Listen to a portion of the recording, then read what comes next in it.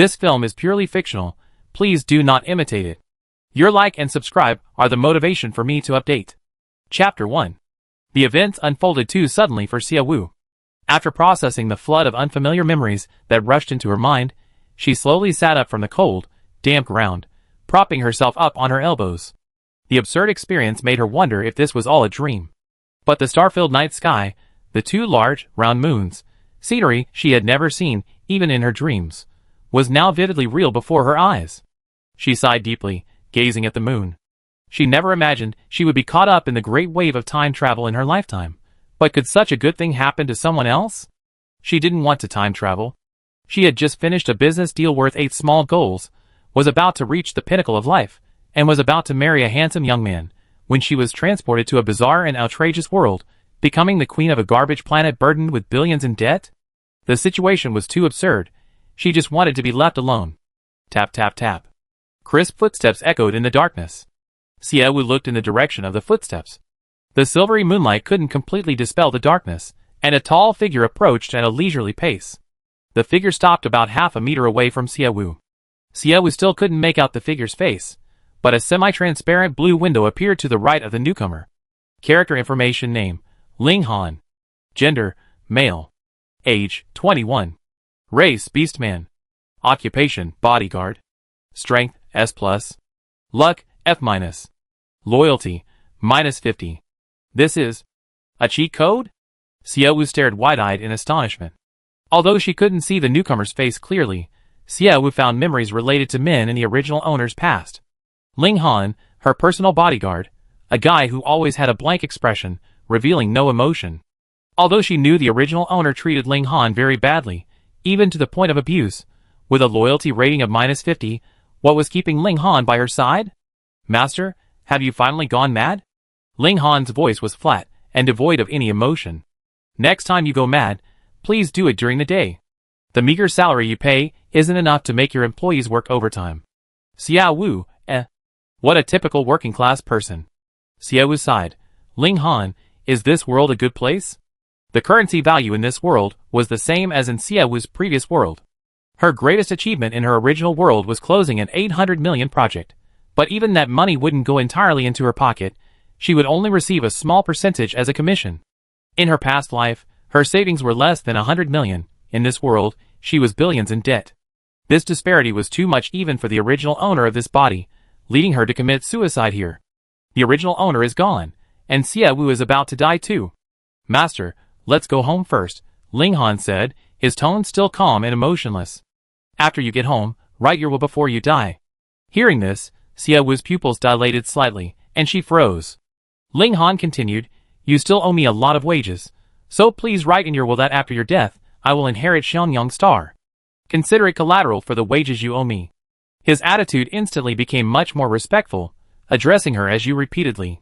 Xia Wu knew that someone with a loyalty level of -50 would never utter a single word of concern for her. Xia Wu sighed and rubbed her forehead. Just then, she noticed the text on Ling Han's right-hand information window had changed. Welcome to the new world. You have bound yourself to the hard work pays off system and obtained the beginner skill value appraisal. Beginner task 1, earn your first pot of gold. 300,000. Reward 10 points, 1 chance to spin the lucky wheel. Xia Wu had only ever seen these golden finger abilities in novels and comics before. She used to envy the protagonists who possessed these incredible abilities and got what they wanted. Although she was billions in debt, with this golden finger, Xia Wu felt she wasn't completely hopeless yet. Perhaps she had a chance to turn things around. Besides, it would be a waste not to experience it. Xia Wu looked at the value appraisal skill. When her gaze shifted to Ling Han, she saw a string of numbers frantically appearing above Ling Han's head. The zeros on the numbers kept increasing infinitely, so many that Xia Wu couldn't even count them all. Ling Han is an orc from planet Oak. Orcs are the lowest ranking race in the Hyang galaxy, but because they can freely switch between human and beast forms, possess high mental strength and combat prowess, they often act as mercenaries on other planets. Previously, every planet in the Hyang galaxy was ravaged by insects, so many planets hired orcs to deal with them. However, over time, the insects on other planets have been largely eradicated, and now only Xiangyang planet has a large infestation. Currently, Ling Han, with his S+ level combat strength, is very useful on Xiangyang planet. Master, How much longer are you going to stand here in a daze? We should go home. Xiao remained silent, lost in thought, prompting Ling Han's expressionless reminder. Xiao snapped out of her reverie and nodded. Yes, let's go home. We talk about it when we get home. The original owner of this body had a very difficult past. As a child, due to a nurse's mistake, she was switched at birth with another child. Unfortunately, the other child's family was the Su family, one of the 10 richest families on Earth. The original owner was the only daughter of the Su family, living a life of comfort and ease. Although she wasn't particularly pampered and had a brother with whom she had a strained relationship, her life was still quite good. Until one day, the original owner's biological parents came knocking, saying that the children had been switched and demanding their child be returned. The original owner's biological parents had actually known the children had been switched when she was 10 years old, but they had grown attached to the child they had raised for 10 years, and were unwilling to return her. It wasn't until their debts piled up and they couldn't repay them that, out of love for their child, they sent her back to their parents to enjoy a life of luxury, while taking their own child back to suffer. The original owner was utterly disappointed in her parents. Although they were the owners of a planet, they were completely inept at management and business, constantly making mistakes. Most absurdly, they signed a garbage recycling contract. They failed to notice a clause in the contract stating unconditional recycling of any garbage, paying to recycle useless and even toxic waste, damaging part of the planet's ecosystem and causing severe environmental pollution. They fell seriously ill from the pollution and died, leaving the original owner with billions in debt. Considering they only spoiled other people's children, forcibly bringing their own child back to inherit billions in debt, such a madman's move made the billions in debt understandable. 1/9 of the planet's area was occupied by planetary insects. Only a small piece of land had been used to build a city, barely surviving. This city was piled high with unusable garbage, and a pungent stench permeated the air. The city originally had some shops and residents, but with the original owner's parents' business failures, the businesses withdrew, and the residents relocated. In the vast city, only a handful of lights remained on under the cover of night. The long streets were devoid of even a single street lamp. The desolate city was filled with despair. What the future held, Xiaowu didn't know. She only began to miss her family from her original world. Chapter 2. The original owner's house was built on the highest point in the city, like a palace perched atop a high place surveying its territory. While the house appeared awe-inspiring and magnificent from the outside, once inside the courtyard, the desolate grass, withering ancient trees, faded flowers, and weeds sprouting from the cracks in the bricks made it seem even more barren. Xiaowu thought that if it were any more desolate, she might be able to make a fortune developing it into a haunted house. The desolation and grandeur blended together, resembling an ancient European vampire castle. Standing at the door of the house were an elderly butler with white hair and a single lens bespectacled, and 2 maids. Xiaowu knew their names from the original owner's memories, so when the character information window appeared, she immediately checked their loyalty levels. The butler, Li, had a loyalty level of 20, the middle-aged maid, Li Xia, had 15, and the young maid, Shi had -15. Their loyalty levels were not surprising to Xiaowu. The original owner had been arrogant and domineering, and hadn't treated them well, unlike Ling Han, who was already thankful for a -50. Xiaowu then used the value appraisal skill to scan the heads of the 3. Li, 600,000, Li Xia, 500,000, Shi, 1,800,000. Xiaowu didn't know how she arrived at these figures.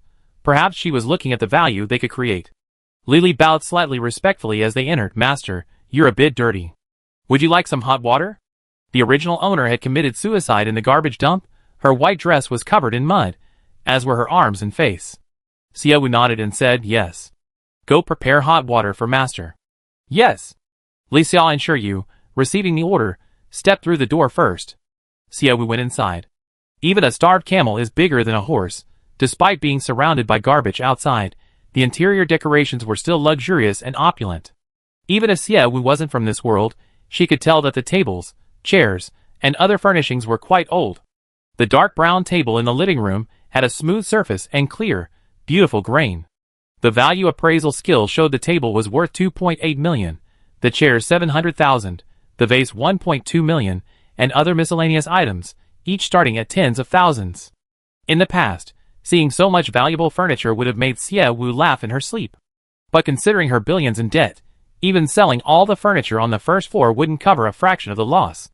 She still had some savings. If she wanted to do something, she didn't have to worry about money. Xiao Wu felt more confident. She took a comfortable bath in the tub and went to the original owner's dressing room. The original owner's dressing room contained many expensive dresses, bags, shoes, and other items. Most of them also started at tens of thousands.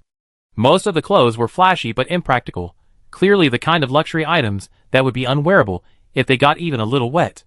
The system's first task was to earn her first pot of gold, 300,000. And these flashy but impractical luxury items were perfect tools for exchanging for money. Xiao Wu went into the dressing room, grabbed a nightgown, and changed.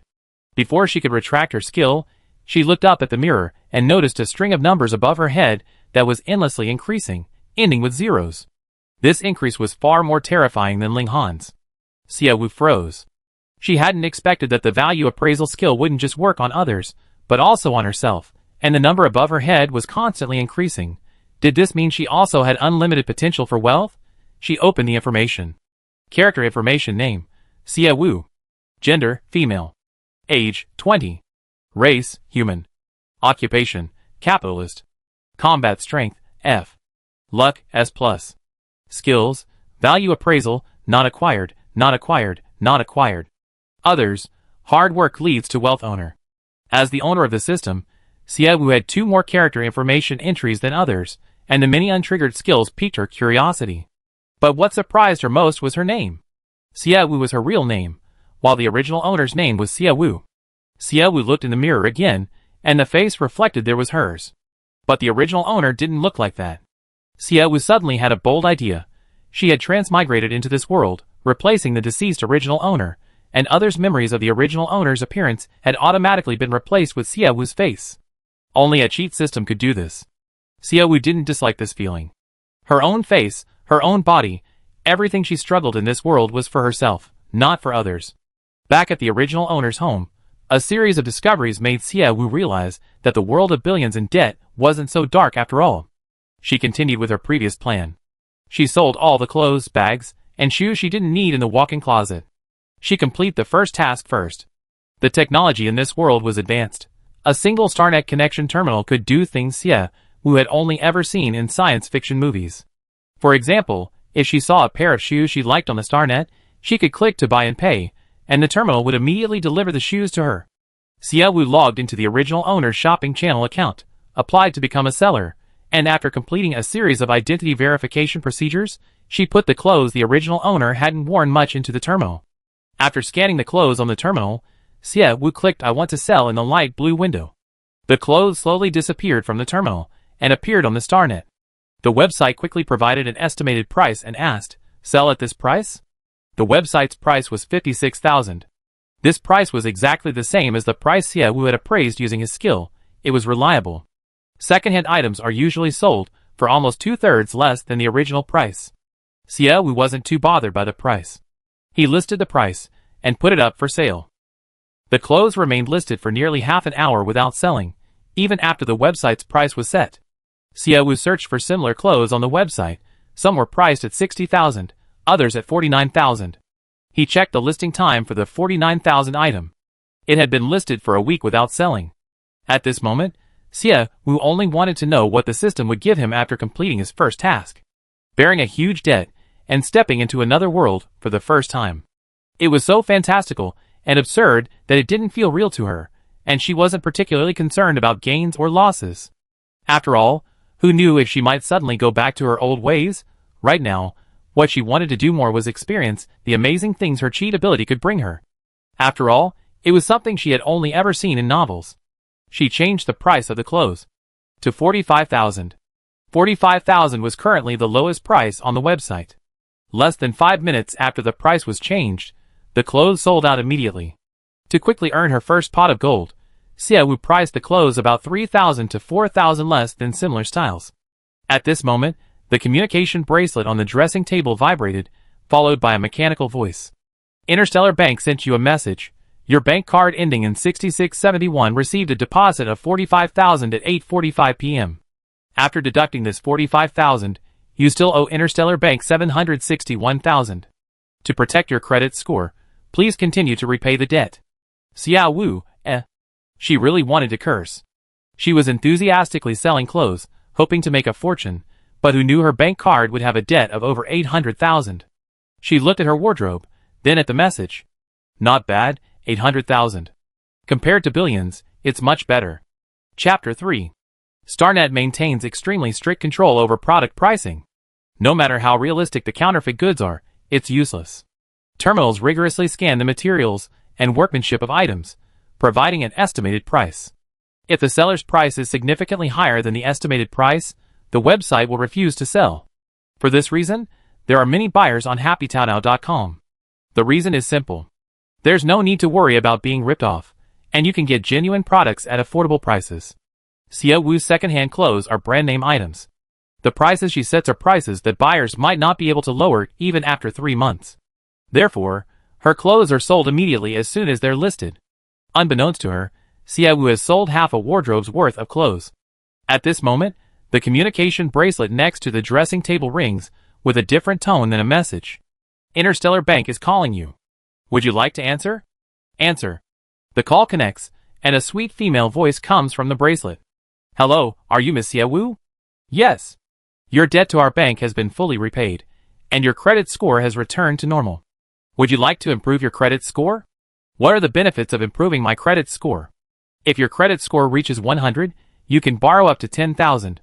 Of course, the higher your credit score, the higher the loan amount you can obtain. How can I improve my credit score? It's simple. You can deposit 10,000 with our bank for 3 months, and you will receive 20 points, and so on. Xia Wu's eyes narrowed slightly. She knew what tricks the Interstellar Bank was using. She said, okay, I consider it. Miss Xia Wu, if you have any questions about improving your credit score, please feel free to call this number. I'd be happy to answer your questions anytime. Xia Wu smiled. Although her family was burdened with billions in debt, the debtor's name was the original owner's father's, and according to the Interstellar Bank's rule of 1 card per person, the money owed to the creditor should be deducted from the original owner's father's bank card. Whether Xia Wu repays the money is entirely up to her, but if she doesn't, everything on this planet will belong to the creditor. Thinking of this, Xia Wu just wanted to quickly dispose of the original owner's extravagant and impractical clothes in her walk-in closet. Fortunately, the original owner had a habit of not buying clothes for less than 10,000. After selling all the clothes in the walk-in closet, not only was the debt paid off, but the task was also completed. As soon as the bank card reached 300,000, a semi-transparent blue window popped up. You have completed your first beginner task, receiving 10 reward points and 1 chance to spin the lucky wheel. Would you like to use the lucky wheel? Xia Wu clicked use. A large, semi-transparent, pale blue wheel appeared in the window. Many parts of the wheel were marked with question marks, except for the options add 5 points and thank you for participating. These 2 options gave Xia Wu a headache. Her luck was sometimes good, sometimes bad. She probably wouldn't get the thank you for participating option, would she? Despite her fear, Xia Wu clicked the draw button. The wheel spun rapidly before her eyes, then slowly came to a stop after 2 seconds. The pointer landed on a question mark. A bright light flashed on the wheel, so bright it was blinding. Xia Wu quickly closed her eyes. She didn't know when the light would disappear, but then she heard a voice arrogantly say, "Hey!" Xia Wu withdrew her hand and looked in the direction of the hay. Standing on the ground was a golden hamster, about 20 centimeters tall, wearing an orange miner's hat. One hand was on its hip, and the other held a small pickaxe, which it arrogantly slung over its shoulder. Its sapphire blue eyes looked at Xia Wu. Although it was just a hamster, Xia Wu seemed to see a hint of a smile on its lips. "Hey!" The hamster let out a triumphant cry. At that moment, a blue information window appeared above the hamster's head. Pet information name, Miner Hamster. Skill, possesses an extremely sensitive perception of ores, has a very high probability of finding rare ores in ore-rich areas. Miner Hamster? So you can mine ores for me? Xia Wu muttered to herself. The miner hamster seemed to understand her, and replied with a confident hey. Xia Wu smiled upon hearing the little guy's answer. Although she didn't know where to find a mining area for the little guy to mine, not drawing the thank you for participation prize on the roulette wheel was already a stroke of luck amidst misfortune. After selling clothes all night, she finally completed the task, and was quite satisfied with the item she drew. Her tense nerves relaxed, and Xia Wu began to feel tired. She told the miner hamster to find a place to rest, she needed to rest too, and would deal with the rest tomorrow. Xia Wu only slept for 2 hours before being awakened by urgent knocking at the door. She opened the door with her hair a mess, and it was the butler, Lily. Master, Boss Chiu requests a meeting with you. Chiu? Yes. Chiu was the guy who tricked the original owner's parents into signing an agreement to unconditionally recycle any trash. He was also one of the original owner's creditors. In the original owner's memories, Xiaowu knew there were still 15 days left until the debt repayment deadline. Why was Chiu showing up at this time? And at 6 in the morning no less. What could have made him in such a hurry to come here? But whatever his reason, the other party was a creditor, so he definitely didn't come with good intentions. Xiaowu hadn't expected to meet the creditor so soon, but he wasn't too flustered. He instructed Li, have him wait in the living room for a while, I go downstairs. Chapter 4. Xiaowu quickly washed and changed. She had already sold 2 of the clothes in her 3 dressing rooms. The remaining clothes were all the most casual and comfortable looking. She finished changing and walked out of the dressing room.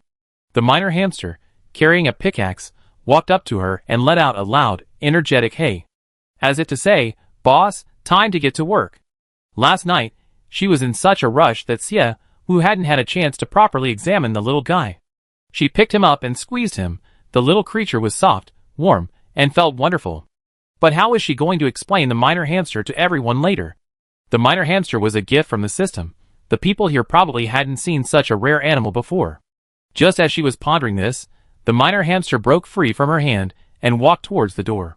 Just then, the door opened, and the minor hamster slipped out through the crack, brandished its pickaxe, rubbed its waist, and let out another loud hey. Its bright blue eyes seemed to urge Xiaowu to hurry up and get to work. Xiaowu ignored the little guy's urging, raised an eyebrow at the person who opened the door, and was just thinking about how to explain the minor hamster incident when the person who entered gave him a speechless laugh. Master, you've been wasting money again? Xiaowu looked at Ling Han, whose expression was indifferent. He wasn't surprised at all by the minor hamster, and acted as if it were perfectly normal. I can buy whatever I want with my money. Ling Han pursed his lips and said, Boss Chiu is getting impatient waiting for you. He said if you don't come down soon, he's going to move all the furniture out. He has no patience at all, Xiaowu muttered under his breath. Chiu was a small business owner in the Blue Star manufacturing industry. His business wasn't large, and he had been barely making ends meet when he made a fortune after swindling the Xia couple. He was in a good mood after receiving a large sum of money for no apparent reason. When he was in a good mood, he ate a lot, and the consequence of overeating was rapid weight gain. When Xiaowu entered the living room and saw Chiu, who looked like he was 10 months pregnant, she was briefly surprised. She sat down opposite Chiu and asked calmly, Mr. Chiu, what brings you here before dawn? Xiaowu, how dare you steal my money? Faced with this inexplicable accusation, Xiaowu feigned innocence. Mr. Chiu, what do you mean by that? I don't even know where you live. How could I steal your money? You still want to deny it? You sold most of the clothes on the Happy Taotao website in the early morning, making a profit of 1.1006 million, and you still say you didn't steal my money. I sold my own clothes. How did that become stealing your money? Xiaowu's lips curled up, finding Chiu's accusation somewhat ridiculous. Look at this. Chiu didn't speak, but projected a piece of paper with a red seal in front of her. The paper read, given that debtor Xiaowu has been in arrears for a long time, all assets in her home are frozen. If the 300 million yuan debt due on the first repayment date is not repaid by April 31st, all assets in the home will belong to the creditor. Before then, debtor Xiaowu has no right to dispose of any items in the home. If she sells any assets without authorization, she will be required to repay double the amount to the creditor. Xiaowu almost laughed out loud when she saw the last sentence. Double the amount? That means she incurred an additional 2 million yuan in debt? Boss Chiu, is this a forged letter? Why didn't I receive this document? Xiaowu calmly inquired. How could there not be? Check your private email. Xiaowu lowered her head and pondered for a few seconds, finding an email address that could be considered a private email in the original owner's memories. After logging in, she indeed saw the document. See it? Seeing Xiaowu's expression change, Chiu immediately hardened his tone. Xiaowu, you thief, now you admit to stealing my things, right? Boss Chiu, you seem illiterate. What did you say? The terms here say that if the 300 million debt due on the first repayment date is not repaid before April 30th, all the family's assets will belong to the creditor. Is today April 30th? Huh? Finding a loophole in the document, Xiaowu immediately hardened her tone. Chiu was stunned. After carefully reading the document and understanding its meaning, his voice became completely hoarse.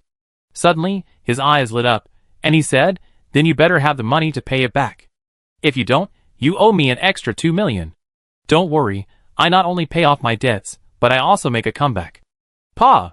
You can make a comeback? Your parents are incredibly stupid. You were born of them, so you must be as stupid as a pig. I think you shouldn't bother trying to earn money to pay off your debts. Just give up Xiangyang City to pay it off. You have such a big planet, you can just give up any piece of land to pay off the debt," Xiaoji said. Xiangyang Star is considered a very small planet in the Haiyang star system, but even so, it's still a planet worth over 1 trillion. According to the debtors' parents, they could actually pay off their billions of debts simply by giving them a piece of land on this planet.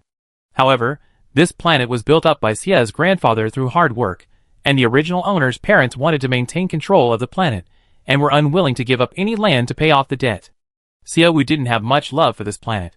She wanted an easy life. Selling a piece of land would indeed pay off her debts. But Xiaoji was so arrogant, even calling her stupid. "Get out," Xie Wu said coldly. "There are still 15 days, until the debt repayment deadline. Come back in 15 days. Xie Wu, I'm telling you, don't waste your time. Do you think you can steal 300 million to pay off the first repayment? Steal. Steal. You're really addicted to it, aren't you? Ask yourself honestly. Forget it, what conscience do you have? What's the point of reasoning with someone like you? Get out, come back in 15 days. Xie Wu issued the order to leave, not wanting to argue with Qiuji anymore. A scoundrel like Qiuji, once she has the power, she take all the money out of his pockets. Hey! The minor hamster, carrying a pickaxe, jumped onto the sofa, its expression seemingly asking, "Boss, can we go to work now?" Xie Wu had never seen someone so eager to work. She said, "Alright, let's go to work. Go wherever you want to mine ore. Hopefully you can find a rare gem. Let's go!" Xie Wu got up and led the minor hamster towards the front door. Lili hurriedly called out, "Master, you haven't had breakfast yet." "No need, I'm not in the mood this early." The sky outside was still barely light. Qiuji's spaceship, after a jump, disappeared into the starry sky like a shooting star. Xie Wu had just used value appraisal to check Qiuji's worth, only 300 million, not even a fraction of his 10 billion debt. Xie Wu thought that Qiuji was merely a tool used by others to seize Xiangyang Star. Even if the planet were truly mortgaged for debt, it wouldn't ultimately fall into Qiuji's hands, but rather into the hands of those behind him. Business warfare was always dirty, and Xie Wu knew this. Therefore, when others tripped her up, she would find a way to retaliate, even taking money from their pockets. She was never one to suffer losses. Right now, she was simply too passive. Once she found a way to get rich and understood the rules of business in this world, that would be her time to strike back. Chapter 5. As the saying goes, to get rich, you must first mine. Ore is a scarce commodity everywhere, but without any equipment, how much can a tiny mining hamster accomplish? Xie Wu wasn't sure either. She leisurely followed behind the mining hamster. Unlike her, this little guy had bright, piercing eyes, its sapphire blue eyes sparkling. It held the pickaxe with spirited determination, taking firm and powerful steps forward without hesitation. Even someone who hates going to work would be encouraged by the little guy's enthusiasm. Just then, a blue window popped up. New area discovered. Xie Wu looked closely. A map appeared in the semi-transparent blue window, clearly marking the distribution of buildings and roads in the city. However, most of the area was black. Xie Wu used her mind to manipulate the map and discovered it was a map of an entire planet, though most of the area was black. They were now heading towards the areas on the map that were not yet lit up. When Xie Wu stepped onto a dark area, that area would light up. In other words, to fully illuminate the map, they had to traverse the entire planet. New mission issued. Earn 800,000 within 3 days. Reward 20 points, 1 chance to spin the lucky wheel. The sudden appearance of the new mission made Xie Wu frown slightly. If she could sell other items in her home, 800,000 wouldn't be difficult for her, but now, penniless, she could only hope that the minor hamster could find her a rare diamond. "Young miss, what brings you here?" A strange male voice sounded from ahead. Xie Wu looked up, and 3 men in 2-meter-tall mechs walked up to her. Through the transparent helmets of the mechs, she could see the face of a rugged middle-aged man. The man was Lei Tu, the captain of the planet's direct defense force. Their duty was to protect the city from the insect invasion. The defense officers were the most valued members of the Xie family. The original owner of this body wouldn't dare owe them wages, because without their protection, the only remaining city would be invaded by the insects. However, while the original owner could barely pay their wages, she couldn't afford to repair the mechs worn by the defense officers. Their mechs were old and battered, looking as if they would shatter at the slightest blow. Lei Tu's mech was already the worst of the combat mechs, yet even such a mech cost at least 600,000. Considering she only had about 300,000 yuan left from last night, Xie Wu pretended not to see their mechs and casually said, "Just wandering around here with nothing better to do." "You're already working so early?" 30 minutes ago, some insects appeared at the east gate. We went to check it out, but they just wandered around the area and left. Xie Wu glanced at their loyalty levels. Only Lei Tu had a loyalty level of 20. The two soldiers beside him had negative loyalty. Xie Wu noticed that the older members had higher loyalty levels, while the younger ones had very low loyalty levels. Good job. Be careful of yourselves when dealing with the insects. As soon as Xie Wu finished speaking, Lei Tu and the others looked at her with complicated expressions. They seemed to have encountered some strange creature, both intrigued and frightening. They never expected that the arrogant, domineering young lady, who only knew how to cry and rage, would actually worry about their safety. "Hey!" The minor hamster seemed to have discovered something, happily running out with its pickaxe. Lei Tu and the others had just returned from outside the city. The gates weren't even closed yet. The minor hamster ran like a dog at full speed, disappearing from the city in the blink of an eye. Xie Wu placed all her hopes on the minor hamster. Losing it wouldn't do. Without thinking twice, she followed the little guy. Ling Han and Lei Tu were startled by her actions, and hurriedly chased after it.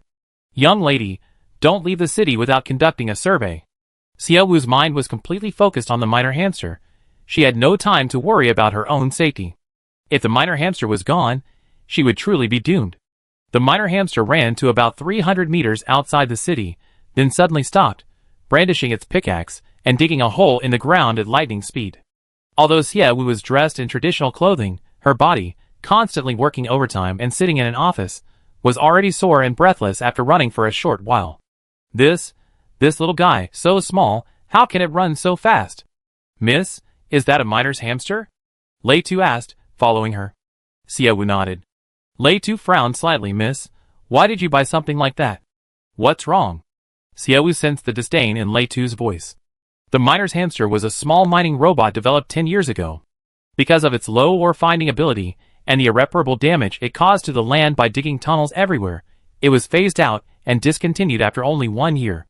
"Master, where did you find such junk?" Ling Han answered for Lei Tu. Xie Wu finally understood why Ling Han wasn't surprised at all upon seeing her mining hamster. It turned out that mining hamsters had existed in this world for a long time. But would her cheat system really give her something so inferior? Besides, how could there possibly be any ore here? Before, our old master and the others hired a survey team to check the planet's mineral resources, and they said our planet had 0 mineral resources, nothing to mine. Li Sanfei, following behind Lei Tu, muttered softly. But the mecha amplified the conversation at 3 times the volume. His whispered mutterings were clearly heard by everyone through the mecha. Xie Wu knew very little about this world. Li Sanfei and Ling Han's words made her start to worry. The mining hamster was randomly selected. If it really was useless and left behind a lot of trouble, then it was all over. Furthermore, such a large planet with 0 mineral resources, was this planet truly worthless? Just then, a blue window popped up. Miner hamster has obtained 1 sapphire. Miner hamster has obtained 2 sapphires. Miner hamster has obtained 3 sapphires. Xie Wu stared in shock at the pop-up messages. When the notification indicated that the miner hamster had obtained 10 sapphires, Xie Wu soon saw a small yellow figure run out of the hole. It let out a loud hey, and pulled out bright, clear sapphires, each over 10 carats, from its small pocket. Each sapphire was worth around 250,000. 1 gem solved an entire mission. Xie Wu stared in disbelief at this windfall. Lei Tu and the others were even more incredulous. Li Sanfei said, those are sapphires? But our previous owner hired 3 survey teams to survey our planet, and they all said there were no mineral resources. What if those survey teams colluded beforehand? Xie Wu looked at the pile of garbage in the distance, his eyes sharpening. Chapter 6. Through the original owner's memories, it's easy to deduce that someone knew this planet was overflowing with minerals and gems. Furthermore, it's surprising that a planet with so many gems only had 1 city. And the planet's owner was a complacent person who relied on rent from shops. Therefore, to seize the inheritance rights to the planet, he laid numerous traps. The original owner's grandfather was originally a mercenary, making a living by killing insects. Before humans arrived, Xiangyang Star was infested with insects. On an unclaimed planet, the first person to land on it only needed to pay a portion of the unclaimed planet's inheritance fee to become its master. The original owner's grandfather used the money he earned as a mercenary to register as the owner of Xiangyang Star. However, during his lifetime, he relied on his own hands and led his men to carve out only a small area and establish a city. Shortly after its establishment, the city attracted merchants and others to live there by offering low rents. The city, established under the rule of Grandpa Xie, symbolized prosperity. However, the original owner's parents inherited the mercenary lifestyle. Upon taking over the planet, they would still go out to kill insects, making a living from insect killing and collecting rent from shops. Until their first child was born, they devoted all their attention to caring for and playing with the child. No longer working, they began indulging in an extravagant lifestyle for their child's sake. They abandoned their mercenary identity for their child, embracing high society, investing in projects, and starting companies. However, unbeknownst to them, this was when they fell into someone else's trap. Having no business acumen to begin with, falling into a meticulously designed trap, it's no surprise they ended up with billions in debt. The survey team colluded? Why would they do this? The boss paid a fortune to hire them. Lei Tu exclaimed in shock. Lei Tu's ancestors came to this planet with Grandpa Xie to kill insects and settle down. In fact, most of the planet's original inhabitants were mercenaries working for Grandpa Xie. Now that the planet is in such a state of ruin, they are reluctant to leave. As mercenaries, they only know how to kill insects. How could they understand the dirty and treacherous nature of business warfare? Regardless of who they're colluding with, this is the current situation on Xiangyang Star. We just need to find a way to change it and break the deadlock. Uncle Lei Tu, you're the captain of our Xiangyang Star defense team. You should know where to buy cheap and effective mechs, right? What do you want to do, miss? You're responsible for city security. How can you do without properly equipped mechs? Just arrange it, I pay for it. Miss, how can that be? Lei Tu frowned. You still owe so much money, pay it off first. The mechs are still usable. There's plenty of time to earn money, but before that, we need to save our lives. Captain Lei Tu, trust me. Xie Wu's eyes were resolute. As a defense soldier, Lei Tu knew that people with such eyes possessed the drive to strive towards their goals. He nodded. Xie Wu's lips curled slightly upward as she stared at the information window. The message Miner Hamster found the sapphire popped up again. Just then, the screen changed. The Miner Hamster's proficiency has reached level 10. Skills available: increased ore exploration range, increased mining speed, increased probability of mining rare ores. Which skill would you like to choose? Xie Wu raised an eyebrow. There was an extra surprise. The Miner Hamster detected nearby ore from 300 meters away and located it precisely. Xie Wu thought that this planet had a lot of ore, so increased ore exploration range wasn't necessary for now. Xie Wu only needed quantity. More quantity meant more money. Without hesitation, she chose increased mining speed. After selecting the skill, the Miner Hamster gained an extra skill slot. In just 1 hour, the Miner Hamster mined 30 sapphires for Xie Wu. Crucially, these sapphires were vibrant, highly saturated, and a rare royal blue. Holding the 30 sapphires, Xie Wu stood up and instructed, Ling Han, you stay here and watch the Miner Hamster. I go back and see if I can sell the gems. Mining more gems was useless. Selling them and converting them into money was what mattered. Ling Han glanced at Xie Wu and nodded slightly. After returning home, Xie Wu first cleaned and wiped the sapphire, then placed it in the StarNet connection terminal. While waiting for the terminal to scan it, Xie Wu logged into the Happy Taodao website and clicked on I want to sell something. The terminal scanned the sapphire. The first sapphire was relatively small, and it was an unprocessed rough sapphire. The terminal's price range was between 200,000 and 300,000. Xie Wu thought for a moment and chose a middle value. She priced it at 250,000. She had just put the stone up for sale. In the blink of an eye, the rough sapphire was sold. Her communication bracelet also sent a notification that 250,000 had been deposited into her bank account. Xie Wu stared blankly at the screen, unable to believe that it had sold in less than a minute. Actually, she could have easily known by checking her account's follower count. Last night, she sold a bunch of second-hand clothes. They were cheap and practically unworn. The women who bought her clothes immediately notified others to snag a bargain. Originally, she only had about 20 followers, but overnight her account had 5,000. One woman, quick-fingered enough to snag a sapphire, saw something listed and clicked buy without carefully checking. The terminal delivered a stone, and she heard a notification on her communication bracelet that 250,000 yuan was missing from her account. Luo Na was devastated. The stone was beautiful, but what she wanted was a pretty dress. Luo Na was both anxious and annoyed. She had been selling clothes all night. Why did a stone end up on the list? She remembered her father was a diamond craftsman and had a particular fondness for diamonds. Nervously, she took the stone to her father's workshop, hesitated for a moment, and then gently knocked on the door. A steady voice quickly came from inside. "Come in, Dad." Luo Na crept in, hiding the sapphire behind her back, and approached her father, Luo Feng, step by step. Luo Feng glanced up at her, then continued fiddling with his tools. "Hey Dad, what do you mean by that? Can't your daughter even come to chat with you?" Luo Feng smiled. "I watched you grow up, little girl. I know what you want. Just tell me how much you want this time. We're father and daughter, no need for beating around the bush." Chapter 7. His wife passed away early, and Luo Feng doted on his only daughter. Although his daughter was a bit extravagant with money, Luo Feng was never stingy with giving her any. Luo Na was also very sensible, and wouldn't take advantage of her father's love to spend money recklessly. She pouted and said, "Dad, I'm working now. How could I always ask you for money? Actually, I'm helping a friend sell a stone. How much do you think this stone is worth?" Luo Na still cared about her reputation. She was embarrassed to tell her father that she had accidentally bought the stone, so she told a small lie to save face. "You have a friend who sells stones? How come I didn't know? Wait, this is a natural sapphire rough?" Rarely seeing an unprocessed sapphire rough, Luo Feng eagerly picked up his tools for further examination.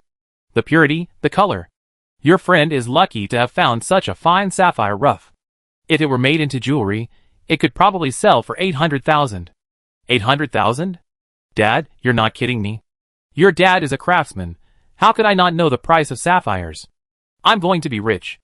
I only spent 250,000 on this sapphire rough. Dad, hurry up and make a sapphire necklace, and I give you half when I make money, haha. I thought I made a mistake, but I didn't expect to make so much. Luo Na couldn't stop smiling.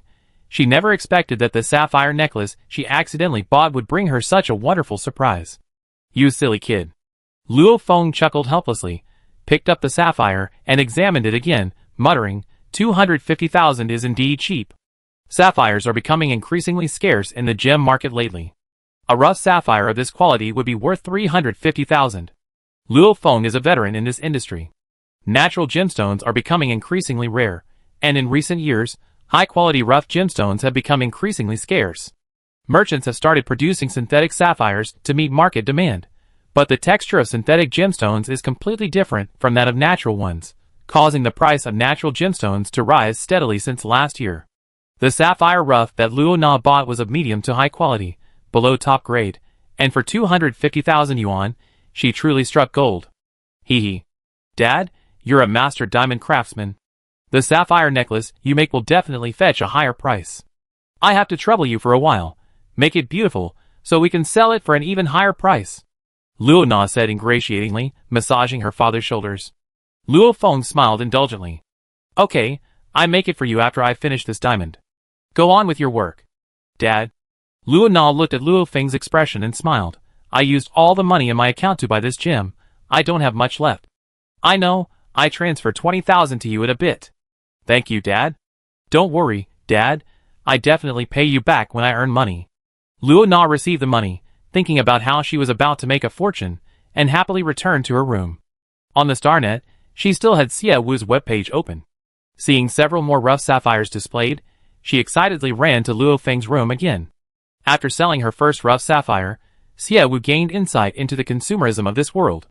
Buying a 250,000 yuan stone without hesitation, she wouldn't even dare to dream of it. 250,000 yuan was 2.5 months' salary for her. The sale of the first sapphire greatly boosted Xia Wu's confidence. Based on her knowledge of gemstones, a colleague of hers had previously bought a 1-carat diamond ring for over 30,000 yuan. Uncut gemstones could fetch as much as 250,000 yuan here, so for her, it should be a profit. Xia Wu continued listing rough gemstones. Buyers following her shop had originally planned to spend tens of thousands of yuan on second-hand haute couture gowns, but now she was selling rough sapphires, each costing at least 200,000 yuan. These gemstones, freshly dug from the ground, hadn't undergone any carving or processing. They were simply stones with attractive colors. Without any processing, they held little appeal for buyers unfamiliar with gemstones. They wanted to unfollow her, but were afraid Xie Wu would suddenly upload dresses. They were unsure what to do. Until they saw Xie Wu upload nearly 30 sapphires, they gave up hope and decided to try other shops for a bargain. Xie Wu listed all the sapphires she had. Of the 30 rough sapphires, only the first one sold, the rest remained unsold. Xie Wu knew very little about this website, only from the original owner's memories that it was her favorite site for buying dresses. Beyond that, she had no other memories. But for Xie Wu, this website was a marketplace. She exited the page and returned to the homepage. The homepage is filled with a dazzling array of products. Clicking on any item reveals a high-end brand. These major brands have their own virtual shops on the Starnet, offering a virtual shopping experience with the aid of virtual glasses. The clothing sold can be worn by clicking on the user's virtual avatar on the Starnet. Xie Wu browsed several shops and discovered that mid-range and above-average sellers all had virtual shops. Sellers offering slightly cheaper items, like Xie Wu, simply displayed a 3D image, allowing buyers to view the product from all angles. Xie Wu searched for raw gemstones and found that only her shop on the entire Happy Taodao website sold raw gemstones. There was no other shop like it.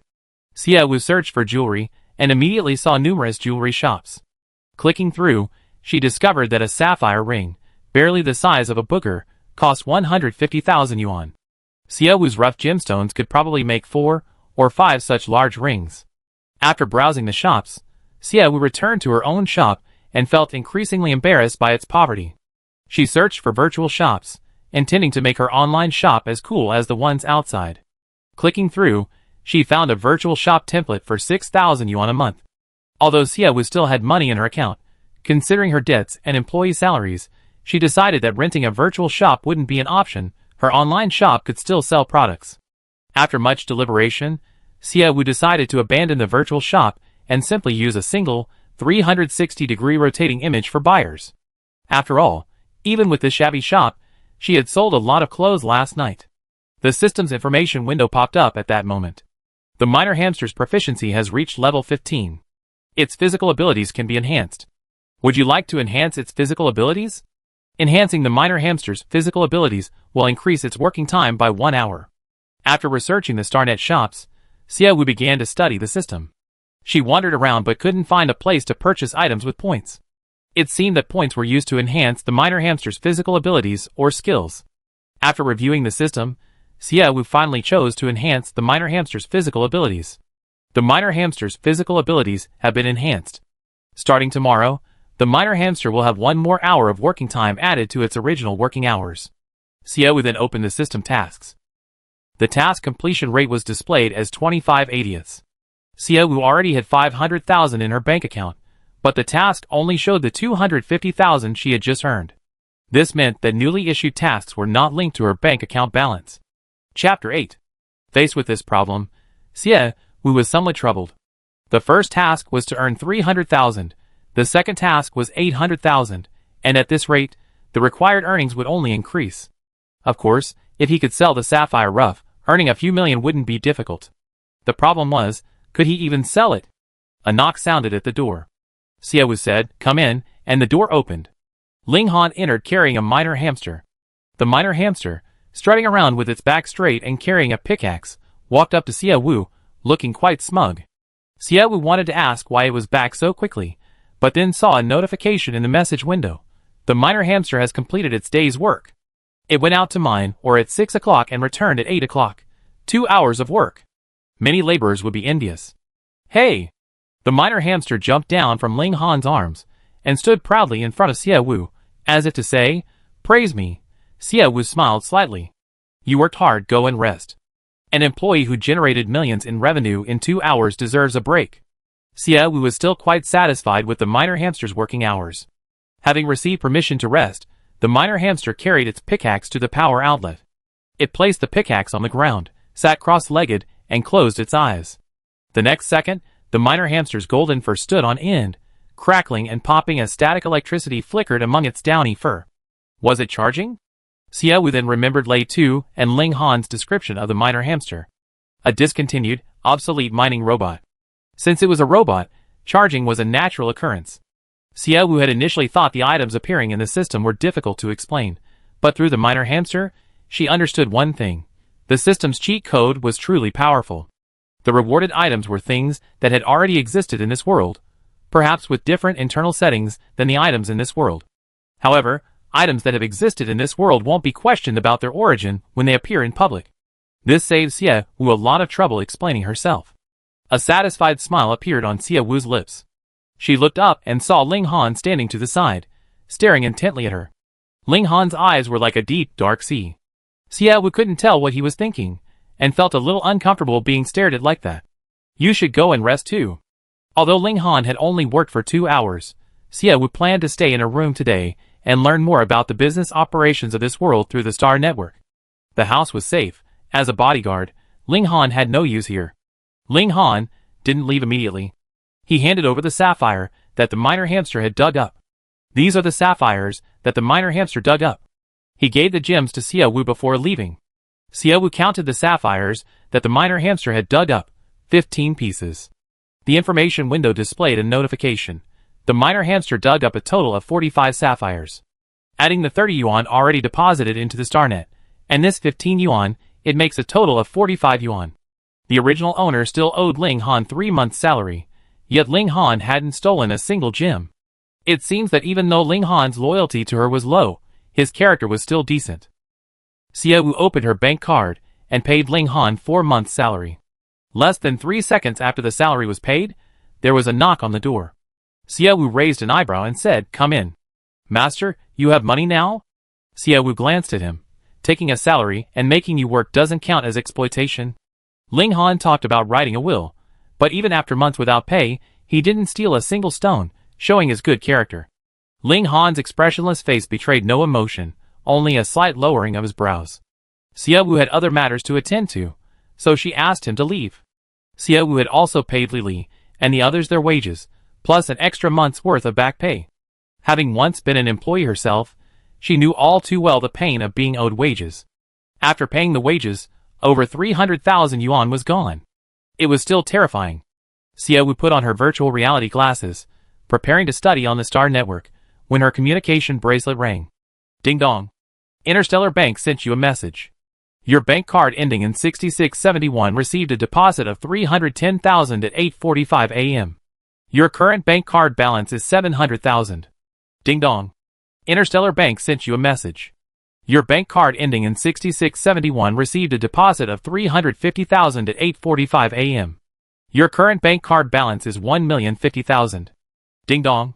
With the constant notifications, Xiaowu quickly removed his virtual glasses, opened his web page, and stared in astonishment as the sapphire rough stones being sold one by one. The buyers seemed not to even look at the prices, purchasing them with great ease.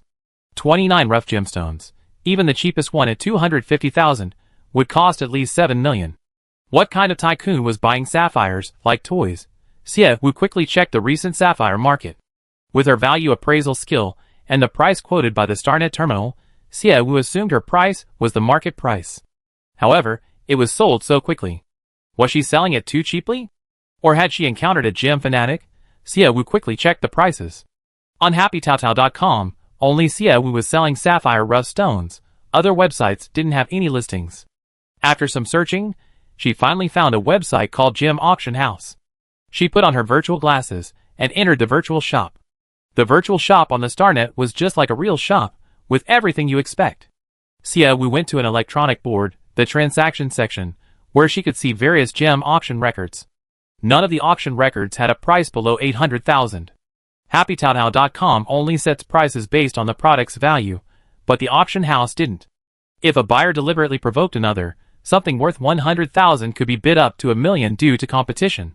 Furthermore, a gem rough stone with a starting bid of 350,000 could fetch a higher price after competition. Xiaowu then began investigating the auction house's requirements. The auction house wouldn't auction things for free, they weren't a charity, and auctions charged fees. Some auction houses charge a fee per item. For example, they might charge 30,000 yuan for auctioning a single product, or they might take a 10% profit from the item's selling price. Xie Wu investigated how this auction house charged its fees. He found the auction house's requirements under the I want to act as an auction agent section. Chapter 9. Member Notice. This auction house only accepts consignment auctions from members. To auction items, you must become a member. Membership levels: Silver, Gold, Glory. Silver members pay a membership fee of 100,000. Becoming a silver member grants 2 free auction opportunities. Subsequent auctions will incur a 15% profit margin. Gold members pay a membership fee of 800,000. Becoming a gold member grants 4 free auction opportunities. Subsequent auctions will incur an 8% profit margin. Glory members pay a membership fee of 1,500,000. Becoming a Glory member grants 6 free auction opportunities, plus 1 additional free auction opportunity per month. Note: monthly free auction opportunities do not stack. Please use them promptly. If any item is auctioned without a free auction opportunity, the auction house will incur a 3% profit margin. These conditions somewhat discourage Xie Wu from auctioning the sapphire. The cheapest silver membership costs 100,000, but only offers 2 free auction opportunities, and the subsequent fees are exorbitant, clearly designed to force people to upgrade to gold or glory memberships. But gold membership isn't much better. The subsequent fees are still quite high. Even if an item sells for 800,000, it can still generate nearly 10,000 in revenue. Furthermore, silver members pay their membership fees every 3 months, gold members every 6 months, and glory members every year. Xie Wu increasingly felt that this auction house's membership rules were simply a money grab. Given Xie Wu's current situation, even with the miner hamster technique, mining for 2 hours a day and extracting 45 rough stones, 10 free auction attempts from a glory membership wouldn't be enough for her. Furthermore, she had already paid a 1.5 million membership fee. After the 6 free auctions, she would be charged additional fees. The other party was only providing a venue, yet they were charging so much. Xie Wu felt like she was giving away money. She removed her virtual reality glasses and logged back into the Happy Shopping website, listing the lowest quality sapphire out of 15, priced at 600,000. After setting the price, she clicked sell. The sapphire appeared on the web page for only a second before disappearing immediately. Xie Wu thought some kind of supernatural event had occurred, but her communication bracelet informed her that 600,000 had been deposited into her Interstellar bank account. 600,000. Is this some kind of bargain? Is this some kind of scalping? Xie Wu couldn't believe the buyer's frenzy for the sapphire. She clicked on the avatar of the buyer, who had just purchased the sapphire, to check their messages. The buyer's name made her pause. KNG Jewelry. Isn't this the big-name jewelry store that's always featured on the homepage of HappyTaoTao.com? Has a competitor come to her to buy from her? Xie Wu checked the other buyers. Except for the top 3 buyers, who weren't from KNG, the rest were. Xie Wu thought for a moment, and sent a private message to KNG. Wu is very happy. Customers, do you like our rough sapphires? Are you still interested in buying? Xie Wu waited a minute, but there was no reply. KNG is a big-name jewelry store. Thousands of customers visit their store every day to browse jewelry. They receive so many private messages from buyers wanting to buy jewelry that they can't keep up with the volume of replies. Just then, a strange man's voice came through the virtual reality glasses. Miss, are you still there? Xie Wu put the virtual reality glasses back on, and the scene before her changed back to the virtual shop of the gem auction house. She looked at the man who spoke. He was a handsome young man in a suit. I'm here. Who are you? My surname is Lee. You can call me Mr. Lee. Hello, Mr. Lee. Miss, I noticed you've been standing by the membership instructions. Are you considering becoming a member? I'm still thinking about it. I come find you when I made up my mind. Xie Wu assumed the man was an auction house employee and preemptively rejected his further recommendations. The man smiled. Miss, you misunderstood. I'm not an auction house employee, and I'm not here to persuade you to sign up for a membership. I'm actually here to ask if you have any items to auction. Afraid of being overheard by passers-by, the man leaned close to Xie Wu's ear and whispered, I'm a VIP member of the auction house. I impulsively chose this membership when I signed up, but now I auctioned everything I can at home, and the membership card can't be refunded, so I thought of this way to recoup some of my losses.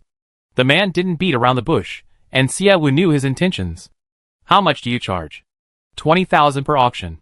We absolutely won't charge any additional fees once the item you auction reaches a certain price. The cheapest silver membership is 100,000 for 2 auctions, averaging about 50,000 per auction. 20,000 per auction sounds like a good deal.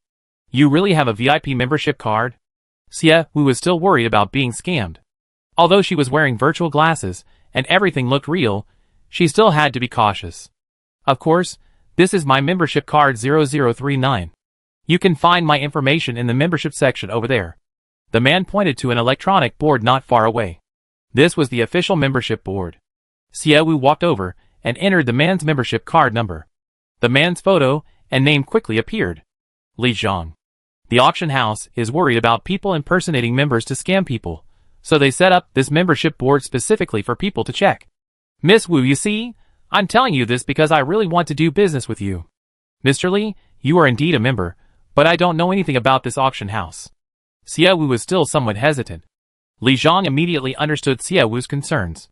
He excitedly said, Miss Wu, you don't need to worry at all about your items failing to sell or going unsold at this auction. This auction house is the largest in the entire interstellar space. Every Saturday night at 7 p.m., high society figures and jewelers come here to auction jade and diamonds. As long as your gems are beautiful and of high quality, the price will definitely be high.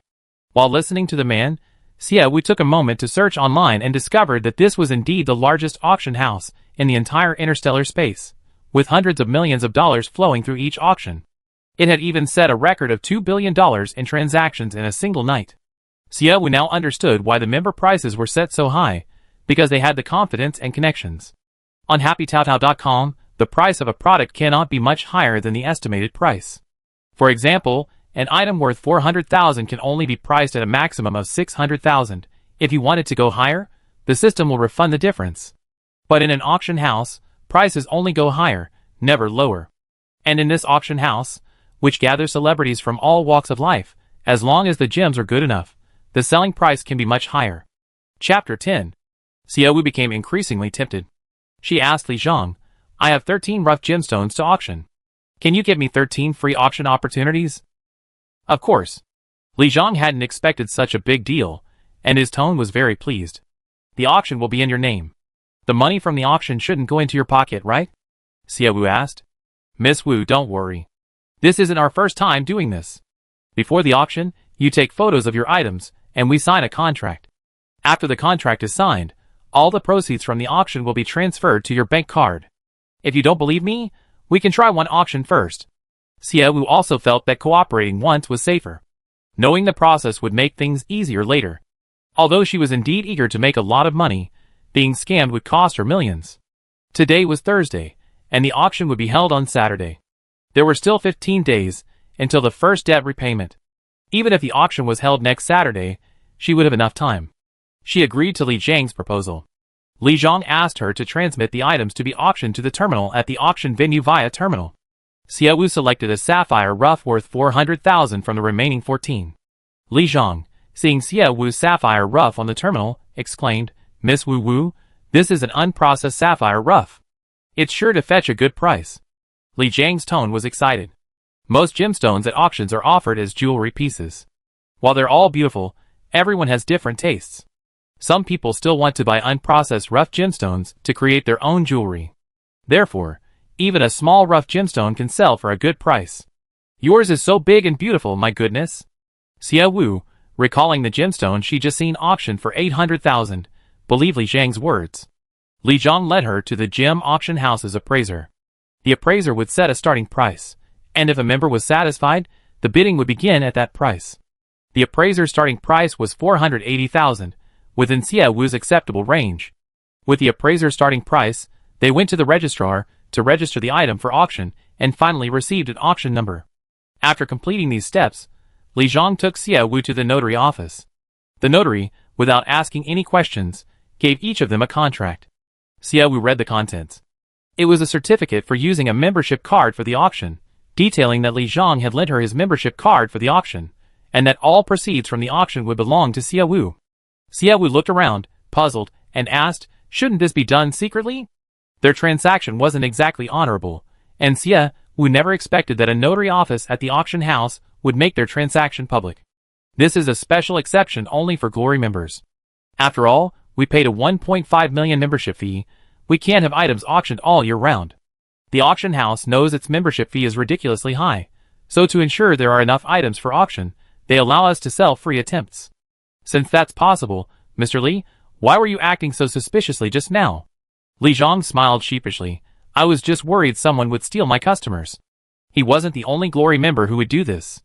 It wasn't auction time yet, and the shop was full of people. Some, like Xia Wu, had come to look around, while others, like Li Zhang, were looking for items to auction. Seeing how fair all the procedures were, Xia Wu's worries vanished completely. She still asked Li Zhang for 13 more auction opportunities. Li Zhang immediately notified everyone in the group. Signing the contract required the person's presence. Xia Wu, holding the sapphire raw materials, signed contracts with 13 Glory members. After signing the last few contracts, Li Zhang was incredulous. Miss Wu Wu, where did you find so many gemstones? My grandfather left them to me. They didn't know anything about these things before, so they just kept them at home. Recently, something happened in our family, and we needed money, so we took them out to sell. Li Zhang showed a look of sympathy. His family had once been very wealthy, but after business failure, they had to auction off everything to cover their losses. Xia Wu's online avatar was a pretty young girl with a screen name Wu Wu is happy. Li Zhang subconsciously imagined Xia Wu as a happy and innocent girl who, due to family misfortunes, had to pull herself together and start helping her family auction off their belongings to supplement their income. Mr. Li, does the auction house only allow you to borrow cards to sell the monthly free auction opportunity? Xia Wu suddenly asked. You can borrow non-free auction opportunities too, Li Zhang said. As long as you're willing to pay, we can lend you a card to continue auctioning items, but we charge a card borrowing fee of 30,000. In addition, you also have to pay the auction house's required 3% handling fee. We won't compensate you for that. 30,000? Xia Wu was stunned. Yes, that's the auction house's rule. They set this rule to encourage sellers with a large number of items to auction to get membership cards. Think about it, if you auction one item, we charge a 30,000 card borrowing fee. If you have 100 items to auction, that's 3 million. But a membership only costs 1.5 million. So, is it better to get a membership or not? It's all capitalist tactics. No wonder they tolerate card borrowing. A small number of people who want to quickly cash out by auctioning items borrow membership cards to auction, allowing those with 1.5 million memberships to make a small profit, making it seem like they're not losing out. Meanwhile, many people who want to auction items have no choice but to get the 1.5 million membership card to save money. This auction house is, you might make a lot, but I definitely won't lose. After Li Zhang's explanation, Xia Wu understood that if she wanted to continue auctioning, she had to get the 1.5 million membership. But first, she wanted to see how much the 14 sapphires sold for at auction. If the prices were good, she'd get a membership card. Just then, a notification sound came from the StarNet message board. Xia Wu opened the message board. It was a private message from KNG Jewelry. Chapter 11. Xia Wu received a private message from KNG Jewelry. KNG Jewelry. Hello, if you still have jewelry raw materials for sale, please add this contact number and discuss it directly with our manager, Mr. Liu.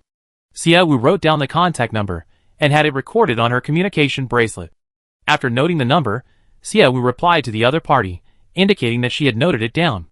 Xia Wu removed her virtual glasses again and had her communication bracelet send a message to the contact number she had just recorded, informing the other party that she was the owner of the Wu Wu is Happy online store on quailtaotao.com. While waiting for a reply, Xia Wu reopened her quailtaotao.com online store. As soon as she opened the back end, a red box popped up, stating, your account has been reported by multiple people. The complaint content is currently under review. You are temporarily unable to buy or sell. The review time is between 1 and 5 days. Please wait patiently.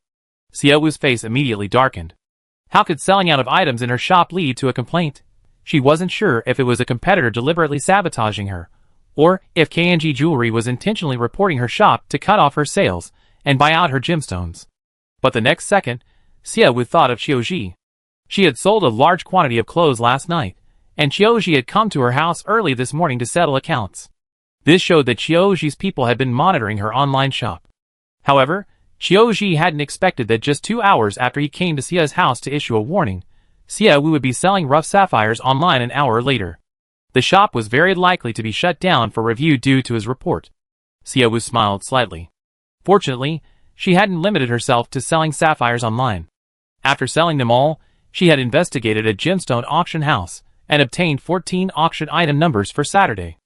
At least the remaining 14 sapphires could earn her a considerable amount of money. Furthermore, just a second before her shop was shut down, she obtained the KNG manager's contact information. Otherwise, she wouldn't even be able to send private messages. Whoever reported her online shop directly was too ruthless. Xiaowu had a feeling that the review process would drag on for 5 days, and then, every time she listed items for sale, she would definitely be reported again. Xiaowu had 2 backup plans. Even if the online shop was shut down, she wasn't in a hurry. At this moment, she remembered. Selling 31 sapphires had already added several million to her bank account, completing the task early. She opened the system. The points were used to upgrade the minor hamster's skills. Xiaowu jumped directly to the Lucky Wheel interface. Before drawing the prize, she secretly prayed that she would draw something good this time, not just points or a thank you gift. After praying, Xiaowu pressed the draw ticket. Her eyes were fixed on the screen until she saw the pointer on the wheel land on a question mark. Only then did she breathe a sigh of relief. This time, unlike when the minor hamster appeared with a flash of white light, a small icon popped up on the screen. Xiaowu clicked on the icon. Below the icon was a description, Resource Distribution Map. Xiaowu had played games before. She knew that some farming games marked the distribution of resources on the map, such as where there were many ores, where there were many wild fruits and vegetables, which could be determined by small markers on the map. Thinking of this, Xiaowu opened the planet map. Sure enough, the map, which originally only showed standard routes and building names, now had many small icons. Clicking on these icons showed where there were many ores, and where the land was fertile. This was a good thing. Knowing where the ore is plentiful allows people to mine it, but relying on a tiny hamster miner to dig, how long would that take? Through the map's markers, Xiaowu was astonished to discover that the area around the Xia family's main residence contained abundant mineral resources. There was a vast amount of wealth underground. The original survey team claimed they hadn't been paid, but even if the Xia couple were alive now, they wouldn't believe it. There were also scattered mineral deposits underground in the city, but seeing their distribution, Xiaowu had a bad feeling. She opened the door to the room, about to go out. Ling Han, who was waiting at the door, saw her and asked, "Master, are you going out?" "Yes, I'm going out for a while." "Come with me." Xiaowu went downstairs and found the butler, Li. "Uncle Li, is there a hoe in the house?" "A hoe? Master, what do you need a hoe for?" "It's useful. Just give it to me." Li rummaged through the storeroom for a while before finding a rusty hoe. It looked like it would break at any moment, but Xiaowu didn't seem to mind. Seeing that she was about to go out, Li quickly asked, "Master, are you going out now?" "Yes." "Master, lunchtime is approaching. You haven't eaten breakfast yet. If you don't eat lunch soon, it won't be good for your health." Xiaowu used to be spoiled and often skipped breakfast, and she would eat lunch whenever she slept in. Li should have been used to Xiaowu's schedule, but as a butler, taking care of his master was his duty, and his professional habit made him say these words unconsciously. Xiaowu hadn't thought of that before, but after Li mentioned it, she did feel hungry. "Do you have any bread?" "Yes." "Bring 2 over." "How many do you want?" Xiaowu asked Ling Han. Ling Han hadn't expected her to be concerned about his stomach, but he didn't stand on ceremony and said 5. "Uncle Li, give me 7 loaves of bread. I have something urgent to confirm. Make dinner a little more substantial. I eat dinner." "Okay." Li found 7 loaves of bread in the kitchen. Xiaowu took the bread and went out. After leaving home, she looked at the map and found the nearest shop. This shop used to sell clothes. It seemed to have been in a hurry when it closed. Plastic mannequins that hadn't been moved, clothes racks, and some unsellable, outdated clothes were still there. The shop had been closed for some time. It was covered in dust, and the door wasn't locked. It could be pushed open easily. The floor inside was also covered in a thick layer of dust. Xiaowu went into the shop and looked around. Finally, she discovered a bottomless hole in the shop's storage room. The lights were off. The only sunlight streamed in from outside. The bottomless pit resembled the gaping maw of a monster, waiting to devour something. The ore was usually hundreds of meters deep. Thinking of this, Xiaowu took a step back to avoid slipping and falling in to her death. Even in the corridor, Xiaowu was still shaken by the sight of the hole. Her palms were cold. The afternoon sun streaming in through the floor-to-ceiling windows couldn't dispel the chill. Xiaowu had initially thought that perhaps the other party would discreetly dig for the ore, but with a hole so deep, they couldn't possibly hide it. Knowing they couldn't hide it, they simply left it there openly. Chapter 12. Xiaowu searched every shop in the city. Only 5 shops had a bottomless pit, the rest were perfectly fine. After visiting all the shops, Xia Wu opened the map. The previously dark areas on the map had lit up, and new resource icons appeared in those areas. The city's mineral resources were pitifully scarce, with only a few scattered pieces. At this point, Xia Wu also noticed that the map only displayed resource icons in the bright areas. The dark areas remained completely black. After running around for most of the day, Xia Wu was tired and hungry. She found a bench, took out some bread, and started eating. The bread had only a slight milky aroma, very little sweetness, and was quite dry. After a few bites, her throat felt tight. Xia Wu hadn't brought any water, so she could only force herself to swallow the bread. Those bastards. Xia Wu couldn't help but curse, recalling the bottomless pits in the shops.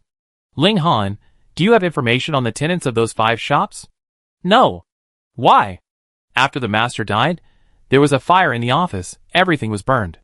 What a coincidence. As soon as Xia Wu said this, Ling Han's eyes changed. Having seen the 5 bottomless pits and the Xia family's current situation, the word coincidence implied a multitude of conspiracies and schemes. Seeing Ling Han's eyes sharpen, Xia Wu no longer concealed her thoughts and spoke her mind. We've been ambushed. Xia Wu's voice was somewhat weary. The miner hamster casually dug and found 45 sapphire rough stones in just 2 hours. This means that Sunrise Star contains abundant mineral resources.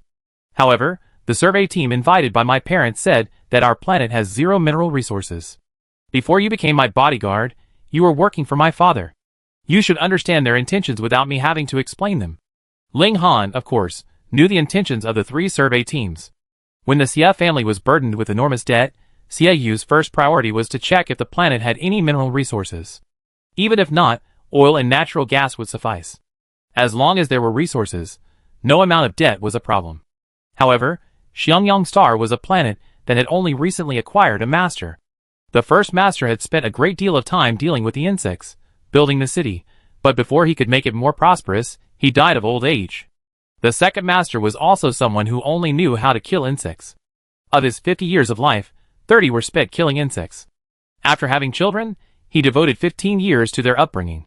For the last 5 years, feeling he couldn't let his only beloved daughter live the same dangerous life of killing insects as he had, he used his savings to learn business. As a result, in just 5 years, he accumulated billions in debt. Finally, he died from contamination by toxic waste. Because the previous 2 generations of owners failed to make the planet prosperous, despite its vast size, there were very few accessible areas. Survey teams could only explore areas with fewer insects when searching for resources. Areas with many insects were off limits to the survey teams, and Xia Yu dared not venture there either. Xia Yu was getting old and lacked the youthful vigor of his younger days. Therefore, the initial surveys only covered the area near the city. Because it was only a nearby area, and after 3 attempts yielded no resources, Xia Yu readily gave up. Today, if Xia Wu had taken the mining hamsters to areas the survey teams hadn't explored and found, or Ling Han wouldn't have been surprised. But unexpectedly, they found, or just 300 meters from the city, and also discovered 5 bottomless pits in the city shops. 2 strange things combined made Ling Han wonder if this was intentional. I suspect they knew Xiangyang Star was rich in minerals. Before digging the pit for my parents, they rented our shop, ostensibly for business, but actually to dig a tunnel and steal gems. Ling Han hesitated to speak. Interstellar technology is advanced. Mining is easy with robots. At that moment, he recalled past memories. When he patrolled with the city's defense officers, he noticed vehicles passing by the shop they had just visited daily. From the outside, they looked like delivery trucks, but now, thinking about it, the tire crevices of those delivery trucks were filled with mud. Why? Ling Han asked instinctively. Xia Wu, unaware of how easy mining was these days, assumed Ling Han didn't believe her and said, or is valuable. I just sold 31 sapphire rough stones today, almost making 10 million. I guess they stole the gems, then realized my parents were gullible and easily fooled, so they decided to devour the entire planet. Ling Han, does our family have a spaceship? Xia Wu suddenly asked about spaceships, her train of thought jumping. Ling Han shook his head. No, why do you ask? I'm worried they go to other parts of our planet to continue stealing. Even though Xiangyang Star is small, it's still a planet. From an ordinary person's perspective, its area is still quite large, but they can only see a corner of the city right now. Don't worry about that. There are plenty of insects in deserted areas, unless the other side, like the former owner, gathers a force of 5,000 to kill them. However, The Interstellar Federation has regulations that any group of more than 100 people needs the permission of the planet's owner to enter a planet. Unauthorized entry is considered trespassing, and the Federation Army can be contacted for arrest. If we demand the maximum penalty in court, they could face life imprisonment. Hearing this, Xiaowu's heart, which had been hanging in suspense, relaxed. Perhaps it's because of this interstellar law that they chose to become the owner of this planet. After obtaining it, they can do whatever they want, acting recklessly. Ling Han's brows furrowed. It was hard to believe that all of this was a conspiracy. He looked up at Xiaowu. He noticed that Xiaowu had changed. Ever since he found her last night on an empty street filled with garbage, she had become completely different. Ling Han didn't know if this was Xiaowu's true self.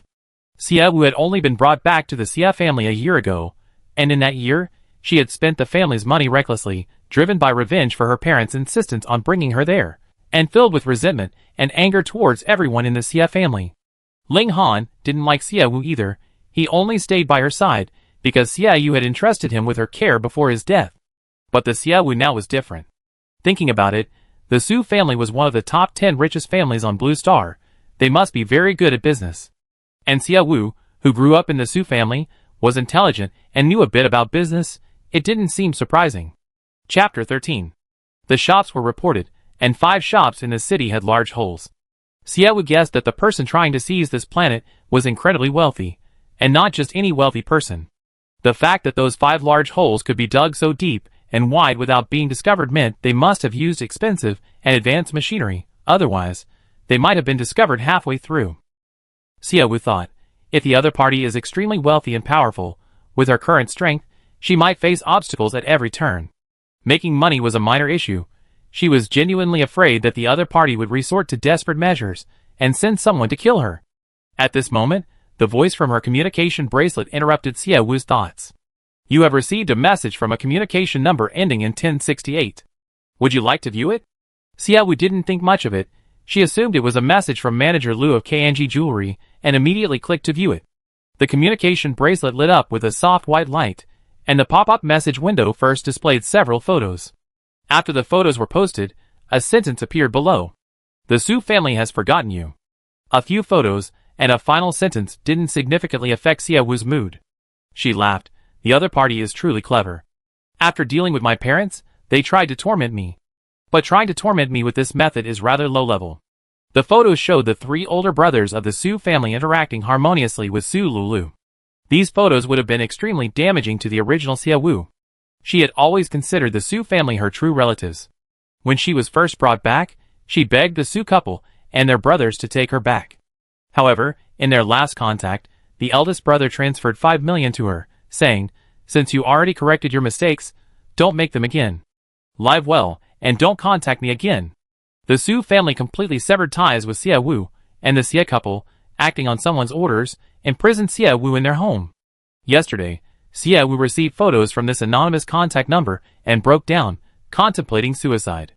If Xiaowu saw these photos again, she would likely break down and contemplate suicide again, but she is Xiaowu. Neither the Xia family nor the Su family held any affection for Xiaowu. She only missed her mother and younger brother in another world. However, given this bizarre thing called transmigration, whether she could return was uncertain. Xiaowu didn't know what had happened to her in this world. She didn't know what she had experienced before her rebirth. What? Seeing these photos makes you nostalgic for the young lady you used to serve? Should I send you the photos? Seeing Ling Han still staring at the photos, Xiaowu knew he was staring at Su Lulu. The original Xiaowu's memories were filled with resentment towards Su Lulu. So much so that Xiaowu's memories of Su Lulu were pitifully few, consisting only of the original Xiaowu's one-sided resentment. No need. Ling Han refused directly. I have nothing to do with her anymore. Xiaowu's expression paused. Really? She had assumed that Ling Han and Su Lulu had grown up together and must have some feelings for each other. After Su Lulu left, he had severed ties with her. Whoever is the Xia family's young lady, I will protect. That's the reason I was brought here. I see. Xiaowu took his words as fact. She continued to eat her bread, trying to fill her stomach. Ling Han looked at Xiaowu's calm demeanor, recalling how she had been filled with resentment and malice, nearly collapsing after seeing similar information the day before yesterday. Today, however, she was so composed. She desperately wanted to ask, Master, are you still the same master? But he feared that asking would drive the person before him mad, causing her to revert to her original state. Therefore, he chose silence, refraining from uttering anything that might provoke Xiaowu. Xiaowu finished her bread. A gust of wind blew in, carrying the stench of garbage. Xiaowu turned to look at the mountain of garbage, her eyes lighting up. How about we throw the garbage into the hole and bury it? Not paying attention to the information, Xiaowu's thoughts jumped to the garbage. Ling Han followed her train of thought, looking at the distant garbage heap. Master, do you know what soil pollution is? Do you think I'm stupid? Xiaowu said. Of course, I know that randomly burying garbage will cause soil pollution. But wasn't that batch of hazardous waste thrown out of the city? The garbage awaiting disposal in the city is harmless. Besides, there's no groundwater here, so there's no need to worry about groundwater pollution. Furthermore, contaminated soil should be avoided for aquaculture and planting, but these are residential buildings in the city. We're going to live here, not for aquaculture or planting. Even if there is soil pollution, there's no need to worry too much. Xiaowu had the resource distribution map skill. Even groundwater resources would be shown on the map. Xiangyang City was an extremely water-scarce city. Its previous owner had specifically chosen a high-lying area to build the city, making it easy to defend and difficult to attack. This area is easy to defend against insect attacks, but its biggest drawback is the lack of water. Even digging deep wells yields only a few drops. Currently, the city's water supply is transported via pipeline from the Baiha River, 2 miles away. Garbage, whether buried or left on the ground, still needs to be disposed of. Since someone helped them dig a hole hundreds of meters deep, it would be a waste not to use it for burying garbage. There weren't many usable people left in the city. Most of the residents were families of the defense officers. Xiaowu found Lei Tu and asked him to send a few out to help with the garbage disposal. Lei Tu and his men had received their wages from Xiaowu that morning, plus an extra bonus, so they were particularly enthusiastic when Xiaowu came to find them. There were also a few garbage disposal workers left in the city, and Xiaowu called them up as well. When they learned that Xiaowu wanted them to throw the garbage into the large hole in the shop, they were all shocked to see it. It wasn't until Xiaowu told them that the guys who rented the shop had intended to steal gems from underground that Lei Tu suddenly understood. I thought it was strange from the beginning. Why did they only open the shop for 2 or 3 hours a day? But there were always delivery trucks coming. Their business was clearly bad, so how could they always need to restock? The gems had already been mostly stolen. It was all hindsight now. Xiaowu instructed them to throw the unprocessable and unusable garbage into the pit. Xiaowu wasn't idle either. Standing beside the garbage heap, she used her value appraisal skill to examine each piece of trash being taken away. Surprisingly, she actually found a ring worth 8,000 in an abandoned trash can. From noon until evening, 3 piles of garbage in the city were cleared. Seeing the sky completely darkening, Xiaowu told everyone to go home and rest. She stretched and prepared to leave as well. Just then, her communication bracelet rang. The contact name was Manager Liu, KNG Jewelry. A slight smile appeared on Xiaowu's lips. Finally, someone contacted her. Chapter 14. Hello. Xiaowu answered the phone, politely greeting the other end. A deep, unfamiliar middle-aged man's voice came from the other end, sounding like he had just woken up. Hello, is this Miss Wu? Happy Wu? Xiaowu's lips twitched slightly upon hearing the online name. Yes, that's me. I'm Manager Liu from KNG Jewelry. I'm sorry, Miss Wu, I'm on a business trip on Ook Star. The time difference here is quite large. It's still 5 a.m. here. I just woke up and received a document from the company saying you have a lot of rough sapphires you want to sell. Xiaowu looked up, opened the map, glanced at the resource icons, and confidently replied yes. How many do you have? I think I have enough rough sapphires to supply your company's jewelry sales for 3 years. Possibly more. Xiaowu's plan was to send the high-quality diamonds to auction, while the slightly lower-quality ones, which wouldn't fetch particularly high prices at auction, could be sold to KNG Jewelry at a slightly lower price. 3 years? Manager Liu was taken aback by Xiaowu's statement. Miss Wu, are you sure the natural gemstones you have aren't synthetic? Manager Liu dealt with jewelry every day. His job was to find various gemstones for the company to create exquisite jewelry. Currently, none of his suppliers combined dared to claim they could provide 3 years' worth of gemstones. Of course, they're natural gemstones, Manager Liu. You can go back to the company and check the 20-odd gemstones they sold to me today. The quality of the gemstones I have coming in is similar to those. And if there were any slightly lower quality stones, I wouldn't sell them to you. In business, honesty is very important. Manager Liu had just woken up and hadn't had a chance to see the rough gemstones the company had purchased, but he overheard his colleagues telling him they bought some decent ones at a very low price. Hearing the price, his first instinct was to assume they were synthetic gemstones. Synthetic gemstones could be quite good, and occasionally finding a decent one was something to be happy about. However, Xiaowu said they were natural rough gemstones, and at such a low price. Was she doing charity? Or did she simply not know the market price for rough gemstones? Okay, I go back to the company first. I contact you again after I see the rough gemstones we bought from you, Manager Liu said, wanting to be on the safe side and see the stones before making any decisions. Xiaowu said, okay, but I hope to receive your reply within 3 days. I'm a bit short on cash lately, and I don't have many rough gemstones on hand. I might sell to whoever offers the right price. Okay. Xiaowu's words were a typical sales tactic. Manager Liu knew this might be a way for Xiaowu to deliberately inflate the price, but the market for natural rough gemstones was becoming increasingly scarce. Even knowing the tactic, Manager Liu still didn't want to miss out on any natural rough gemstones. He immediately packed his things and booked his spaceship ticket back to the company. Xiaowu happily hung up the phone and turned to look at the group following behind her. Why are you still following me? It's time to go home for dinner. Oh. Okay, Lei Tu replied somewhat awkwardly. They stood there watching Xiaowu leave. After confirming that Xiaowu had gone far enough, Li Sanfei whispered in Lei Tu's ear, Captain, I feel like Miss. She seems a little different? There's a difference. I'll step forward excitedly. Before, Miss Xia looked at us like she wanted to devour us, like a vengeful ghost crawling out of hell. But today, she looked at us with a gentle expression, even smiling occasionally. My God, I thought I was dreaming.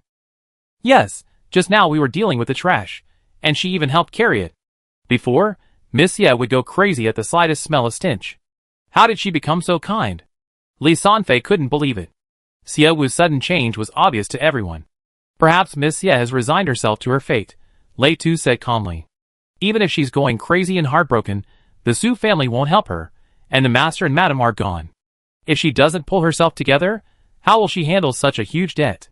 What will become of her in the future? To survive, she must pull herself together. Lei Tu's words made some sense. They also felt that Xiaowu had made concessions and changes to survive. Night falls quickly on Xiangyang Star. Just moments ago it was dusk, and the next 2 moons appeared in the sky, bringing darkness. Xiaowu had been busy all day. Dragging her tired and slightly weary body home, Lily had prepared a warm bath for her. The gentle warmth of the water soothed her, easing her fatigue considerably. Opening the system, Xiaowu accessed the task system and discovered that this time, there were 2 tasks instead of just 1. Task 1, Increase Recognition. Task Requirements, let 300 people know your name and appearance. Task Reward, 30 points, 1 chance to spin the lucky wheel. Task 2, Gain Loyalty. Task Requirements, get Ling Han's loyalty to you to 20. Task Reward, 60 points, 2 chances to spin the lucky wheel. Seeing these 2 tasks, Xiaowu frowned. Why isn't it about making money? Making money is so much better, simple, quick, and straightforward. The task could be completed in an hour. These 2 tasks, no matter how you look at them, are incredibly difficult. Ling Han's loyalty to her is still -50. Considering Ling Han's personality, getting his loyalty to reach 20 is practically impossible. It's better to just give up on this task. Making 300 people aware of her name and appearance isn't difficult for Xiaowu, since there's something called live streaming. She just needs to become a streamer on the Starnet, stream for a few days, maybe even a day if she's lucky. However, Xiaowu has no experience in live streaming, and besides, there's no time for her to do so given the current situation. Her first debt repayment day is fast approaching. Xiaowu opened the system, trying to find a button to refresh the tasks, to make these 2 tasks, which are quite difficult for her, easier. Imagination is beautiful, but reality is cruel. Xiaowu couldn't find a button to refresh the tasks. Instead, in her random clicking, this interface popped up on the screen. Please complete the task. A new task will only refresh after the task is completed. System, are you making things difficult for me? Chapter 15. Task 1 wasn't difficult for Xiaowu, it just took some time. But Task 2? Could she just give up? Getting someone who already disliked her, and was negatively loyal at that, to increase their loyalty. I just give up. Think about it, the planet has so many mineral resources. In the early stages, she can rely on miners and hamsters to mine gems to pay off her debts. Later, When she has a little extra money, she can buy machines and hire more people to mine the ore. Just by buying stones, she could live a life of comfort for the rest of her life. System tasks? Forget about them. Thinking this through, Xia Wu resolutely decided that abandoning the system wouldn't matter. After showering, she went to the first floor restaurant, where 12 dishes and a soup were laid out on the table. Xia Wu's change only began last night. Li and the others still treated Xia Wu like Xia Wu, and their lifestyle was modeled after Xia Wu's. Looking at the table full of food, Xia Wu glanced at it with value appraisal. This one meal cost over 8,000. Even if they were extremely wealthy, with billions in debt, would they still insist on eating well? Xia Wu rubbed his forehead. Uncle Li, don't cook according to this standard anymore. We can't finish all this. Okay, Li replied calmly, showing little surprise. Xia Wu added, 3 dishes and a soup. There are only 5 of us eating in our family now, so let's keep the daily food expenses under 300. Hearing this, Li's expression finally changed. Of course, not only Li, but Ling Han, Shi Yu, and Li Xia also showed surprise, as if they couldn't believe that Xia Wu had just said that. What? Is it a bit too little? Xia Wu explained to their shock, I know 300 yuan a day is a bit little for 5 people, but these are extraordinary times. Before the debts are paid off, we have to be very careful with every penny. Once we get through this tough period, I will increase the food allowance. 300 yuan a day for 5 people's food wasn't cheap. Xia Wu used to spend 50 yuan a day on food, which was already a bit much, even though prices in this world were similar to her original world. However, Li and the others were servants of a wealthy family, and Xia Wu didn't know how much their previous food expenses were. Seeing their surprised expressions, she brought up the topic of debt. Li, being the oldest present, quickly suppressed his surprise, and his expression returned to normal. Master, arrange it however you wish. We all listen to you. Xia Wu nodded in satisfaction. The food, costing over 8,000 yuan a meal, was still quite tasty. Perhaps Xia Wu was simply too hungry today, which was why she found the meal so delicious. She praised generously. Auntie, the food today was delicious. Li Xia was taken aback, somewhat flattered. I'm glad you like it. Yes, keep up this standard. I give you a generous pension when you retire. Thank you, master. Li Xia couldn't hide her joy. Although the Xia family's current situation sounded dire, they were still well off. Li Xia had just received her monthly salary, so she truly believed Xia Wu's promise of a generous pension. As Xia Wu ate, she remembered something and said, Uncle Li, could you bring me all the information on everyone in the city later? Yes. Xia Wu ate quickly. She hurriedly finished her meal and returned to her room. The fully charged mining hamster came to her, full of energy, and gave a loud, energetic snort. Xia Wu rubbed its little head, fully charged. So energetic. Go dig up some gemstones for me. Hey! The miner hamster sat on the table, its expression saying, it's not work time, I don't want to work. It only said hey, but Xia Wu could always read something in its expression, though she wasn't sure if it was just her imagination. Xia Wu opened the StarNet and started researching the requirements to become a StarNet streamer, and what types of streamers were popular. Xia Wu really didn't want to do the tasks assigned by the system, but that didn't conflict with learning about StarNet streamers. The StarNet was where all interstellar citizens spent their days relaxing and entertaining themselves. On it, one could buy anything and enjoy all sorts of entertainment without leaving home. For businesses, the StarNet was a huge goldmine. Everything on the StarNet required careful consideration. Xia Wu clicked into the largest live streaming platform on the StarNet, and found that most streamers were either dancing, singing, or engaging in multiplayer battles. Switching to the game interface, although Xia Wu also enjoyed playing games, her current business didn't include gaming, so there was no need to focus on it for now. However, Xia Wu still checked the viewership and follower counts of the top streamers in each section. She then looked at the new streamers whose title said new streamer, and found that these streamers had less than 100 viewers each.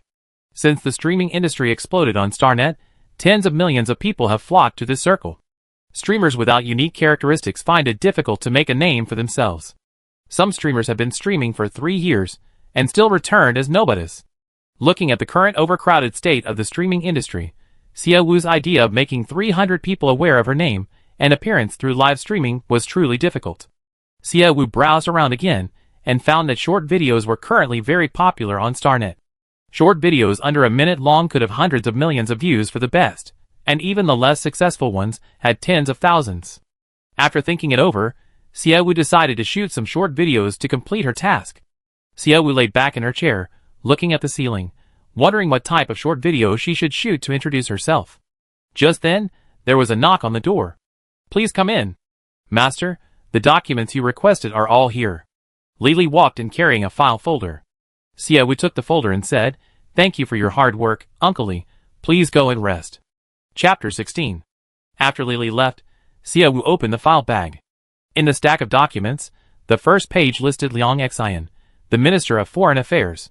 Seeing the words Ministry of Foreign Affairs, Xiaowu paused, then quickly realized what was going on. She was now in charge of the entire planet.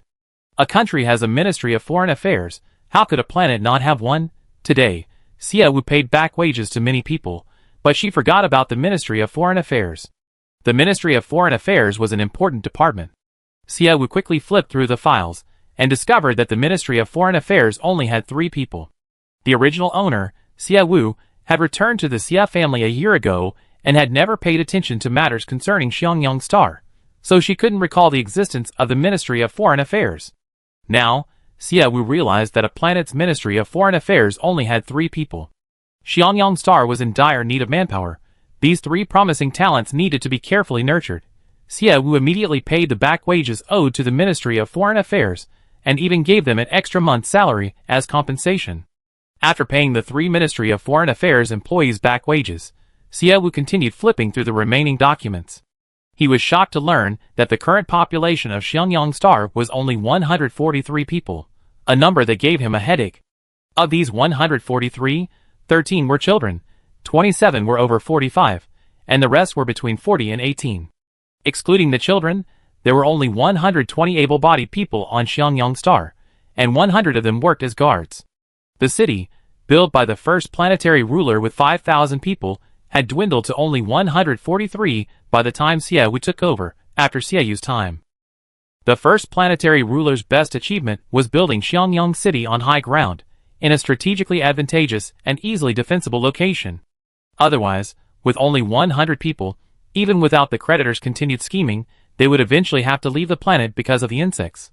Xiaowu felt a headache coming on. The troubles left behind by this planet weren't just the huge debts, but also the threat of insects. She wanted to go home. After a moment of deep thought, Xiaowu activated her communication bracelet, added the contact numbers of those currently important to Xiangyang Star, and, after receiving their permission, created a group chat and sent them a voice message. "Good evening, everyone.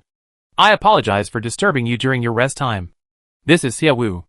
Regarding the recent crisis on Xiangyang Star and its future development direction, we will have a meeting tomorrow morning at 10 a.m. in the council hall." Not long after Xiaowu sent the voice message, responded quickly in the group. Diplomacy Liang Xian, received. Diplomacy Liang Su, received. Diplomacy Liang Yin, received. Defense Lei Tu, received. Defense Parker, received. Finance Tanling, received. Receiving positive feedback, Xiaowu composed herself and continued browsing the StarNet, checking out recent business trends and emerging new products. It was already midnight. Her body was nearing its limit after a long day. Xiaowu washed up, preparing for a comfortable night's sleep before resuming her efforts the next day.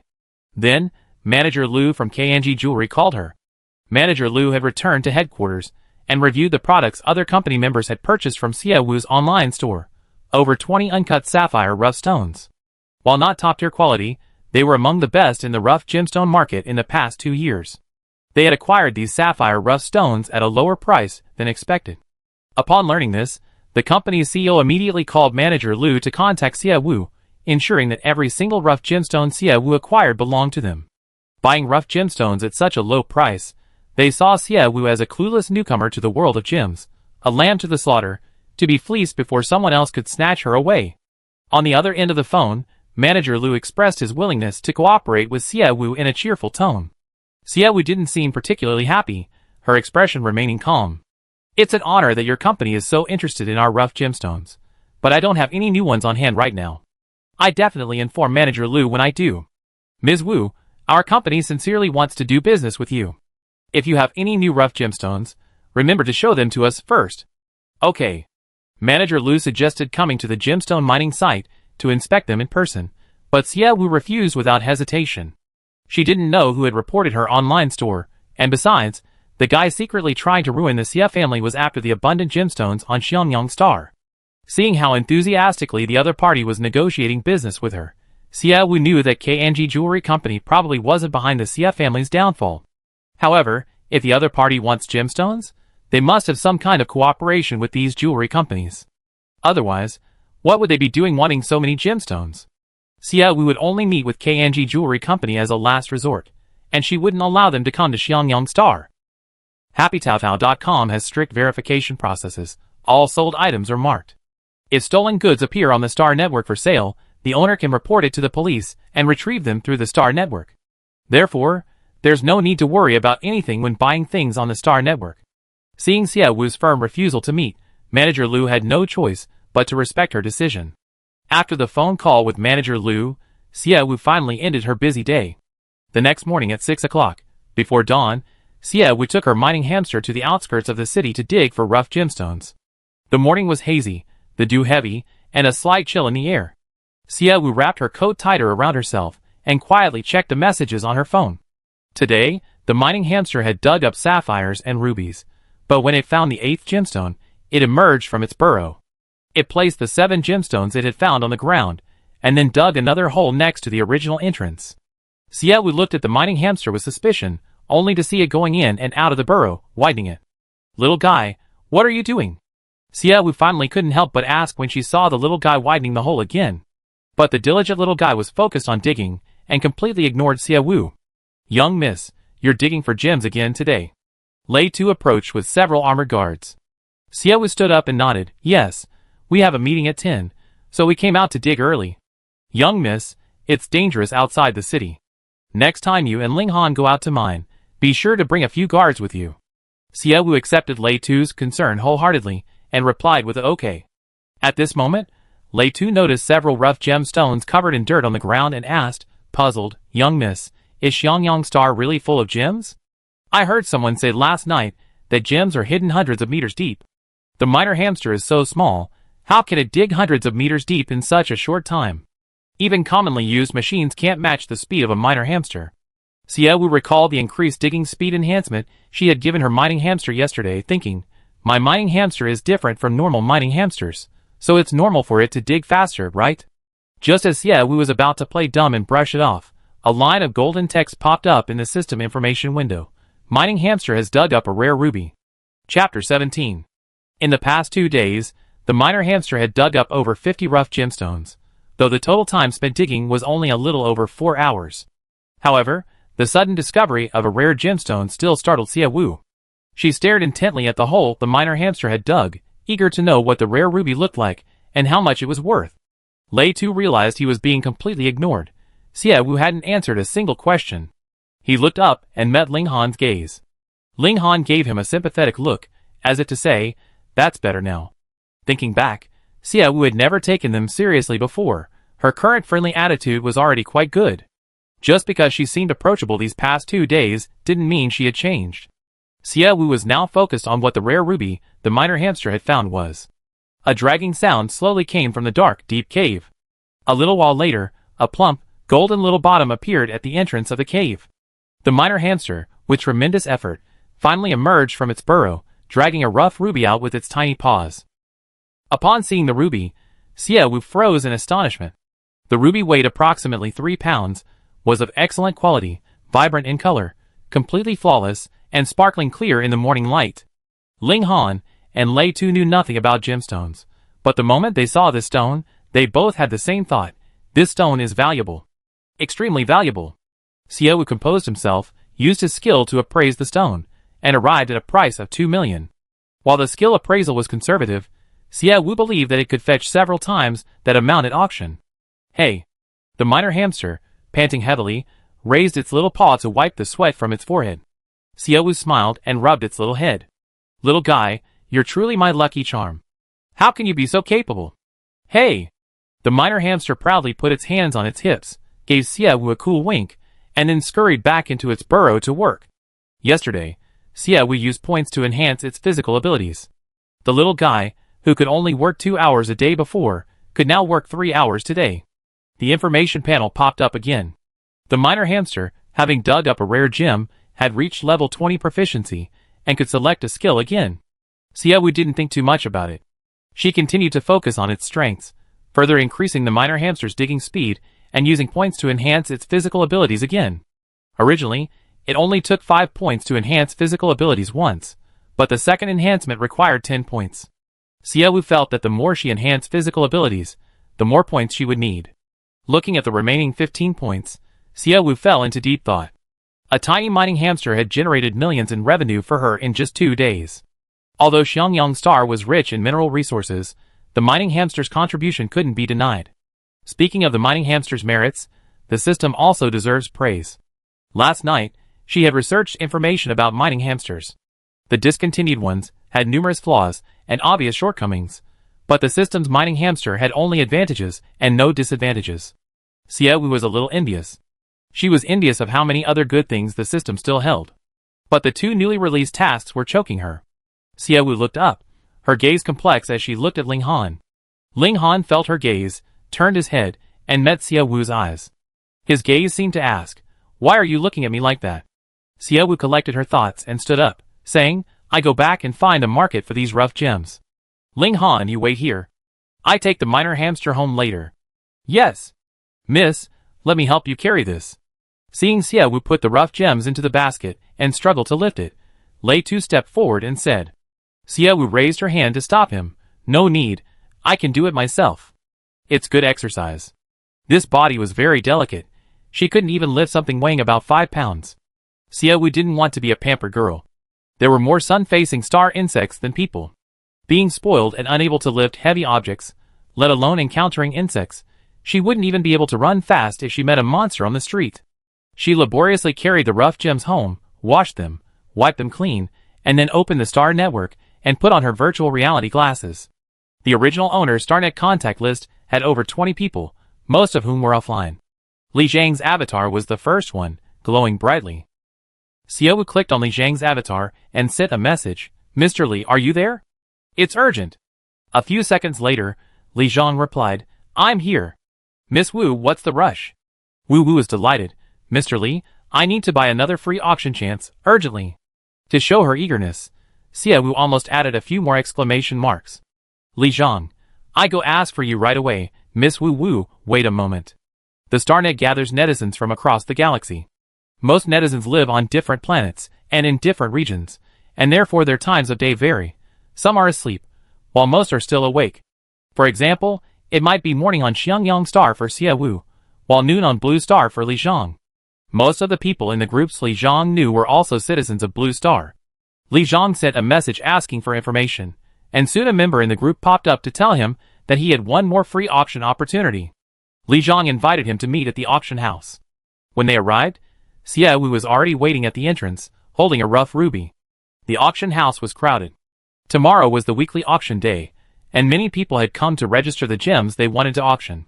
When they saw the rough ruby in Xiaowu's arms, they all crowded around, exclaiming in amazement. Li Zhang was also stunned by the rough stone. He pushed through the crowd and walked in. "Miss Wu, where did you find this rough stone? It's so beautiful." "I was lucky, I just dug it up at home." "Miss Wu, your family is really wealthy. Yesterday, 14 sapphire rough stones were registered, and today such a beautiful ruby rough stone appeared."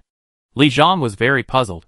What kind of family keeps so many rough gemstones as a reserve resource? Xiaowu smiled. "Not wealthy at all, not wealthy at all. Selling all these stones wouldn't even be enough to pay off the debts."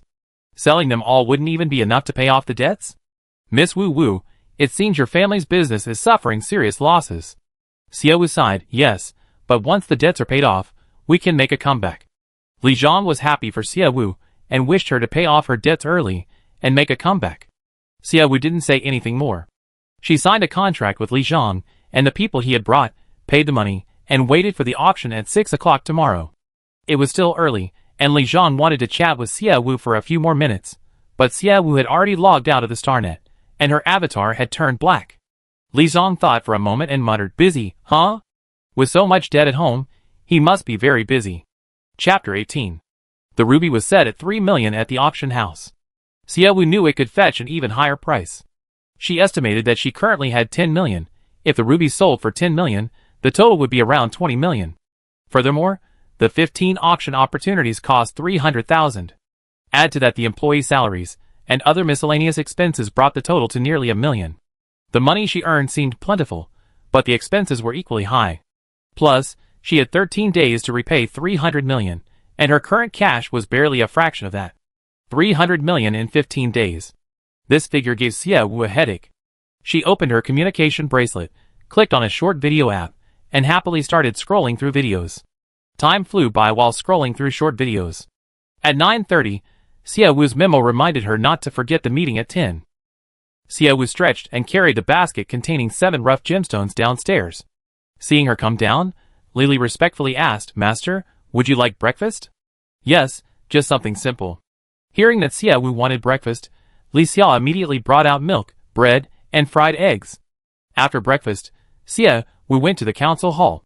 Several buildings surrounded the council hall, housing the Ministry of Foreign Affairs, the Ministry of Defense, and other miscellaneous departments. After Xiangyang Star was burdened with debt, employees resigned one by one. The 6-story office building was now practically a ghost town, completely empty.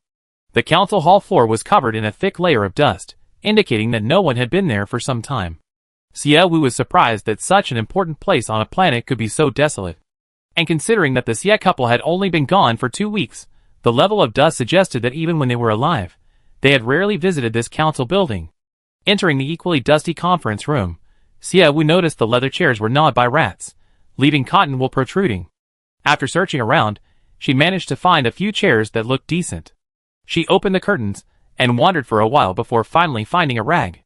She was truly astonished at how neglected the meeting room had become. While cleaning the tables and chairs, she was halfway through when she heard footsteps approaching. Xia Wu stopped what she was doing and looked towards the sound of footsteps. There were 3 people approaching. Leading the group was a middle-aged man with graying temples and a refined appearance. His lips were pressed into a thin line, his back straight, and each step he took exuded an air of authority. His stern, imposing face conveyed a sense of stern pressure. Following him were twins, bearing a striking resemblance to him. Handsome and refined, if it weren't for the frameless glasses worn by the man on the right, it would have been impossible to tell the 2 almost identical twins apart. The 3 men approached Xia Wu and nodded respectfully. "Miss, hello. I am Liang Xian, Minister of Foreign Affairs." "Hello. This meeting room looks like it hasn't been used in a long time. The things are worn and old. We have to make do with it today." Liang Xian looked at the room's environment, then at the rag in Xia Wu's hand, and said, "We help you clean, miss." "No need, it's already cleaned." Xia Wu checked the time. "The meeting is about to start. Let's sit down and wait for the others." "Okay." Liang Xian replied verbally, his hands busy putting the rag and other items back in their original places. Xia Wu sat in the main seat and used the system to check the information of the Liang family father and sons. As expected, the loyalty of the father and his 2 sons to Xia Wu was 0. Through the information panel, Xia Wu also learned that the one wearing glasses was Liang Su, and the one not wearing glasses was Liang Yen. As the meeting time approached, footsteps drew nearer to the conference room. Lei Tu and Parker arrived, and Tan Lung was the last to arrive. Tan Lung was the head of the finance department, 42 years old this year, and the only female employee present at the meeting. As the last employee in the finance department, Tan Lung possessed an air of competence and aloofness. Once everyone was seated, Xia Wu began to speak. "I'm glad you all could attend the meeting I called on time. I know that because of what happened before, your impression of me isn't very good. However, that's all in the past. From this moment on, we will no longer dwell on the past. Let bygones be bygones. Let's talk about the future." As he spoke, Xia Wu looked at Tan Ling. "Minister Tan, although I didn't explain the content of this meeting, you brought the most documents. Could you please tell me what they are?" "It's Xiangyang Star's financial situation for this month. Miss, it's rare for you to call a meeting with us, so I figured you need these." Tan Ling handed the prepared financial statements to Xia Wu for review. This statement detailing Xiangyang Star's recent financial situation was only authorized to be viewed by Xia Wu, the planet's owner. Therefore, Tan Ling only allowed Xia Wu to see it. Xia Wu quietly examined the statement. The statement was meticulously prepared, without a single typo. All the data matched perfectly, even including the salaries Xia Wu had paid to the city's employees over the past 2 days.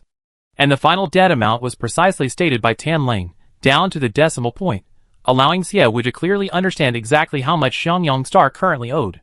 Well done. With Minister Tan here, we can rest assured about our planet's financial system. You flatter me. Mississippi Xiaowu flipped to the account information at the top of the report and asked, "Is this the account we use to repay the money we owe Boss Chio?" "Yes." "And the bank card number for paying everyone's salaries?" "This is it." Tan Ling handed her another document. Xiaowu registered the bank card number and transferred 2 million into it. After the transfer was completed, Xiaowu said, "I just transferred 2 million to the card. Minister Tan, you can directly deduct the money from that card to pay everyone's salaries next month." The people in the conference room were stunned for a moment, looking at Xiaowu with surprise, their eyes asking, "Where did you get this money? I know that you are all still on Xiangyang Star because your fathers came to this planet with your grandfathers. Every brick and tile in the city owes a debt to you all. That's why you haven't left Xiangyang Star and continue to guard this planet. I, Xiaowu, did indeed act somewhat recklessly a few days ago, mainly because of a sudden change. The shock of this change in life was hard for me to accept for a while. After some reflection, I realized that what's done is done, so I might as well live each day to the fullest. Now I am the master of this planet, and no matter what problems or difficulties arise, I will do my best to solve them. Also, there's something I need to tell you all. My parents were betrayed, and the 3 survey teams we hired concluded that this planet has no resources. But in fact, our Xiangyang Star is full of gems." As she spoke, Xiaowu placed a basket filled with rough gemstones on the table for everyone to see. Chapter 19. All eyes were fixed on the gems in the basket, which contained both red and blue gems. Xiaowu had started paying all the employees back wages yesterday. Although Liang Xian and Tan Lung were the last to receive their pay, they had heard from Lei Tu that Xiaowu had used the minor hamsters to dig up a considerable number of rough gems. Lei Tu, a roughneck, didn't understand the value of gems, but Liang Xian and Tan Lung, being intellectuals, knew a little about them. Tan Lung, who was in charge of finances, also knew that natural rough gems were currently scarce and expensive. However, they also knew that with the rough gems Xiaowu had currently unearthed, it was impossible to pay off his debts. "Are you all aware that there are large holes beneath the warehouses of 5 shops in our city?" Xiaowu asked the group. "Captain Lei Tu has already told us," Tan Lung said. "Based on everything that has happened on Xiangyang Star in the past 2 years, and what has happened to the Master and Madam, we already know that outsiders have designs on Xiangyang Star, and are plotting all sorts of schemes. You don't need to elaborate, miss, we already guessed it. However, the greatest threat you pose to Xiangyang Star isn't these outsiders." Xiaowu frowned slightly. She looked at Tan Ling and asked, "Not outsiders, then who?" "It's the Master and Madam's stupidity." Liang Xian and the others' expressions subtly changed. Their expressions were somewhat complicated. They agreed with Tan Ling's words, but they were embarrassed to disrespect their former superior. Xiaowu remained calm, her expression still indifferent. What did they do? Xiaoshi's original contract. If you had just looked closely, you could have found problems. But the Master and Madam acted on their own, signing the contract with a wave of their hand. Although they are the owners of Xiangyang Star, and can do whatever they want, he has no business experience. He ignored all advice, and acted willfully, ultimately causing a major mistake. Xiangyang Star is a planet, home to many who wish for its improvement. However, if those in power act arbitrarily and disregard the wishes of others, even without Qiushi's intervention, Xiangyang Star will perish. Tan Ling's words revealed her dissatisfaction with Xiaowu and his wife. Xiaowu wasn't surprised by her words. Xiaowu and his wife were capable of knowingly raising a daughter who wasn't their biological child, only to drag their biological daughter into debt later. Even if they were hypocritical, resentment towards them wasn't limited to the original owner of this body, others shared their discontent. But Tan Ling's words were intended to warn Xiaowu against following Xiaoyu's path. Xiaowu wasn't stupid, she understood the implication. I understand what Minister Tan meant. To be honest, I don't really know my parents, but judging from what they did to me, I would never become like them, Xiaowu said, glancing around the conference room. I imagine this conference room wasn't used much when my parents were alive. The dust I saw when I came here couldn't have accumulated in just a week or two. The master and mistress are complacent, lacking ambition, doing whatever they want without ever consulting us. This conference room has long been a mere formality. Tan Lung once again expressed her dissatisfaction with Xiaowu and his wife. Xiaowu felt that if given an hour, Tan Lung could rattle off her complaints about Xiaowu without stopping. However, their meeting wasn't a rant. My parents are dead, there's no need to talk about them anymore. Now we should look to the future and think about how to pay off our debts. Miss, since we know that Xiangyang Star is full of gems, We can hire a mining team to dig them up, Tianlong suggested. Xiaowu shook his head disapprovingly. Hiring a mining team will cost a lot of money. We should save as much as we can. If the first repayment period could be extended by a few days, that would be great. The repayment date can be postponed for another 30 days. Each postponement incurs an additional 5% interest. Qiuji has already swindled enough money from us. I don't want to give him any more. The repayment date can be postponed for a total of 3 months, with each postponement incurring 5% interest, and the debt can accumulate. 300 million is not a small amount. 5% interest is, in Xiaowu's eyes, no different from usury. But here, this debt interest is permitted and protected by interstellar law. I heard that Miss is currently relying on a mining hamster to dig for gems. A mining hamster can only dig a limited number of gems. Even if it digs for another 15 days, it might not be enough to repay the 300 million debt. Tianlong still insisted on hiring a mining team to dig for gems. She made a good point, but Xiaowu still refused to agree. Minister Tan, she said, I told you a few minutes ago that someone is eyeing Xiangyang Star. Since they could get 3 survey teams to falsify data, don't you think they could bribe the mining team we hired? Tan paused, a flicker of surprise in his eyes. Xiaowu said, for gemstones to be valuable, besides color, purity, and clarity, larger size also increases their value. The gemstones on Xiangyang Star, regardless of size or purity, are all of medium to high quality. Even if the mining team we hired doesn't secretly take a few pieces, if they intentionally sabotage it, turning a rough stone worth tens of millions into $1 million, wouldn't that be terrible? Besides, don't forget, Xiangyang Star is short-handed. If we hire a mining team, there's a chance someone will spread rumors that Xiangyang Star has a large number of gemstones. What if these rumors happen to reach the ears of the space pirates? Tianlong's expression shifted. Xiangyang Star was the most remote planet in the Haiyang system, so remote that even reporting it to the police would take 20 minutes for the interstellar police to arrive. Xiangyang Star had encountered interstellar pirates before, but those pirates, with their superior numbers, were easily repelled. That wasn't possible now. Miss, you considered things very carefully. Given Xiangyang Star's current situation, we should indeed keep a low profile. Relying solely on miners and hamsters to mine ore, we probably won't be able to repay our debts in 12 days. Let's wait and see. I think of a solution in the next few days. If all else fails, we postpone the repayment date, Xiaowu said seriously, frowning. Liang Xian looked at Xiaowu and asked the question that had been bothering him. Miss, you were worried about an interstellar pirate invasion earlier, so how did you sell the raw stones you mined? I sold them anonymously through the StarNet. It's just that some guys who coveted our planet followed my online store account and reported me. Minister Tan, I remember you have several online store accounts. Yes, the first planetary owner hunted insects and sold off the valuable parts. The previous owner did the same, but after stopping insect hunting, those accounts haven't been used for 8 years. After the meeting, send me those accounts. Also, compile a list of the broken items in the conference room and make a report on what needs to be purchased. Tianlong nodded in agreement. Xiaowu looked at Liang Xian. Minister Liang, after the meeting, you will announce that no one is allowed to enter or leave Xiangyang Star without my permission. Miss, may I ask why? Liang Xian asked. Xiaowu snorted. I don't want Qiuji to come to our planet like it's his own backyard, coming and going as he pleases. I am, after all, the owner of a planet. So what if he's a creditor? On my turf, he has to listen to me. Chapter 20. Liang Xian didn't dislike Xiaowu's arrogance. Qiuji was no good.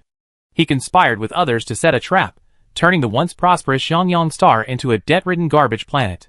Fortunately, Xiaowu had no feelings for the original owner's parents. Otherwise, Qiuji would have been the kind of person she would have disregarded moral constraints and stabbed directly at, her father's killer. Because Xiaowu had no feelings for the original owner, her plan was to pay off the debts first before seeking revenge. After all, Qiuji wasn't the real instigator. She needed to find the mastermind behind Qiuji. Of course, Xiaowu's true intention wasn't revenge. She simply wanted to live more comfortably in this world. With a wolf lurking in the shadows, constantly trying to bite her, how could she live comfortably? At the meeting, Xiaowu discussed many things with several people: the recent financial situation, the city's security issues, and diplomatic issues with other planets. Xiangyang Star is remote and isolated. Its assets are so small that even the top 10 richest people on Earth couldn't compare. It's practically irrelevant at the Interstellar Alliance meeting. Therefore, even if they wanted to engage in diplomacy, they couldn't. The main issue right now is ensuring the city's security. Xia Wu instructed Lei Tu to inspect the mechs and to calculate how many new mechs to buy, explaining this to Tan Lung. She would then personally fund the purchase. Although the mechs are expensive and their debt is high, during the meeting with Xia Wu, they all felt that billions in debt wasn't a problem. They could spend money whenever they wanted. At that moment, they didn't know if it was the gems that gave them courage, or Xia Wu herself. The meeting lasted 4 hours. After it ended, Xia Wu came out of the meeting room, where Ling Han was waiting at the door. "Hey!" The minor hamster jumped energetically from Ling Han's arms into Xia Wu's. Xia Wu rubbed its little head and asked, "You've been waiting a long time. How many gems did you dig up after I left?" 5. Ling Han presented 5 rough gems, and Lei Tu told him to put them in the basket. Looking at the dozen or so rough gems in the basket, Tan Ling asked, "Miss, are these the rough gems you're going to buy on the Starnet later?" "I'm not selling them today, I'm keeping them for now," Xia Wu said. "I checked these past 2 days, and found that the reason rough gems are valuable here is because natural gems are becoming increasingly scarce, so scarcity drives up prices. Yesterday I sold over 30 rough gems in one go. Although it's not a lot, to ensure market scarcity, I sold the rarer and more valuable rough gems first, to avoid the rough gem market becoming saturated and driving down prices. This is why Xia Wu didn't immediately go to manager Lu of KNG Jewelry when she had new rough gems. Yesterday, KNG Jewelry bought over 20 rough gemstones, meaning they'd be in stock for at least the next 2 months. Going to them now might result in a significantly lower price. Besides, aside from the rare ruby, the remaining dozen or so small, medium-quality stones are priced around 70,000 to 80,000 yuan. Xia Wu didn't want to waste time and money on such a small amount. After parting ways with the others, Xia Wu went home for lunch and then continued working on the 5 large holes in the shops. The city's garbage had been mostly cleared, but not even half of the holes had been filled. Xia Wu didn't plan to continue filling them with garbage. He should dig some soil to backfill them. Filling a hole would require a lot of soil, but where was he going to dig that soil? Xia Wu found Lei Tu again and told him about her predicament. Parker, sitting nearby, said, "Miss, filling it with just mud will be too much trouble. Why don't we fill it with stones first, and then fill it with mud later? There used to be a river to the east of the city, but 7 years ago, insects dug down a corner of the mountain, changing the river's course. Now there's no water there, and a lot of stones that were originally hidden under the riverbed are now exposed." Xia Wu's eyes lit up at this suggestion. Filling the pit with stones is indeed a good idea. Let's go take a look. Wait, miss, you can't go. Lei Tu blocked Xia Wu's path with his long arm. Xia Wu looked at him in confusion. Why can't I go? Although it's close to the city, insects occasionally roam around there. We can just go and move the stones back. You can't go, it's too dangerous. Lei Tu still had some loyalty to Xia Wu, so he was the first to object when he heard that Xia Wu wanted to go to a dangerous place. Xia Wu had never seen what the insects threatening this planet looked like, and upon hearing Lei Tu say that they occasionally appeared over there, he immediately became curious. It's alright, let's observe from a distance first, and see how many stones are in that dried-up riverbed. Lei Tu finally gave in to Xia Wu's insistence, and agreed to let him go check. Before setting off, Lei Tu arranged for all the mech soldiers except those guarding the city to be deployed to accompany Xia Wu to the riverbed to examine the stones. Protected by more than 30 mechs, Xia Wu arrived at the riverbed some distance from the city. The riverbed hadn't been nourished by water for 7 years, and the stones at the bottom were all exposed to the air. Although the distance was considerable, the height of the riverbed indicated that this river had once been very wide. Xia Wu looked towards the end of the riverbed. The distant mountain seemed to have been slashed open by a knife, lying across the upper reaches of the river. Young miss, we're lucky. There are no insects wandering around here today, Lei Tu said. Xia Wu nodded slightly. Since there are no insects, let's get closer. Lei Tu hesitated. Young miss, didn't you say we should observe from afar? We can't see how many stones there are in the riverbed from this distance. We can see much better if we get closer. Over the years, the riverbed has accumulated a lot of silt and sand, making stones relatively rare. Therefore, Xia Wu needed to get closer to check how many stones the riverbed, abandoned for 7 years, actually had, and whether it was enough. Young miss, we can only get a little closer. Just because there are no insects now doesn't mean there won't be any later, Lei Tu said. Xia Wu gave an okay sign, no problem. As they approached the riverbed, Lei Tu explained to Xia Wu, I heard my father say that this river used to be extremely murky and had a rapid current. The main reason was that many insects fed on this river. These insects lived in burrows, and during their breeding season, they would dig a burrow about a meter deep in the mountains. While digging, they would throw the large rocks they unearthed into the river, causing the riverbanks and riverbed to be covered in rocks. That particular rock was pushed out after they dug it out, and because of it, the mountain collapsed. Lei Tu pointed to a large rock, resembling a small hill, not far away. Xiaowu looked in the direction he pointed, wanting to see if the rock the insects had dug out was valuable. Xiaowu used his skill, appraisal. Type, jadeite. Value, 1.5 billion. Chapter 21. Xiaowu counted the zeros on the stone many times, still finding it hard to believe that this seemingly ordinary stone was worth 1.5 billion. In her original world, Xiaowu knew that a top-grade imperial-level icy jadeite could be worth over 200 million, but she couldn't understand why a stone could be priced so high. And in this world, who was driving up the prices of jade and gemstones so high? Xiaowu quickly recovered from the shock of the 1.5 billion figure. She opened the information window and checked the map. The map marked this area as having abundant mineral resources. With curiosity, Xiaowu said, "Let's get closer and take a look." "Young miss." "It's all right, let's get closer." Xiaowu's tone was firm, and Lei Tu couldn't disobey her, allowing everyone to approach the riverbed. Upon reaching the riverbed, Xiaowu jumped off the mecha's shoulder, picked up a stone, and used the appraisal function. The resulting number once again astonished her. Not a single stone in this riverbed is worth less than 10,000. Diamonds require miners and hamsters to dig them out, but these stones were all dug out by insects. They don't need to laboriously dig from deep within the earth. They can just pick them up with a basket. Xiangyang's star is somewhat absurd. It's overflowing with gems and jade. Money is everywhere. But Xiaowu is certain of one thing. The guy secretly plotting against the Xia family doesn't know about these jade stones. If he did, jade worth 1.5 billion wouldn't be displayed so openly. "Captain Lei Tu, is there any way we can move that large rock back to the city?" Xiaowu asked, looking at the large rock not far away. Lei Tu frowned slightly and suggested, "Miss, that rock is bigger than the cave entrance. Moving it back won't fill the cave. Don't fill the hole, put it in my yard." The Xia family were the rulers of the planet. Their house was quite large, and the large rock was more than enough for their yard. A rock worth 1.5 billion was better kept close at hand for peace of mind. Lei Tu couldn't discern the rock's value, but Xiaowu wanted it, so he nodded. "I send a machine to transport the rock to your house in a bit." "Okay, and help me take some more rocks back." Xiaowu selected the more valuable jade stones from the riverbed. A piece of jade much smaller than a gemstone was priced the same. The river was long and fast. Thanks to the insects' efforts, the riverbed was full of rocks. Xiaowu felt that just this river alone could easily pay off his 10 billion debt, and he even have extra money to do other things. With Lei Tu and the others' help, Xiaowu collected over 30 kilograms of rocks and took them home.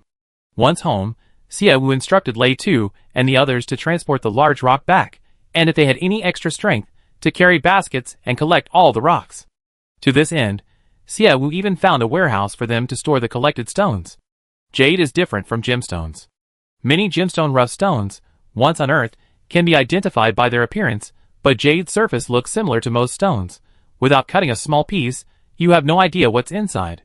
Lei Tu had no idea what value the stones from the riverbank held, but Xiaowu required them to obey. Xiaowu had watched many videos showing that to sell jade, a small opening needed to be cut into the stone, so the buyer could see what it looked like. The Xia family had no experience selling jade, so they didn't have cutting machines or anything like that. Xiaowu had Lily find him an empty room in the house. She bought a top-of-the-line StarNet connection terminal and moved it to the empty room. After connecting the new StarNet terminal, she bought a jade cutting machine, a desk, bookshelves, and other items. She arranged the jade she had collected on the shelves, making everything resemble a workshop. Xiaowu then contacted the jade cutting machine vendor and asked for a user manual. After receiving the manual, Xiaowu diligently studied how to use the jade cutting machine. Xiaowu immersed herself in her studies, unaware that it had gotten dark outside. Tanlong arrived at the Xia family home with documents. Led by Lily, she arrived at Xiaowu's workshop. Seeing Ling Han guarding the door, she asked, "What is Miss doing?" "Studying stones." "Stones? Did you find new gems this afternoon?" Hearing stones, Tanlong instinctively assumed it meant gems. Ling Han gently shook her head.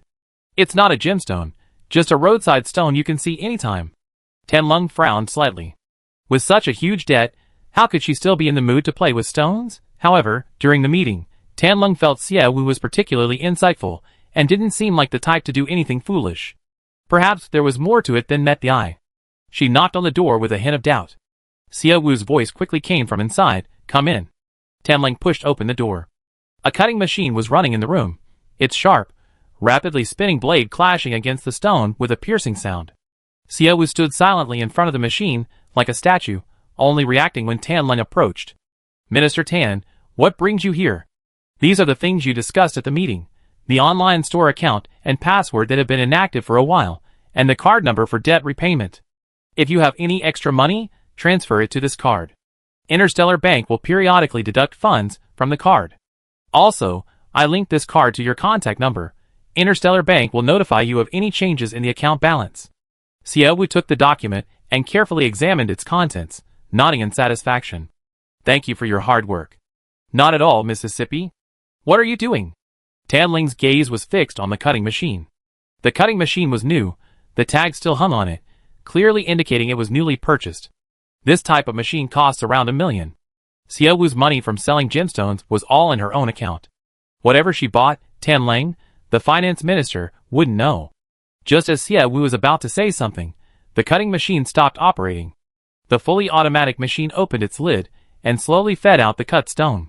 Only a corner of the stone was cut open, revealing that what appeared to be an ordinary stone was actually purple inside. The stone was crystal clear, without any impurities. Jade. Jade is an extremely expensive luxury item in the interstellar world.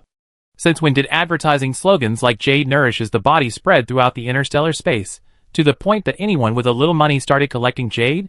Jade is extremely fragile. A slight bump can cause cracks or even break it completely. Jade has been popular in this interstellar space for thousands of years. Many planets have long since exhausted their jade reserves, resulting in a situation where jade is now scarce and expensive. People seem to have a particular fondness for rarity. The rarer the jade, the more sought after it becomes. Over the years, jade prices have only risen, never fallen. Because of its high popularity, Tianlong, who has also studied jade, noted that Xie Wu's piece of purple jade is a rare type, with few inclusions, a vibrant color, and a near-glassy texture, clearly a high-grade jade. A single bracelet made from this near-glassy jade could probably fetch $1 million. But this stone could be made into more than 5 bracelets. Chapter 22. Minister Tan, how much do you think this stone is worth? Seeing Tianlong's gaze fixed on the jade, Xie Wu asked. Tianlong thought Xie Wu was testing her judgment. After a moment's hesitation, she gave a price. 3 million? After speaking, Tianlong looked at Xie Wu uncertainly. Xie Wu was stunned by the number. That valuable? The skill appraisal had given her a price of 800,000, which Xie Wu thought was already high enough. She hadn't expected Tianlong to offer even more. This is a rare piece of jade, almost glass type. Its color is beautiful, and its texture is delicate. A bracelet made from this jade alone could sell for around $1 million, Tianlong stated her opinion. Seeing Xie Wu say her price was too high, she instantly realized Xie Wu didn't understand jade prices at all. Xie Wu indeed didn't understand jade. Although she had met many high society people before, seeing them wearing designer watches, jade, diamonds, and the like, she would sometimes investigate the prices of those luxury items, even if it was just to curry favor with clients. Every time she saw a price, she wanted to ask, why is it so expensive? But never considered, why is it so expensive? She only had a superficial understanding of luxury goods, never the story behind their high price. In this world, she also determined the price of all jade and gemstones through her skill appraisal. However, the people of this world's pursuit of jade and gemstones far exceeded the value derived from skill appraisal. This piece of jade should be able to make more than 1 bracelet, Xie Wu guessed, examining the jade in her hand. I'm only judging based on the current cut surface. From what we see on this surface, it's enough to make 3 bracelets. But if we cut another piece here, and the quality of the other side isn't as high as this one, then the bracelets made from that side will be several times more expensive than those made from this side. In the Hyang star system, many people enjoy gambling on jade stones. Some stones may appear uniform on the surface.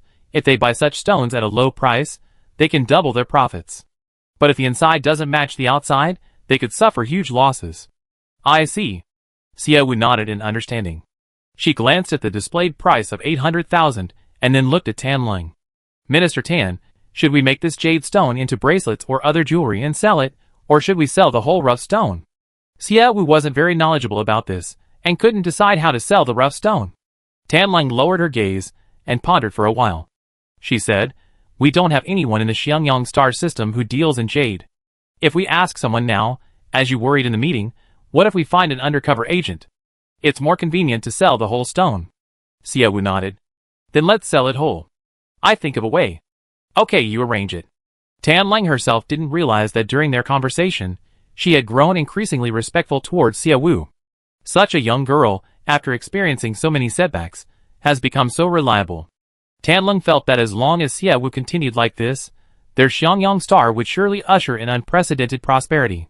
Before leaving, Xiaowu gave Tanling a few more instructions, which Tanling noted down before departing.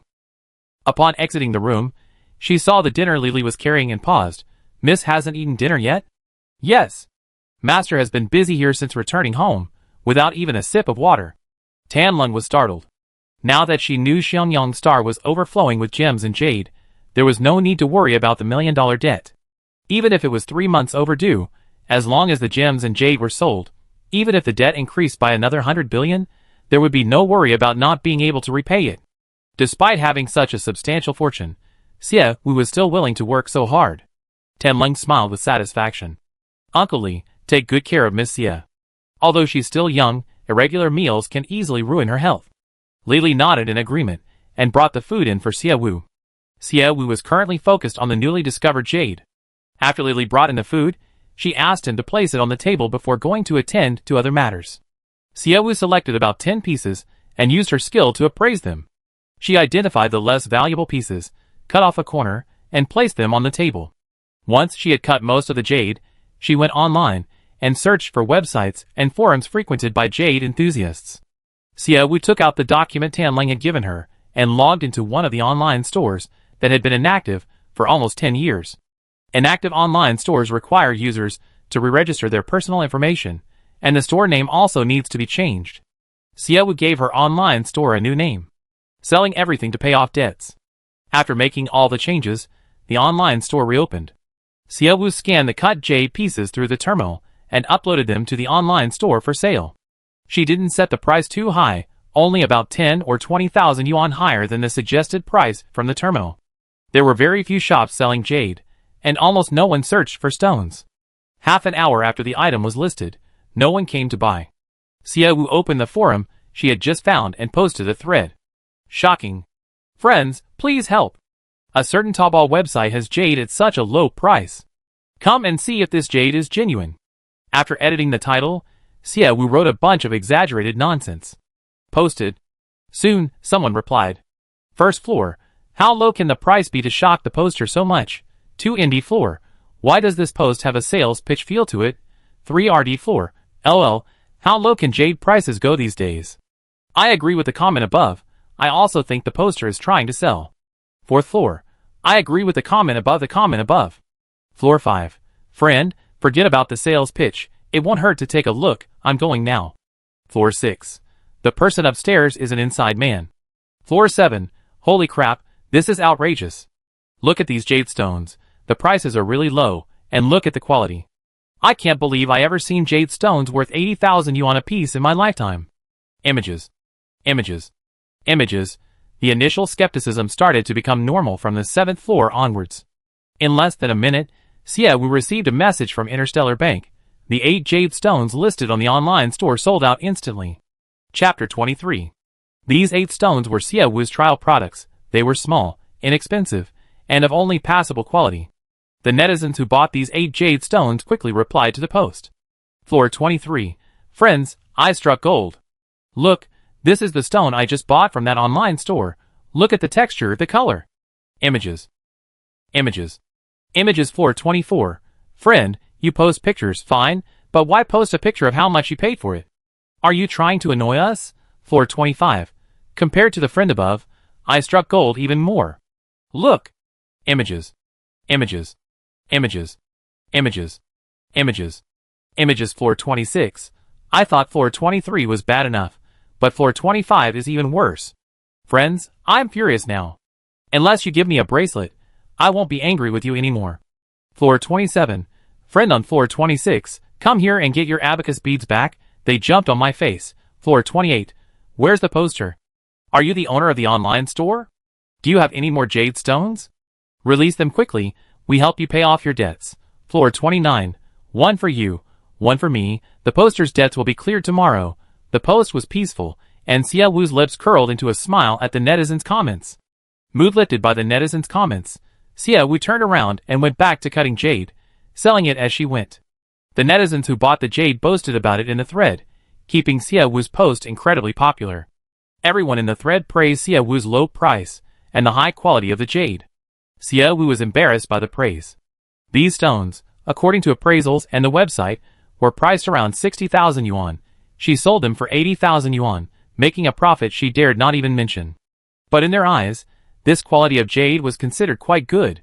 The post's high popularity quickly attracted more netizens drawn in by the title, and newcomers joined the jade buying frenzy after seeing the replies. After selling 20 pieces, Xia Wu suddenly remembered Manager Liu from KNG Jewelry. She thought for a moment, and then called him. Manager Liu had Xia Wu's number on his special contact list, and the call was answered in less than 2 seconds. Good morning, Miss Wu Wu. Wait, is it morning there? Xia Wu looked up at the dark sky outside the window and smiled in response. Yes, good morning, Manager Liu. Miss Wu Wu, it's rare for you to call. Do you have any new rough gemstones? Manager Liu's voice was full of anticipation. Xia Wu's gaze fell on the rough gemstones lying in the basket, a slight smile playing on her lips.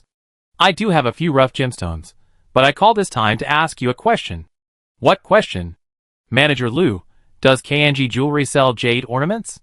Of course we do. We have both gemstones and jade ornaments. Miss Wu, would you like to buy some jade ornaments? If so, I can give you an employee price. Xia Wu smiled. I'm currently selling rough gemstones to pay off debts, so I don't have extra money to buy jade ornaments. A friend of mine is having some difficulties lately, and she happens to have a few pieces of collector-grade jade. I was wondering if you would buy them. She wondered if KNG Jewelry had any connection with her enemy. The other party was unaware that Xiangyang Star was not only full of gemstones, but also jade. If she knew there was jade everywhere, she wondered if they would resort to even dirtier methods. To get through this period of debt repayment smoothly, Xia Wu would even keep small things like greetings to Manager Liu, with whom she was cooperating, a secret. I don't handle jade, but I can recommend that colleagues' contact number to your friends so they can negotiate themselves. Manager Liu's tone was uninteresting. Jade wasn't under his jurisdiction, and besides, he didn't have a good relationship with the guy in charge of jade acquisition. He was only offering to recommend her out of respect for Xia Wu. My friend is a bit introverted. She registered an online store called Radiant Colors on Happy Taotao. She's already listing her jade there. You can ask your colleague to search there directly. Oh, and my friend also has a few rough gemstones. Manager Liu, you can check if her rough gemstones meet your standards. During the conversation with Manager Liu, Xia Wu logged into another online store account that Tianling had given her. She had already gone through the store activation process once before, so this second time was incredibly smooth. After speaking with Manager Liu, the raw jade and gemstones were already being put out to market. Since it was a collaboration with a large company, Xia Wu priced all the products slightly higher.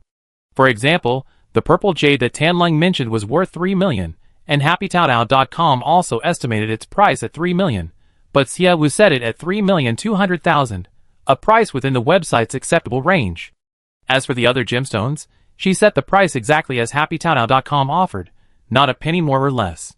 Upon hearing Xia Wu say that raw gemstones were already available for sale, Manager Liu immediately opened the Starnet to search for Xia Wu's store name. This online store could only be described as rudimentary. The shop was a 3D flat image.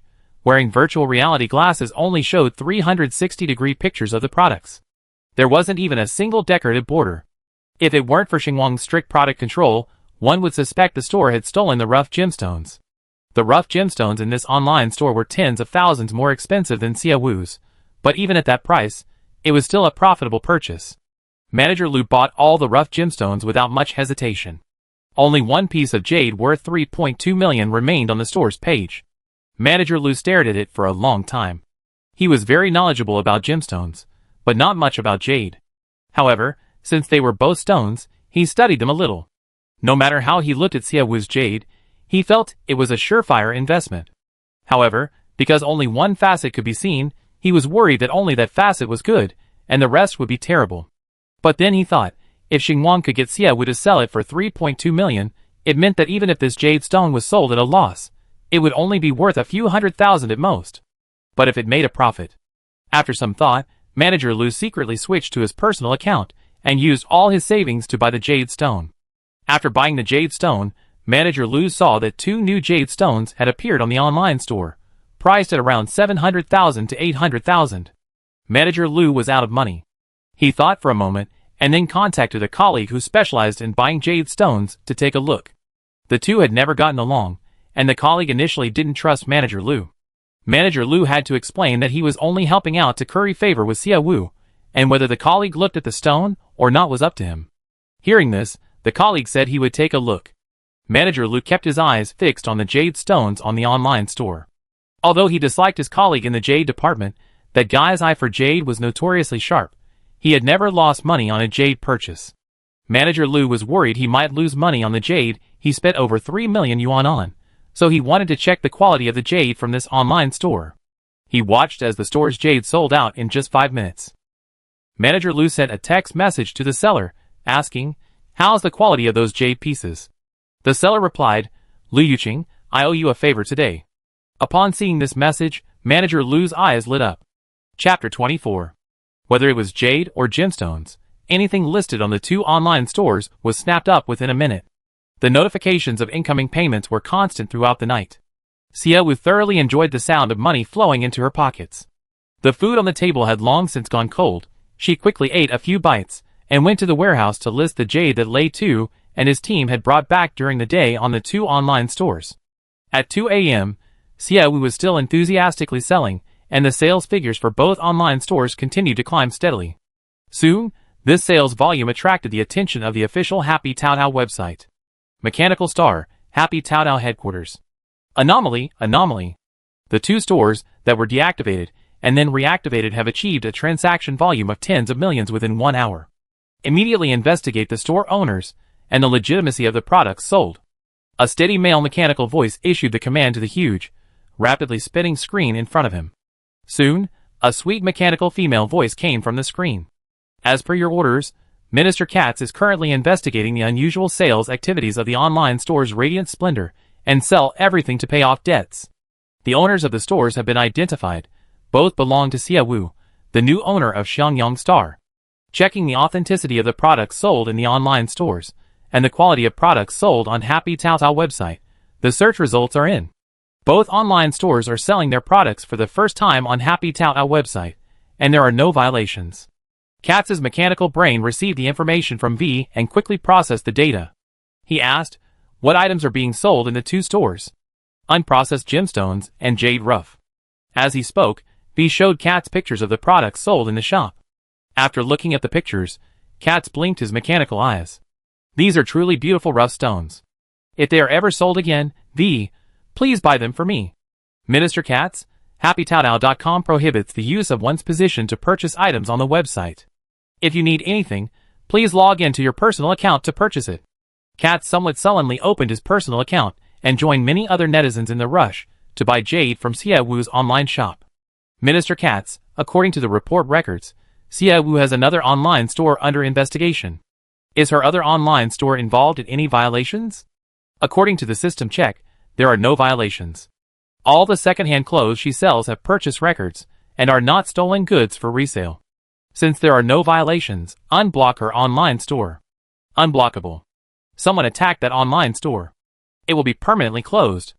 Who dares to mess with HappyTaotao.com, managed by Mechanical Star?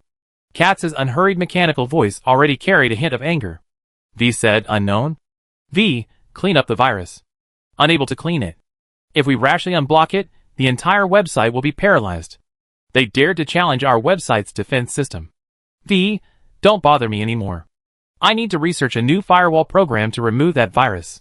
Yes, Minister Katz. In the room, the robot and the system resumed their respective tasks. Xia Wu was having a great time selling things in her online store. After 3 hours of work, the balance on her card had unknowingly reached 100 million. Startled, the staff at the Interstellar Bank called again to inquire if she needed to handle any business. Still owing a considerable amount of money to pay off her debts, Xia Wu declined their offer and continued her cheerful sales. Just as she hung up the phone, there was a gentle knock on the door. Come in. Ling Han pushed open the door, stood in the doorway, and looking at Xiaowu, whose face showed no signs of sleepiness, reminded her, Master, it's already 3 in the morning. You should rest. 3 o'clock? How time flies. Just as she finished speaking, an information panel popped up beside Ling Han. Ling Han's loyalty to you has increased by 5 points. Xiaowu was full of questions, not understanding why Ling Han's loyalty had increased. She hadn't done anything. Ling Han, do you like seeing me work overtime? Xiaowu asked. Ling Han paused, a small question mark appearing in his mind. Master, if you work overtime, it means I work overtime too. Why should I like you working overtime? If she didn't like it, then why did her loyalty suddenly increase? She didn't understand. This was strange. Master, please rest early for your health, Ling Han reminded her again. Xiaowu glanced at the time. It was indeed very late. Although selling stones was great, she needed to rest. Only with good health could she sell more stones. She opened the forum and replied to a post. Post number 768. Friends, that's all, time to go home. I'm going out to dig for stones for you guys now. Post number 769. The poster is indeed a shop owner. Boss, dig up more. Post number 770. Boss, if you add new J to your shop, you must post it on the forum. I support you.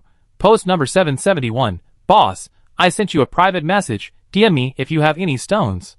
Post number 772. Demang is too much. Boss, I also sent you my contact number via private message. Remember to contact me. In the post, netizens all wanted to buy Xiaowu stones. Xiaowu ignored them, closed the StarNet app, and logged out. She stretched wearily and leaned back in her chair. Not selling anything for a moment felt like a taut nerve suddenly relaxing, and fatigue washed over her like a tide. Xiaowu leaned back in her chair, squinting her eyes. She felt like she could fall asleep right now.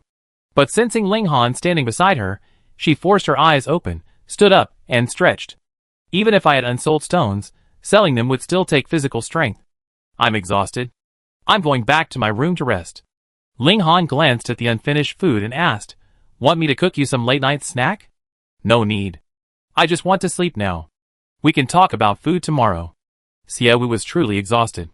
Back in her room, she didn't even have time to shower, collapsing onto the bed covered in mud and dust. Xiaoji didn't sleep well. At 7 in the morning, he called Xiaowu. As soon as Xiaowu answered, Xiaoji yelled, Xiaowu, what do you mean? No one is allowed to enter Xiangyang Star without your permission. You're a creditor, not my father. Even if you were my father, you have to listen to me on my turf. Get lost. Don't call me unless it's important. Before Xiaoji could finish speaking, Xiaowu retorted with a single sentence and hung up. Hearing the busy tone on the other end, Xiaoji's breathing became rapid with anger. Chapter 25. Hey! Xiaowu! Xiaowu! She actually hung up on me. That brat is so rude and arrogant. Xiaoji couldn't help but curse. At this moment, a strange middle-aged male voice, accompanied by a light laugh, rang out. Xiaowu refuses to communicate with you. Hearing the voice, Xiaoji remembered there was someone else in the room. He suppressed his rage and put on a fawning smile, looking at the mysterious man below his projection screen, whose camera only showed his neck and below. Yes, Mr. J, that brat Xiaowu didn't even listen to what I was saying before she yelled at me and hung up. That's always been her personality. I just didn't expect her to pick herself up so quickly. Yes, Mr. J, her online store sold 30 rough gemstones one day. Did she also discover that rough gemstones are everywhere on Xiangyang Star, which is why she felt so confident talking to us like that? Keep a close eye on her recently. See if she hires a large mining team or buys various mining machines. As long as she hires people to mine ore, I have ways to turn her gemstones into worthless rubble. Okay, I definitely keep a close eye on her. Xiaoji rubbed his hands together, looking at the man in front of him obsequiously. 2 years ago, his company was facing bankruptcy when the man suddenly came to his door to acquire it, then asked him to set a trap for Xiaoyu. Xiaoji only wanted to make money. He knew the man didn't trust him. Every meeting was via video chat, and the man had never shown his face. But none of that mattered, since the man offered more money. In fact, he was willing to share 1 billion of the 10 billion the Xia family owed. With such a generous employer, Xiaoji was willing to use any means to curry favor with him. Now, back to Xiangyangxing. Xiaowu was woken up by Xiaoji's phone call. Completely wide awake, she got up and went to her newly built studio to work on making money. As she reached the lobby, she heard the maid, Shiyu's, Excited voice, Aunt Xia, look. This is the new dress I finished last night. Isn't it beautiful? Not bad, not bad. You little rascal, you're so skillful. The stitching is really nice. Looking at Shiryu's new dress, Li Xia praised her generously. Xia Wu also looked at Shiryu's dress. It was a gradient dress. Although the style was simple, it was custom-made, with a very good cut that concealed Shiryu's figure flaws and accentuated her strengths. Regardless of whether clothes are pretty or not, the most important thing is that they suit your figure and temperament. It's not that anyone who's beautiful will look good in a burlap sack. Some clothes can make even a beautiful woman look like a country bumpkin. Xia Wu was pleased that Shiryu had her own ideas about making clothes, and she joined their conversation. Shiryu, so you can sew clothes too? Master? Shiryu was startled by Xia Wu's voice.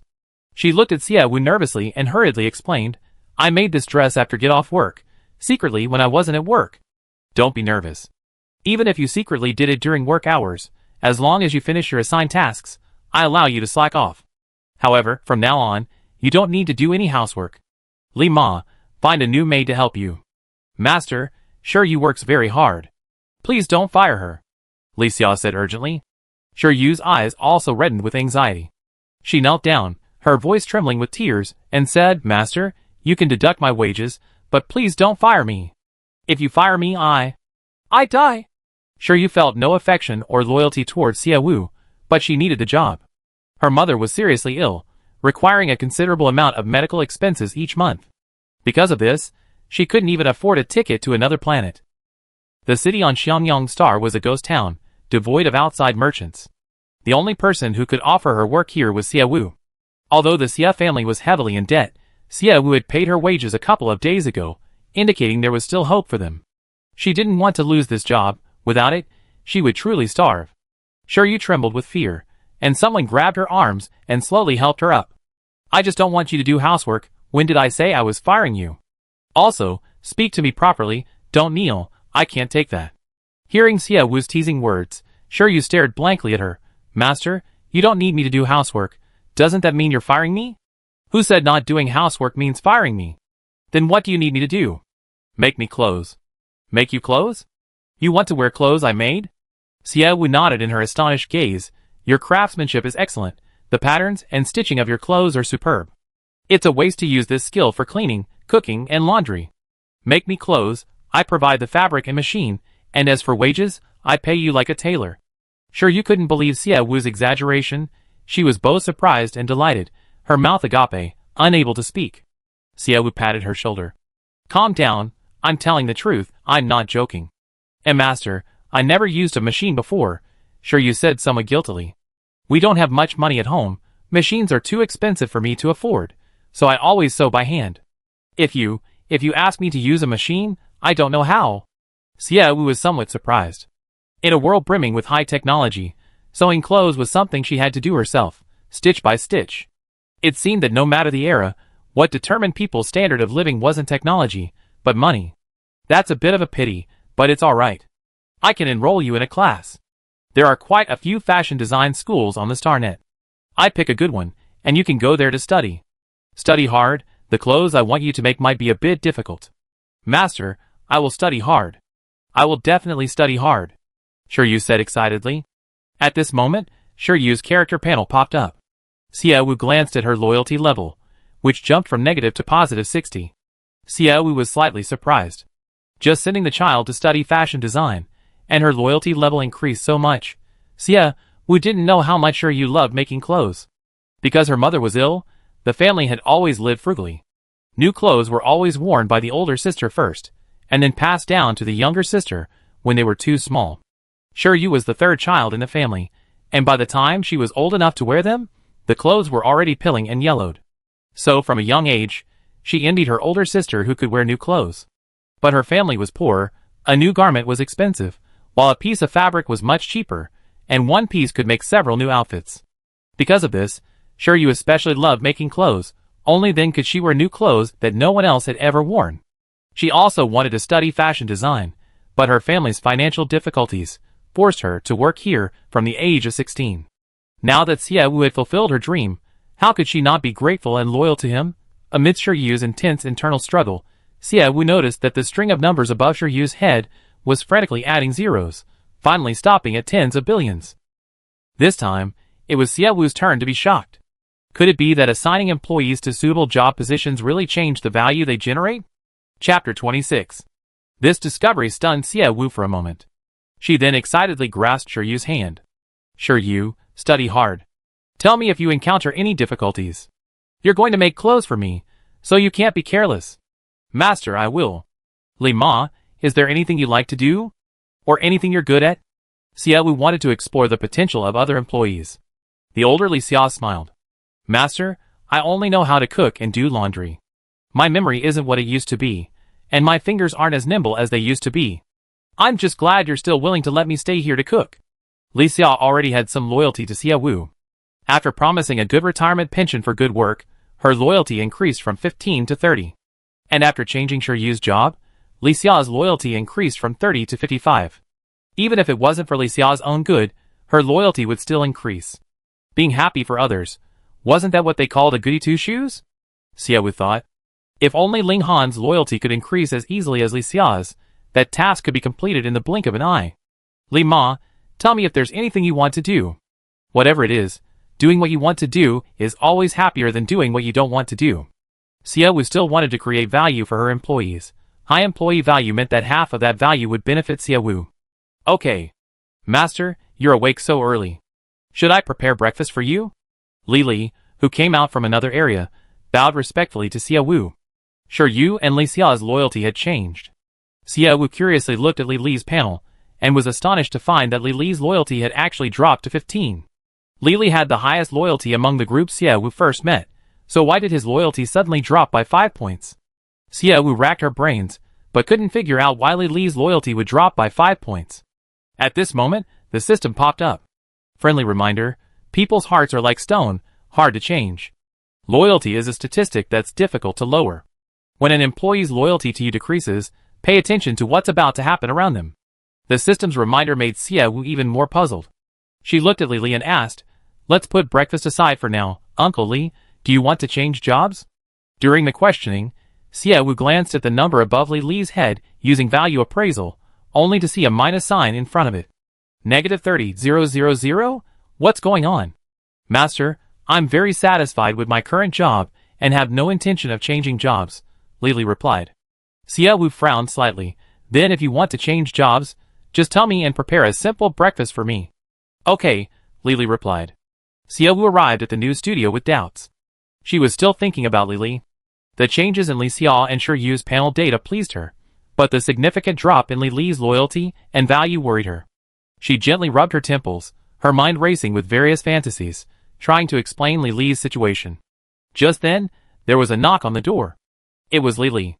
He stood in the doorway and respectfully said, Master, Captain Lei 2 has arrived. They brought a large stone, and said you agreed to place it in the backyard. Yes, have them place the stone in the backyard. Also, tell Captain Lei 2 to send 5 more men to the river to retrieve stones. Yes. Li received the order and turned to leave. Before he could close the door, a small figure carrying a pickaxe rushed in. Ling Han followed behind and said to Li, I closed the door. Li smiled slightly at him, said nothing, and went to attend to Xiaowu's conversation. The minor hamster, who had sneaked in earlier, ran up to Xiaowu, put his hands on his hips, and said smugly, Hey. Xiaowu saw the little guy and smiled. Charged, going to work? Hey. Ling Han, you take this little guy out to mine or I'm staying home today, not going anywhere. Xiaowu still had a lot to do today. Find a fashion design class for Shiryu on the StarNet, continue selling the jade he had collected, and most importantly the auction. Xiaowu listed 15 rough gemstones at the auction house. She wanted to check out the auction house's reputation. This would determine whether she should get a membership card. Li Zhang said the auction started at 7 p.m. on Saturday, but that was Blue Star time. 6 p.m. on Blue Star was 2 p.m. on Xiangyang Star. Xiaowu planned to finish her tasks as quickly as possible and go to the auction at 2 p.m. Leaving Ling Han and the minor hamster busy, Xiaowu opened the Star Network to help Shiryu find courses. Halfway through, Shiryu brought in breakfast. Xiaowu asked her to stay and help her choose courses. Looking at the high-tech Star Network, Shiryu was momentarily at a loss. Seeing her embarrassment, Xiaowu asked, Don't you have a Star Network connection terminal at home? Yes, Shiryu answered shyly. Xiaowu pondered for a moment and said, I will buy you a new StarNet connection terminal. However, to prevent you from becoming addicted to the StarNet world and neglecting your studies after getting the terminal, I will have Uncle Lee arrange a studio for you at home. The StarNet connection terminal and other machines will be kept in the studio and cannot be brought home. At first glance, it seemed like a domineering request, but Shiryu was deeply moved after hearing it, and her loyalty level jumped another 10 points. Master, you're so good to me. I only see your potential, Xiaowu smiled. Everything I'm giving you now is an investment. By the way, I have you sign a new employment contract later. I hope you won't find that contract too unreasonable. Xiaowu had seen many talented people he had nurtured abandon their original companies for better opportunities. Although Shiryu's loyalty level was already at 70, Lily's experience of lowering loyalty levels taught Xiaowu that loyalty could be reduced. At this point, the contract was very useful, ensuring that Xiaowu's investment wouldn't be wasted. Master, whatever you say, I listen to you now, Shiryu said firmly. Xiaowu patted her head. Go talk to Uncle Lee. Find a room you like as your studio. Once you've chosen, come to my place to get the StarNet connection terminal. Do you know how to use the StarNet connection terminal? Yes. I used to play at the StarNet Cafe. That's good. If you encounter anything you don't understand, just ask me. My temper isn't as bad as it used to be. I won't find you annoying, and I won't yell at you for no reason. Xiaowu treated her employee, who could create billions in value, with exceptional kindness. After all, she valued talent. Shiryu had also felt Xiaowu's kindness these past 2 days, and talking to her was much more relaxed than before, not as tense. Xiaowu stuffed a piece of bread into her mouth.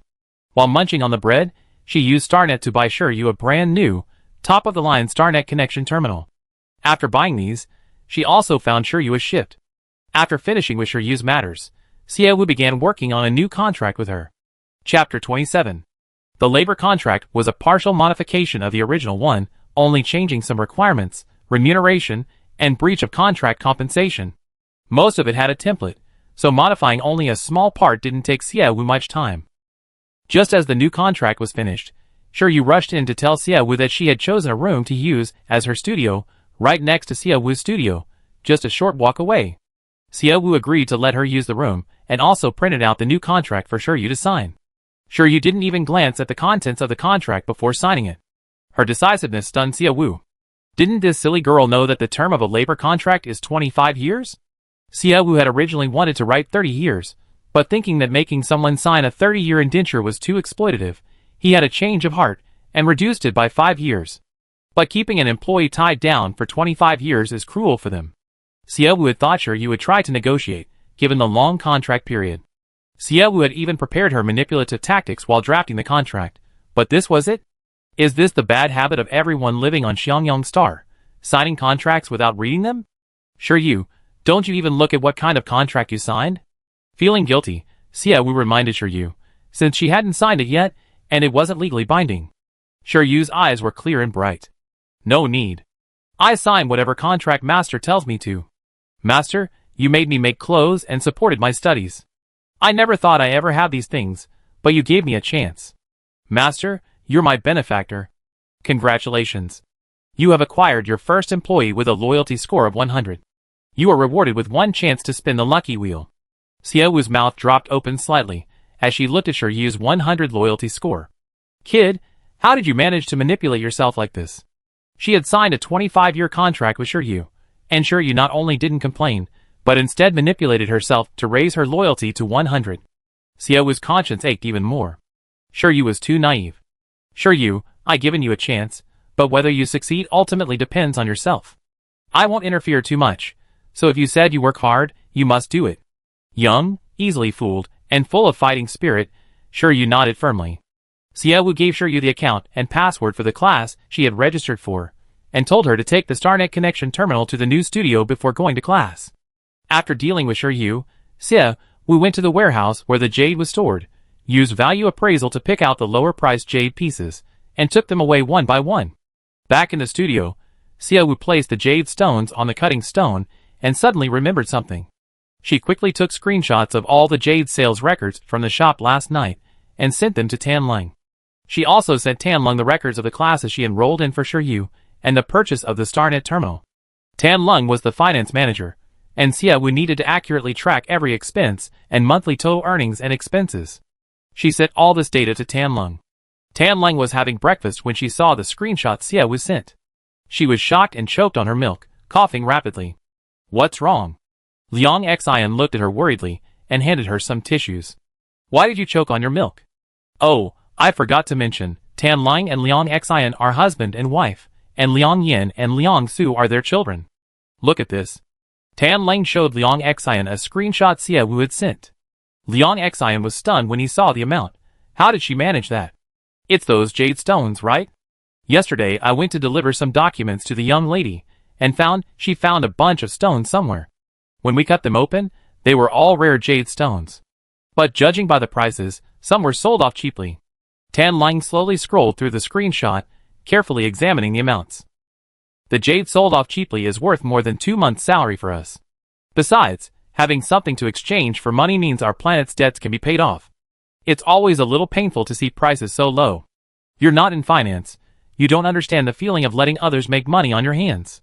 Liang Xian didn't know how to retort to his wife's words, so he remained silent. Xia Wu sent Tan Lang another message. Minister Tan, from now on, bring me the monthly financial statements by the 5th of each month. Liang Xian happened to see the message as well. He said to his 2 sons, You two help your mother today. What kind of work are you assigning me? Tan Lang frowned unhappily. A Su and a Yin are from the Ministry of Foreign Affairs. How can they come to help in my finance department? The Ministry of Foreign Affairs is so busy it's overflowing. You're the only one in your finance department. The young lady has suddenly become very ambitious and is making money, so your workload has increased dramatically. How can you manage?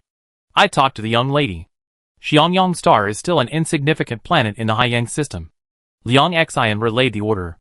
No one is allowed to enter or leave Xiangyang Star without Xia Wu's permission.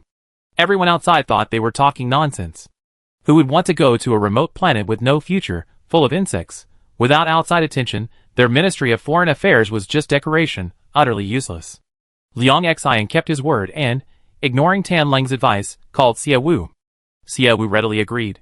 For Xia Wu, as long as she did her job well, doing extra work was allowed.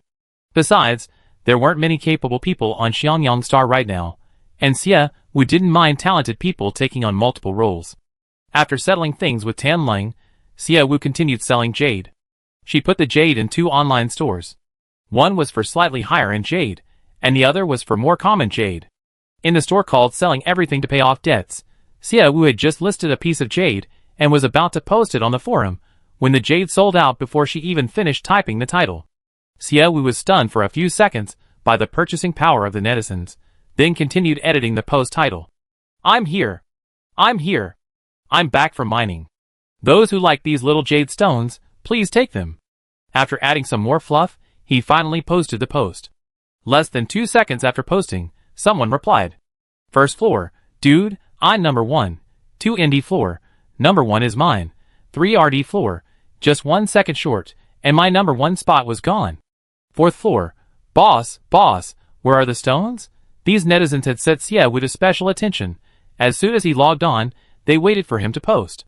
The smart ones went to his online store first, and then returned to the forum. Floor 19, I bought the stone the boss just listed 3 minutes ago.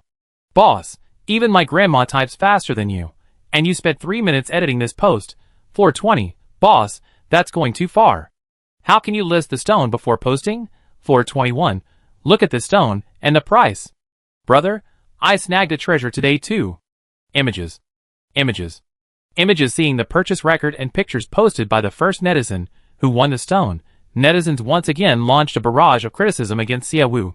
Xia Wu saw these comments and quickly replied. Floor 30. Don't worry, the remaining jade stones are being listed. Chapter 28. After bragging to netizens on the forum, Xia Wu focused on selling jade. She spun around like a top, constantly feeding stones to the machine for cutting, scanning them at the terminal, and then listing them for sale on her online store. On her online store, Radiant Splendor, Xia Wu listed 2 pieces of jade worth 1,000,000 yuan each and was just about to call Lu Yuqing. Before the call even connected, both pieces of jade worth 1,000,000 yuan were sold. Xia Wu checked the purchase record and found that it was the same buyer who had bought the jade worth over 3,000,000 yuan last night. 2 people had bought the jade yesterday. Xia Wu didn't know which one was a purchasing agent from the jade department of KNG Jewelry, and which one was a tourist who had stumbled upon her shop selling jade. But clearly, the other party was very generous, buying a million-yuan piece of jade without hesitation. "Hello, Miss Wu Wu." Lu Yuqing's voice came through the wireless earpiece, and Xia Wu realized that she had made a call. "Good afternoon, Manager Lu. Miss Wu Wu, you called me because you have new jade pieces?" Although Lu Yuqing asked this, he had already bought the 2 million yuan jade pieces Xia Wu had just put on display. Last night, he bought a 3.2 million yuan jade piece from Xia Wu's shop and immediately asked a friend who knew about jade to help him assess it. That jade piece was cut into several pieces. Although only one piece was of excellent quality, the others were of lower quality. But his friend told him that the high-quality side could be made into 3 bracelets, each worth over 1 million yuan. Besides making 3 bracelets, the remaining scraps could be made into small ornaments, and given the quality of the jade, even a small piece could sell for 200,000 yuan. The other pieces, of lower quality, could be made into ornaments or small jewelry, each fetching around 30,000 to 50,000 yuan. Lu Yuqing calculated that, even at the lowest price, he could still make a profit of around 200,000 yuan from this piece of jade. However, no sooner had his friend made 2 bracelets than a customer came in and immediately took a liking to one, buying it for 2.4 million yuan, adding that he would definitely sell the third one to him for 1.2 million yuan. With just 3 bracelets, Lu Yuqing sold them for 3.6 million yuan, not only breaking even, but making a huge profit. Having made his money, Lu Yuqing set Radiant Splendor as a priority shop, immediately switching to his personal account to buy the jade as soon as it appeared online. Lu Yuqing was overjoyed. Seeing Xia Wu's call felt like seeing a god of wealth. He couldn't stop smiling. "Of course we have jade, but my friend asked me to call and ask if you were satisfied with the jade you bought." Xia Wu casually changed the subject. Lu Yuqing couldn't hide his smile. "Miss Wu, to tell you the truth, my relationship with that guy in the jade department was terrible. So bad that we wouldn't even glance at each other if we were in the same elevator. Yesterday, I introduced him to your friend's online store to buy jade, and he told me he owed me a favor. Today at work, I saw him, and he even greeted me. My colleagues around me, seeing how much our relationship had improved, thought they'd seen a ghost." Hearing Lu Yuqing's teasing tone, Xia Wu couldn't help but laugh too. "I didn't expect that a few pieces of jade could improve Manager Lu's relationship with his colleagues. If I told my friend, she'd be very happy." "Sigh, what improvement? It's all about interests. In the company, relationships are good with anyone who benefits you. But friendly coexistence is always better than hostility. At least the guy will let me know if he has any news about rough gemstones in the future. In short, I hope you're happy with your purchases. My friend doesn't know much about jade, she just priced it according to the website's prices. She felt she was overcharging and was worried you'd be ripped off, so she asked me to inquire." Xia Wu continued to embellish the persona of her fictional friend. Lu Yuqing laughed upon hearing this. "The price is indeed a bit high, but it's a matter of making more or less profit. My colleague is making money for the company. If she makes less, that's the company's business, as long as we don't lose money." "That's good. I tell my friend to continue listing jade on that online store." Okay, Miss Wu Wu, don't forget about the rough gemstones. If I buy fewer rough gemstones, my sales will be surpassed by the other side," Lu Yuqing joked. Xia Wu smiled and replied, "Okay, I have the employees work hard to dig for raw stones. By the way, Manager Lu, my original online store was reported and shut down. I open a new account in store. I send you the store name when I have raw stones." "Okay, Miss Wu, I look forward to your good news." After exchanging a few more pleasantries with Lu Yuqing, Xia Wu hung up the phone. The jade in the online store was sold out. Xia Wu stretched and noticed that it was already 1:30 p.m. There was a knock on the studio door, and Lily walked in carrying lunch. "Master, you forgot lunchtime again. Eat something before you get back to work." After placing the lunch on the table, Lily suddenly took a step back and coughed lightly, looking unwell. Xia Wu could tell he was trying hard to suppress the cough, but ultimately couldn't hold it in. "Uncle Li, are you feeling unwell?" "It's nothing, just a bit of a cough." "Uncle Li, if you're not feeling well, go and rest for a while. Just have Aunt Li bring me my meal. Xiao Yu is studying right now, and Aunt Li is doing all the cleaning and cooking by herself. As the housekeeper, I have some free time, so I help her with some things. It's no trouble at all." Lily gave a faint, gentle, and kind smile, as if to tell Xia Wu that he could do what he could. Lily had been working for the Xia family since he was an adult, serving them for many years, even longer than Xia Yu. Xia Wu, possessing the virtues of respecting the elderly and caring for the young, looked at Lily, whose temples were streaked with gray, and said with concern, "Uncle Lee, see if there are any hard-working children in town. Hire a couple to help you and Aunt Lee. You've been with the Xie family for so many years. It's time you enjoyed your retirement." "What retirement?" Li smiled. "Serving my master is my blessing." As if thinking of something, Li's face darkened, revealing a hint of sadness. "If that accident hadn't happened, young master, you would have grown up in the Xie family, and I could have watched you grow up." Xie Wu's lips curled slightly.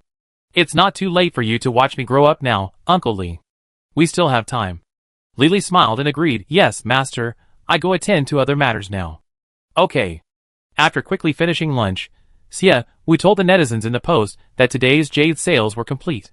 Xie Wu logged out of the website forum, but the discussion on the post continued to rise. Xie Wu put on his virtual reality glasses and entered the auction house. 10 minutes before the auction, the virtual auction hall was already packed with people. But this was the StarNet. Even surrounded by crowds, there was no feeling of congestion. Amidst the throng, Xie Wu's message board buzzed. "Li Zhang, Miss Wu Wu, the auction is about to start. Are you here yet?" Wu Wu happily replied, "Yes." "Li Zhang, Miss Wu Wu, I have great news for you. Many wealthy people from the Mechanical Star have come to today's auction." Chapter 29. Xie Wu knew something about the machine planet from the original owner's memories. 3,000 years ago, the father of intelligent machines, Sidley, conducted research on intelligent machines on the machine planet. Before his death, he created a highly intelligent robot. Because his planet was rich in iron or in other minerals, forests and water resources were extremely scarce, and the sun was intense. This living environment would be a nightmare for any race in the Haiyang system, but for robots that only needed oil and solar energy, the machine planet was their dream home.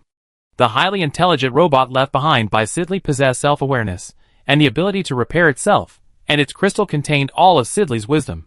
The surviving robots, in order to survive, used these technologies to create one highly intelligent robot after another. Over thousands of years of evolution, the robots began to develop self-awareness, becoming independent individuals, and were recognized by the Interstellar Alliance as interstellar citizens of the Haiyang system, and were renamed intelligent machines. Here, there's no need to worry about the androids turning against humanity and slaughtering us like in science fiction movies. On the contrary, they are filled with love for humans and all living beings. The androids on Machine Planet number only a little over 1,000, and they possess the most advanced technology in the Haiyang system. For example, the StarNet that everyone uses was created by the androids of Machine Planet, and the most famous website on the StarNet, Happy Tao Tao, is also one of their masterpieces. Besides building virtual worlds, the androids of Machine Planet also create many things in the real world. For example, weapons and mechs, as well as the now discontinued minor hamsters, were all researched and developed by them. The AIs have mastered the technological tree of the Haiyang star system. Their creations bring convenience to people, and also make them incredibly wealthy. To put it bluntly, every AI on the mechanical planet is worth hundreds of billions. These AIs, who don't need to eat and can survive solely on the sun, have so much money they practically don't know where to spend it. Then one day, an AI brought out sparkling diamonds and brightly colored jade. Perhaps because the iron and steel in their bodies were once stone, they have a deep obsession with raw gemstones. Why are the prices of gemstones and jade always high? It's because these AIs have driven them up. Recalling these events, Xie Wu gained a deeper understanding of this world's worldview. The AIs are the wealthiest people in the Haiyang star system. Even the 10 richest people on Earth pale in comparison. Li Zhang continued to send messages to Xie Wu. "Li Zhang, Miss Wu Wu, is this your first time at an auction and you might not be aware? The AIs on Mechanical Planet are really outrageous. Last time, a gemstone that was clearly only worth 1 million or so, 2 AIs suddenly started fighting over it, driving the price up to 30 million. If I didn't know that lying isn't allowed in AI programming, I would have suspected they were deliberately colluding with the auction house to inflate the price." Li Zhang, "But Miss Wu Wu, last time 2 AIs fought like this, and this time there are more than 20. Your gemstone is of such high quality, I'm afraid they snatch it up and get a good price." From Li Zhang's message, Xie Wu could sense his excitement and joy. She replied, "I also hope my product will fetch a high price, so I can pay off my debts quickly." Li Zhang, "Definitely. Those intelligent machines on the mechanical planet are incredibly wealthy. They spend money like water, and they make money just as fast. If they see a sparkling gem they like, they take out a loan to buy it." Xie Wu didn't dare to have too high hopes. 80% of the gems she brought had starting bids around 500,000, with the most expensive only reaching 3 million. Xia Wu's expectation was to reach 50 million tonight, which would be a huge profit. During her conversation with Li Zhang, the auction finally began. The bustling crowd vanished instantly, replaced by a handsome man in a suit standing on the stage. Good evening, buyers from different planets. Welcome to the 7 p.m. auction in Blue Star Huadu. Tonight's auction features 80 high-quality, legitimately sourced jewelry pieces and rough stones. In tonight's 3-hour auction, we hope you will find the items you desire. Now, the auction begins. Please welcome our auctioneer. The scene changed, and a young, beautiful woman with her hair up, dressed in a smart business suit, walked onto the stage. She looked at the camera with a sweet smile. Good morning, good afternoon, and good evening, everyone. Welcome to the gem auction. Tonight, our first item for auction is a gem necklace made of natural sapphire. This sapphire is the work of master diamond craftsman Luo Feng. As you can see, both its texture and color are top-notch among sapphires. The gem itself is of excellent quality, and master Luo Feng's craftsmanship is the icing on the cake. The starting bid for this gem necklace is 400,000. Please place your bids. After speaking, the beautiful woman gestured for him to proceed. Soon, someone shouted, 500,000. 550,000. 650,000. The price reached 650,000, and then no one else bid. The gemstone necklace in front of them was indeed very well made, but the eye of the mechanical planet could tell that 650,000 was already a high price, and there was no need to continue bidding. This was only the first item up for auction. There was no need to spend too much money on the first item. What if there was something even better later? In the end, the sapphire necklace sold for 650,000. Upon hearing the news, Luo Na excitedly grabbed Luo Feng's sleeve. 650,000. Dad, our necklace actually sold for 650,000. Luo Feng smiled and nodded. That price is reasonable. Not too high, not too low. Dad, this is just one necklace. You made 2 necklaces and a ring from that rough gemstone I bought. We still have another ring coming up. Even if we sell that ring for 200,000, we'd be rolling in it. Luo Feng had studied diamonds for half his life. He knew that selling through acquaintances would likely result in a much lower price due to personal relationships, so he auctioned it off. He was guaranteed to make a profit no matter what. Dad, how about we go find rough gemstones in Taobao, and you can turn them into jewelry?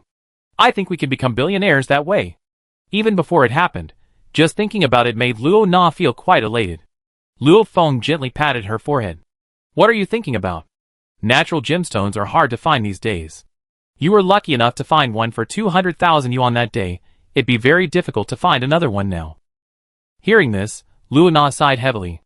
I wonder who reported that online store. If they hadn't, I might have found even more gemstones there. That guy who cuts off my livelihood, don't let me find out who he is, or I definitely beat him up. Chapter 30. The auction proceeded smoothly. Xia Wu's item was registered 2 days before the auction, and she received a relatively late auction number. Tonight's auction mainly featured jewelry already made into ornaments. The highest price achieved so far was 1.5 million, with most items falling between 800,000 and 600,000. When the auction reached the 50th item, Xia Wu was astonished to realize that this rough sapphire was the one she had sold in her online store. When she first acquired rough sapphires, Xia Wu, unaware of their value, had simply listed them for sale online. The most expensive one she ever sold was only around 300,000. This rough sapphire was priced at 300,000. After the auctioneer finished her sales pitch, bids were quickly called. 400,000. 680,000. 800,000. Upon hearing this price, the auction hall fell silent. No one else bid. For a gemstone, with a starting price of 300,000, 880,000 is already a substantial profit, even for a silver member of the auction house. Xia Wu inwardly marveled. Is this the allure of auctions and competition? Items that aren't inherently valuable see their prices rise due to competition, driven by the emotions of those vying for them. And at auctions, the price of rough gemstones is far higher than that of finished jewelry. However, there were more rough gemstones auctioned today than expected. The first rough gemstone initially sold for 880,000, but as the auctioneers discovered similar items in other shops, some wanted to see if there were better ones, so the prices of the subsequent rough gemstones dropped slightly.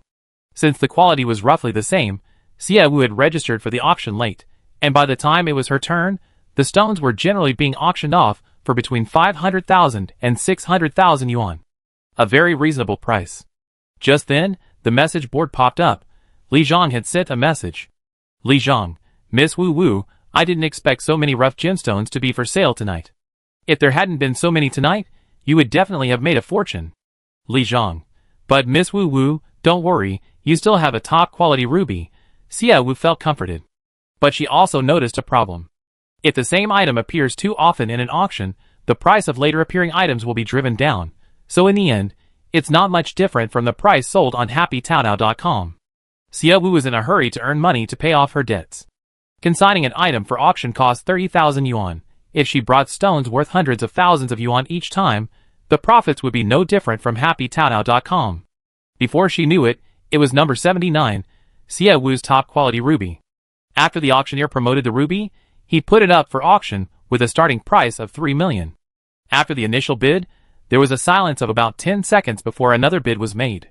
For 1,500,000, 5,500,000, 6 million, 8 million, 20 million, 30 million. As the price soared from 8 million to 20 million, Xia Wu stood frozen in place. In his message box, Li Zhang excitedly sent Xia Wu a congratulatory message. Finally, the price was set at 89 million. This price was both unexpected and not unexpected. After all, it was the only top-quality ruby tonight. If a second one appeared, it was unlikely to fetch such a high price. This 89 million was the only bonus she reaped tonight. Xia Wu truly hoped that the miner hamster would have the same luck later on when it unearthed rare gems for her. The last item in the auction was a sapphire necklace. Too many sapphires appeared tonight. The auction guests had become immune to them and showed no interest whatsoever. In the end, the sapphire necklace sold for 400,000. The auction finally ended. Even sitting on the comfortable sofa, Xia Wu was exhausted after 3 hours. Walking into the auction hall, Li Zhang came over to congratulate Xia Wu. Miss Wu, I told you your ruby necklace would fetch a good price. You're definitely the biggest winner of this auction tonight. Those 15 rough stones must be over 90 million, right? With that much money, you can pay off your debts, right? I'm still short over 100 million, Xia Wu said. Li Zhang was taken aback. Miss Wu Wu, your family is so in debt. There's no way around it. The elders in my family don't know how to manage money and created a huge hole. What can we do? Miss Wu Wu, our group's free auction chances for this month are all gone. In the last couple of days leading up to the auction, for some reason, many people have started selling free chances. Xia Wu knew the reason. It was something she did herself, selling raw stones in an online store. She had indeed suffered from not doing her research beforehand. At first, she just wanted to make money, regardless of how much or how little. After all, she didn't know if she would suddenly return to her original world. She was making money with the mindset of playing a game. She still didn't feel much of the reality of living in this world, so she handled things hastily. Knock, knock. The door rattled. Xia Wu removed her virtual reality glasses and said, "Come in." Ling Han walked in, carrying a basket in one hand and the miner hamster in the other. "It's been waiting for you outside for a long time," Ling Han said. The miner hamster walked up to Xia Wu and chuckled. Xia Wu ruffled its hair and asked, "Working so late today?" "I finished early, but seeing you were busy, I didn't let it in to disturb you." "I see. Let me see what treasures my darling has dug up today." Xia Wu had been attending the auction on the Starnet for 3 hours, and hadn't paid attention to the system's messages. She brought the basket closer, and a golden light flashed before her eyes. Among the many sapphires and rubies, lay a piece of gleaming gold. "Hey!" The miner hamster walked proudly to the basket, as if to say, "I dug it up." Xia Wu had investigated midway through the auction, and learned that the robots on the mechanical planet had a particular fondness for gold, and gold was one of their favorite stones. This 3-pound piece of gold could fetch at least 5 or 600,000 at the auction. Very good. Gemstone mining needs to ensure diversity. Diversity can meet the needs of different customers. Xia Wu had just finished speaking when his communication bracelet vibrated. Interstellar Bank sent you a message. Your bank card ending in 6671 received a remittance at 1723, amounting to 97.5 million. Chapter 31. Xia Wu was stunned. Ling Han was also stunned. Ling Han was stunned because he saw Xia Wu wearing virtual reality glasses for over 3 hours without moving much, and assumed she was watching a movie. But then over 90 million yuan was transferred, and he immediately realized Xia Wu wasn't watching a movie. Xie Wu was stunned by the reliability of the auction venue. Only 20 minutes after the auction ended, the money had arrived in her account. This was using someone else's membership card for the auction. How fast would it be with her own membership card? Xie Wu didn't even dare to think about it. She now felt that the 1.5 million yuan membership fee for the auction venue wasn't so outrageous after all. Xie Wu lowered her head in thought. Suddenly, she thought of something and bought a portable cutting machine from the Star Network, handing it to Ling Han. We're going to do something big. Let's go. Ling Han, holding the machine, was completely bewildered, but he still listened to Xie Wu and followed her to the backyard. In the backyard lay a mountain of jade stones. Xie Wu surveyed them, about to give the order, when footsteps sounded in the distance. She looked towards the sound in confusion. Lei Tu and the others were wearing mechs, each carrying a large bamboo basket on its back. Seeing Xie Wu and Ling Han standing before the boulder, Lei Tu approached and greeted them. Good afternoon, miss. Good afternoon, Captain Lei Tuesday. You brought back quite a few stones today? Lei Tu nodded. The warehouse you arranged is almost full. So fast? The Xie family mansion wasn't occupied much anymore, so Xie Wu had converted the previously empty rooms into warehouses for Lei Tu and the others to store the stones. Xiangyang City was vast. Xie Wu could have arranged new warehouses in the city to store the jade. The warehouses at home were for convenient retrieval when selling them on the Star Network. Go find Uncle Li and ask him to arrange 2 more rooms to be used as storage, Xie Wu said. Lei Tu agreed and turned to find Li, but saw Li Xia come out looking flustered. Master, have you seen the steward? No, what happened to Uncle Li? Xie Wu asked, puzzled. Li Xia looked even more flustered. After delivering your lunch at noon, the steward said he was going out for a while to ask if anyone in town was willing to work as a servant in the mansion. But he left around 1 p.m., and it's already past 5 p.m., and he still hasn't returned. Master, Steward Li has been with the Xie family for so many years, and he never leaves the mansion for more than 2 hours. Xie Wu's expression changed. Li grew up in the Xie family from a young age, never married or had children, dedicating his life to the Xie family. He also had his own servants' quarters in the Xie family, so Li never left the Xie family for too long. Captain Lei Tu, send someone to find Uncle Li immediately. Xie Wu ordered immediately. Lei Tu put down the stone filled with jade and told the soldiers following him to go towards the city wall to find help. Li Ma, have Dr. Isaac wait in the living room. Isaac was the Xie family's doctor. Xie Wu instinctively felt that Li had been injured outside and couldn't walk home, which was why he had been delayed for so long. Yes, I go find Dr. Isaac right away. Li Xia turned and ran off. Ling Han, let's go find Uncle Li too. They had hoped to find him through surveillance cameras, but discovered there wasn't a single one in the city. Xiangyang City's infrastructure was so lacking that it didn't seem like a city that should exist in this world. Without surveillance, they could only search the city on foot. Dusk was approaching. Night came quickly to Xiangyang Star. Once dusk arrived, night, like a ruthless thief, suddenly barged in, turning the newly yellowed clouds into complete darkness. Since Xiangyang Star fell into debt, some unscrupulous vendors had even removed the lampposts from their shops, leaving the entire city without a single street lamp. With nightfall, finding anyone in the shrouded darkness of Xiangyang City would be extremely difficult. Uncle Li came out to ask if anyone would be willing to work as a servant in a house. Let's go ask the few remaining households in town, Ling Han suggested, seeing Xie Wu shouting aimlessly. Xie Wu agreed. Let's split up and look. She then headed towards the nearest house. She knocked on the door, and after a while, it slowly opened. An elderly woman with snow-white hair stood there. His somewhat cloudy eyes revealed a slight disgust when he saw Xie Wu. Miss, is there something you need? I already refused the butler's offer to work as a maid in the Xie family. I'm already this old, whether I live a good life or a bad one, it's all the same. I won't worry about a few coins anymore. The old man's words startled Xie Wu. Is the aging population in Xiangyang Star this advanced? Li actually came to ask such an elderly person if they would be willing to work as a maid in the Xie family. Grandpa, I'm not here to recruit. Uncle Li hasn't gone home yet, I'm looking for him. Can you tell me what time he came to find you? The old man thought for a moment. Around 2 o'clock. I understand, thank you, Grandpa. I'm sorry to have troubled you. With that, Xie Wu ran off again. The old man was stunned by her politeness, muttering softly, this child is actually so polite.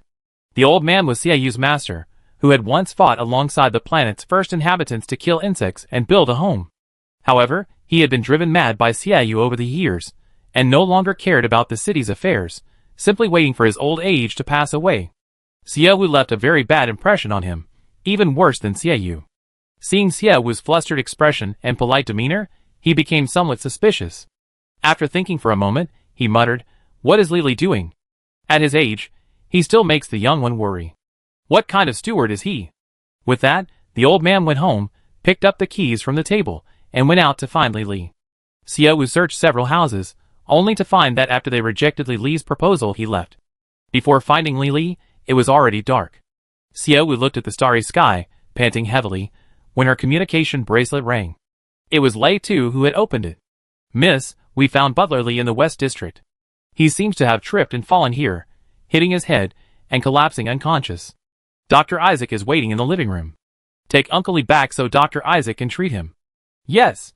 Xie Wu hung up the phone, looked at Ling Han at the house ahead, and shouted, "Ling Han, Captain Lei Tu has found Uncle Li. Let's go home first." After saying that, Xie Wu went home first. She returned to the front door, just as Lei Tu was carrying Li Li back. They hurriedly returned to the living room, placed Li Li on the sofa, and Dr. Isaac immediately began examining Li Li. Halfway through the examination, Isaac suddenly began chest compressions on Li Li. Isaac looked extremely panicked, as if he were fighting with someone for something. "Mary, activate emergency rescue." "Yes." The medical kit next to Isaac transformed into a robot, its wires attaching to Li Li's skin and injecting medication according to Isaac's commands. Xie Wu watched Li Li nervously, but then a message popped up next to him, instantly dashing her hopes. Name, Li Li. Age, 67. Gender, male. Occupation, butler. Loyalty, 0. Other, deceased. Chapter 32. This was the first time Xie Wu had witnessed death firsthand. In her original world, her monotonous life left her no extra time to contemplate death. Her knowledge of it was limited to news reports and online accounts. Hearing a living, breathing person like Li Li die before her very eyes was a first for her. Under Dr. Isaac's emergency care, Li Li showed no signs of life, like someone fast asleep. If it weren't for the bloodstains on the sofa, no one would guess he was dead. Li Li's data panel was still up, the 0 loyalty score seemingly telling Xie Wu that no matter how high the loyalty, it would be reset to 0 upon death. The price listed above Li Li's head remained 30,000. This number was glaring, as if telling Xie Wu, "Your funeral for Li Li will cost 30,000. Dr. Isaac, the 30-minute resuscitation time has passed, and the patient's heart still shows no signs of beating. We can declare him dead," the mechanical voice of the medical robot Mary calmly informed Isaac. Isaac had exhausted all his strength during those 30 minutes of rescue efforts. After hearing Mary's words, he slowly withdrew his aching hands, swallowed hard, and struggled to suppress his heavy breathing. "Mary, announce the patient's time of death." "Yes." Patient Li Li, 67 years old, cause of death, head injury after a fall, failure to receive immediate hemostasis treatment, ultimately leading to excessive bleeding and death. Time of death, April 9, 2021, 1820. Their hearts, which had been hanging in suspense, finally died. Li Xia and Shi Yu, unable to accept Li Li's sudden departure, lowered their heads and sobbed. Lei Tu refused to accept the fact. "When I found the old man, he was still breathing. How could he be so lifeless as soon as he got home?" The butler was born into the Xie family. Perhaps he wanted to die in the Xie family, and that thought sustained him back home. Everyone on Xiangyang Star knew of Li Li's loyalty to the Xie family. The fact that he was completely lifeless as soon as he got home made it easy to suspect that his loyalty was the cause. Only Li Xia and Shi Yu could be heard sobbing in the room. The others stood quietly, their eyes moist. Xie Wu's expression was also calm. She stood silently for a while before speaking. "Ling Han, you will handle Uncle Li's funeral. Don't skimp on the money, make it grand." "Yes," Ling Han replied, his voice choked with emotion. Xie Wu picked up the flashlight on the table, glanced at the others in the living room, and instructed, "Li Ma, prepare for Uncle Li's funeral. You all go and prepare what you need to. I have some things to do, and will be out for a while." "Miss, are you going out alone?" "No need to follow me. No one in the city will harm me." Seeing their intention to follow, Xie Wu dismissed their thoughts without hesitation, took the flashlight, and went out. Xie Wu was going to find Tan Lung. Tan Lung and the others had received news of Li Li's death, and happened to meet Xie Wu on their way. Seeing Xie Wu, Tan Lung was somewhat surprised. "Miss, why are you out alone? I was just about to look for you." "Me?" Are you going to my house? Xiaowu's voice was calm. In the darkness, they dared not shine their flashlights directly into Xiaowu's face, so they couldn't see her expression. But from Xiaowu's calm voice, it was clear that she wasn't overly saddened by Li Li's death. It's not that she's cold-blooded, she only been back with the Xia family for a little over a year, and during that time, she harbored deep hatred for everything about them. For her to suddenly realize her mistakes in their most desperate moment was already quite remarkable. We're going to see old Li off on his final journey, Tianlong said. Xiaowu turned around. Then let's talk as we walk. Xiaowu walked with them towards home. Minister Tan, what's the price for the orc slaves on Orc Star? You want to buy orc slaves? Tianlong exclaimed in surprise. Xiaowu said, yes, our Xiangyang Star is too deserted. No outsiders want to come. So, I want to spend money to create some liveliness. Tianlong frowned slightly. Young miss, how many slaves do you want to buy? Orc Star is an orc planet. Orcs are the most powerful unarmed fighting group in the Haiyang Star system. They use their brute force to wipe out all the insects on Orc Star. Unfortunately, among the insects on orcs are those called pollution worms. When these worms die, they contaminate vast areas of nearby land, requiring enormous amounts of money and resources to repair. Orcs is particularly plagued by a large number of pollution worms, leaving so much contaminated land that few areas are habitable. Furthermore, the orcs have an exceptionally high reproductive rate, with litters of 4 or 5 children being common. Orcs already has scarce resources, and the contamination of vast swathes of land, coupled with a rapidly increasing population, places an ever-heavy burden on the planet. Eventually, to survive, they resort to selling their own children. The Interstellar Alliance prohibits human trafficking, but considering Orc's situation, selling children might offer them a better life, allowing families with food and money to continue their lineage. Furthermore, since Orcs doesn't pursue the whereabouts of sold children, interstellar law eventually legalized human trafficking on Orcs. Name a price first so I can give up, Xiaowu said. Tianlong's expression was serious. Orc slaves on Orcs are priced according to age. The older and younger ones are much cheaper, under 30,000.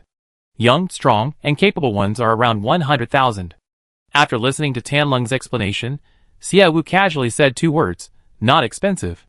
She raised her hand and fiddled with her communication bracelet. Soon, a message broadcast came through. Interstellar Bank sent you a message. At 1832, your bank card ending in 6671 transferred 100 million to your bank card ending in 8800. This amount made Tianlong and Liang Xian's expressions change. Although the first repayment required 300 million, Xiaowu had only been in a good mood for a few days, and had already earned 100 million. This money isn't for buying orc slaves. I'm afraid I'd be unable to resist spending recklessly, so I'm transferring 100 million first. We talk about the orc slaves after the first repayment. Tianlong didn't know what Xiaowu was thinking. As her subordinate, she could only follow her orders. The 4 of them chatted until they returned home. Li Li had already been moved to her original room. Tianlong and the others went straight to the room. Xiaowu went to her workshop.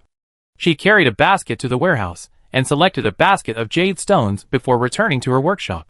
She placed the selected jade stones on the cutting machine, and cut a small corner.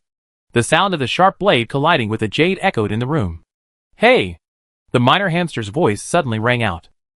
Xiaowu withdrew her wandering soul, and looked at the minor hamster. Hey! The minor hamster brandished its pickaxe, as if to say, cheer up. Xiaowu's lips curled into a slight smile.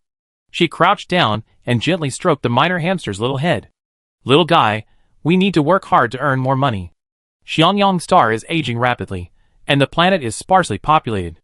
I need to spend money to buy more people to make Xiangyang Star more lively enough that if an old person falls on the roadside, more than 10 people will come to their aid. Lively enough that no old person lies alone on the roadside waiting to die. Chapter 33. Li Li's fall wasn't fatal, but he fainted instantly upon impact. When he awoke, he was too weak from excessive blood loss to continue bleeding until he died. Xiaowu felt a chill run down her spine upon hearing the cause of Li Li's death. Li Li's death was a devastating blow to her, before she even truly felt a connection to this world. She couldn't imagine what Li Li was thinking as he lay silently on the cold ground during the time he was lying there. Just thinking about it made her sick.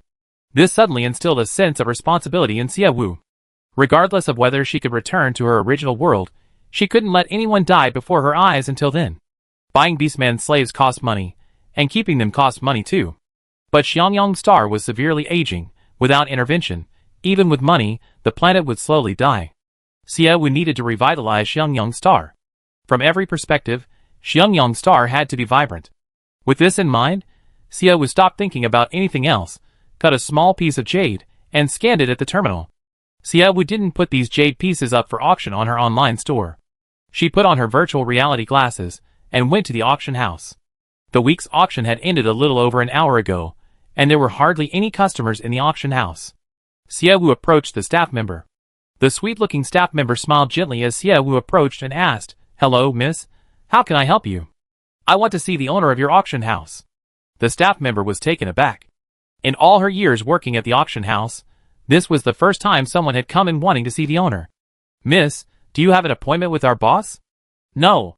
It would be impolite to come here so abruptly, so I prepared a knock on stone. This is a gift for your boss. If he's willing to come out and see me, I can give him another stone of equal value." Xiaowu took out a piece of emerald green jade. The staff member had worked at the auction house for several years, and through years of experience, she could tell that the jade Xiaowu had given her was of high quality. A person who could produce such a piece of jade must have some skill. "Miss, I don't have the boss's contact information. I can ask the manager first. Please wait here for a moment. If you help me with this one is yours." Xiaowu took out another piece of jade. Although this piece was small, it was still worth tens of thousands. The staff member stared at the jade for a while before nodding and calling the manager. As she hung up the phone, her gaze remained fixed on the jade. Xiaowu pushed the jade towards her. "This jade is yours now. I hope you haven't lied to me." "How could I lie to you? The manager is still in the auction house. He's coming out." The staff member glanced in one direction. As Xiaowu also looked in that direction, she clutched the jade tightly in her hand and then hid it in her bag. A man in a suit and tie walked out of the lounge and headed straight for them. "Manager Su, this is the young lady who wants to see our boss," the staff member said hurriedly. Su Lizhou's gaze fell on Xiaowu. "Miss, what brings you to our boss?" "I have a business deal I'd like to discuss with your boss." "Could we go somewhere quieter?" "We can go, but our staff said you have a gift for our boss." Xiaowu took out the jade stone. Su Lizhou glanced at the jade stone, his pupils dilating suddenly. Confirming the staff wasn't lying, he invited Xiaowu into the lounge. Xiaowu didn't take the jade stone back. Instead, she placed it casually on the table. Su Lizhou's gaze remained fixed on the jade stone on the table. He opened another window and sent a screenshot of the jade stone to the auction house's appraisers for authentication. But even without waiting for the appraisers' results, Su Lizhou could already tell that the jade stone was worth at least $1 million. Someone so easily gave away something worth $1 million. Who is they? "Miss, what business deal do you want to discuss with our boss?" Su Lizhou tried to keep his voice calm. Xiaowu didn't mince words when faced with his question. "I'd like to get a VIP membership card at your auction house. However, I don't want my name and information to appear on the information board in your lobby. Also, I hope you can reduce the subsequent fees to 1%. Su Lizhou didn't need to ask the boss about Xiaowu's first condition. He, as a mere manager, could decide that. But the second condition was beyond his control. "Miss Wu Wu, our auction house has been operating for many years, and we always maintained this price. We never made exceptions for anyone.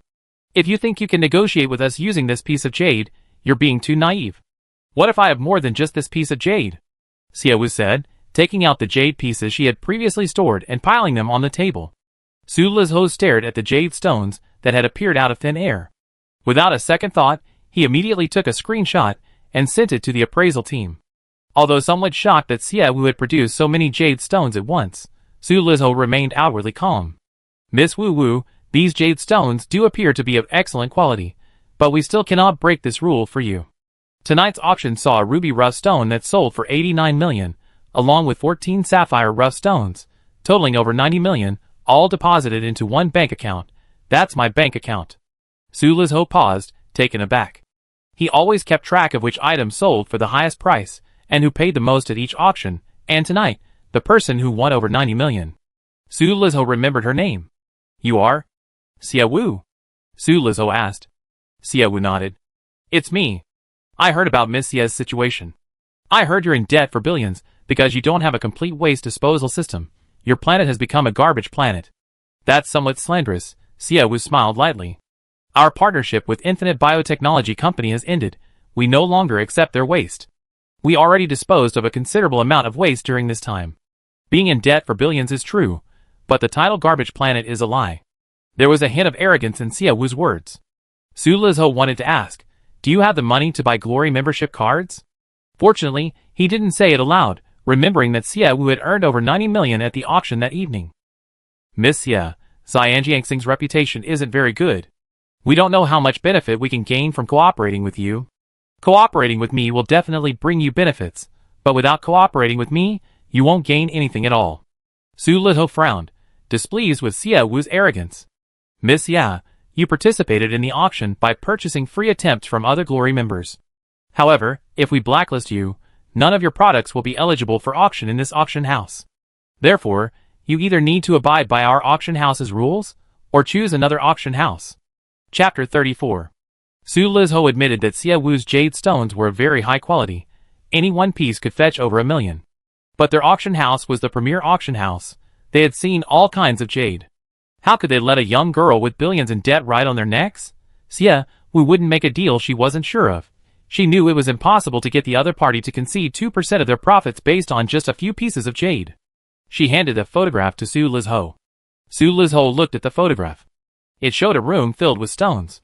The uncut jade stones looked no different from ordinary stones on the surface, but Su Lizho couldn't discern anything from a photograph.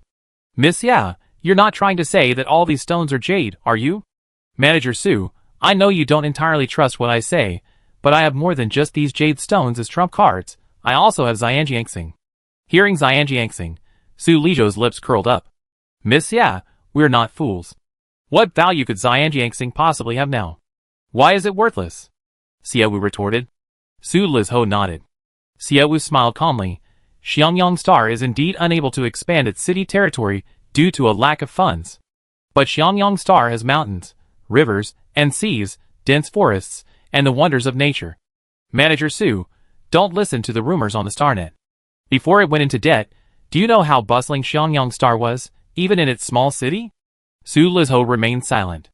Xiangyang Star had indeed gained considerable fame in its early days, attracting many merchants willing to do business on their planet.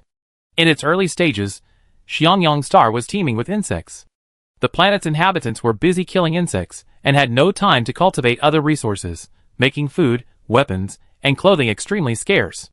The first group of merchants who went to Xiangyang Star made a fortune, but after Xiangyang Star changed hands, it gradually declined.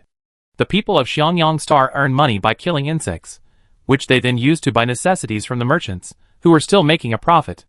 However, after Xia Yu became the new master of Xiangyang Star, he stopped killing insects and simply collected monthly rent. The merchants slowly realized they were just sheep being exploited by Xia Yu. Xiangyang Star's population was already small, and they barely earned any money throughout the year. The merchants, finally realizing the situation, gradually withdrew and left Xiangyang Star. Now, burdened with billions in debt, no one wants to return. Miss Xia, making a planet prosperous and bustling isn't something that can be done in a year or two.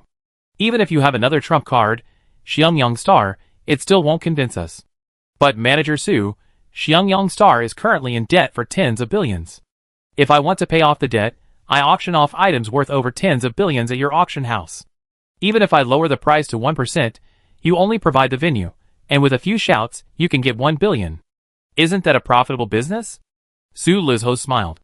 Miss Xia, although everyone in the industry knows that Xiangyang Star is in debt for tens of billions, do you really intend to put up tens of billions worth of goods for auction at our auction house?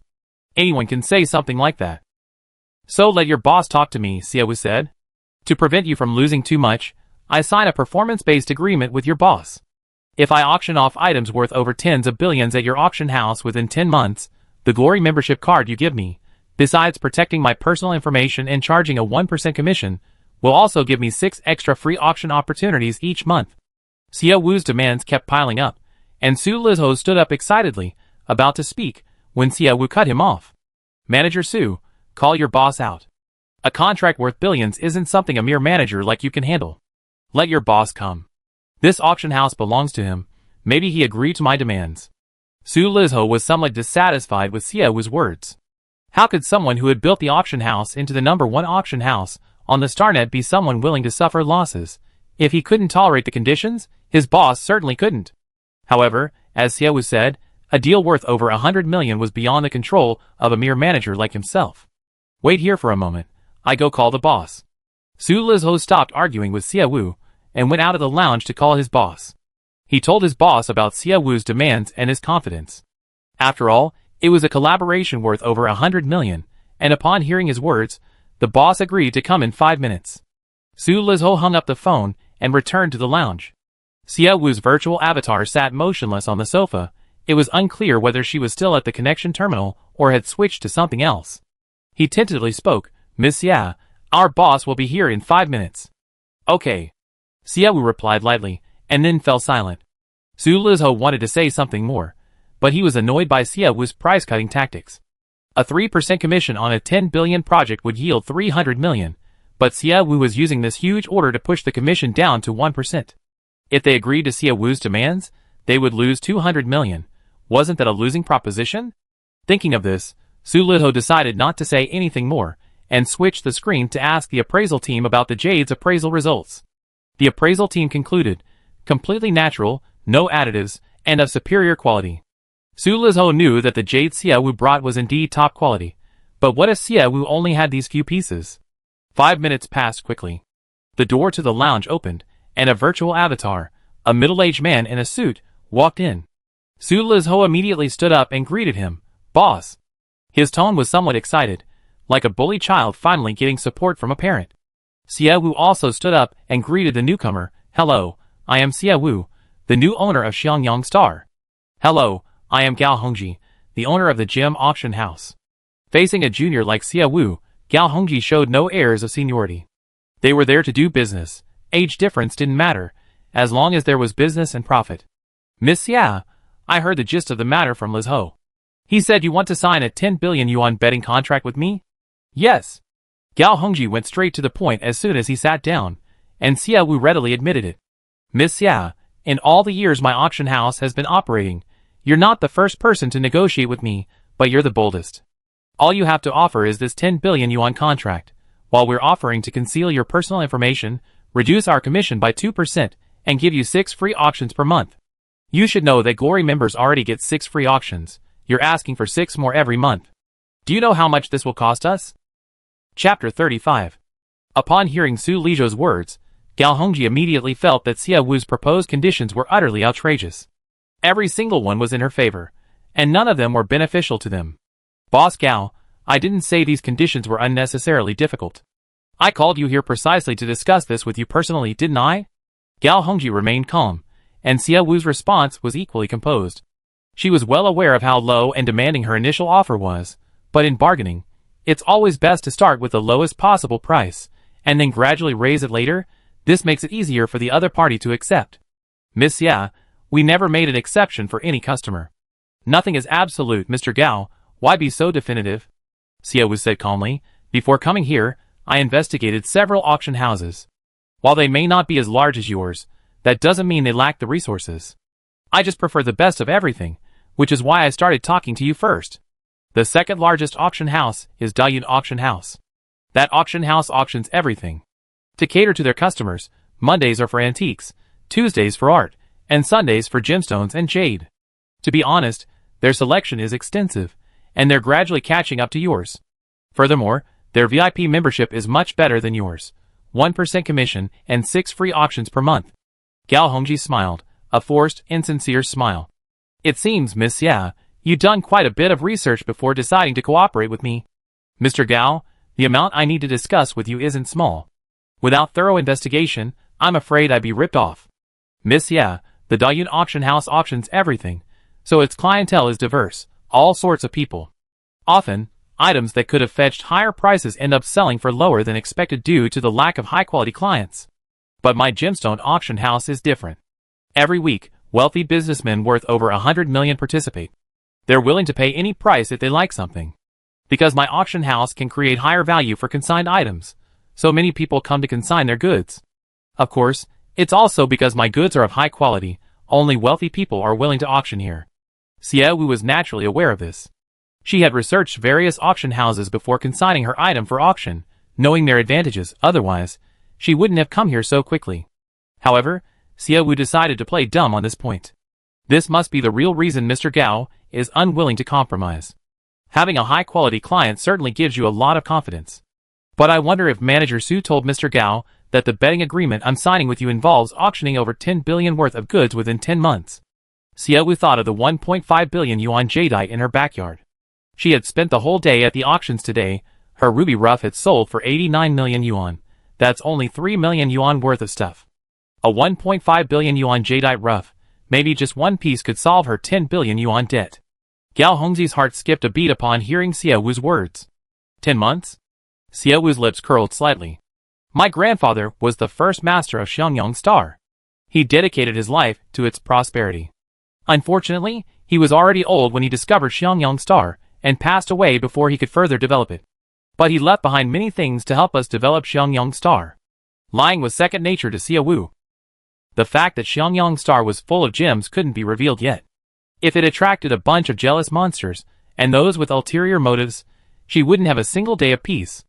Actually, I could refuse your exception, Mr. Gao. Whether you subscribe to the 1.5 million membership or not doesn't matter. I just need to purchase free auction attempts from existing Glory members for the next 10 months. That way, I spend less money, and you won't earn a penny. Of course, I'm not one to take advantage, which is why I'm here to discuss contracts with you, not with those Glory members, Xiaowu added after a moment's thought. Gao Hongji was speechless.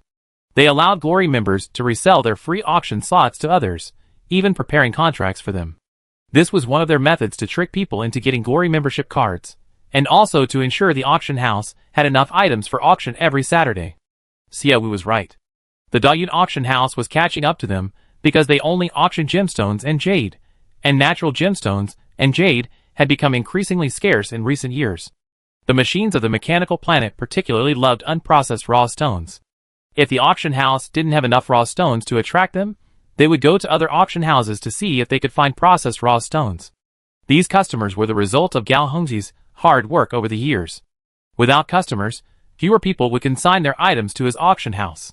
Gao Hongji looked up at Xiaowu, whose virtual avatar, cute and sweet, smiled at him. Gao Hongji felt a sudden sense of defeat. He had thought his age would allow him to easily outmaneuver Xiaowu, leaving this young girl speechless. However, the girl, who had come prepared, had completely countered his moves. Little girl, you're very clever. You certainly have many ways to force me to compromise. However, I cannot accept your conditions. I can only give you 3 more free auction attempts per month, not 1 more. Seeing Xiaowu's virtual avatar move, Gao Hongji immediately stopped her from speaking.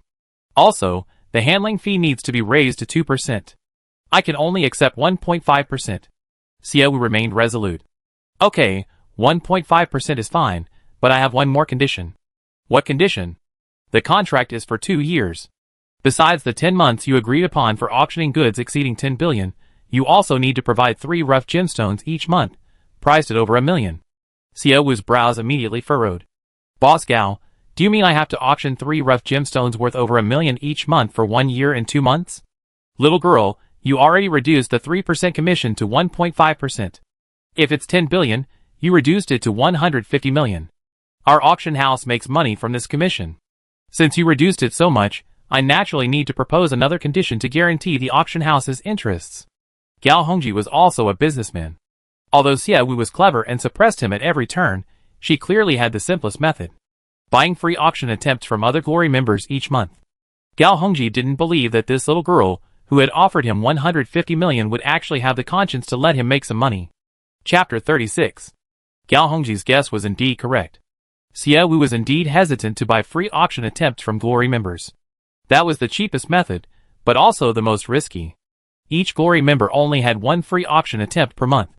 To pay off her debts, Xiaowu would need to buy attempts from many Glory members. What if she happened to buy one from a treacherous person who was secretly plotting against her? Xiaowu knew that person knew of her existence. Even with the online name Wu was happy, the other party knew it was Xiaowu. That's why they reported her online store after she sold gemstone rough. She had auctioned so many gemstone roughs in the auction house. Presumably, the other party also knew that Xiaowu had discovered the existence of gemstone rough. Gemstone rough was the other party's knowledge of the value of Xiangyang Star. If Xiaowu then sold jade, which was even more expensive than gemstones, the other party would definitely guess that there was jade on Xiangyang Star. Xiaowu wouldn't gamble on that. She felt like she was being used as a guinea pig. The other party knew what she was doing, but wanted to see how far she could go, then crush her hopes when she was full of promise. Xiaowu didn't know how much the other party knew about her. Her thought was to hide as much as she could, ensuring her trump cards wouldn't be exposed in the unknown battle. Xiaowu was also disgusted with that guy. If it weren't for him, she wouldn't have had the energy to negotiate with Gao Hongji. Of course, during the negotiations, Xiaowu also sensed that Gao Hongji and his group were definitely not the ones plotting against the Xia family. During the conversation, Gao Hongji didn't take her seriously, only believing that Xiaowu was using a few pieces of jade to lure them into a trap. Gao Hongji's auction house had been open for quite some time, and he frequently had to deal with people trying to take advantage or swindle money. His initial conversation with Xiaowu also placed her among those people. Xiaowu could sense the subtle disgust and impatience in their words, but what convinced her that Gao Hongji wasn't the one plotting against the Xia family was his offer to sign a 2-year contract with her. If he were, he would have had Su Lizhou reject her offer and blacklist her from the auction house as soon as he received Su Lizhou's call. Cutting off Xiaowu's most important source of income would prevent her from repaying her debts. The debt would accumulate with interest, and only when it reached a certain point would Xiangyang Star belong to him, along with the unsold gems and jade. Without completely cutting off her escape route, Xiaowu believed Gao Hongji wasn't that kind of person. He was unaware of her scheming, and Xiaowu wasn't foolish enough to reveal everything. She feigned a troubled expression after listening to Gao Hongji's words. "Boss Gao, your auction house has so many gemstones and jade auctions every week, your monthly profits must be considerable. Unlike me, I'm billions in debt, trying every possible way to scrape together every penny. Little girl, billions in debt is your problem. I'm a businessman, not a philanthropist. 1.5% is already the biggest concession I can make. If you want to push your luck any further, our cooperation will be stillborn." Gao Hongji's attitude was firm. In all his years running the auction house, he had never given a 1.5% discount before. Xiaowu was the first. Of course, if Xiaowu couldn't provide 3 rough stones worth over $1 million each month during the contract period, he would make her give back everything she had gained. Xiaowu feigned difficulty, lowering his head in deep thought. After considering for about a minute, he said, "All right, Boss Gao, as the #1 auction house on the Starnet, I really shouldn't ask for more. Boss Gao, let's review the contract terms. What we need to do is generate 10 billion in auction profits within 10 months, and then provide you with 3 raw stones worth 1 million each month for the next year and 2 months. And what the auction house needs to do is keep my personal information confidential, charge a 1.5% commission, and provide the auction venue for my items to be auctioned." Gao Hongji nodded in satisfaction. "That's right." Xiaowu sighed softly. "Thinking about it, I'm still at a disadvantage. I paid 3 million in membership fees alone over 2 years. If I can't find $1 million raw stone later, the 3 free auction attempts are practically useless. Free attempts can be sold, little girl. You can sell them to those who need them," Gao Hongji said. 3 million isn't a huge loss. Our auction house has lost over $1 billion. The comparison made Xiaowu feel a sense of balance, seeing that the other party had lost more than she had. Strike while the iron is hot. With the terms agreed upon, the contract followed. Su Lizhou called in staff from the notary office to draft the contract for them on the spot. The contract wasn't as simple as Xiaowu and the others had made it out to be. Xiaowu demanded that if the auction house failed to properly conceal her personal information, it would have to pay a 300 million penalty. Gao Hongji demanded that if Xiaowu was unable to provide 3 pieces of jade worth 1 million yuan each month during the contract period, he would have to pay out of his own pocket 3 times the value created by the 3 pieces of jade, that is, 6 million yuan in compensation for that month. Xiaowu further stipulated that during the cooperation period, the auction house could not refuse any item she offered valued at over 100,000. Any breach of contract would result in a 300 million compensation penalty. Gao Hongji also stipulated that during the contract period, Xiaowu could not auction any item at other auction houses, she could only auction at the gem auction house.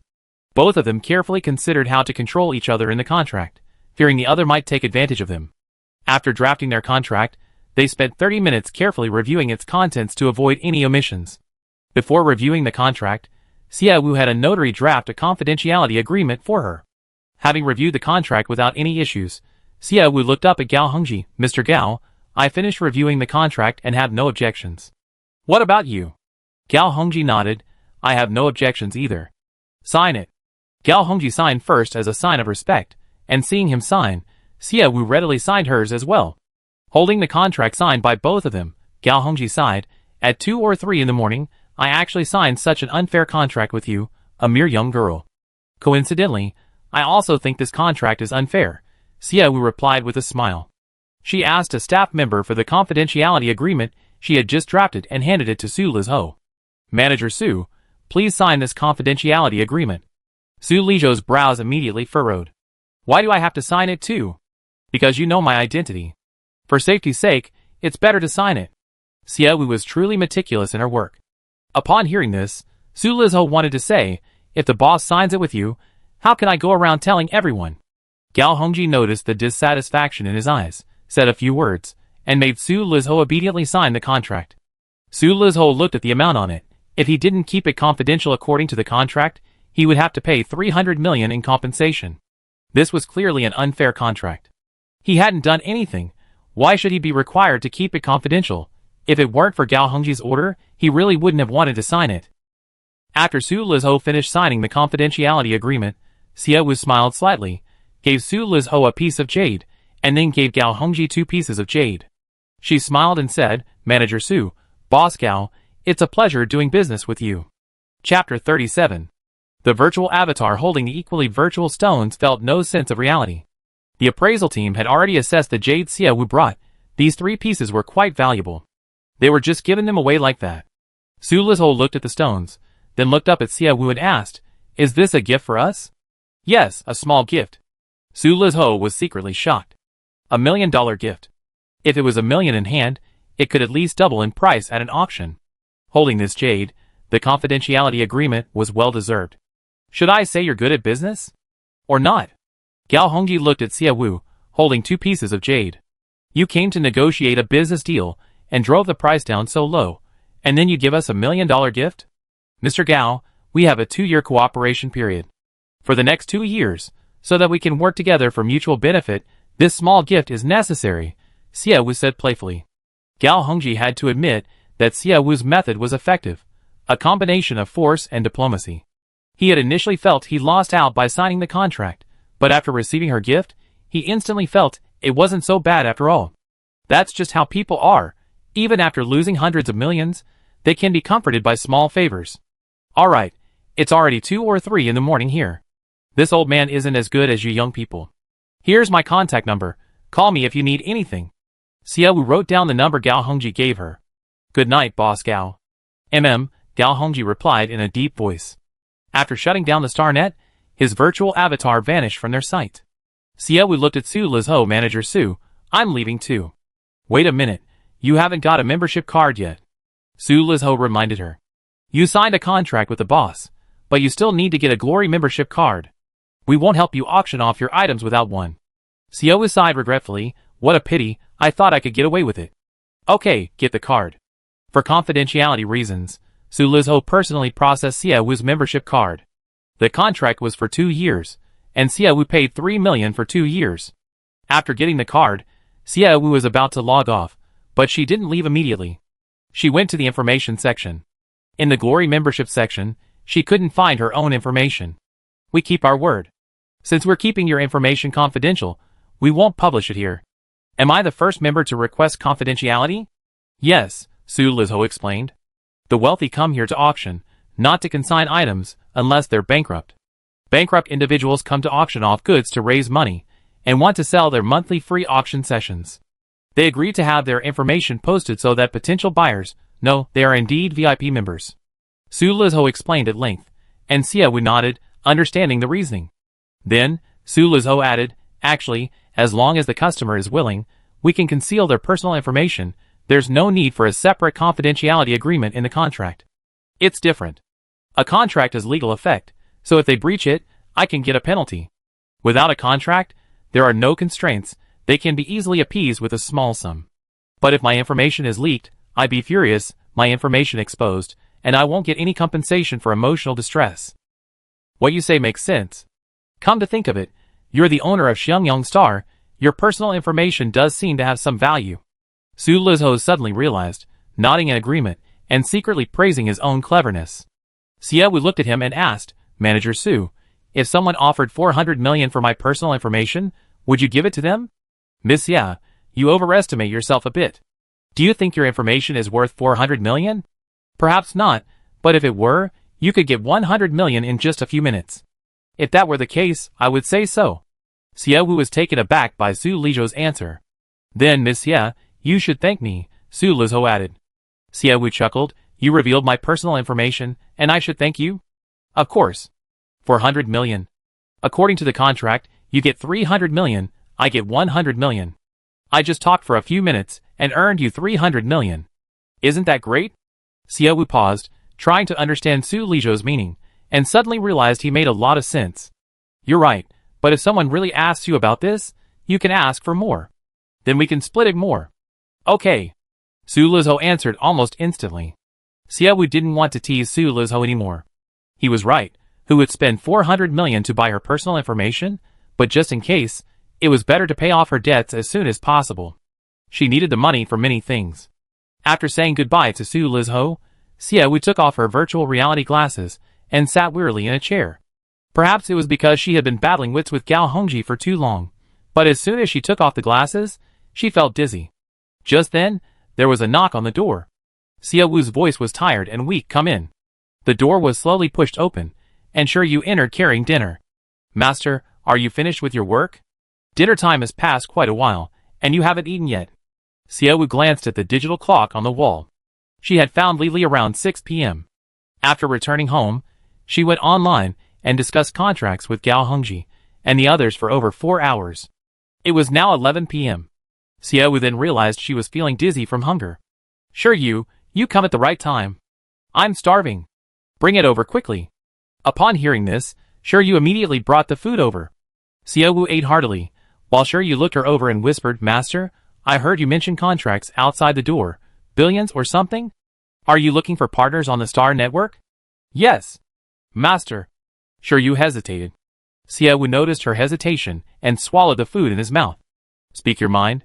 Ask whatever you want. I won't be angry.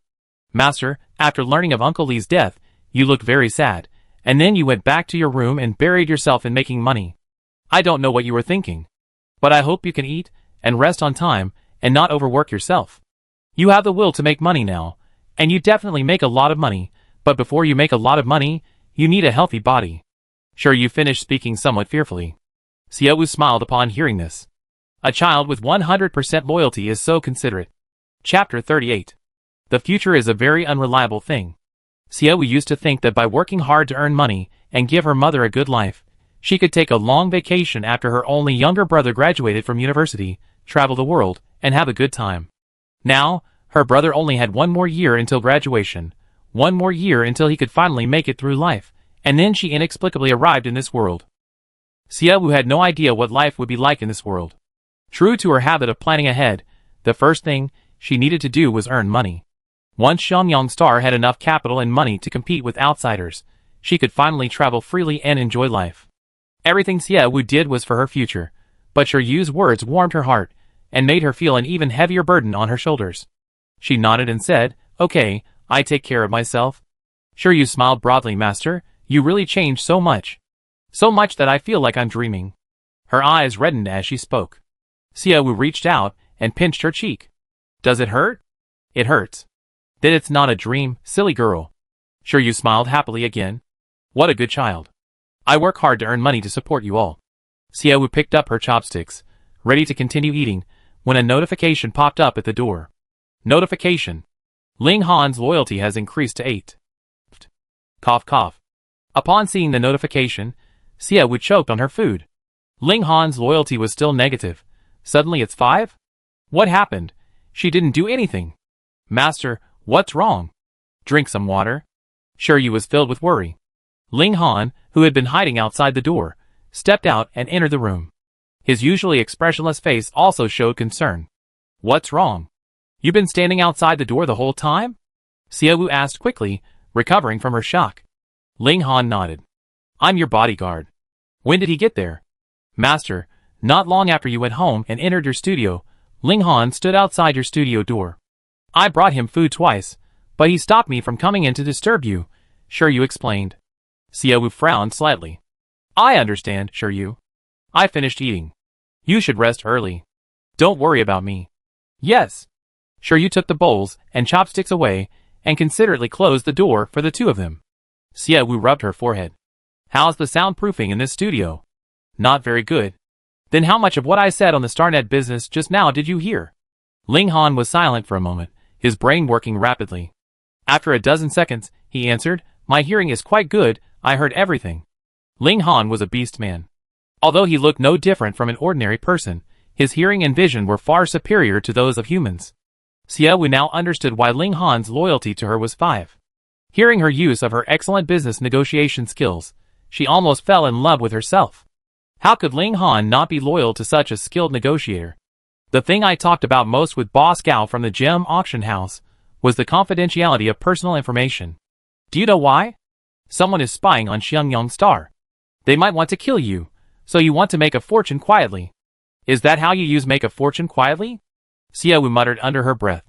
She looked up at Ling Han's upright and handsome face, deciding to make everything clear. The river we went to yesterday had riverbed stones full of jade worth tens of thousands. The river had been dry for a long time, and the stones just lay there quietly for us to collect. Thinking about what that guy did, he went to great lengths to dig hundreds of meters deep into the warehouses of 5 shops, just for a few rough gemstones. He didn't go to the river to collect stones, which means he didn't know that Xiangyang Star had abundant jade resources. Jade is more valuable than gemstones. To repay our huge debts, I can't just auction off gemstones, I definitely need to mix in some jade. If I openly auction off jade, the other party will know the truth. There are still jade resources on Xiangyang Star, which will only hasten their attempt to harm me. You know, the way to harm me is simple. Secretly collude with space pirates. With Xiangyang Star's current military capabilities, even if we resist the space pirates once, we will suffer heavy losses. I don't want to see Xiangyang Star littered with corpses, nor do I want to die myself. If I die, due to the debts, Xiangyang Star will belong to the creditors. Don't tell me to make a will now, bequeathing Xiangyang Star to you after my death. Their goal is Xiangyang Star. If they kill me, they will naturally kill you. Xie Wu quickly cut off any possible words Ling Han might say. Xiangyang Star will be better off in your hands. Ling Han's expression was solemn. I have never received any education related to business. Although I didn't hear what the partner said, I know that you finally finalized the cooperation. I couldn't have imagined you dealing with him. For the future of Xiangyang Star, whoever wants to take your life in the future will have to step over my dead body first. Xie Wu stood there stunned. She had told Ling Han so much to get him to keep her deal with the gem auction house a secret. But she hadn't expected that a loyalty rating of 5 would elicit such loyalty from Ling Han. Things aren't that bad yet.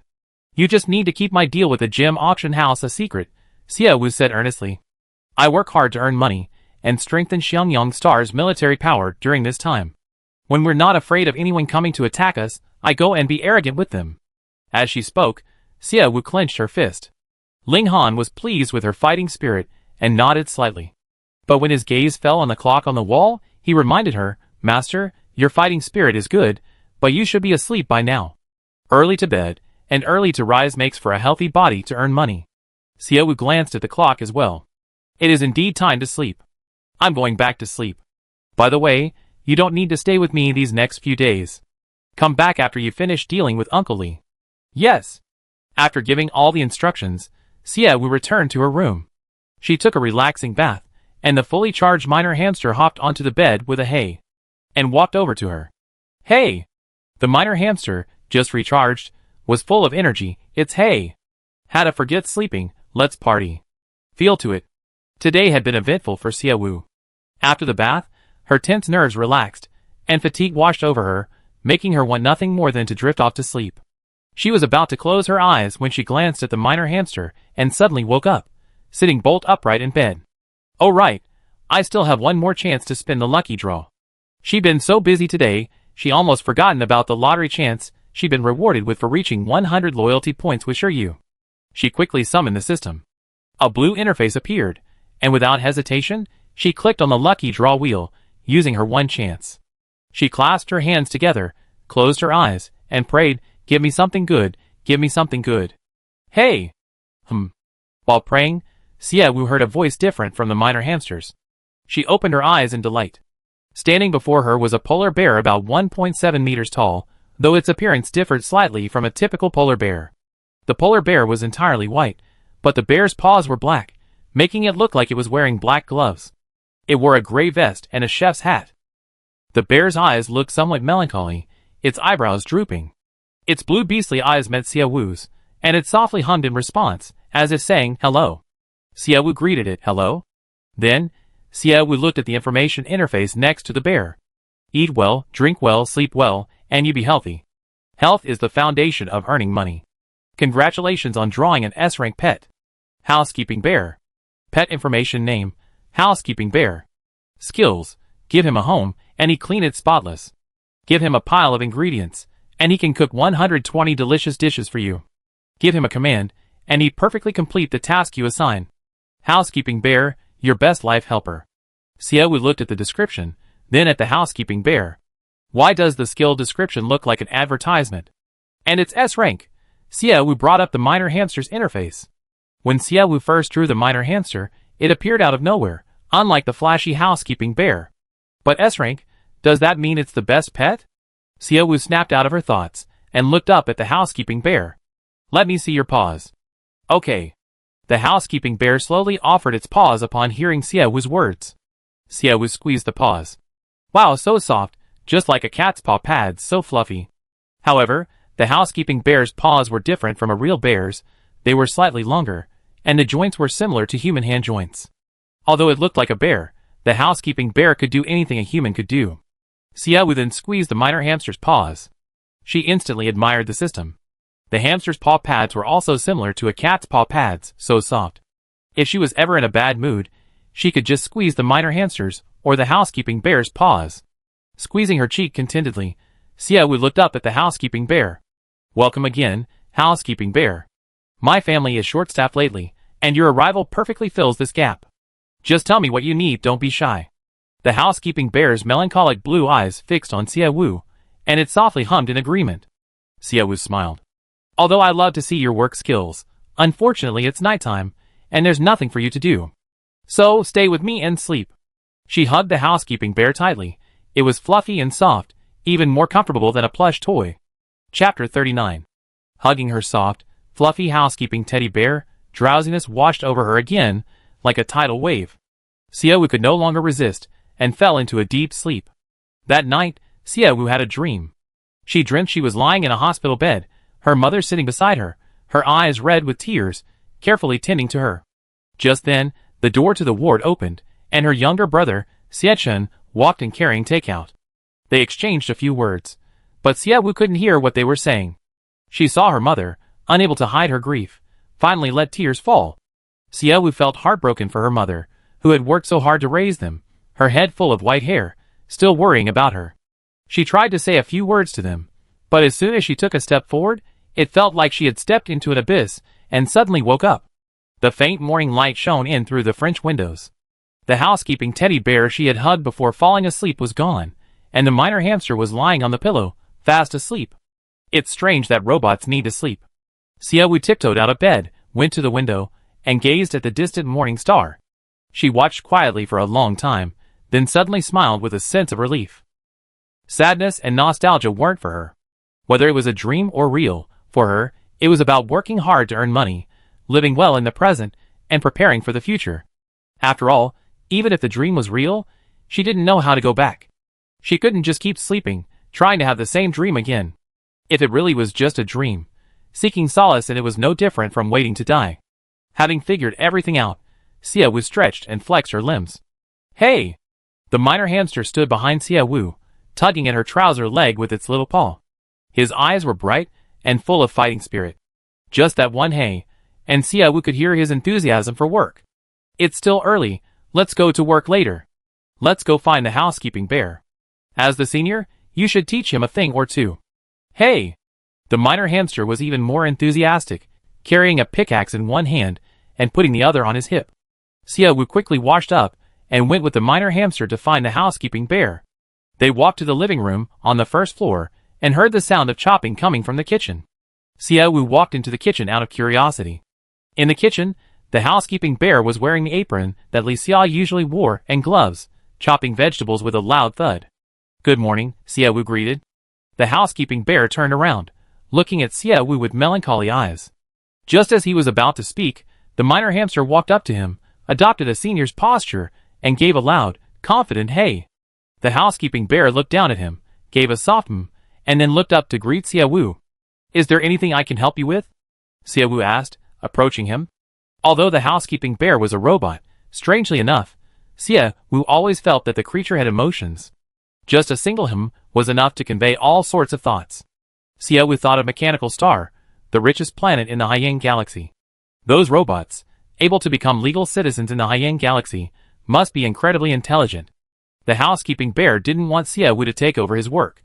He put down his work, pushed Xiaowu out of the kitchen, silently closed the door, looked at Xiaowu with melancholy blue eyes, and gave a heavy It was as if to say, "You're not allowed in." Having been kicked out, Xiaowu helplessly looked at the minor hamster.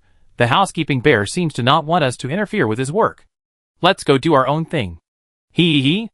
The minor hamster excitedly waved its little pickaxe, as if saying, work. Work. Work. In just a short while, it was almost dawn outside, and the vast Xia family compound was deserted. Xiaowu led the minor hamster out, the two of them, and soon reached the city gate.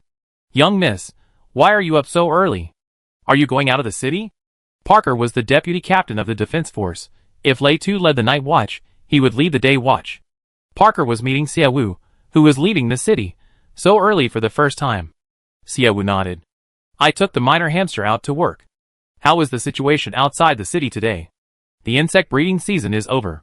They need to come out to forage to ensure their larvae get enough nutrition after hatching. So recently we've seen insects moving around near the city. Young miss, you should go out less often these days. I need to earn money, Xiaowu sighed. Parker's gaze fell on the minor hamster. Miss, if you're taking the minor hamster to mine, we can come along. The minor hamster, are they sure they can come with you? Xiaowu asked. Hey! The minor hamster's reply was yes.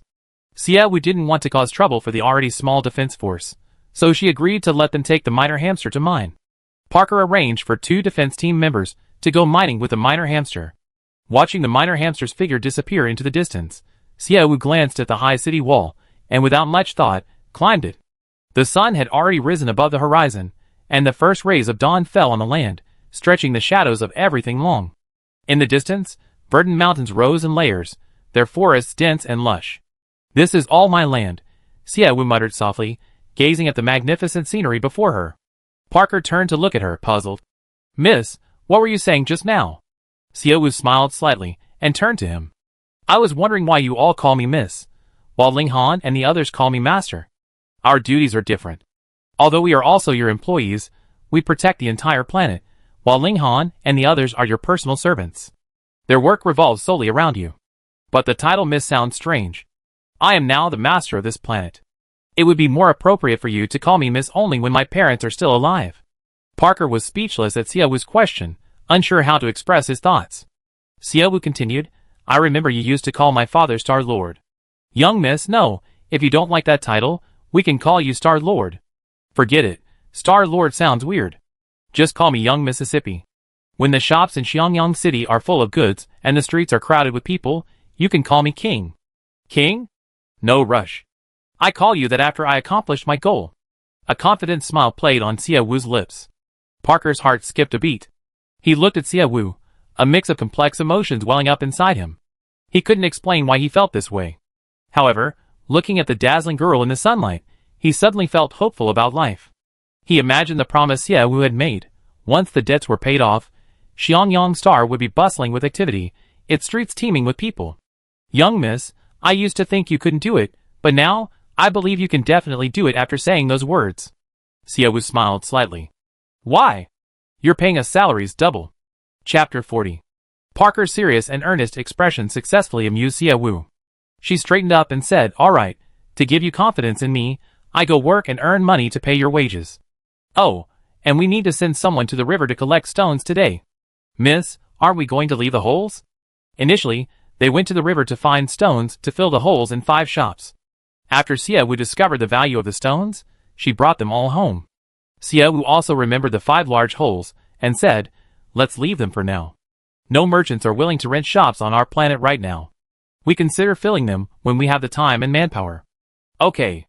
I'm going back to earn money. Call me if you need anything. Parker nodded in agreement. Xiaowu didn't linger and turned to go home. Parker watched her beautiful figure disappear. At that moment, a soldier walked over and lightly nudged his elbow. What?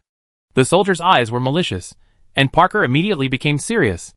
Vice Captain, you and Miss seem to be getting along quite well. She used to have a bad temper, but now she's a very nice person. Besides, she's beautiful. Would you like to? Want to what? Parker angrily punched the soldier on the head. Miss is of noble birth. How could I possibly be worthy of her? Vice Captain, what kind of interstellar era is this? What talk of noble birth? The soldier wanted to say more, but seeing Parker's fierce gaze, he immediately swallowed his words. Parker truly dared not think of anything. Even though it was said that there was no distinction between high and low status, and that love could transcend social classes, Sia Wu's status still made him hesitant. He'd rather be a simple deputy captain of the defense force, save some money, marry a gentle and beautiful woman in a couple of years, have children, and live out his life like that. Sia Wu returned to the Sia family home. As soon as she entered the living room, the aroma of food wafted towards her. The housekeeper bear saw Sia Wu and calmly grunted, as if saying, "Come and have breakfast." It was still early, and Sia Wu didn't want to eat breakfast. The housekeeper bear seemed to read her mind, its melancholy gaze fixed on her. Not wanting to upset the furry creature under such a melancholy gaze, Sia Wu reluctantly sat down at the dining table. Master, is this housekeeper bear a new one you bought? Li Xiao was also sitting on the other side of the table. Sia Wu hadn't seen it before because it was hidden by the vase, but noticed it after sitting down. The house is so big, it would be tiring for you to clean it all by yourself, so I bought a housekeeper bear, Sia Wu said without changing her expression. Seeing no surprise in Li Xiao's eyes, Sia Wu knew that this housekeeping bear was probably one of the more common robots in the Haiyang star system. Master, where did you get so much money? I heard that a housekeeping bear costs at least 30 million. Ahem. Is it that expensive? He won it in a lottery. Characters like the minor hamster and the housekeeping bear, drawn from the system, can't use the value appraisal skill. Winning it in a lottery is practically a freebie. Even if something given away isn't very useful, Sia Wu wouldn't say anything, so he never imagined the housekeeping bear was so valuable. Master, how much did you spend on this housekeeping bear? Sia Wu's question aroused Li Xiao's suspicion. Sia Wu replied, a friend gave it to me. I didn't know it was so expensive. Looks like I have to prepare a big gift for his birthday and such in the future. Master, your friend is so kind, giving away such an expensive gift so readily. Yes, I also think it's very generous. The housekeeping bear handed breakfast to Sia Wu, giving her a eat now look. Breakfast was a simple bowl of vegetable noodles. The vegetables were blanched perfectly, glossy and green, and the fried egg on top was also beautifully fried. Sia Wu tasted a sip of the soup. It was very sweet, and had a seafood flavor. The noodles were hand-rolled by the housekeeping bear, chewy and delicious. It was 7 in the morning, and Sia Wu hadn't wanted to eat breakfast at this time, but the housekeeping bear's cooking was so delicious that she finished the whole bowl in the blink of an eye. Li Xiao also tasted the noodles made by the housekeeping bear, and was equally amazed. She explained, no wonder it's a housekeeping bear robot worth 30 million. The food is really delicious. Aunt Li, your cooking isn't bad either, Sia Wu flattered. Li Xiao smiled. Master, don't try to comfort me. The robots on Mechanical Planet are always top of the line. The housekeeping bear is the most expensive robot they sell. Because it uses robotic cooking ingredients and has incredibly precise control over heat, their dishes are often better than those of a 5-star chef. Li Ma, you're right, but once I get used to your cooking, even if the housekeeping bear's food is delicious, I still occasionally miss it. Hearing Sia Wu's words, the housekeeping bear frowned in confusion, as if to say, are you challenging the limits of my cooking? Sia Wu was amazed to glean so much from that single him. Not wanting to fetch water, she stood up and said, I have things to do, I be going now. Master, please wait a moment. Ling Han emerged from the other end of the corridor, and called to Sia Wu, who was about to leave. Sia Wu looked at him and asked, is something the matter? Yes. What is it? Miss Su learned of Uncle Li's passing, and wishes to come to Xianyang Star to bid him farewell. Ling Han said expressionlessly, as if stating a trivial matter. Sia Wu asked, did you tell her? No, she suddenly called and asked me to come and ask if you could come. Did you ask her why she didn't come to her parents' funeral? The Sia couple showered all their affection on Su Lulu, but after returning to the Su family and learning of their deaths, Su Lulu did not attend the funeral. Now, Sia Wu is the master of Xianyang Star, and she has issued an order that no one may enter Xiangyang Star without her permission. Xiaowu didn't know how Su Lulu knew about Li Li's death, but she deeply resented Su Liu's actions. This resentment mostly stemmed from the original owner's memories, which somewhat influenced Xiaowu. However, Xiaowu still felt that Su Liu's decision to attend Li Li's funeral instead of Xiaoyu and his wife's was a betrayal of their sacrifices, making her seem somewhat ungrateful. I asked, and she said she was ill, and her family wouldn't allow her to come, even though she wanted to, Ling Han said. He respected Xiaoyu and his wife. After all, he was practically a child raised by them. So he was also angry that Su Lulu hadn't attended their funeral. Then let her fall ill again. I absolutely forbid her from attending Uncle Li's funeral. Ling Han, convey my words to her. She is now the Miss Su, not the Miss Xie. From the moment she returned to the Su family, the Xie family's affairs have nothing to do with her. Tell her to put aside all thoughts of the Xie family. Also, tell her that interstellar law stipulates that trespassing on another's planet without permission is equivalent to invasion, punishable by up to 30 years imprisonment and millions in compensation. If she dares to come, I will ask the judge to give her the maximum penalty. After saying this through gritted teeth, Xiaowu turned and left. After hearing the sound of a door closing on the second floor, Li Xiao walked to Ling Han's ear and whispered, I thought Master had changed, but I didn't expect her to still be full of resentment towards Miss Lu. Ling Han, please tell Miss Lu the truth about what Master just said. Master has finally managed to pull herself together and start paying off the huge debts she owes. What if Miss Lu comes and makes Master revert to her old ways? At this point, Li Xia shook her head. Chapter 41. Xiaowu angrily returned to her room. Caught up in her emotions, she slammed the door shut, the loud noise startling her. This isn't me, Xiaowu muttered as she sat down on the sofa. My emotions are usually stable. Suddenly losing my temper isn't my style. Besides, I never had any contact with the Xie family couple or Su Lulu, and I have no feelings for them. Whether Su Lulu attends Uncle Li's funeral or not is none of my business.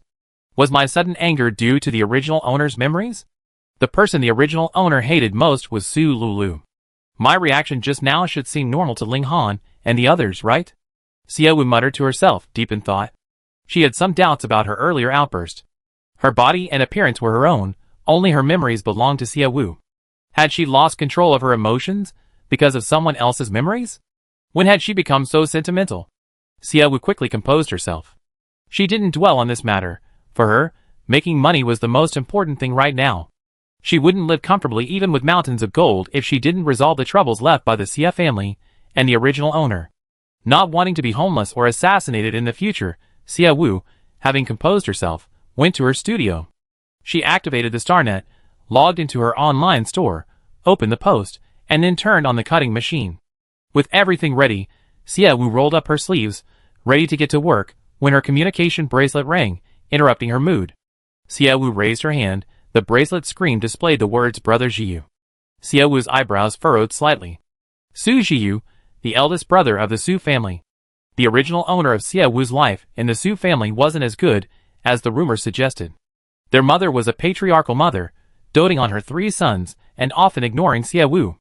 Her 2 older brothers often bullied her, but her eldest brother was extremely indulgent and doting. When her 2 brothers bullied her, he would stand up for her and let her fight back. The Su father also doted on Xiaowu. Because of this favoritism from her father and eldest brother, the original owner's personality was quite willful. Being young, impetuousness was inevitable. In the original owner's memories, Su Ji was extremely important to her. Upon learning she wasn't the Su family's biological daughter, Xiaowu even considered marrying Su Ji, but Su Ji quickly severed ties with her. After severing ties, Su Ji blacklisted Xiaowu's phone number, but Xiaowu couldn't bear to delete it and has kept it ever since. After refusing Su Liu's invitation to Li Li's funeral, the person who blocked her personally removed her from their blacklist and even called her. Xiaowu knew their intentions. Should she answer the call? Or not?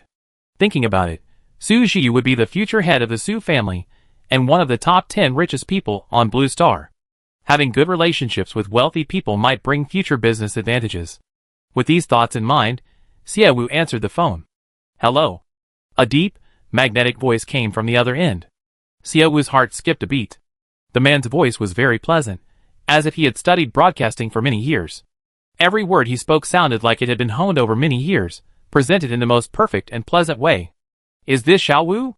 After a couple of seconds of silence, the other person spoke again. Xiaowu composed herself and said, "Hello, this is Xiaowu. Who are you?" The person on the other end of the line paused for a couple of seconds, taken aback by Xiaowu's self-introduction. "Xiaowu, I'm your older brother." "Sorry, I'm my parents' only child, so I don't have an older brother."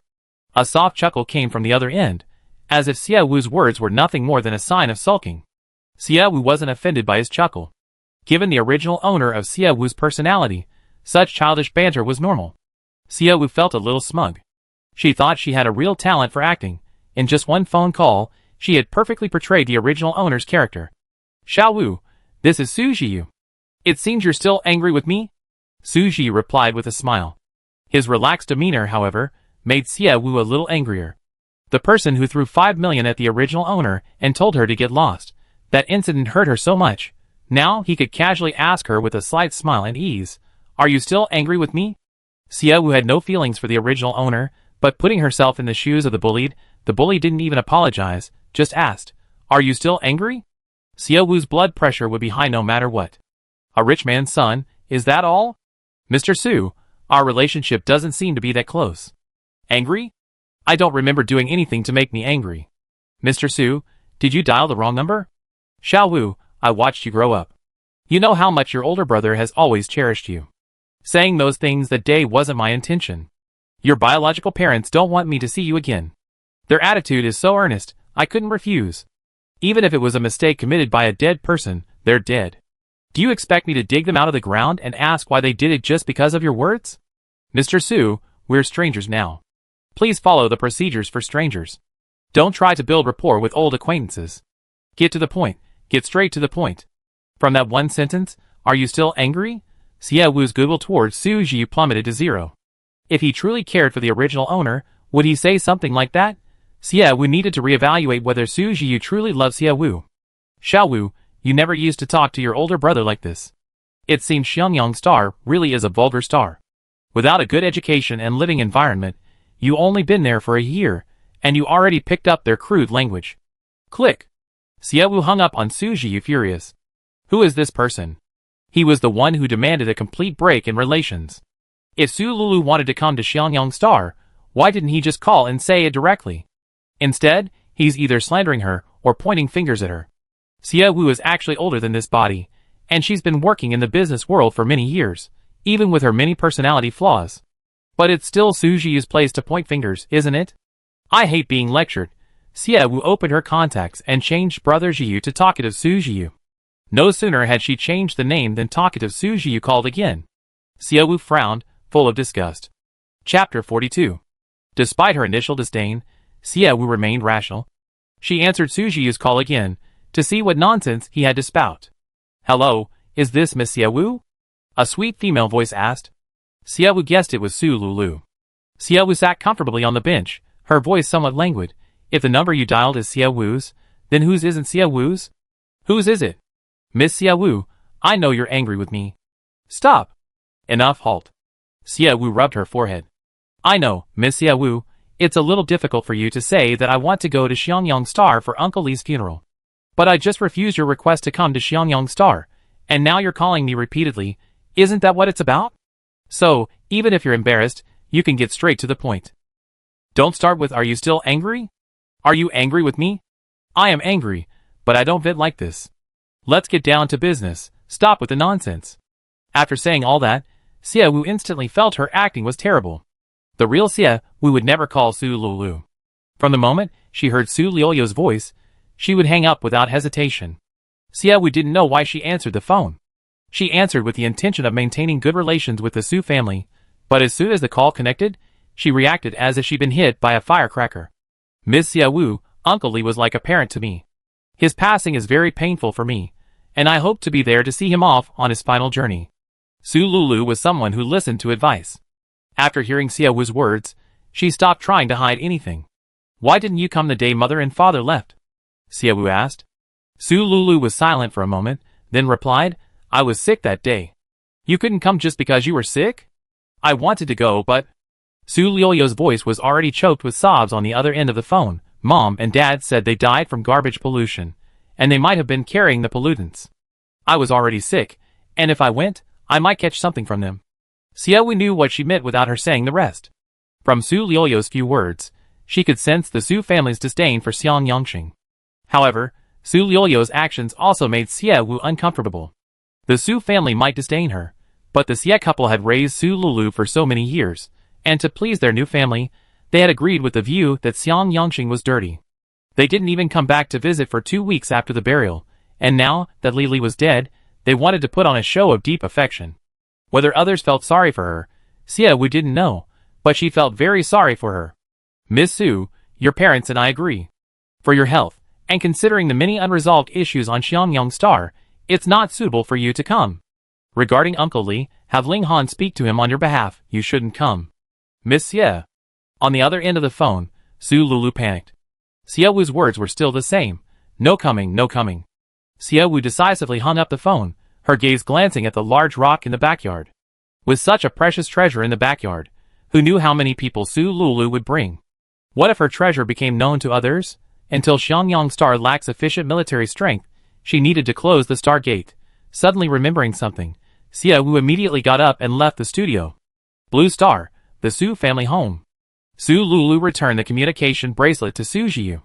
Su Jiyu looked at her red-rimmed eyes and asked, "Doesn't she want you to go to Xiangyang Star?" Su Lulu nodded weakly. Su Jiyu patted her head reassuringly. "It's your older brother's fault. You shouldn't have listened to Mom and Dad and completely cut ties with Xiaowu. If I had outwardly severed ties with her while secretly maintaining contact, she wouldn't harbor such resentment towards you. I was wrong too. If I had insisted on going to Dad's. No, Uncle Xia's funeral that day, Miss Xia wouldn't have thought I was heartless. It would have been better if you hadn't gone then," Su Jiyu said. "Xiao's personality was already spoiled by us, and she especially hated you back then. Have you forgotten how, when you first arrived at the Su family, she shouted that she was the real Miss Su and pounced on you, pulling your hair?"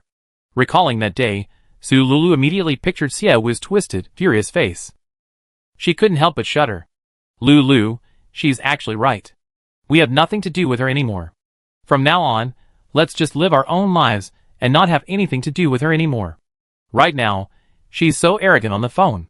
It's hard to guarantee she won't slap you if you meet her again. It's better not to go to Xianjiangxing. As for Lili, why not donate some money to them? Consider it a token of your appreciation. After thinking it over, Su Lulu finally agreed to Su Jiyu's suggestion.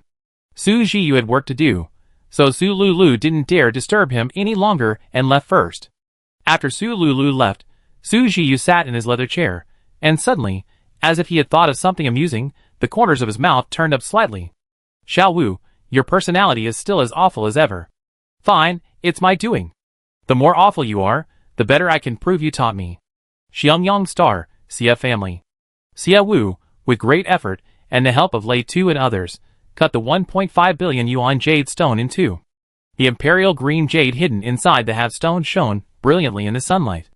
Lei Tu and the others hadn't expected such a large stone to contain such beauty. "Young miss, is this the legendary jade?" Lei Tu asked curiously. Xiaowu nodded. "Yes, with this half, we can pay off 1/10 of our debt." "That valuable?" Lei Tu, this roughneck, had no idea that jade could be so valuable. Half a piece was enough to pay off the debt? What about a few more pieces? "Miss, so you're here." Tan Leng walked to Xiaowu's side, carrying documents. Her gaze fell on the cut jade stone, her eyes widening in surprise at the color and patterns. She then looked at the terminal in Xiaowu's hand. Xiaowu scanned the cut jade half. Under her scan, the jade slowly disappeared bit by bit. Tan Leng knew this operation. It happened when items were put up for sale on the Star Network. "Miss, are you going to put this jade stone up for sale on the Star Network?" Tan Leng asked. Xiaowu replied, "Yes, Minister Tan. What can I do for you?" "This is the invoice for the new mech the Defense Force purchased, and this is the invoice for Uncle Li's funeral. Uncle Li's funeral is scheduled for this afternoon." Xiaowu took the invoices from Tan Leng. The invoice for the new mech was 80 million for 20 light mechs, and the invoice for Uncle Li's funeral was exactly 30,000. Seeing the invoice for Uncle Li's funeral, Xiaowu's heart clenched. She asked, couldn't Uncle Li's invoice be a little more expensive? He served the Xia family for so many years. He deserves better. Chapter 43. Tan Leng's brows furrowed. Uncle Li once told us that if he died, there was no need to spend money on his funeral. After cremation, His ashes should be buried under a tree next to the Xia family's main tomb. He wanted to become a tree, sheltering his masters from the wind and rain. This 30,000 is the most I can think of spending. Xia Wu felt a pang of regret after hearing Tan Ling's words. A person with such high loyalty, keeping him around meant he wouldn't be betrayed. Thinking of this, Xia Wu checked Tan Ling's loyalty level. Tan Ling's loyalty was 15. He remembered that when they first met, Tan Ling's loyalty was 0. He wondered when it had risen to 15. Having loyalty was a good thing for Xia Wu. Li Li's loyalty was already so high with 30. 15 wasn't low either. Since that's the case, then let's do it your way. Let me know when Uncle Li is buried, and I go pay my last respects. Tan Ling nodded. Seeing Xia Wu return the 2 bills to her, she didn't take them, asking, "What about the Mecca?" "Buy it, don't worry about the money. Miss, since you agree, you need to sign them," Tan Ling reminded her. Xia Wu suddenly realized, oh right, there's this procedure. Having worked for others for almost 10 years, never been a boss, Xia Wu had only ever had others sign documents, never signed them herself. She had completely forgotten about this. "Minister Tan, you can handle the purchasing. Miss, whatever Xiang Yangxing buys, if it uses money from your card, it needs your signature. If you only verbally agree and then go and buy the things, you can accuse me of embezzlement, and I won't be able to explain myself even if I have 10 mouths." Xia Wu smiled. Minister Tan is very cautious. When dealing with money, caution is always a good thing. Sigh, I never expected that our Xiangyang star would have such a good finance minister as Minister Tan. I really hope Minister Tan can stay on Xiangyang star, so I don't have to worry about the finance ministers, who come later having bad intentions. Tan Ling is quick to act and meticulous. Xia Wu is really afraid that such a talent will be poached. Tan Ling didn't know if she was flattering her, but she took it seriously. My father came to Xiangyang star with the first master to work hard, and I also grew up on Xiangyang star. I hope this planet will become better, so miss, as long as you don't give up on this planet, I won't give up either. Minister Tan, I am working hard. Xia Wu was unusually serious. Tan Ling nodded. The changed numbers on the bank card are indeed due to your efforts. By the way, Minister Tan, I just saw our mecha bill. It seems to be all mechanical swords and the like, no firearms. Xia Wu remembered this. Tan Ling said, weapons like guns are very expensive. If you need them, we can order a batch from the mechanical star. The mechanical star makes weapons? Yes, and the quality is top-notch. Others order from them too. Small quantities can be ordered directly, but for larger quantities, you need to go to the mechanical star in person to negotiate with their star lord. Xia Wu clicked his tongue in amazement. No wonder they say the robots on the mechanical star are the richest. The star network, the robots, they all made them, even the weapons. Fortunately, the robots on the mechanical star don't dream of unifying the universe. Otherwise, with their research and development capabilities, the people on the surrounding planets would be wiped out. Xia Wu nodded in agreement, recalling robot battles against humans in sci-fi movies. The robots here were truly adorable. The finance department currently only has Tan Ling as an employee. Although her 2 sons help, the restarted Xiangyang star has too much to do. The 2 busiest people on Xiangyang star right now are Xia Wu and Tan Ling. Xia Wu uploaded half of the jade to the star network, covered the other half with a cloth, and left it in the backyard. Back in her workshop, Xia Wu was about to put the inexpensive, affordable small pieces of jade up for sale on the star network. These small jade stones are of average quality. Putting them at auction would only waste auction attempts, and wouldn't fetch a high price.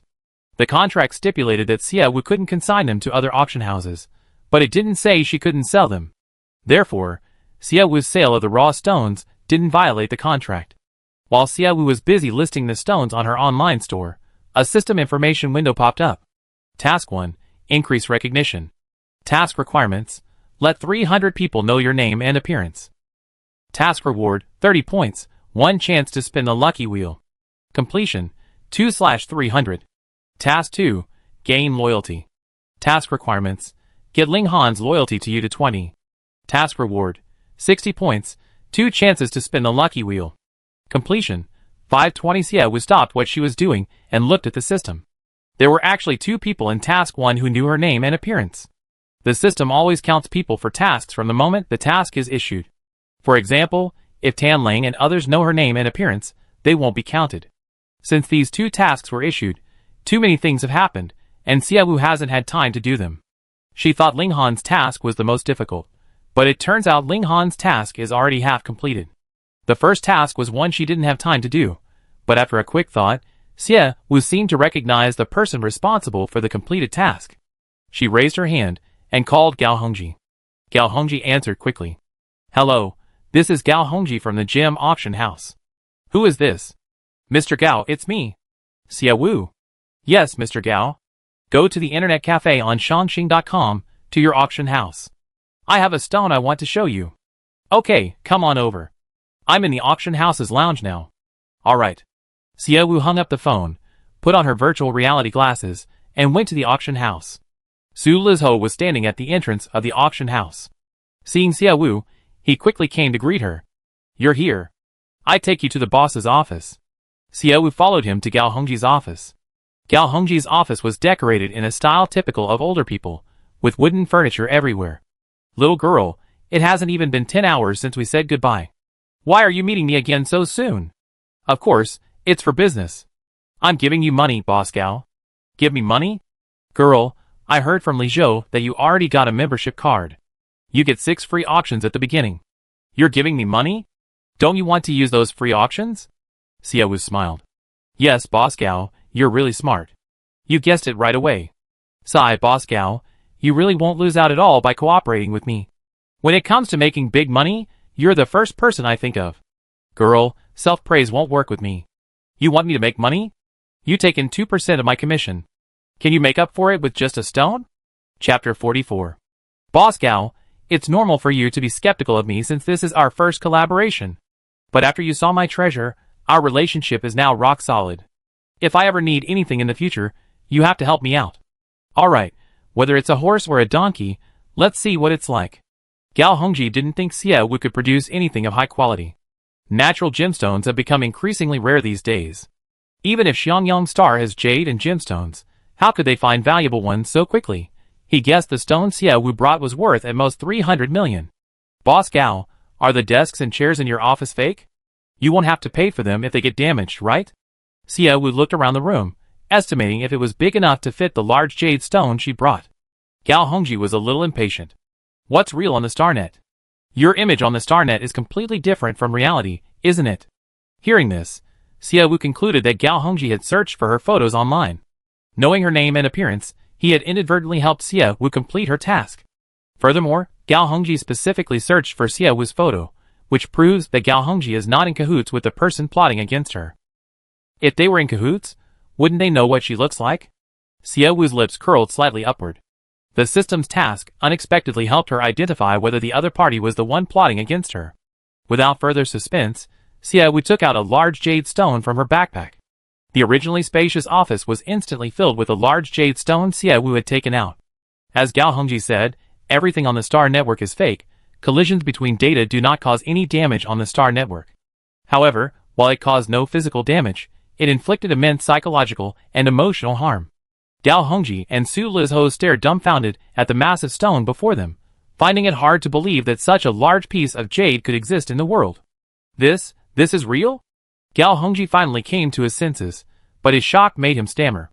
He reached out to touch the jade, but the virtual object had no tactile feedback whatsoever. Girl, you didn't just make up some data to fool me, did you? Boss Gao, here's a string of data uploaded to the StarNet. It's a genuine, large piece of jade, you can't be fooled. Xie Wu pointed to the data engraved beside the jade. Items for sale have a string of data on the StarNet, which can be used to verify whether the item was truly uploaded from reality. Gao Hongji saw the data and immediately investigated, confirming that it was indeed an item uploaded from reality. How can there be such a large piece of jade? It must be worth billions. Wait. Gao Hongji's eyes widened suddenly. This stone was split in half. Where's the other half? Gao Hongji turned to Xie Wu in shock. Xie Wu's eyes held unwavering confidence. Girl, the other half isn't in your hands, is it? Boss Gao, we talk about the other half later. Let's discuss the auction next Saturday using this stone as an example. Xie Wu deliberately kept him in suspense, guiding the conversation. Gao Hongji stared intently at her, trying to read her mind through a virtual image. It felt too unreal. Gao Hongji quickly gave up. He wanted to know the quality of the jade. If the quality was poor, even a high price wouldn't fetch a good price. If it was good, a bracelet made from this stone could sell for millions. Having lived to this age, and seen countless pieces of jade, Gao Hongji could tell without the appraisal team that this cut surface alone was a rare piece of imperial green jade. Just this one side, cut into jewelry, could earn over 100 million yuan. However, gambling on jade is always a high-stakes gamble. A win can make you a billionaire, a loss can leave you penniless. Therefore, Gao Hongji dared not trust his years of experience any longer. He had Su Lizhou take a picture of the jade and send him its specifications. Having never seen such a large piece of jade in his life, Gao Hongji's heart pounded, and he remained unsettled for a long time. He remained silent for a while before speaking. Girl, was this jade found on your planet? Surely Xiangyang Star isn't teeming with gems and jade? How could that be? Boss Gao, Xiangyang Star is teeming with insects. If such a large jade were readily visible, would I even have a chance to make money? Then where did you find this stone? My grandfather's treasure trove, Xie Wu blurted out without hesitation. My grandfather used to be a mercenary, traveling to different planets every day to kill insects for people. Where there are many insects, there are few people living, so the jade hidden there wouldn't be discovered. My grandfather is an expert, otherwise, he wouldn't have discovered Xiangyang Star. Xie Wu was completely unfamiliar with the people of the original Xiangyang Star. She was just making things up. Gao Hongji didn't know the original inhabitants of Xiangyang Star either, but he did know about the mercenary insect killing incident. Are all mercenaries this wealthy? Gao Hongji muttered to himself, still finding it hard to believe that a mercenary with little education, who only knew how to kill insects, could actually understand jade.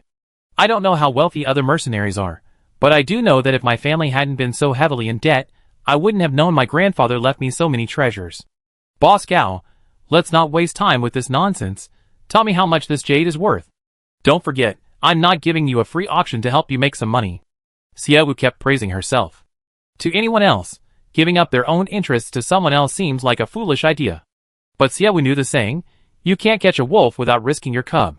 Gao Hongji's auction house was the #1 auction house on the Star Network, securing its top position solely through jade and gemstones, demonstrating Gao Hongji's business acumen. But more importantly, it was his network. Gao Hongji had a good network. Only billionaires would take the time to attend his auctions. At other auction houses, even billionaires might not give him the time. In the business world, everyone can be an enemy, but sometimes they can also be allies. Xiangyang Star started too late in this market, lacked sufficient funds, and its most important asset was its network.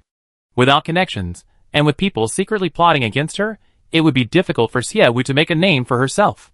She needed to gain connection through Gao Hongji, so she was willing to relinquish some of the profits from this large jade stone. Gao Hongji was a seasoned businessman, and while Xie Wu had made significant concessions, it wasn't enough to warrant his gratitude. Girl, don't think I don't know what you're planning. And don't expect me to praise you for being kind and easily fooled. I can only say you're a shrewd businesswoman. Mr. Gao, that's a very high compliment. So tell me, what's the starting bid for this stone? Chapter 45. Girl, this is your stone. What do you think is a suitable starting bid? Gao Hongji looked at Xie Wu with amusement, wanting to see what her judgment was like. Xie Wu lowered her head and thought for a moment. How about 10 billion? 10 billion? You really dare to bid. Then, Mr. Gao, what do you think is a suitable starting bid? Xie Wu shrugged, indicating, you do it. I think, at most 500 million. Jade isn't like gemstones. With gemstones, you can tell if there are flaws in the rough stone, but with jade, it's very difficult. The other side of jade is no different from an ordinary stone. Only by cutting it open can you see the quality of the stone inside. Judging from only this side is too risky. Setting the auction price too high will scare away customers immediately. Gao Hongji did have some insight into jade. Xie Wu lowered her head and thought for a moment. Boss Gao, how about we create some hype? Hype? What's that? We release some information about this jade, and see what the wealthy people think. Gao Hongji frowned, remaining silent. Xie Wu said, Boss Gao, I know some of your tricks. After acquiring rare gems, you secretly leak information to wealthy businessmen. If they like the gems, they attend your auctions. Yesterday, with my rare ruby, wasn't that how you did it? That's why there were so many wealthy people at yesterday's auction. Gao Hongji's methods weren't a secret. He used them for many years, so Xie Wu knew after a little investigation. Seeing that Xie Wu knew, Gao Hongji didn't intend to hide it any longer, saying, Girl, you're right. Our auction house does indeed disclose information about auction items to VIP clients. But what do you mean by hype? Let's announce it. Spread the word about this jade, Xie Wu said. Gao Hongji frowned. Spread the word? Girl, do you know that if we spread the word, Everyone will know there's such a top-quality jade, and they either not auction the previous items, or they auction them off at a low price, just to save money and snag this one. Auction houses don't announce the items up for auction each time to leave bidders with something to look forward to. If they don't get this one, it's okay, there's always something better. Or they might think, if I don't buy this one, it's gone forever, and I buy it no matter the cost. But when people know there's a top-quality item yet to be auctioned, they save money until the very end. Mr. Gao Hongji said, people with money will bid on any item that interests them, no matter how many others appear. Those without money, however much they save, can't afford this jade. Besides, if you use this jade to spread the word, can you imagine how many people will come to watch on Saturday? Gao Hongji lowered his gaze and thought for a moment. There were many people in the Haiyan galaxy who liked jade and gemstones. If such a large piece of jade were auctioned, people of all ages would definitely come to watch. The auction house hadn't been lively for a long time. Jade could indeed attract onlookers. Mr. Gao, there are many guests, and the items you're auctioning are good enough. Those who can't afford the large jade pieces can buy your smaller ones. Even if the price isn't high, they still make a profit. Besides, I don't think this jade piece is only worth 1 billion.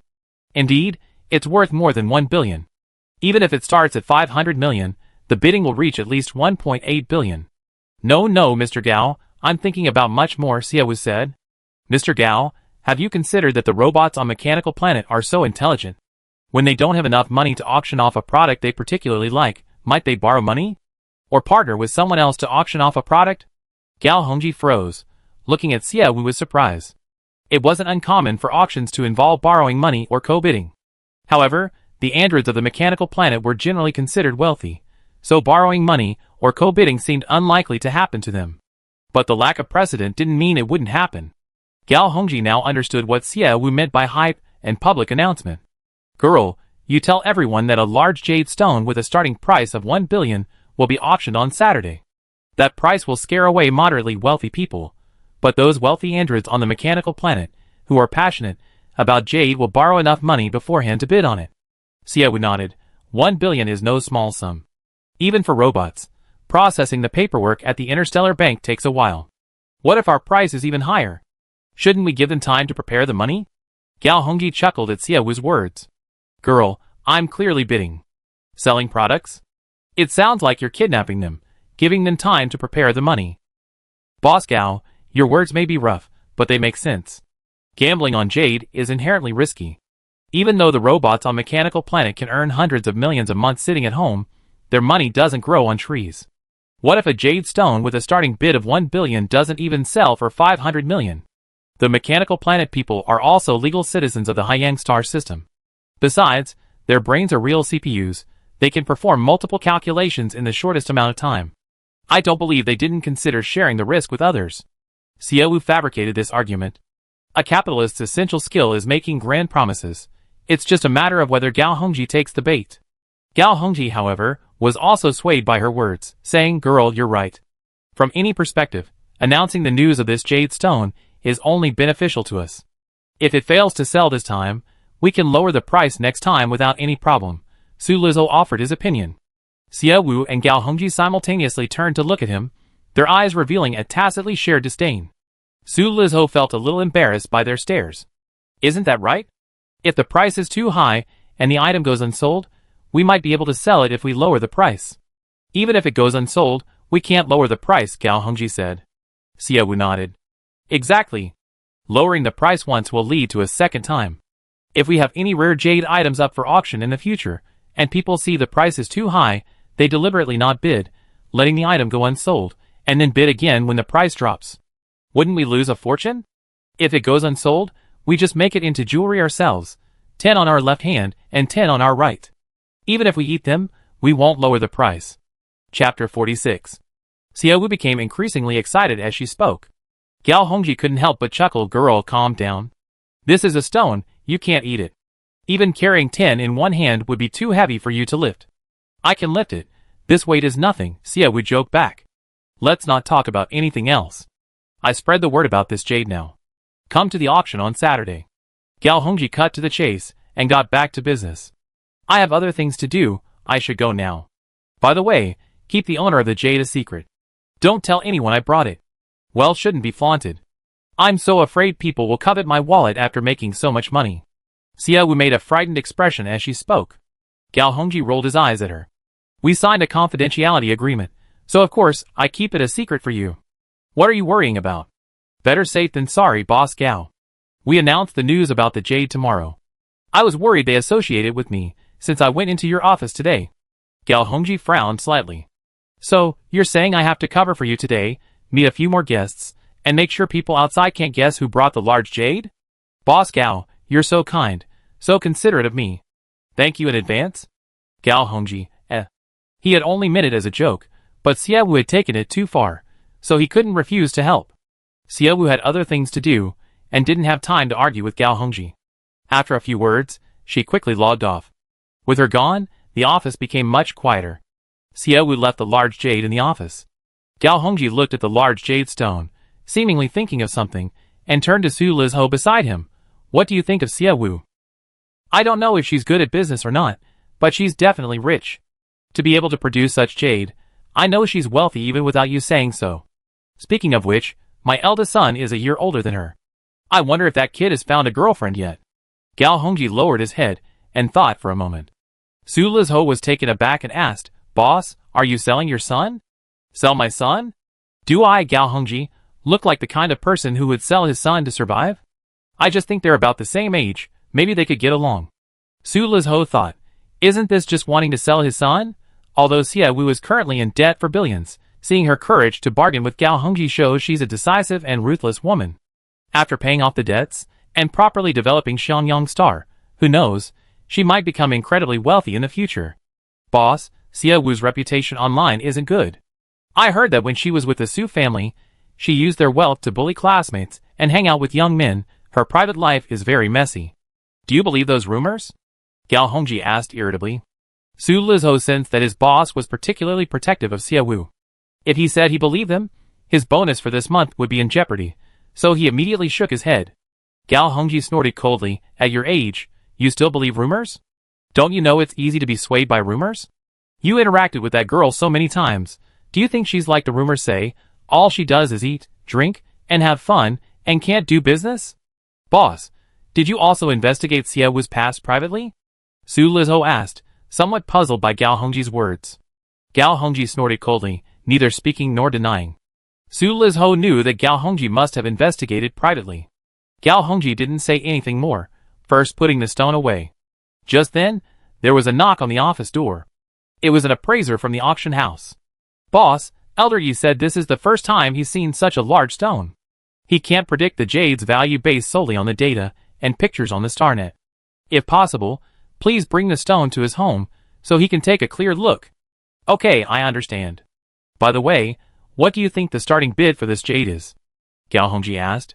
The appraiser said, some colleagues say a maximum of 800 million, but some say 1 billion would be best. Pretty much the same as that girl's prediction. Never mind, I go find Elder Yi first, and see in reality just how beautiful this stone is. Although what was seen online was a 1-to-1 reproduction, it still couldn't compare to the shock of seeing it in person. Boss, can I also go to Elder Yi's house? I want to see it with my own eyes. Su Lizho hurriedly asked. Gao Hongji glanced at him helplessly. If you're going to come, then come. You're the manager of our auction house. You really need to broaden your horizons. Thank you, boss. I go home first, and wait for you at old Master Ye's house. With that, Su Lizho vanished from the office. Gao Hongji rubbed his forehead slightly. If Su Lizho weren't his wife's younger brother, he would have preferred a more stable manager. Gao Hongji also logged off the StarNet. He took a car to old Master Ye's house. Old Master Ye was a senior figure in the jade industry. Whether it was carving jade or identifying jade, his ability was unparalleled in the industry. Old Master Yi had already received word of Gao Hongji's arrival and had prepared a space in the backyard, thoughtfully laying out a carpet on the ground. Gao Hongji arrived and wanted to exchange a few pleasantries with Old Yi, but Old Yi quickly stopped him, urging him to take out the stone for a look. Just then, Old Yi's grandson Yi Xi and Gao Hongji's eldest son Gao Yu approached. Grandpa, Uncle Gao, what are you doing in the yard? Yi Xi asked politely. Gao Hongji said, we have something we want Old Yi to see right now. Yu, why aren't you at work? What are you doing here? I left a document at home, so we came to get it. Dad, what treasure did you find that you want Grandpa Yi to see offline? Old Yi was getting on in years, and wasn't familiar with the StarNet system, but Gao Hongji usually only showed Old Yi top-quality gemstones and jade. You two have come at the right time. Come and see the treasure, broaden your horizons. Gao Hongji opened the StarNet terminal, and soon a half-cut jade stone appeared before them. Everyone stared in astonishment at the jade stone that had appeared out of thin air. One side looked no different from an ordinary stone, but the view from the cut surface was utterly shocking. The stone's color was incredibly beautiful, a deep, vibrant green, as if it were oozing oil, ready to drip at any moment. Its dazzling color was captivating, drawing everyone's attention. "Boss, Elder Yi, I'm here." Su Lizhou ran excitedly towards them, but no one paid him any attention. Upon reaching it, Su Lizhou saw the jade stone's true form and gasped in surprise. "It's so beautiful. It was already stunning when I saw it on the StarNet, but I never imagined it would be even more beautiful and breathtaking in person." "Boss, Elder Yi, judging by the luster of this color, could it be the legendary Imperial Green?" Chapter 47. Both Elder Yi and Gao Hongji were seeing such high-quality jadeite for the first time. The texture and naturally formed color of the stone were something even synthetic jade, no matter how much effort was put into it, could never replicate. They were astonished by the beauty of the jadeite, not paying any attention to Su Lizhou's questions. The two young men, Yi Xi and Gao Yu, whose elders had spent their lives dealing with stones, could also recognize the quality of this jadeite, even though their knowledge was limited. Even a layman could see how good this stone was, let alone the two elders. "Dad, is this something you're going to auction?" Gao Yu asked. Gao Hongji gently stroked the facets of the jadeite, as if caressing a delicate, flawless skin. "It's so beautiful that I don't want to auction it, I want to keep it at home as a treasure." Gao Hongji's eyes were filled with fascination. Su Lizhou reminded him, "Brother-in-law, the starting bid for this jade is 1 billion. If you can come up with 1.5 billion, you might be able to get it." To be honest, Xie Wu genuinely trusted them. He left the jade with them, before even registering it for auction. Although such jade would leave a record after registration on the StarNet, if they took the jade and denied everything, leaving the StarNet and selling it privately, Xie Wu would have a hard time holding them accountable. Perhaps Xie Wu was worried about his personal information being exposed, so he didn't immediately consign it for auction, simply handing it over to them, truly audacious. Fortunately, the auction house's owner and manager were very conscientious. Su Lizhou secretly praised himself. But what he didn't know was that Xie Wu had started screen recording the moment he entered Gao Hongji's office with the jade, recording their entire conversation. This video served as evidence. Gao Hongji wanted to embezzle the jade, and Xie Wu could use this video to demand compensation. On the surface, she claimed to be making friends and currying favors, but when it came to matters involving huge profits, Xie Wu couldn't possibly be careless. Given Xie Yu's painful lesson, how could she be as naive as Su Lizhou and his group thought? Trying to buy this stone for 1.5 billion? Go to bed early tonight, maybe you dream about something this good, Old Yi scoffed upon hearing Su Lizhou's words. Su Lizhou was taken aback. "Old Yi, you think this stone is worth more than 1.5 billion? 1.5 billion, even doubling it would be reasonable," Old Yi said, stroking the cut surface of the jade. "This feel, this pattern, and this color, this is probably the best quality jade in the high-end galaxy so far." "Old Yi, you haven't even looked closely, how can you be so sure?" Su Lizhou asked, unconvinced. "Before you brought the stone here, I carefully reviewed the data provided on the StarNet. The StarNet is something those robots developed. In the past, gambling on stones was indeed very risky, but now, with the StarNet's system analysis, knowledgeable people can discern the purity of this jade stone from the data alone. I'm only saying this here, don't tell anyone else. Some fools don't know how to read StarNet data or how to examine stones offline before gambling on them, buying fakes and inferior goods every day. But with me here, you can trust me." Old Master Yi was extremely confident in his abilities. He had spent his entire life researching stones. He couldn't possibly fail on this piece of jade. "Grandpa, is this stone worth 3 billion? You see, I couldn't help but ask. 3 billion is just the minimum price. It depends on how much the auction robots are willing to spend. After all, auction houses infinitely amplify the price of an item. Hongji, the auction price of this stone should be enough for your auction house to live on for half a year, right?" Gao Hongji smiled bitterly. If Xie Wu hadn't reduced the commission to 1%, he could indeed have lived off this jade for half a year. But then he thought again. If Xie Wu hadn't negotiated terms, and the jade had been auctioned off using free auction attempts, he wouldn't have made a single penny. Xie Wu only owed billions. After paying off that debt, it was uncertain whether he would still consign jade to his auction house. Now they had a contract, and the money lost on this stone could still be recovered later. If the price goes up, living off it for half a year shouldn't be a problem. But Elder Yi, this is the first time our auction house has auctioned such an expensive piece of jade. Do you think those wealthy people will spend so much? Gao Hongji asked. The highest auction record at the gemstone auction house was 2 billion, and that was the final price. Now, a piece of jade was starting at 1 billion. Although Xiaowu said he would publicize it widely, he was still somewhat apprehensive. Brother-in-law, such a large piece of jade is indeed too expensive to auction off. Should we cut it into smaller pieces? That might make it easier to sell, Su Lizhou said. Maybe the guy thought the same thing, which is why he cut the jade in half. Cut it in half? Old Yi muttered softly, staring intently at the jade. Such a large and high-quality piece of jade has appeared in the Haiyang star system. If this one fetches a high price, the other one might fetch an even higher price. Old Yi, the quality of the other half depends on its condition. It might not be as good as this half, Su Lizhou said.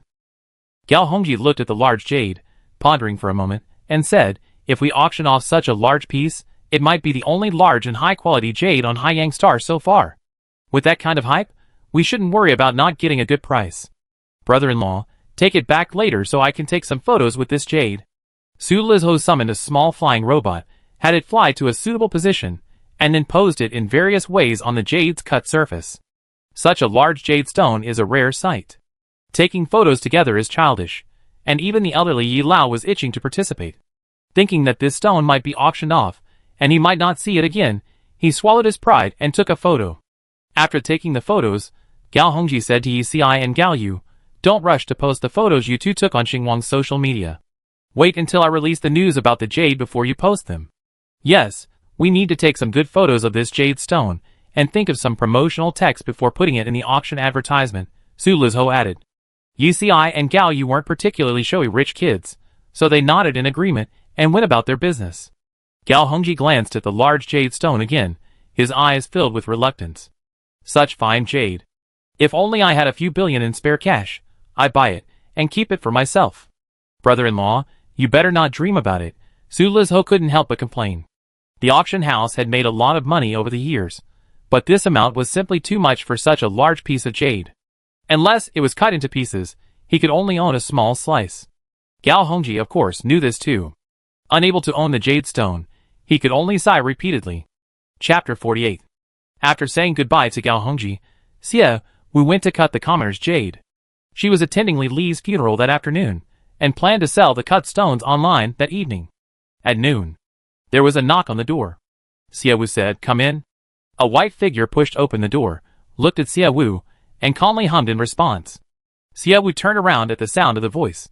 The housekeeper, Xiong, wearing a pink apron, looked at Xiaowu with a melancholy yet serious expression, and hummed again. It seemed to be saying, it's time for lunch. Xiaowu nodded and said, I know I'm coming. Walking into the living room, Xiaowu noticed that the floor was polished so clean it could be used as a mirror, and the furniture was spotless. Master, this is the most punctual you've been these past few days, Shiryu said with a smile.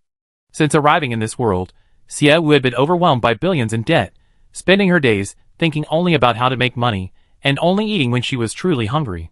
Li Li and the others were afraid of upsetting Xiaowu, so they didn't dare urge her to eat. But the housekeeper bear was different. It was just a robot, only following its programmed instructions, and didn't feel the guilt or fear that others felt towards Xiaowu. Therefore, it did what Shiryu and the others dared not do. From now on, you can call me for meals too.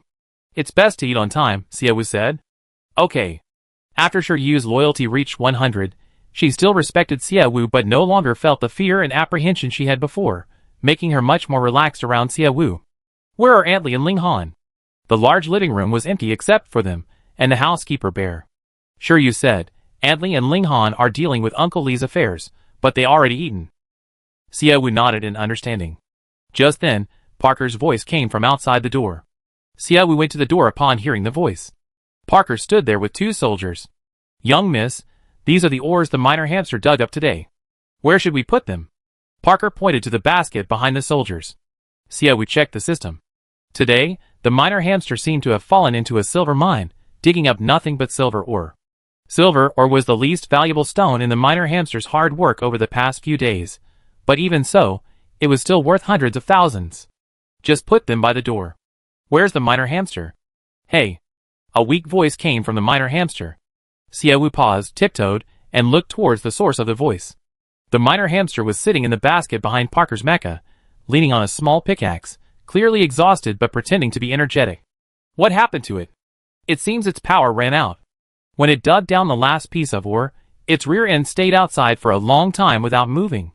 At first, I thought it was going to die, but then I remembered it's a robot, so it must have run out of power, and was too weak to move anymore.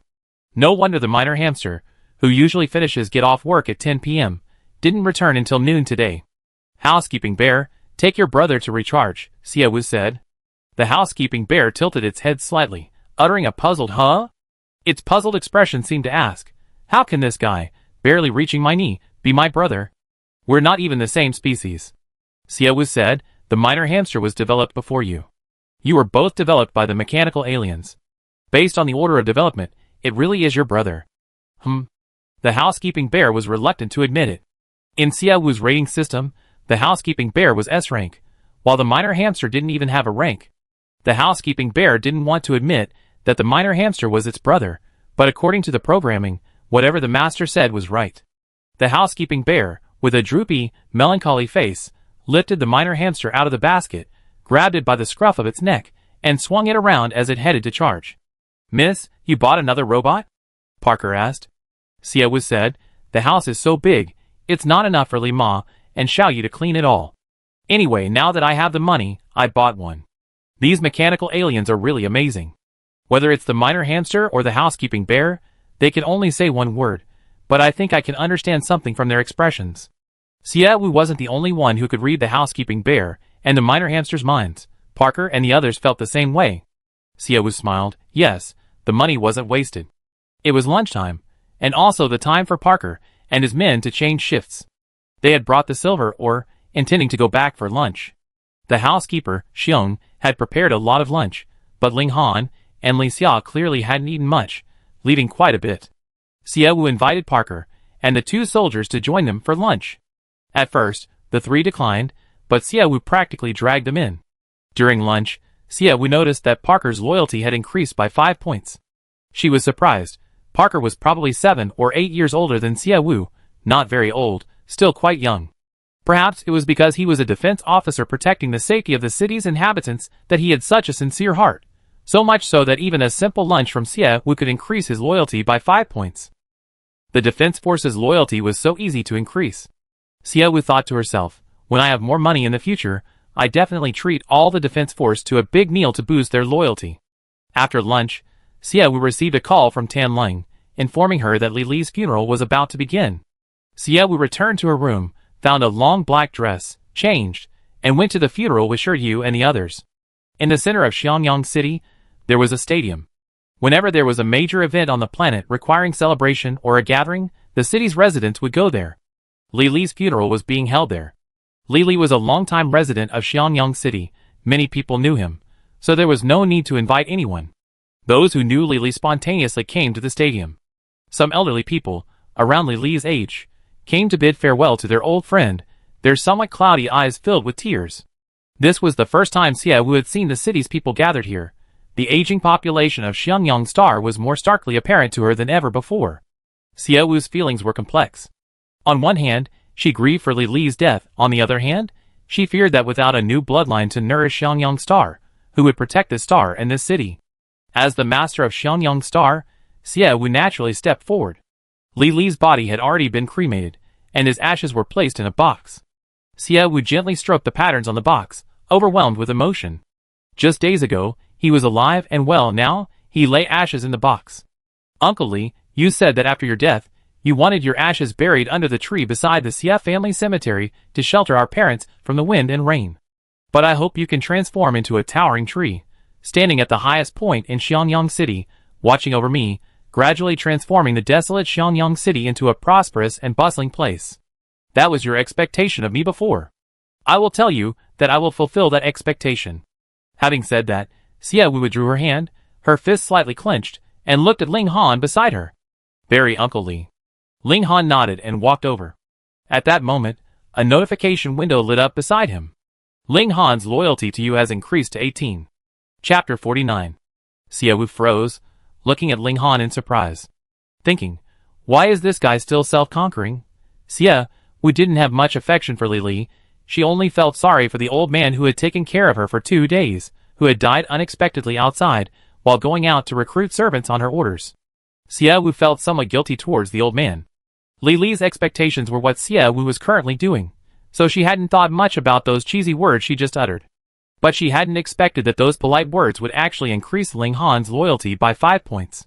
Xiaowu looked at the others, and found that Tan Ling and the others had also gained some loyalty. No wonder Xiaowu was so easily fooled. The people of Xiangyang Star were far too easy to coax. A few words, and Ling Han's loyalty increased. Xiaowu had previously thought that increasing Ling Han's loyalty would be difficult, but who would have thought that before she even made a move, Ling Han had almost finished self-conquering? Are the people of Xiangyang Star primarily known for their passionate love and hate? Li Li was buried beneath a century-old banyan tree in Xiangyang City. The banyan's branches stretched out horizontally, its leaves lush and verdant, like an old man watching over this decaying city. Xiaowu was the first to pay her respects to Li Li, then stepped back from the crowd to watch quietly. At this moment, an old man approached. Xiaowu recognized him. He was the old man who had been the first to knock on her door when she was looking for Li Li. Although the old man had a full head of white hair, his back was straight, his eyes sharp and bright, possessing a vitality beyond his years. I didn't expect you to come personally to send Li Li off on his final journey, the old man said with a hint of emotion. Xiaowu looked at him, blinked, and politely asked, "And you are?" "Kelson, your father's teacher." Xiaowu immediately understood and nodded. "Hello. Is it because you're from out of town? So polite. I heard you weren't this polite before." The old man was a mercenary. Mercenaries are often straightforward and unpretentious, and politeness is practically worthless to them. Xiaowu's friendly greeting made the old man somewhat uncomfortable. Xiaowu smiled calmly. The past is the past, the present is the present. Even stones will weather away one day. Humans are intelligent beings, capable of learning to adapt to setbacks, and I'm no exception. You're definitely from out of town. Your words are so flowery, it's almost annoying. But if your grandfather were here, he'd be so happy to hear you speak like that. When I was young, I was always by his side, and he often said how wonderful it would be if a cultured person could emerge from the family, instead of always remembering fighting and killing. We used to laugh at him, saying that cultured people are all talk, and words can't kill insects. But that's how much he longed for it. But Xiaowu. Kelson's eyes were full of nostalgia when he spoke of the past, but when he mentioned Xiaowu's father, Xiaowu, his expression changed from nostalgia to helplessness. Through this subtle shift in expression, Xiaowu could tell that Kelson also had some reservations about Xiaowu. Xiaowu didn't want to comment further. Whether it was the original Xiaowu or Xiaowu, they were both lunatics, with some kind of mental problem. "What happened to my father?" Xiaowu asked, pretending not to notice anything. Kelson looked at her. "I initially thought you were Xiaowu's child, with a personality similar to his, but these past 2 days, I discovered you're far superior to him, and far superior to the daughter he raised in the wrong way. That daughter is spoiled rotten, and naturally she thinks everyone around her should pamper and respect her. Her actions often leave people speechless. For example, she didn't even attend her adoptive parents' funeral. It's clear she's been truly spoiled." Xiaowu raised an eyebrow and said, she was sick and couldn't come to her parents' funeral. She wanted to come to Uncle Lee's funeral this time, but I wouldn't allow it. I'm not speaking for her, I'm just stating the facts. Xiaowu wasn't the type to gain approval or find pleasure in belittling others behind their backs. Although she disliked Su Lulu, and didn't know if her illness was genuine, she truly wouldn't allow Su Lulu to attend Li Li's funeral. Xiaowu didn't bother hiding this from Kelson, so she spoke directly. Kelson hadn't expected there to be a hidden reason for Su Lulu's absence, but this reason alone wasn't enough to change the old man's opinion of her. She lived on Xiangyang Star for nearly 20 years. I know her personality better than you do. You don't need to say more, she is what she is in my heart. It's just that I can't understand you. There's plenty of time, sir. You have ample time to get to know me, Xiaowu said with a slight smile. Kelson didn't speak, his eyes filled with sorrow as he looked away. You have plenty of time, but I'm already halfway to the grave. I don't know if I live to see Xiangyang Star become even half as lively as it used to be. Also, don't call me sir. I'm just an insect killer, I don't deserve that title. Kelson had overheard Xiaowu's words to Li Li. He didn't understand Xiaowu. Xiaowu had only been back on Xiangyang Star for a little over a year, and had been in a frenzy for just as long, only recently showing some improvement. Anyone can say nice things, but how many can actually do them? Every inch of land in Xiangyang City was seized from the hands of insects by early mercenaries like Kelson. He hoped Xiangyang City would prosper like Earth, hoped his efforts would eventually be rewarded, but he didn't know if he would live to see it. Since you don't like the old gentleman, how about I call you teacher? Xiaowu asked. Kelson froze, looking at Xiaowu in confusion. Why call me teacher? I haven't taught you anything. It's not too late for you to teach me now. What do you want to learn? Of course, your mercenary skills, teacher. Kelson froze again, his eyes widening in disbelief at Xiaowu's words. Xiaowu calmly curled her lips into a smile. Teacher, I swear to Uncle Li that I will make Xiangyang Star prosperous again. But for us on Xiangyang Star, the biggest problem is those insects. As the masters of Xiangyang Star, we cannot be defeated by any difficulties, and insects are no exception. So, teacher, please teach me how to kill insects. Xiaowu's expression was serious and earnest, not like she was joking. Kelson hadn't expected her to suddenly make this request. Thinking of his advanced age, his voice was a little weak. Girl, I'm already very old, and my legs aren't as strong as they used to be. Teacher, perhaps your legs aren't as strong as they used to be, but taking one down is still easy for you. Besides, you've been a mercenary for many years, and you were the teacher of my father and many other guards. No one has more experience killing insects than you. Even if you don't teach me physical skills, you can definitely teach me the knowledge. Chapter 50. The words experience and knowledge gave Kelson immense encouragement. His legs weren't what they used to be, but the experience and knowledge remained etched in his mind, unforgettable. Girl, I've been learning how to kill insects from my mercenary father since I was 7. My foundation was built from that age. You always been pampered, with delicate skin. Aren't you afraid of hardship? No, death is more terrifying. Xiaowu's gaze was firm. Kelson admired her determination. Alright, if you want to learn, I can teach you. Aw, wait, teacher, I have something to tell you. What is it? I can't train and learn with you every day. I have to earn money to pay off my debts, so I can only learn with you for 4 hours a day. Is that alright? Xiaowu wanted to become stronger, but she was currently burdened with affairs, and didn't have much time to learn from Kelson. Kelson frowned in thought, considering the debts on Xiangyang Star and the things he, as the planet's master, had to do. He nodded. Okay, what time are you free each day? How about 5 a.m. to 9 a.m.? Kelson was taken aback. 5 a.m.? There are still young people who can get up at 5 a.m. these days? If you think it's okay, come on over. I'm an old man, I can't do anything, but I have plenty of time every day. Then I won't be polite. I come find you whenever I have time, teacher. Xiaowu had just finished speaking when a system information window popped up. Congratulations on triggering the martial arts system. This skill will increase your personal strength as your physical fitness improves. Name, Xiaowu. Physical fitness, 50 a very normal value agility, 10 at least enough to dodge a basketball flying towards you strength, 8 your slaps are too light endurance, 60 looks like you're a master of staying up late mental strength, 70 your willpower is very strong. Xiaowu was stunned by the newly popped up information window. Wanting to learn insect killing techniques actually triggered the strength system. What does strength have to do with getting rich? Xiaowu wondered. Then the information window changed, displaying a series of bloody images. Dog and insect heart, 20,000 star coins. Dog and insect antennae, 1,000 star coins. Dog and insect stomach, 1,500 star coins. These are the prices for insects sold on the Star Network. Xiaowu immediately understood why the strength system was related to getting rich.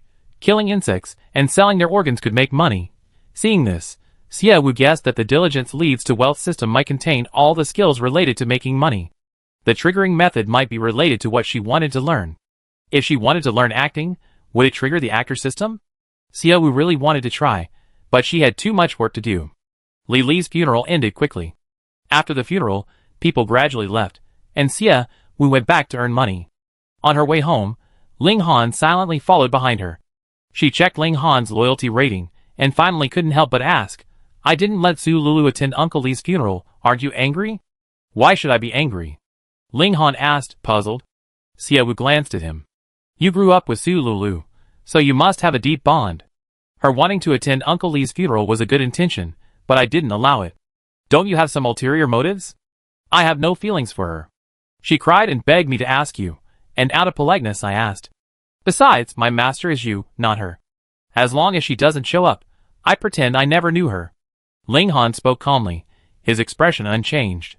Without the system, seeing Ling Han's loyalty rating at 18, Xie Wu would have thought his words were just a perfunctory gesture. However, seeing the loyalty rating, Xie Wu still found it hard to believe.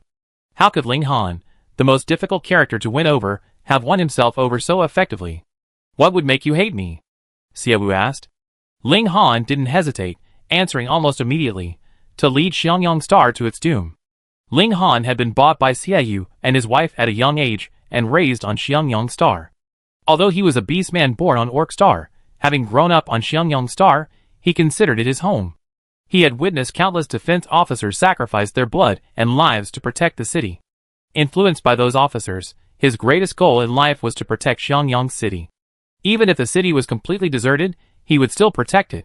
To him, it didn't matter who the master of Xiangyang Star was, whoever could make Xiangyang Star prosperous and powerful, he would be loyal to. His loyalty to Xie Wu increased because of Xie Wu's efforts for the city these past few days, which gave him hope for Xiangyang City. It seems you never have the chance to hate me in this lifetime, Xie Wu laughed. Because I will strive to make Xiangyang Star prosperous and vibrant in my lifetime, not just one city, but the entire planet. Whether I can achieve it is another matter, but ambition is always necessary. Ding! Mission 2 is complete. Ling Han's loyalty to you has reached 20. You will receive the rewards for both missions after Mission 1 is completed. Xie Wu, Seeing Mission 2 complete, Xie Wu couldn't suppress his joy, but when he realized the rewards wouldn't be given until Mission 1 was completed, his joy vanished instantly. This system is a bit excessive. It issues 2 tasks simultaneously, and you only earn money after completing both. Xie Wu sighed helplessly. I'm going to earn money. You don't need to come with me, go do something else. Despite saying this, Ling Han still followed behind Xie Wu. Back at the studio, Xie Wu asked Su Liz Ho about the recent price of silver. Silver is different from jade. If you don't like the jewelry you made from silver, you can melt it down and remake it. It's highly adaptable. Unlike jade, which cannot be changed once it's shaped, this uniqueness is one of the reasons jade is valuable. Therefore, the price of silver on the Star Network isn't very high, but it's still considered a high-end type of jewelry. After receiving Su Lizhou's reply, Xie Wu called Liu Yuqing of KNG Jewelry Company. Liu Yuqing hadn't bought any new gemstone raw materials from Xie Wu for 2 days. He was particularly enthusiastic when Xie Wu called, but when Xie Wu asked if he wanted silver, Liu Yuqing's enthusiasm instantly waned. Silver wasn't valuable, and their company didn't make silver jewelry, but Liu Yuqing had a wide network and asked if they needed help with recommendations. Upon hearing that silver was cheap and had no potential for appreciation, Xie Wu sold the silver or mined by the hamster that day for 2,000 yuan less per piece. Less than a minute after Xie Wu bought the silver ore from the online store, netizens on the Jade forum discovered this and posted about it. The forum users discussed it heatedly, wondering why Xie Wu's online store had such a wide variety of products. Jade was one thing, but silver ore was another. They were jade enthusiasts, so naturally, they didn't impulsively buy the silver ore. Just as the discussion on this post was in full swing, a post titled "Brothers, I got new items again, take what you like," suddenly dominated the forum's trending topics. Chapter 51. At 5 in the morning, the sky above Xiangyang was still pitch black. Kelson, a former mercenary, was used to waking up at this time due to years of experience. He would sit on a chair by his front door, gazing at the starry sky and quietly awaiting dawn. However, today he broke his habit. He had no interest in looking at the pre-dawn stars, but instead looked towards the road leading to the Xie family's main residence. Yesterday, Xie Wu had promised to come to him for martial arts practice at 5, but hadn't specified when. Moreover, Kelson found it hard to believe that there were still young people who could get up at 5 in the morning. He thought of his granddaughter, far away on Earth, who, on holidays, could barely get up before 10. Most young people, once they started working, couldn't get up before 10 on holidays. Could a pampered young lady like Xie Wu really wake up at this hour? Looking at the road to the Xie family home, it was pitch black without streetlights. Wouldn't a little girl be afraid to walk here? Kelson's mind was already conjuring up all sorts of reasons why Xie Wu wouldn't come. Just then, there was a knock on the old door. Kelson hurriedly got up to open it. Upon opening the door, Xie Wu, dressed in sportswear with her hair tied in a ponytail, stood outside. "Good morning, teacher." Kelson looked at the energetic Xia Wu, then glanced behind her and asked, "Did you come alone?" "Yes." "Where's Ling Han?" "I sent him to bed at 11 last night. I didn't wake him before I left." "You dared to come alone in this darkness?" "This is my territory. I walk on my own turf. Who dares touch me?" At this point, Xia Wu immediately became arrogant. Seeing her spirited and radiant expression, Kelson's serious expression softened slightly. "All right, enough of that. It's so dark outside, and my yard is small. Where should I teach you?" "The gymnasium. There are plenty of small basketball courts there, and they have lights. It's also close to your house." Xia Wu's suggestion surprised Kelson. His house was indeed very close to the sports plaza. He had moved there specifically to make it easier to find a court when he was teaching Xia Wu. Kelson wasn't surprised he knew this, but how did Xia Wu know? "Girl, how did you know my house is close to the gymnasium?" Although Xia Wu had been to the gymnasium, she had never gone from Kelson's direction. She had left from Xia's house yesterday to attend Li Li's funeral. While the destination was the same, the transportation in Xiangyang City was excellent. There were 4 roads around the gymnasium, each offering different views. Therefore, it was impossible to know where Kelson's house was just by coming out of the gymnasium. Xia Wu had been back on Xiangyang Star for over a year and hadn't left the Xia family mansion much, which was why Kelson was puzzled by her knowing her home was near the stadium. Xia Wu had learned this information by looking at the system map. Facing Kelson's question, she smiled calmly and replied, "Teacher, I've been traveling around the city a lot lately. I passed by your house before and been to the stadium, so naturally I know your house is near it. What have you been traveling around the city for?" Xia Wu thought for a moment and said, "Teacher, do you know we discovered 5 huge holes in 5 shops in the city?" "Hole?" Kelson shook his head. "Never heard of them. What are those holes?" Kelson, enraged by Xia Wu, had long since stopped caring about what was happening in the city. Only Xia Wu and his group knew about the shop cave. The older folks, whose sources of information were further back in time, were unaware of it. Xia Wu told Kelson what he had discovered, and Kelson's white mustache trembled with rage. "You're saying we on Xiangyang Star were tricked?" "Yes. I told Xia Wu long ago that he wasn't cut out for business. He'd been killing insects with us since he was a kid, barely educated. How could he possibly run a business?" Hearing me say that only made him angrier. "The last time we met, he was talking about making billions. And look what happened. He got scammed out of billions, and even lost his life. He should have listened to me." Kelson trembled with rage. Xia Wu gently patted his back. "That man coveted the gemstones on Xiangyang Star. Even if father didn't do business, he would have found other ways to frame him. Now that father is dead, and things have come to this point, all we can think about is solving the problem and facing the future." Kelson had initially been suspicious of Xia Wu, but knowing that Xia Yu's death and debts were deliberately orchestrated, he immediately understood why Xia Wu had gone mad for over a year after arriving on Xiangyang Star. With parents like that, what child wouldn't go crazy? It's been tough on you too. Xia Yu was truly a fool his whole life. Nothing he did was ever easy. After Kelson finished speaking, a light blue information window appeared beside him. Xia Wu looked at the information window. "Kelson has become your employee. Name, Kelson. Gender, male. Age, 71. Race, orc. Occupation, tutor. Combat strength, A-. Loyalty, 60. Upon seeing that Kelson's race was orc, Xia Wu paused, instinctively asking, "Teacher, are you an orc?" "Yes. But you look no different from me.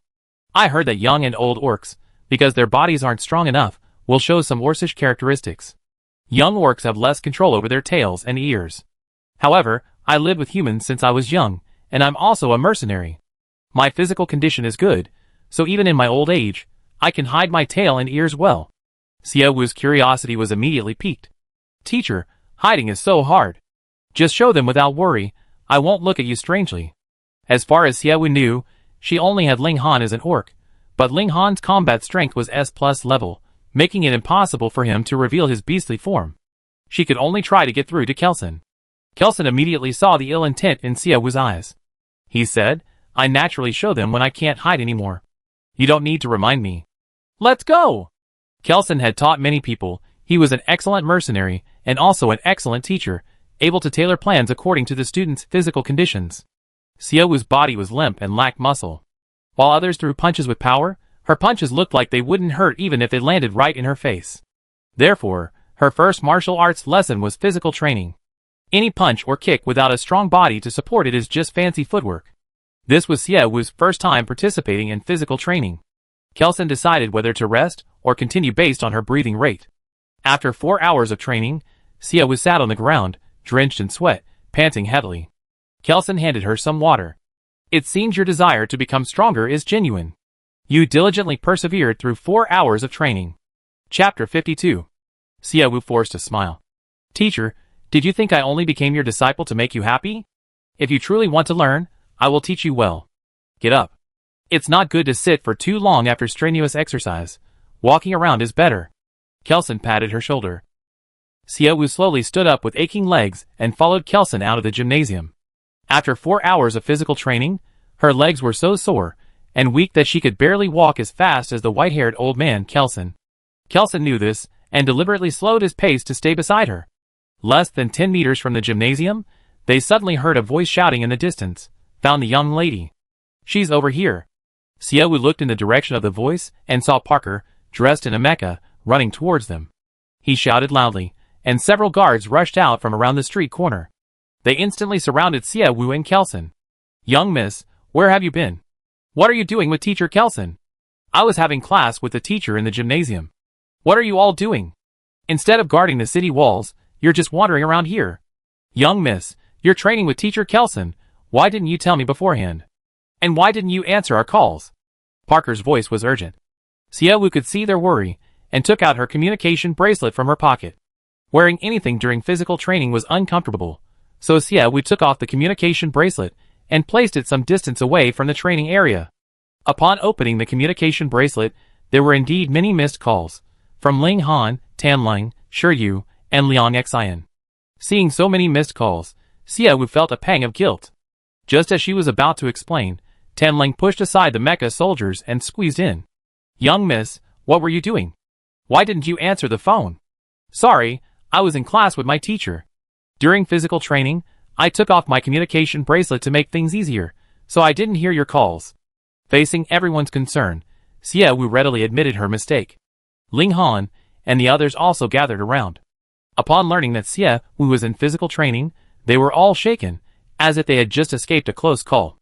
Xie Wu didn't understand their concern and asked, "There aren't any spaceships on Xiangyang Star. Are you afraid I run away? Someone will take your life." "You told me that, have you forgotten?" Ling Han said coldly, a hint of anger on his handsome face. "Master, if you need to leave for too long in the future, please let me know. Protecting you is my duty. Please don't let me fail in my duty." Everyone was concerned for her, and Xie Wu accepted their anger without complaint, enduring their lectures as they returned home. The Xie family's housekeeper bear stood by the dining table, where breakfast was already prepared, but an hour had passed since it was time to eat. The perfectly programmed housekeeper bear, seeing its owner return an hour late, placed its paws in front of it, its little head bowed in melancholy. It seemed saddened that it hadn't been able to urge Xie Wu to eat breakfast on time. The minor hamster stood on the dining table, its little paws resting on the housekeeper bear's waist, grumbling. It sounded like it was scolding Xie Wu for wasting the delicious food, and also subtly scolding Xie Wu for not taking it to work on time. Oh dear, the little guy was quite upset about not being able to go to work on time. Xie Wu carefully soothed the housekeeper bear and the minor hamster until the two little guys stopped being angry, and then she could finally enjoy breakfast. Her appetite was great after exercising, and she felt energized after filling her stomach. The minor hamster stood in front of Xie Wu, carrying a small pickaxe, anxiously stamping its little paws, as if saying, "Go to work. Go to work." Xie Wu handed the minor hamster to Ling Han. "You take this little guy to work. I'd be in the studio for the rest of the time.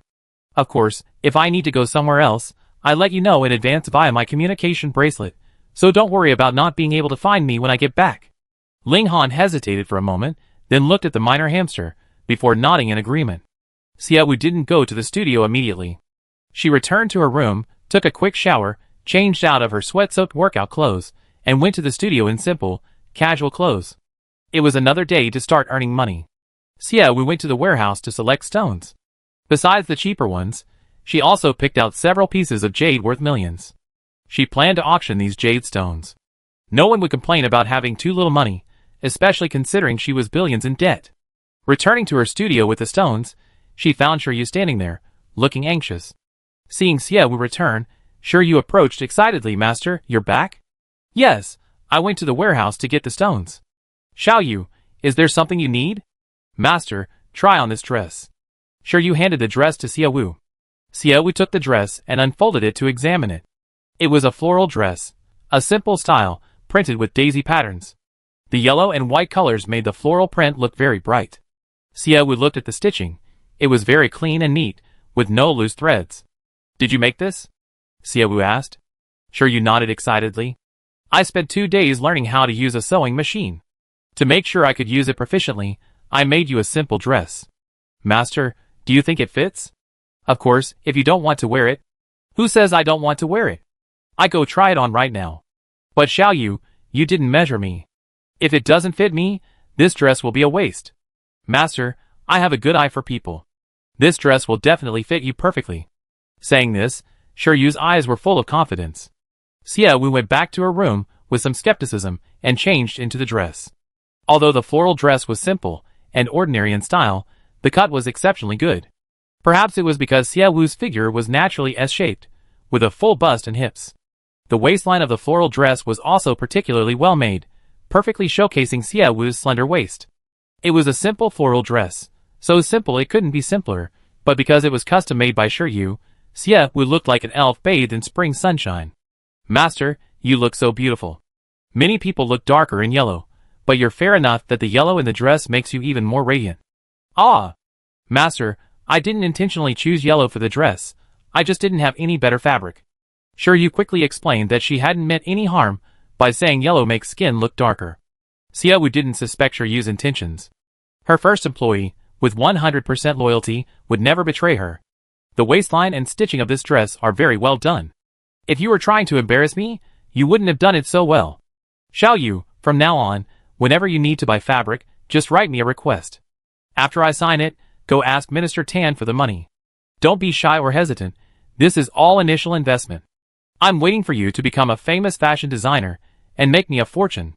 Hearing this, Shiryu looked at Xiaowu with deep gratitude. After hearing her words of gratitude, Xiaowu asked, Xiaoyu, did you make this dress directly? No, I drew the design first and then made it. You can draw?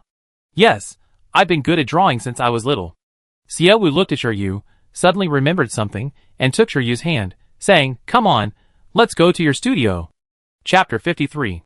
Shiryu truly has a talent for clothing design.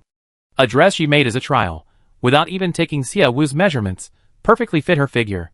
It's no wonder such talent can create billions in value. They arrived at Shiryu's studio.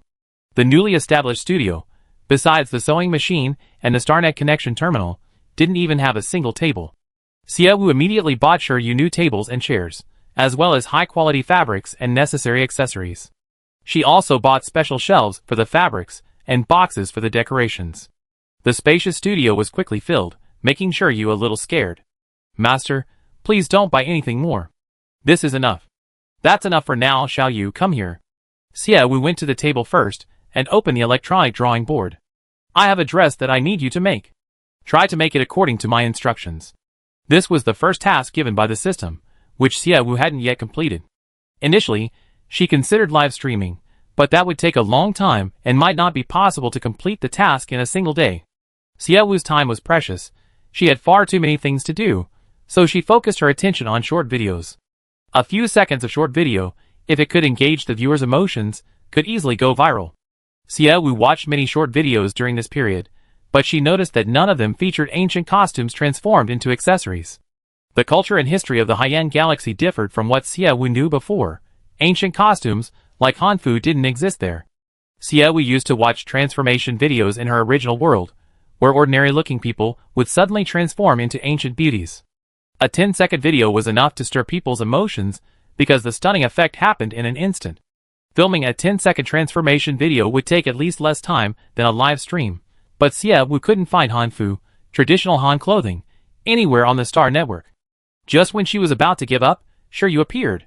Seeing the dress Shiryu had made, Xiaowu wondered if Shiryu could make her a Hanfu. This suggestion revealed Shiryu's potential. Initially, she only wanted to make a Hanfu for a transformation video, but she had unexpectedly stumbled upon a treasure.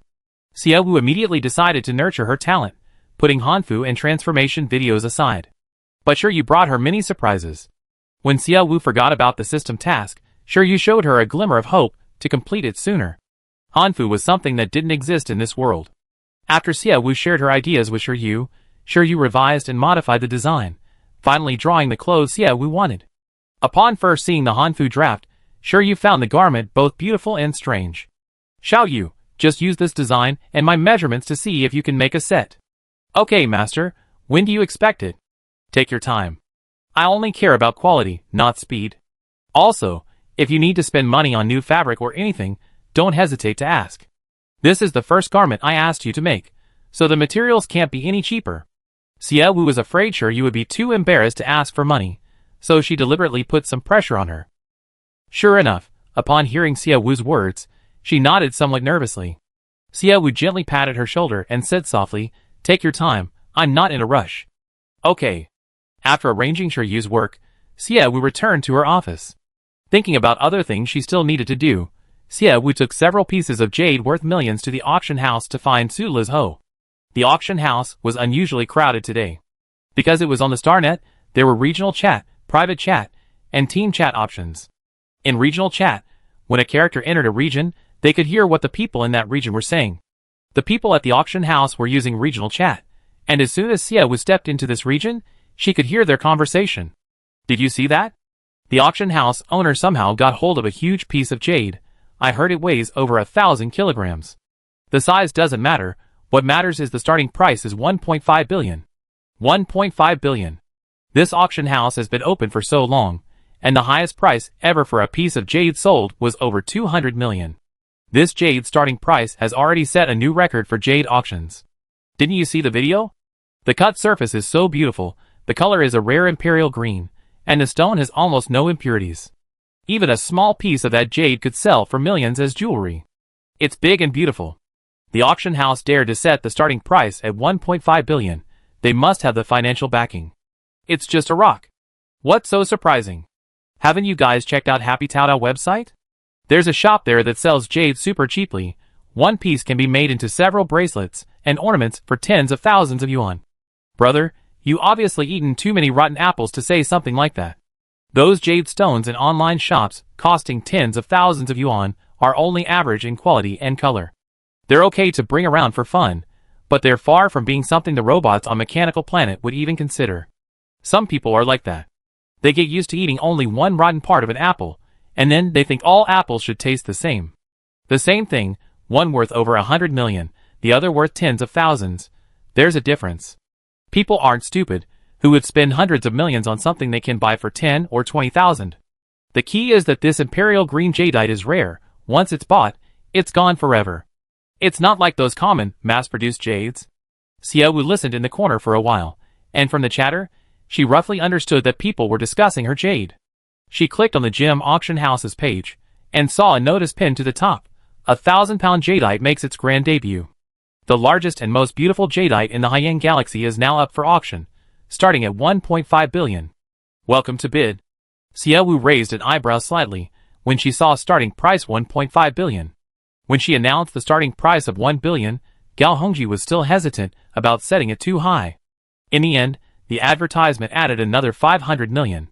They didn't even tell her they added extra money. Xiaowu decided to have a serious talk with them. Su Lizhou's office was just ahead, but Xiaowu didn't rush in. As she exited, she noticed a video recommended to her by a short video website. The largest jade stone of this century has been born, with a starting bid of a staggering 1.5 billion. Xiaowu browsed short videos daily, pondering how to make 300 people remember her face and name. To this end, she specifically followed popular short video creators. Unexpectedly, the short video app recommended this video to her. Curious, she clicked on it. It started with an AI voice, and the video footage was a screenshot from a jade auction showcasing the jade stone. Knowing it was selling her stone, Xiaowu scrolled down. The comment section was filled with amazement at the jade's price and beauty. Chapter 54. Most Interstellar citizens aren't particularly interested in jade, and those who can afford it don't have much time to watch short videos. However, this jade video was clearly staged and paid for, with a flood of exclamations in the comments. Xiaowu started paying attention much later, and now almost everywhere on the Interstellar network is discussing this large jade stone. This jade stone quickly gained popularity due to its beauty and high price. The forum Xia we knew about was also filled with posts discussing that jade stone today. After observing for a while, Xia we went to Su Lizhou's office. She knocked on the door. The door opened. Xia Wu went in, and Su Lizhou, seeing her, immediately stood up excitedly. Xia Wu, did you see that? We advertised your jade 3 hours ago, and soon the entire interstellar population of the Haiyan Galaxy knows about your large jade. Su Lizhou hadn't finished speaking when a phone call interrupted him. Wait a minute, I need to take this call. The caller was probably a client from the auction house, and Su Lizhou was exceptionally polite to them. After finishing that call, another one came in. Xia Wu sat there for 30 minutes, watching Su Lizhou take phone calls for 30 minutes straight. Finally, when the call stopped, Su Lizhou breathed a sigh of relief. You're lucky. We only announced the starting price and a video of the large jade. The new day has only just begun, and only 3 hours later, your video has been edited and released by various marketing accounts, instantly going viral and attracting attention. I've been answering so many calls today that my mouth is dry. It's all wealthy people calling to inquire if they can see the stone in person? Xia Wu raised an eyebrow. Those short videos weren't posted by people you paid to do? How much would that cost? Sis, our boss is pretty stingy. He avoids spending money where possible. Besides, we don't need to advertise widely. What difference would it make if we told more people? They might not have the money, they just come for the spectacle. We only need to tell our VIP clients, they're the ones who can afford it. The jade market is essentially a circle for the wealthy. Ordinary people have a few spare change. Buying jade under 100,000 yuan is already their limit. The 1,000-pound imperial green jade Xia Wu brought was clearly beyond the reach of the average rich person. Only the super rich could afford it. Gao Hongji knew this too. What Xia Wu meant by widespread advertising was just a token effort, posting an ad and pitting it to the top of the screen. The main focus was still on informing VIP clients. The sudden viral success was an unexpected bonus. Let's put that aside for now. Manager Su, we agreed the starting price for the jade was 1 billion, so why did you say 1.5 billion? Didn't you even consult me? Su Lizhou smiled awkwardly. Miss Ya, would you believe me if I said it was a beautiful accident? What do you mean? I blurted out to the marketing staff that the starting price was 1.5 billion. I didn't realize it at first, but after it became a hot topic, I discovered the mistake. My boss scolded me, but even with the 500 million increase, the calls kept coming in, including from people who wanted to bid. It really was a beautiful accident, Miss Xia. With a starting price of 1.5 billion, we can earn even more. A starting price of 1.5 billion would indeed guarantee a minimum final price of 1.5 billion, but Xia Wu wasn't sure if Su Lizhou's 500 million increase was intentional or unintentional. Manager Su, now that you say that, I'm really looking forward to seeing just how beautiful this unexpected find will be. Miss Xia, don't worry, it's absolutely beautiful. Speaking of which, you're really lucky. Such a high quality and large piece of jade. Where did you find it? Lucky? My luck isn't good at all. Xia Wu thought about her fluctuating luck in her original world. It certainly wasn't good. Her denial didn't convince Su Lizhou. Miss Xia, if you're unlucky, then who dares to say they're lucky? Just this one large piece of jade, if it weren't for your billions in debt, would be enough for you to squander for the rest of your life. Besides, you made over 90 million on your first auction at our auction house. While jade and gemstones are expensive, what's outrageous is that the rough stones you found are all of good quality. Others struggle to find even one, yet you found over a dozen. That's not just luck. Xia Wu wanted to say that it was because Xiangyang Star was overflowing with gemstones and jade, so even kicking a rock could be worth hundreds of thousands. But when Su Lizhou said, the rough stones you found are all of good quality. Others struggle to find even one, yet you found over a dozen, Xia Wu silently opened her system profile. Seeing her luck value of S+, she paused for a moment. It turned out she was no longer the unlucky person from her previous world whose luck fluctuated, but a 100% lucky one. So Miss Xia, what brings you here? Is it about the change in the starting bid? I overheard about the change in the starting bid outside. I came today to have these 6 jade stones consigned for auction, using the 6 free auction opportunities one got from my membership card. Taking out the stones, Xia Wu couldn't resist boasting, isn't my partnership reliable? I share the profits from the most valuable large jade stones with you, and use those 6 free auction opportunities for the less valuable ones. Are you kidding me? Su Lizhou couldn't help but retort. He picked up one of the jade stones, examined it, and, seeing its quality, complained, "You said you were unlucky? You just easily got 6 stones like these?" Hee, just a bit of luck. Su Lizho didn't know what to say, but with a wave of his hand, a document appeared out of thin air. "This is the auction document. Sign it." The document floated in front of Xie Wu. Xie Wu looked at the contents. This document already included the previous large jade stone, plus the 6 newly brought jade stones. Gao Hongji had already signed it. Xie Wu's signature completed the contract. "Miss Ye, just tell me, how many of these good stones do you have left?" Su Lizho suddenly asked. Xie Wu carefully put the contract away and asked, "What's wrong?" Over the past 10 years or so, the price of natural jade has been rising steadily, because it's becoming increasingly scarce. However, you brought in so much jade in just a few days. I'm worried that too much good jade appearing will lower the price. Manager Su, does that mean I should stop auctioning jade? That's not what I meant. I just wanted to tell you that the high prices for jade recently are due to the reasons from the past 10 years or so. Now that jade is appearing in large quantities, prices may drop. Don't be too disappointed then. Speaking of which, recently a lot of low-priced jade has appeared on Happy Taotao. Everyone who bought it says they made a profit, but in my opinion, once the jade market becomes more saturated, those jade pieces won't be considered particularly profitable. Chapter 55. Su Lizho muttered to himself, head down, then suddenly seemed to remember something and abruptly looked up at Xie Wu.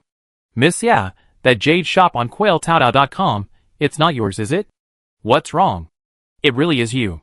Xie Wu neither denied nor admitted it, but just that one "what's wrong" immediately told Su Lizho that it was the jade she sold. "Those are all low-priced jade pieces. Won't that affect the price of our high-end jade?" Seeing Su Lizho's strong reaction, Xie Wu asked doubtfully.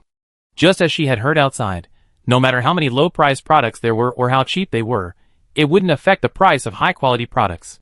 After all, you get what you pay for. "Miss Ya, you're really going too far. Even those slightly lower-quality jade pieces cost tens of thousands of yuan, and you're saying it's bad luck?" Hee. Xie Wu smiled and didn't say anything more. "Miss Ya, could you let me know in advance if your online store launches new items? No, could you just sell me a few pieces of jade? I buy some stones, and make some jewelry to please my mom." Selling tens of thousands of yuan worth of raw jade stones was the same no matter who it was sold to, so Xie Wu naturally didn't refuse Su Lizho's offer to do business with her, and sold him a few pieces. After finishing with Su Lizho, Xie Wu planned to continue selling low-priced jade stones at her online store. But then she remembered Su Lizho's comment about a saturated market, and she stopped selling jade stones. Although, currently making money from jade stones was the fastest way, selling too much at once and causing market saturation wouldn't benefit her much. Xie Wu decided not to continue selling jade stones today. She left her studio to explore the map and see what else valuable things Xiangyang Star had besides jade stones. Stepping out of the Xie family gate into the blazing sun, Xie Wu encountered Tan Leng approaching from afar. "Young miss, you come at the right time. I have something to tell you." "What is it?" "That large jade stone. The starting bid is 1.5 billion. Is it ours?" Even though there were no one around, Tan Leng whispered in Xie Wu's ear, afraid someone might overhear. Looking at the high-hanging sun, Xie Wu said, "Let's talk in your office. The sun is a bit strong at this hour." Heading to Tan Leng's office, Xie Wu sent Ling Han a message, informing him that she was with Tan Leng. An hour ago, she hadn't told everyone she was training with Kelson, which had startled them quite a bit. This time, Xie Wu had learned her lesson and informed them beforehand. Ling Han quickly replied to Xie Wu, "Received." Arriving at Tan Leng's office, Xie Wu saw Tan Leng's 2 handsome twin sons, each sitting at their desks, engrossed in their work. "This is the finance department. The Ministry of Foreign Affairs is here." Xie Wu instinctively thought she entered the wrong room, but then she saw the twins look up and see her enter, their eyes showing a hint of panic. Xie Wu paused, and they paused too. Tan Leng looked at their expressions with suspicion and reminded them, "Miss, I told you about their help before." "Oh, right, I've been too busy lately and forgot about it. Seeing you two, I immediately thought I entered the Ministry of Foreign Affairs office." Liang Su and Liang Yin also breathed a sigh of relief.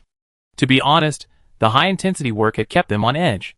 Seeing Xie Wu walk in suddenly, their tense nerves didn't relax immediately, completely forgetting that they had been informed. "I don't have much work left.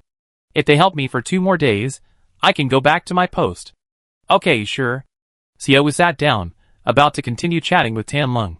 Interstellar Bank sent you a message. At 10:20 a.m., your bank card ending in 6671 received a transfer of 5 million. The voice from her communication bracelet interrupted her slightly open mouth. Suddenly, 5 million was deposited into her account. Everyone looked up at Xiaowu with confusion and surprise, seemingly asking where the money came from. Who transferred this money to me? Xiaowu didn't know why there was a 5 million deposit. She sat on the sofa and said to Tianlong, Minister Tan, please wait a moment while I check what happened. Xiaowu called Interstellar Bank. The staff told her that the money was indeed transferred to her, because the account that made the transfer was the one that had transferred the most money to Xiaowu so far. After investigating the account name, Su Jiu. When the original owner was in the Su family, she lived a carefree life on money given to her by Su Jiu, so Su Jiu's account became the recipient of the most transfers. When they severed ties, Su Jiu also gave her 5 million. Why did he give her 5 million without a word? Xiaowu refused the money from Su Jiu and readily returned it. After returning the money, Xiaowu looked at Tianlong. Minister Tan, let's talk about what we came here to discuss. Yes. Tianlong nodded. Miss, was that piece of jade cut from your backyard? Yes, but I concealed my personal information when I put it up for auction at the gem auction house. Please also help me conceal this information, Minister Tan. Tianlong knew someone was eyeing Xiangyang Star, and Xiaowu would help keep it a secret even if she didn't say anything. Young miss, how much do you think that jade will fetch at auction? I don't know, but at least 1.5 billion. The jade auction is held every Saturday night at 7 p.m., according to Blue Star time. Minister Tan, if you want first-hand information, you can come with me. Okay. Minister Tan, if the jade sells, we can pay off our first debt. While we have some spare cash, I'd like to see how much it would cost to acquire new weaponry and 50 young, strong orc slaves. Go investigate first, and let me know the amount later. Although they were billions in debt, the debt had a time limit. Xiaowu planned to earn money to pay off the debt, while simultaneously making Xiangyang Star more vibrant. Of course, the first step was to increase military strength and expand weaponry. A strong fist is essential to avoid being bullied. Xiaowu had originally planned to discuss these matters with Tianlong after the jade was auctioned off, and they had the money. Since Tianlong knew about the jade auction beforehand, Xiaowu took the opportunity to assign tasks to her, lest she forget in the midst of her busy schedule. Tianlong was about to nod in agreement when Liang Su stood up and asked, Miss, I have a few words to say. Go ahead. Minister Tan already has financial matters to attend to. Including investigating weapons, and orc slaves would be too much for him. If possible, please let me do that investigation. Xiaowu paused for a moment, thought for a moment, and then asked, Liang Su, are you considering transferring departments? Chapter 56. Currently, the diplomatic work on Xiangyang Star is relatively easy, but the future is uncertain. Diplomats are the face and mouthpiece of a planet, and are very important. Training a good diplomat takes an unknown amount of time. If it weren't for the fear of hiring unreliable people, Xiaowu would already be considering hiring a few to assist Tianlong. She was worried that hiring an undercover agent would reveal how much money they had made using jade, which would alarm those coveting Xiangyang Star's gems. Based on Xiaowu's own assessment, she felt that Anwen should only remain in place until the first repayment period. Once she had repaid the first installment, the other party would panic. If she couldn't afford to hire anyone for the finance department, she certainly couldn't for the foreign ministry. The foreign ministry was crucial for Xiaowu's presence at various events, and its members had to be loyal to Xiangyang Star and always consider its interests. Hiring a spy would be disastrous. It would be difficult to find another diplomat as young and loyal to Xiangyang Star as Liang Su. Xiaowu hoped he would focus on his diplomatic duties and not switch departments. Just as she was about to speak her mind, she looked up and saw Liang Su and the others staring at her with slightly surprised expressions. Why are you looking at me like that? Miss, how do you know he's A Su? Although these two children are my own, they look alike and have similar personalities, so sometimes I can't tell them apart at a glance. Tianlong looked at her twin sons. Xiaowu smiled upon hearing this. They're easy to tell apart. You can tell at a glance. Liang Su is more composed, while Liang Yin is more cheerful. The idea that twins are hard to distinguish was a lie. Xiaowu thought it was just a way to fool people. She could tell the differences by looking at them more closely. Xiaowu had only glanced at their personal information once, so there was no way she could mistake them again. Speaking of which, Liang Su, are you still going to do your job as a diplomat? Liang Su nodded. I'm just temporarily relieving my mother's workload. I go back to the Ministry of Foreign Affairs whenever you can find someone to assist her. The pressure is on me now. Xiaowu smiled and looked down. After the first repayment is completed, hire a few people for the finance department. Xiaowu looked at Tianlong apologetically. Someone is plotting against Xiangyang Star. Finance is the most direct source of information about Xiangyang Star's economic situation. If someone plants. If we have an undercover agent in, we'd be in a very passive position.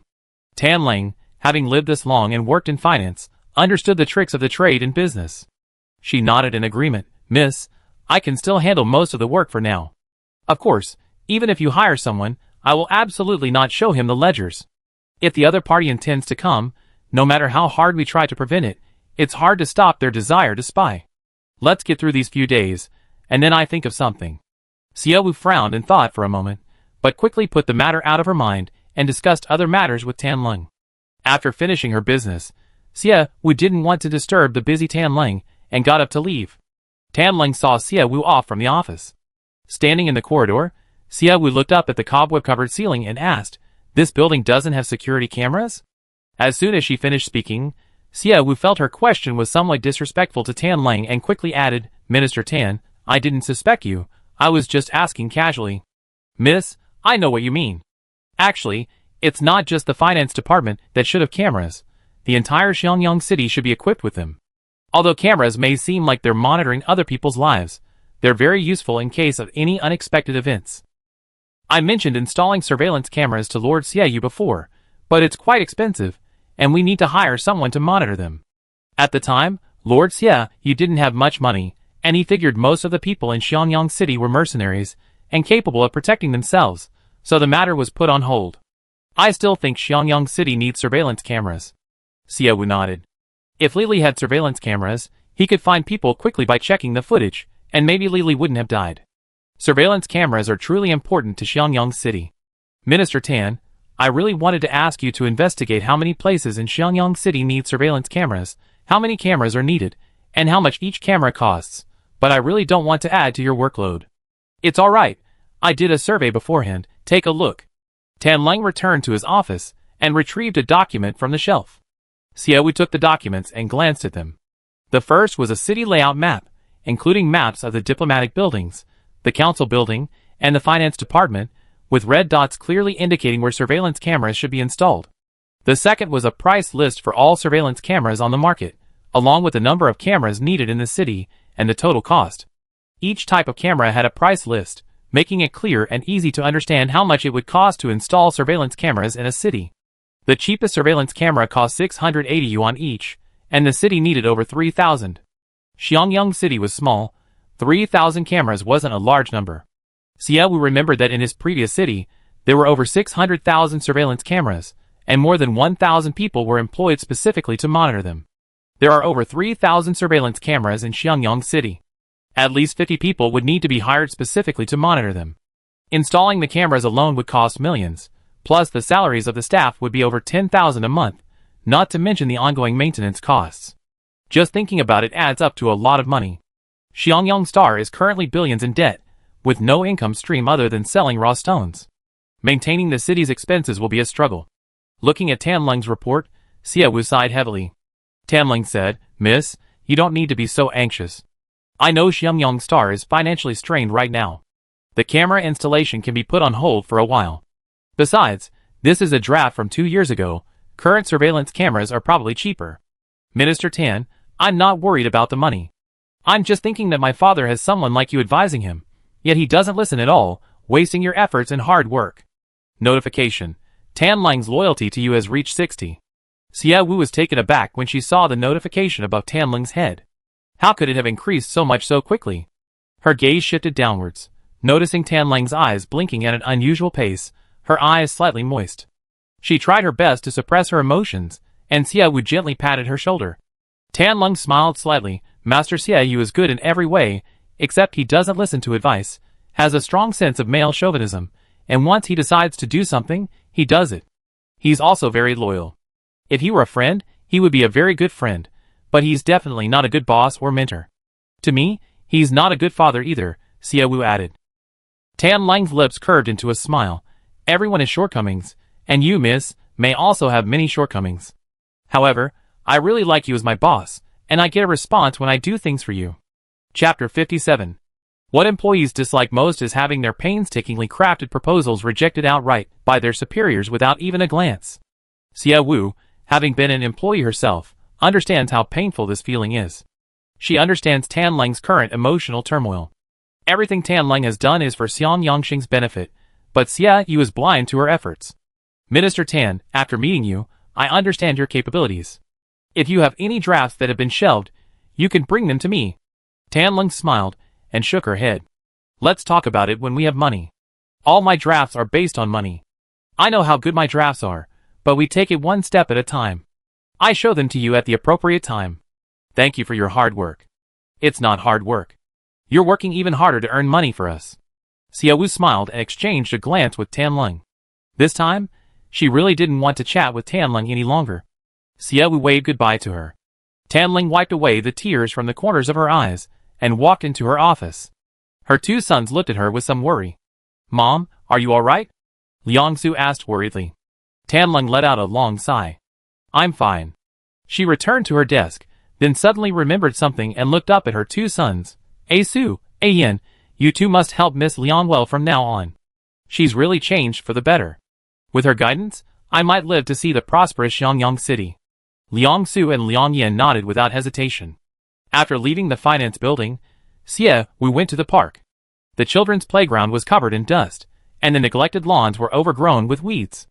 The desolation was everywhere. Xia Wu sat on a bench, gazing at the desolation. Suddenly, her communication bracelet rang. Seeing it was Su Zhiyu calling, Xia Wu hesitated for a few seconds before answering. The other party didn't speak immediately, and Xia Wu remained silent as well.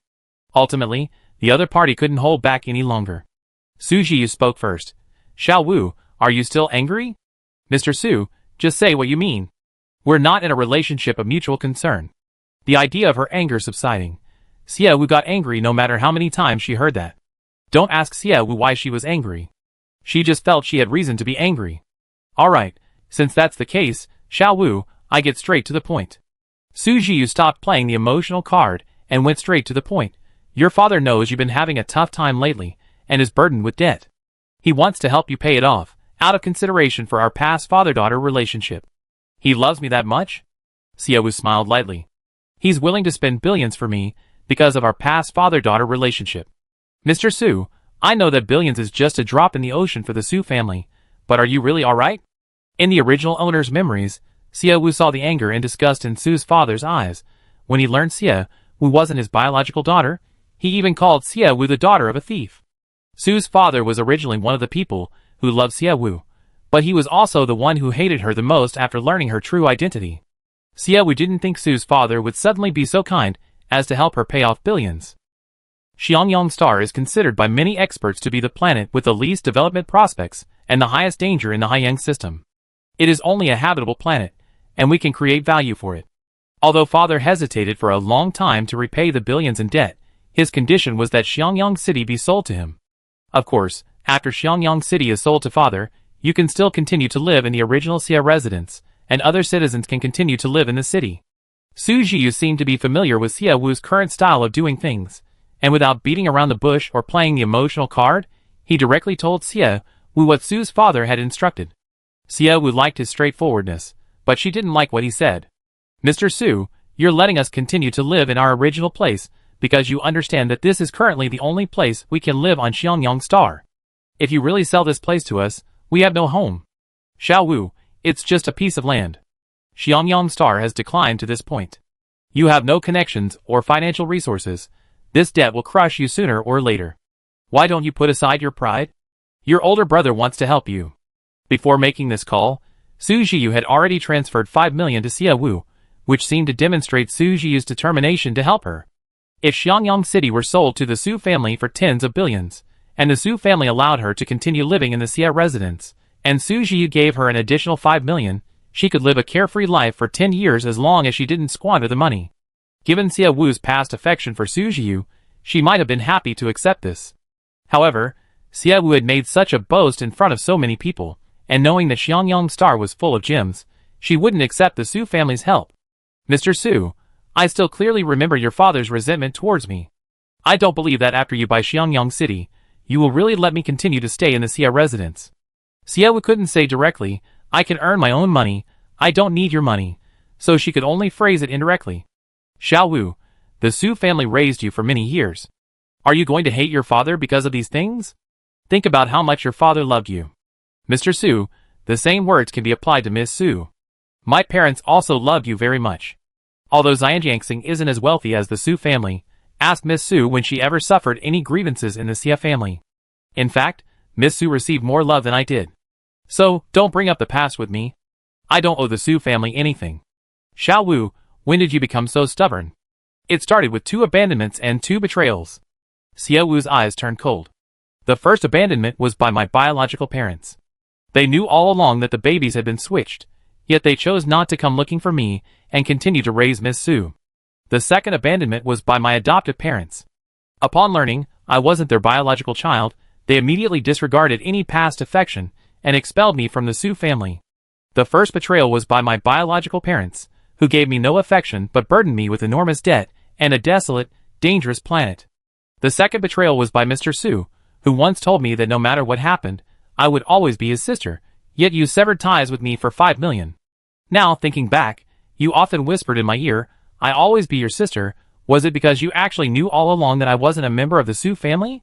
The original owner's memories didn't mention the Su family knowing Xie Wu wasn't their biological daughter, but upon reflection, considering Su Zhiyu's words and Su's mother's attitude, they probably knew all along. As for why they didn't look for their biological daughter?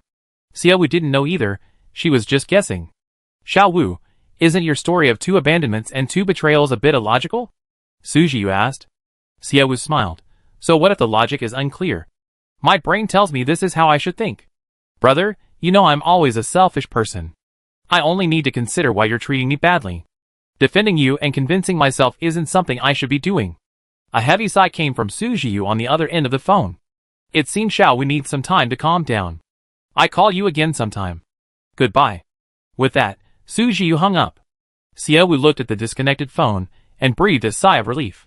Good, she got away with it again. Chapter 58. Su Zhiyu's call was strange. He offered to help repay debts and buy Xiangyang City, though he didn't mention buying the entire Xiangyang Star. Considering someone was scheming against Xiangyang Star, and that person was wealthy and powerful, the Su family might be the mastermind.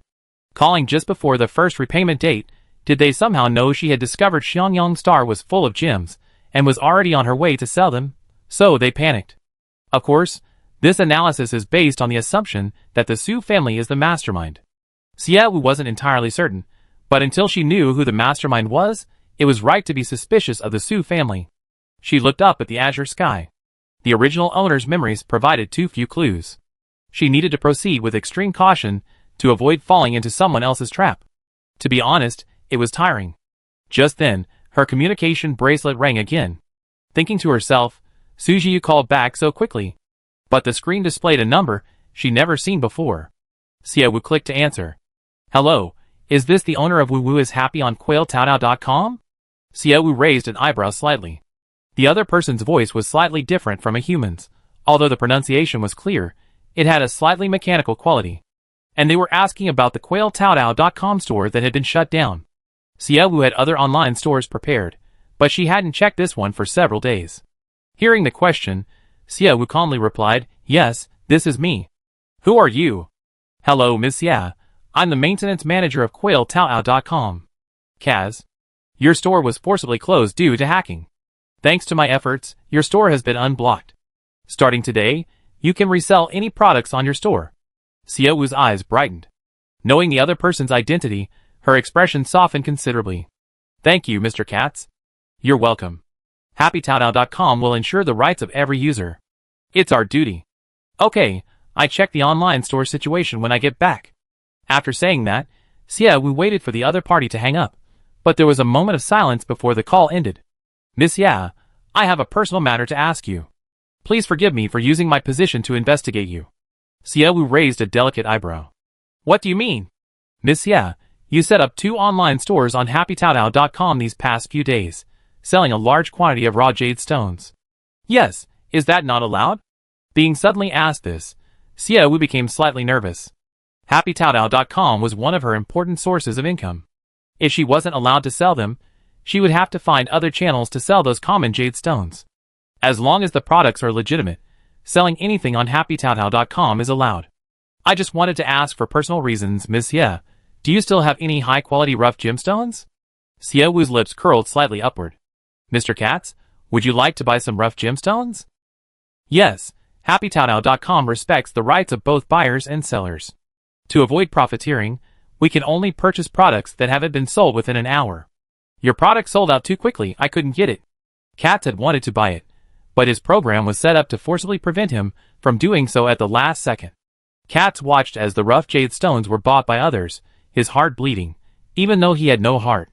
Mr. Katz, I have a question for you. Go ahead. Are you a native of the mechanical planet? Yes. As far as I know, you of the mechanical planet have led the technological development of this star system.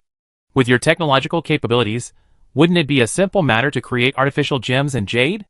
Why spend so much money to buy raw stones? This was what Xie Wu had always wondered. She knew that the prices of gems and jade were driven up by the mechanical planet people, but why would robots be so obsessed with gems and jade? Even if the iron they used was from minerals buried deep in the earth, Xie Wu still refused to believe it. Miss Ye, our race has always had a name. Omnix. Our father brought us into this world, so we could learn from humans and understand all life.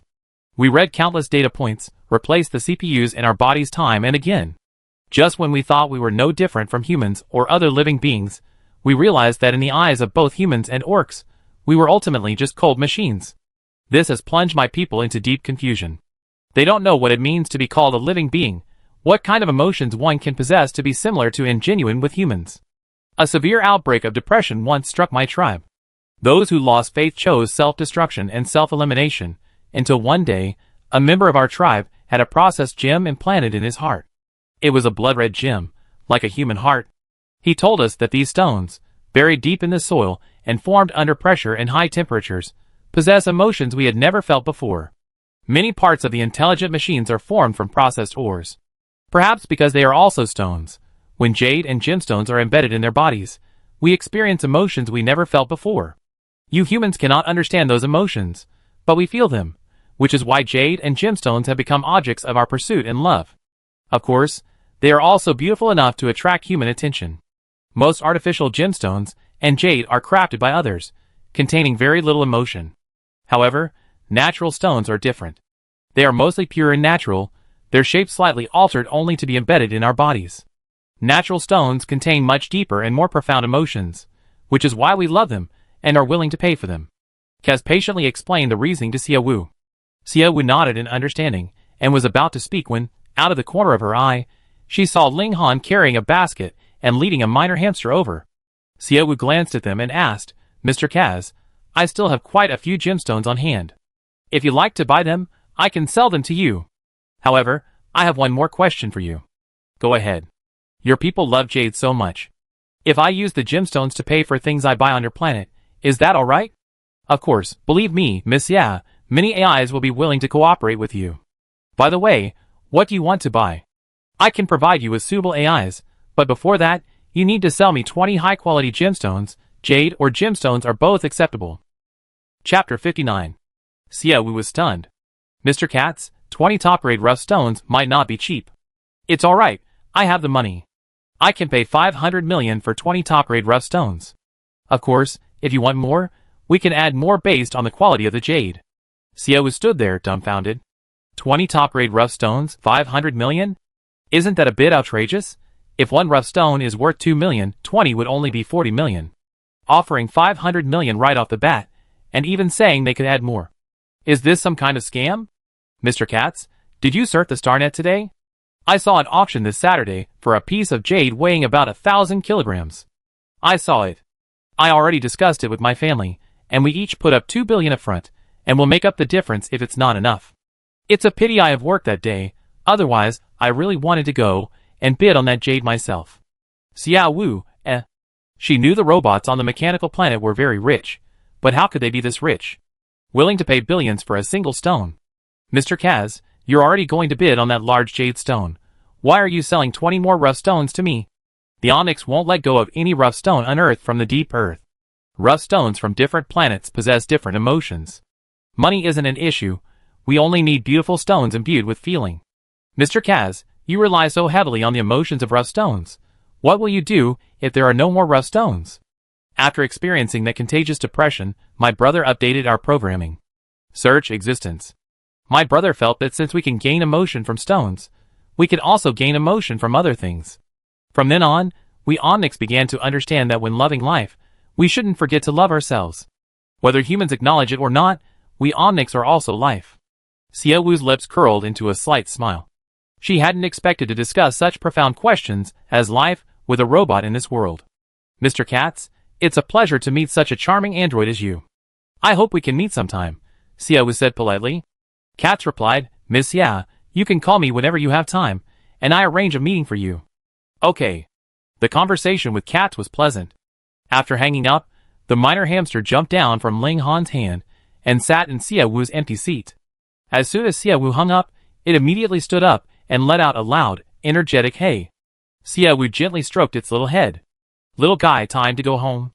Hey! The minor hamster looked at Ling Han, its smug eyes seeming to say, look at the fruits of my labor today. Ling Han also miraculously understood the meaning behind the little guy's eyes and handed the basket to Xia Wu. Today's harvest wasn't particularly impressive. The rough gemstones were all small and not very valuable. Xia Wu opened the system map and saw that the area the minor hamster had been digging outside the city no longer had any or resource markers. It seemed the minor hamster had exhausted all the ore in that area. Xia Wu lowered his gaze and thought. Hey! The minor hamster seemed to want to say something. Xia Wu said, there's no more ore in that place. Tomorrow I take you to dig somewhere else. Hey! The minor hamster responded with a hint of joy. The minor hamster was there to mine, not to produce ore. Without ore, it couldn't conjure up a pile of magnificent gems for Xia Wu out of thin air. Xia Wu took the minor hamster home. Before they knew it, it was lunchtime, and the housekeeper bear had just finished preparing lunch. Seeing Xia Wu return, it gave a satisfied him and served him a bowl of rice. The minor hamster hadn't found any good rough stones today, and Xia Wu didn't plan to put them up for sale on the Star Network. He needed a break. Too frequent posting might attract attention. In the afternoon, Xia Wu used various gossip tidbits on the Star Network to learn about the wealthiest people on nearby planets, and who had collaborated with Xiangyang Star. Xia Yu's office had caught fire, destroying all paper documents. However, the interstellar world was technologically advanced, and many contracts, even electronic ones, were legally binding. The problem was that the memory cards containing the electronic contracts were also burned in Xia Yu's office. To prevent hacking, the documents were stored on memory cards, protected by the Star Network, but not by fire. Although Tan Lang remembered who the original owners of the 5 shops were, a check revealed that their information was all fake. Without any information, Xia Wu faced a difficult task in preventing any potential trouble. She could only investigate the wealthiest individuals, noting which families were involved in jewelry or had any contact with Xia Yu. After spending an afternoon investigating, Xia Wu successfully identified 3 wealthy businessmen as suspects. The Su family was one of them. The Su family initially made their fortune in the raw gemstone business. Although they now have businesses in various industries, jewelry remains their core business. One of their most famous jewelry stores is called Jade Hall. Through a phone call with Kaz, Xia Wu learned that the androids on the mechanical planet only preferred natural gemstones. They wouldn't buy anything artificial, no matter how cheap. The demand for natural raw stones was driven up by the intelligent machines. Without their consumption, the Su family's income would drastically decrease. Whether they could even maintain their position as one of the top 10 richest people on Blue Star would be questionable. The original owner of this body had never been involved in the Su family's businesses. The Su family simply let her eat, drink, and be merry, never intending to tell her about their affairs. Now, thinking back, it all seems rather strange. Xia Wu has placed the Su family as a prime suspect. The other 2 can be guarded against, but there's no need to worry too much. After dinner that evening, Liang Xian came to see her. He told Xia Wu that Qiu Ji was calling the Ministry of Foreign Affairs every day, requesting to visit Xiangyang Star. Logically, if someone wanted to come to Xiangyang Star, Liang Xian should have immediately informed Xia Wu. However, Xia Wu had previously given orders that no one was allowed to enter or leave Xiangyang Star, so Liang Xian simply used this as a reason to refuse without reporting to Xia Wu. Xia Wu frowned upon hearing Qiu Ji make over a dozen phone calls to Liang Xian in a day. He doesn't bother me, But he bothers you? He said he's of lowly status and needs to contact you through the Ministry of Foreign Affairs. His tone was very sarcastic. Xiaowu scoffed. Minister Liang, you can block his number. I said no one is allowed to enter Xiangyang Star, and that's final. Liang Xian looked slightly troubled.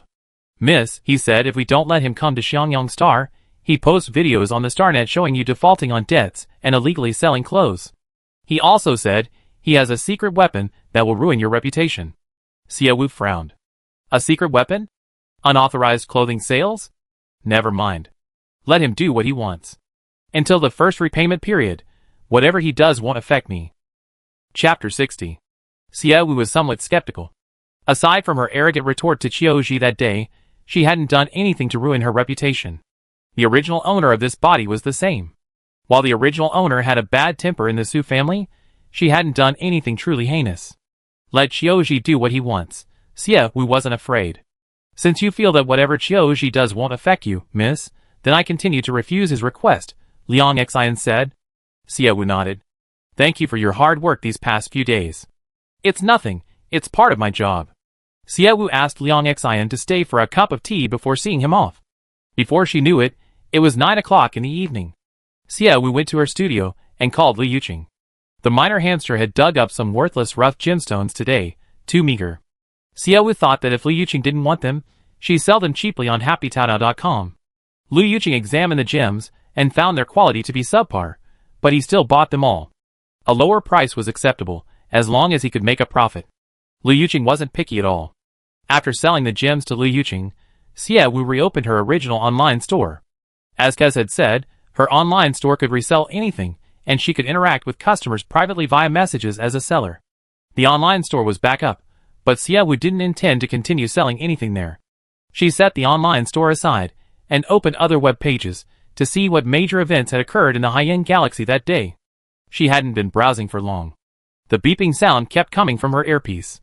After searching for a while, Xiaowu finally realized it was a private message from the online store. She opened her private messages. The first message was full of insults directed at Xiaowu, accompanied by a photo of her skirt being shredded. Damn! Disgusting. Just thinking about wearing your clothes makes me sick. How are you still alive? Someone like you should die. Trash like you is perfect for a trash planet like Xiangyang Star. Looking at this filthy thing, ugh. So unlucky. The messages were all abusive. And there was the photo of her shredded skirt. Xiaowu knew that Qiuji must have done something. This Qiuji looks chubby, but he's really fast. But what did he do? Xiaowu muttered to herself. She opened Weibo, where she could usually find trending topics immediately. However, just as Xiaowu opened her homepage, a system notification popped up. Congratulations on completing Task 1, increasing your visibility, letting 300 people know your name and appearance. Task settlement, 90 points, 3 chances to spin the lucky wheel. This? She felt a little embarrassed. Xiaowu was now even more convinced that her luck was S+. Before she even started making the transformation video she planned, Qiuji had already completed the task for her. Outrageous, absolutely outrageous. From the first day, she received Task 1 and Task 2, Xiaowu felt they would take a considerable amount of time. But what happened? The preparations weren't even finished, and the tasks were already complete. The online store's private message avatar was still flashing. Xiaowu checked the task completion notification. Now she finally understood what black fame is also fame meant. She didn't know whether to thank Qiuji or curse him. But since there was a chance to win a prize, she might as well have a thoroughly enjoyable one.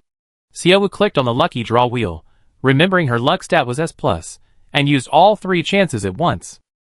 A flash of white light appeared before her, and soon a snow-white cat with round, bright eyes appeared.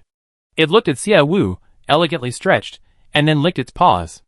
Standing next to it was an incredibly cute and adorable owl. Xiaowu looked at their descriptions. Pet information name, accounting cat. Skill, running a company requires the flow of funds, which is essentially the flow of numbers. The accounting cat possesses ultra-fast digital processing capabilities, allowing you to create perfect ledgers in the shortest amount of time, making it an indispensable tool for any company. Pet information name, surveillance eagle. Skill, it's your other pair of eyes, watching for you where you can't see. Furthermore, the surveillance eagle is equipped with a state-of-the-art danger prediction system, alerting you immediately when danger approaches. For monitoring and anticipating danger, The surveillance eagle is the perfect choice. Congratulations on acquiring a new skill, S-rank makeup skills. When you're out and about, doing business, your appearance is your business partner's first impression. To increase the success rate of cooperation, excellent makeup skills are essential. Xiaowu blinked. This lottery actually won 2 work pets and a skill. The accounting cat would be perfect for Tanling, assisting her work. The monitoring eagle would also be good, as it could be placed in the city for surveillance. Finally, the makeup skill. Xiaowu had to admit that skill was quite useful. Truly an S+ level of luck. Xiaowu thought she might never win the thank you for participating prize in her lifetime. Meow. The accountant cat meowed lazily. It was truly beautiful, with bright, sparkling eyes, snow-white fur, and soft, pink claws. Xiaowu now had a chance to pinch real paw pads, and he hugged the accountant cat, squeezing them to his heart's content. Cuckoo. The surveillance hawk landed on Xiaowu's shoulder, seemingly saying, "Don't forget me." Xiaowu smiled, "I won't forget you. Welcome to my big family. It's just a pity it's so late. Get some rest tonight, and I arrange work for you tomorrow." Cuckoo. The surveillance hawk tilted its little head, as if saying, "I can go to work now." Xiaowu couldn't help but smile.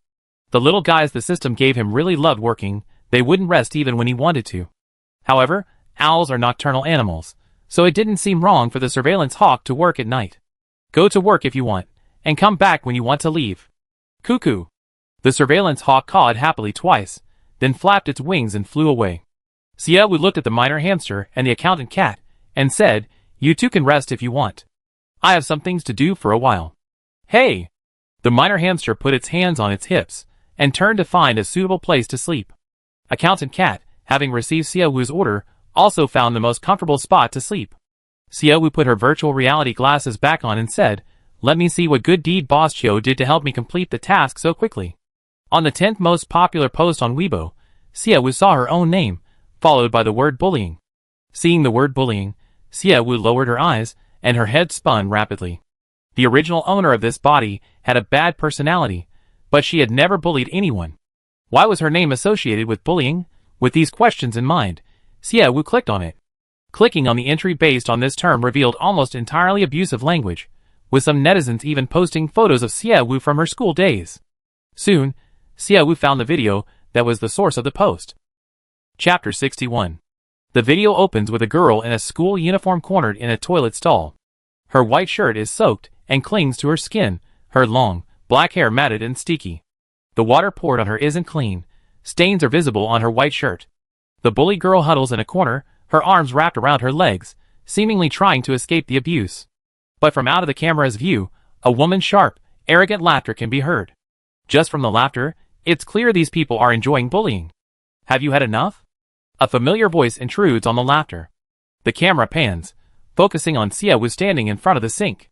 Xiaowu stands with her arms crossed, surveying them with an air of haughtiness. It's time to leave when you had enough. The video ends abruptly. Xiaowu glances at the video's title. This is a secret I kept hidden in my heart for years. 3 years have passed, but it still torments me like a nightmare in the dead of night. Help me, help me. It's a very simple sentence. But the 2 consecutive help me's at the end reveal a sense of despair. Xiaowu raised an eyebrow slightly. She found this memory in the original owner's memories. It was dusk. The driver broke down half an hour later than expected to pick up Xiaowu. While waiting, she wanted to use the restroom. In the restroom, she saw a girl being bullied by 4 other girls. To be honest, the more Xiaowu learned about Xiaowu's memories, the more she realized she was just a spoiled, pampered child, arrogant, unruly, and even a little crazy. But she also had good sides, such as never bullying the weak. She would never resort to petty bullying to someone she disliked. She usually only retaliated when provoked, then sought revenge on Sujiu afterwards. During her school years, Xiaowu didn't have many friends. In everyone's eyes, she was a spoiled student who relied on her brother and family money, and those who provoked her, no matter how badly they were beaten, would never face consequences. As a result, no one dared to befriend Xiaowu. In truth, Xiaowu also hated bullying. She had experienced a lot of hostility during her school years, but she had the right to fight back and hadn't suffered further harm. So, in the bathroom, she stood up and said those 2 sentences. But there was a follow-up. If you haven't had enough fun, I can play with you. However, this video clearly portrayed Xiaowu as the perpetrator, uninformed viewers would think Xie Wu led a group of people to bully a girl.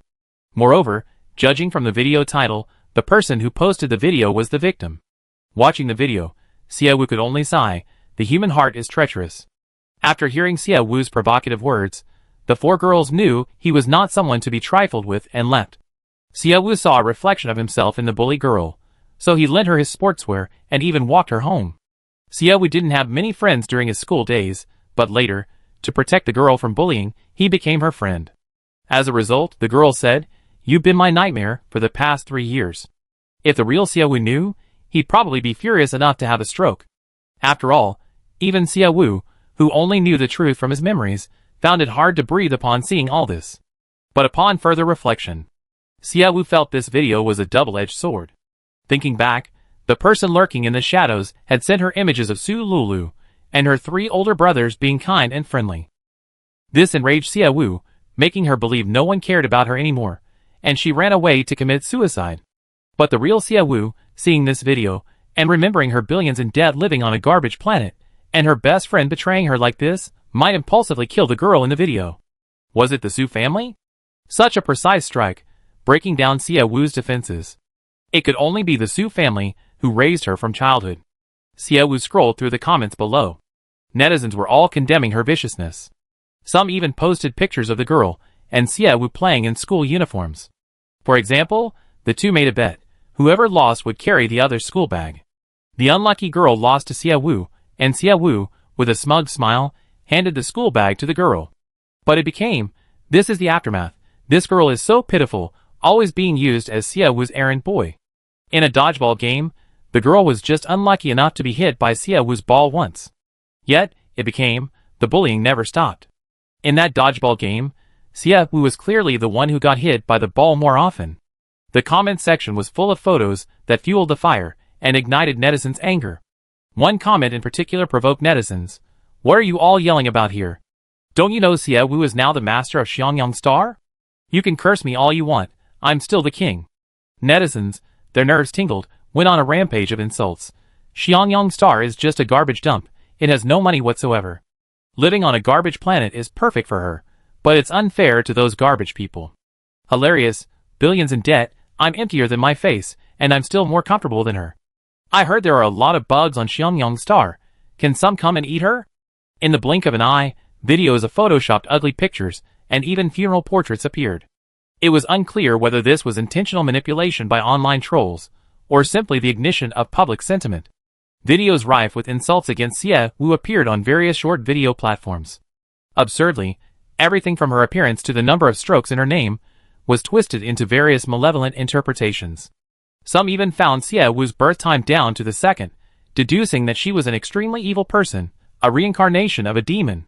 Xie Wu, seeing all this, smiled because it was so absurd. She removed her virtual reality glasses. Although her mindset was good, she couldn't immediately forget the other party's ridiculousness. Just then, the phone rang. Xie Wu glanced at the caller ID. Xiao Ji. Knowing he was there to show off, Xie Wu gave him the chance and answered the phone. "Miss Xie, long time no see. Did you browse Starnet today?" "Yes, Mr. Qiu. You really know how to kill 2 birds with 1 stone." Xiao Ji on the other end of the line was stunned. Her tone was so calm, not angry at all. Xiao Ji thought for a moment, then added fuel to the fire. "Miss Xie, what do you mean by that? What do you mean by killing 2 birds with 1 stone? I was just stating the facts." "Mr. Qiu, do you know how easily your lies can be exposed?" Xie Wu retorted. Xiao Ji remained bewildered. "Miss Xie, are you outraged by the online comments? What's so easy to expose? If the video was posted by the victim, it means she secretly filmed it. Since she secretly filmed it, why is the camera only pointing at me and her? Shouldn't all the perpetrators be filmed? The victim only exposed me, not them? Wow, isn't that a bit too kind?" Chapter 62. Xie Wu feigned exaggeration, her face expressionless. Qiu Ji, who had framed her, instantly felt guilty, unsure how to refute her. After a few seconds of silence, he said, "You're the mastermind. It's normal that she hates you the most." Xie Wu chuckled, "Is that so? Boss Qiu, is this the first time you use such methods to attack someone? If you were going to attack someone, why did you leave me evidence to prove your innocence?" What evidence did I leave you to prove your innocence?" "Oh, Boss Qiu, Aren't you admitting that you deliberately released the video to maliciously smear me? Xia Wu, you're talking nonsense. I didn't do it. I didn't admit it. Qiuji was completely panicked. He stammered, his mind blank. Mr. Qiu, what's your rush? I'm not even in a rush. You wanted to see Xiangyang Star, signed an unfair contract with my parents, dumped massive amounts of polluting garbage onto it, and swindled me out of billions in debt. Now you're using such dirty tactics to cyberbully me on the Starnet. Are you challenging me to a fight? You. Don't worry, Mr. Qiu, I won't do such things. I repay the billions I owe you. Just keep suppressing and attacking me like this, or guess what I do when I rise up. Having arrogantly finished speaking, Xia Wu was about to hang up when he suddenly remembered something. By the way, Mr. Qiu, I have a suggestion for you. Don't be so quick to show off before things are finalized. I recorded this call. In 30 minutes, go browse the Starnet and see what I done. After saying that, Xia Wu hung up the phone completely. Xia Wu hadn't originally intended to waste time on this. Frankly, she was a little sleepy at this hour. However, seeing Qiuji so arrogantly calling to celebrate, she started looking for evidence to clear Xia Wu's name. To be honest, finding evidence was incredibly easy. Xia Wu only had that girl as a friend, and they had spent countless hours together. Xia Wu had even recorded these moments to commemorate some important times. However, she had blurred the girl's face. Although the resourceful netizens had already identified the girl's appearance, Xia Wu was a law-abiding citizen and wouldn't use someone's image rights without their permission. Playing dodgeball was considered bullying. Helping with a school bag was considered bullying. Xia Wu registered an account on Weibo, added the post, and uploaded the video. She even had a video of the bullying, a video showing Xia Wu initially in the classroom, then going to the restroom and witnessing the scene, rescuing the girl. Qiuji, who framed Xia Wu, never expected that Xia Wu actually had evidence. Then he wondered why Xia Wu would film every little detail of her life. What a joke. Early on, Xia Wu often faced sudden hostility and was bullied. Afraid of being in the wrong, she wore a necklace with a hidden camera. However, after that one incident, she found recording her life interesting and kept wearing it. Even Suji was unaware of this habit. Xia Wu had even created a super VIP account on her cloud drive, categorizing the videos into different folders. Finding these videos there was incredibly easy for Xia Wu. Netizens were initially furious with Xia Wu, eager to unleash a torrent of abuse upon seeing her video. However, one counter video after another delivered slaps in the face, leaving them speechless. Qiuji still possessed numerous edited videos that could have been used to smear Xia Wu, but Xia Wu's rebuttal rendered him incapable of any action. Xia Wu didn't release her call logs with Qiuji. This was, in fact, a form of intimidation. It was a way of telling Qiuji, I have many more tricks up my sleeve. Want to challenge me again? Xia Wu's thinking was that Qiuji's accusations were at most a business battle. In a business battle, where businesses attack each other, netizens would simply think, go ahead and fight, let them fight to the death. We have no sympathy for any wealthy person. But school bullying is different. Whether rich or poor, every family has children, and every child goes to school. If you don't stand up against school bullying today, who will stand up for your child when they are bullied one day? The videos defaming Xia Wu had been deleted. The flood of videos that had just appeared vanished without a trace. Xia Wu stopped worrying about the Starnet. Tired, she took off her virtual reality glasses, stretched, and went outside. She saw Ling Han standing outside, intently watching comments on Weibo. The communication bracelet could also connect directly to the Starnet, but it wasn't as immersive or convenient as a professional Starnet connection device. Ling Han, so you like surfing the internet too, Xia Wu said. Ling Han was startled, turned around, and looked at her somewhat guiltily. Master, I may have a bad temper, but I'm not a bad person. I know. Upon hearing Ling Han's words, Xia Wu glanced at Ling Han's loyalty level. 40. Ling Han's loyalty always seemed to rise unexpectedly. What a pity. I was planning to wait until tomorrow to clarify, you know? Delaying it for a couple of days would have generated more discussion, more people would know about me, and my fame would have increased rapidly. Then, clarifying it then would have attracted a huge wave of fans. Unfortunately, I couldn't resist. Boss Qiu was too arrogant. Why deliberately postpone it? Ling Han couldn't understand Xia Wu's words. Xia Wu smiled. If you're truly wrong, apologizing immediately is the best course of action. But I'm not wrong, and I even have various videos clarifying my innocence. What's the rush? Honestly, I really enjoy seeing a bunch of people frantically criticizing me. After 2 days of this, I release a clarification video, and they all fall silent. Just thinking about that scene is hilarious. Master, your hobbies are a bit strange, Ling Han commented. Xiaowu smiled. I'm exhausted. I trained with teacher Kelson for 4 hours today, and then I was busy with this and that. I have another lesson with teacher Kelson tomorrow morning, so I'm going to rest so I don't oversleep. Ling Han didn't say anything, just nodded slightly. Xiaowu returned to her room, washed away the sweat, and was about to go to sleep. At this moment, the system popped up. Task issued. Task 1, Planting. Task requirements. Food is fundamental to human survival. There are many ways to obtain food, and planting is one of them. Plant 10 acres of wheat to feed your residents. Task 2, Animal husbandry. Task requirements. Food is fundamental to human survival. There are many ways to obtain food, and animal husbandry is one of them. Raise 200 sheep to feed your residents. Task 3, Livestock farming. Task requirements. Food is fundamental to human survival. There are many ways to obtain food, and livestock farming is one of them. Raise 3,000 fish to feed your residents. Chapter 63. With 3 tasks issued simultaneously, Xiaowu felt immense pressure. Planting, animal husbandry, and breeding, these seemed simple and easy to complete. However, the amount of manpower and resources required was still unknown. Xiangyang Star had little usable land, and to make matters worse, insects would occasionally wander outside the city. Add to that the severe aging population. Expecting a group of elderly people with backs that could barely straighten to cultivate the land and herd sheep, whether they could even escape the insects was another matter entirely. Xiaowu was already incredibly sleepy. Thinking about having to get up early for exercise the next day, she readily gave up thinking and drifted off to sleep. 4:30 a.m. The alarm clock rang. Brushing her teeth, washing her face, and changing into her workout clothes, Xiaowu left on time. At the living room door, Ling Han was waiting for her. Why are you up so early too? I'm a bodyguard. Then you can get off work regular hours. Since you're so proactive, I won't pay overtime. Just pay me on time. Ling Han's demands on Xiaowu were becoming increasingly minimal. Xiaowu glanced at his loyalty rating and thought, even if I don't pay Ling Han a salary now, he'd still be loyal, right? Of course, Xiaowu wasn't a heartless boss. Good employees deserve good pay.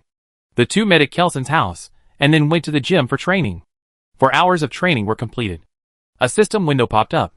Your martial arts system has leveled up to level 1, rewarding you with 1 skill point. Please see how to allocate it. Xiaowu frowned slightly. She only received 1 skill point after 2 days of morning runs. Too stingy. Xiaowu added the 1 skill point to her stamina. With enough stamina, she could do what she needed to do. After gaining that extra bit of energy, Xiaowu felt a little more relaxed, less tired. After a quick breakfast at home, Xiaowu, carrying the accountant cat in one arm and the minor hamster in the other, headed to the finance building. Without Xiaowu's supervision, Tianlang was already working in her office at her usual work hour. Xiaowu walked in and greeted her warmly. Minister Tan, I'm bothering you again today. Miss, what brings you here again? This cat? Tianlang's gaze fell on the beautiful, adorable white cat. The accountant cat was incredibly realistic, indistinguishable from a real cat. Tianlang couldn't tell if the cat Xiaowu was carrying was an ordinary white cat or the recently popular accountant cat from the Starnet. The accountant cat, here you go. Xiaowu handed the accountant cat to Tianlang. With its assistance, your work will be much easier. Miss, this isn't cheap. Few machine tools made on Mechanical Star are cheap. Tianlang thought of the accounting cat worth 500,000 yuan. A cat costs more than my annual salary, Mississippi. If you could give me the money for this cat, I work overtime to finish your job. No need for money, Xiaowu said. A friend gave me this cat. I gave him a piece of jade, and he gave me this cat in return. Xiaowu started making it up without thinking much. Tianlang still felt a pang of heartache when she heard it was a jade gift. By the way, Liang Su, how's the task I gave you yesterday going? Xiaowu looked at Liang Su, who was sitting at another desk. Liang Su replied, still under investigation. You don't need to investigate the weapons business anymore. Miss, could you please put the weapons aside for now?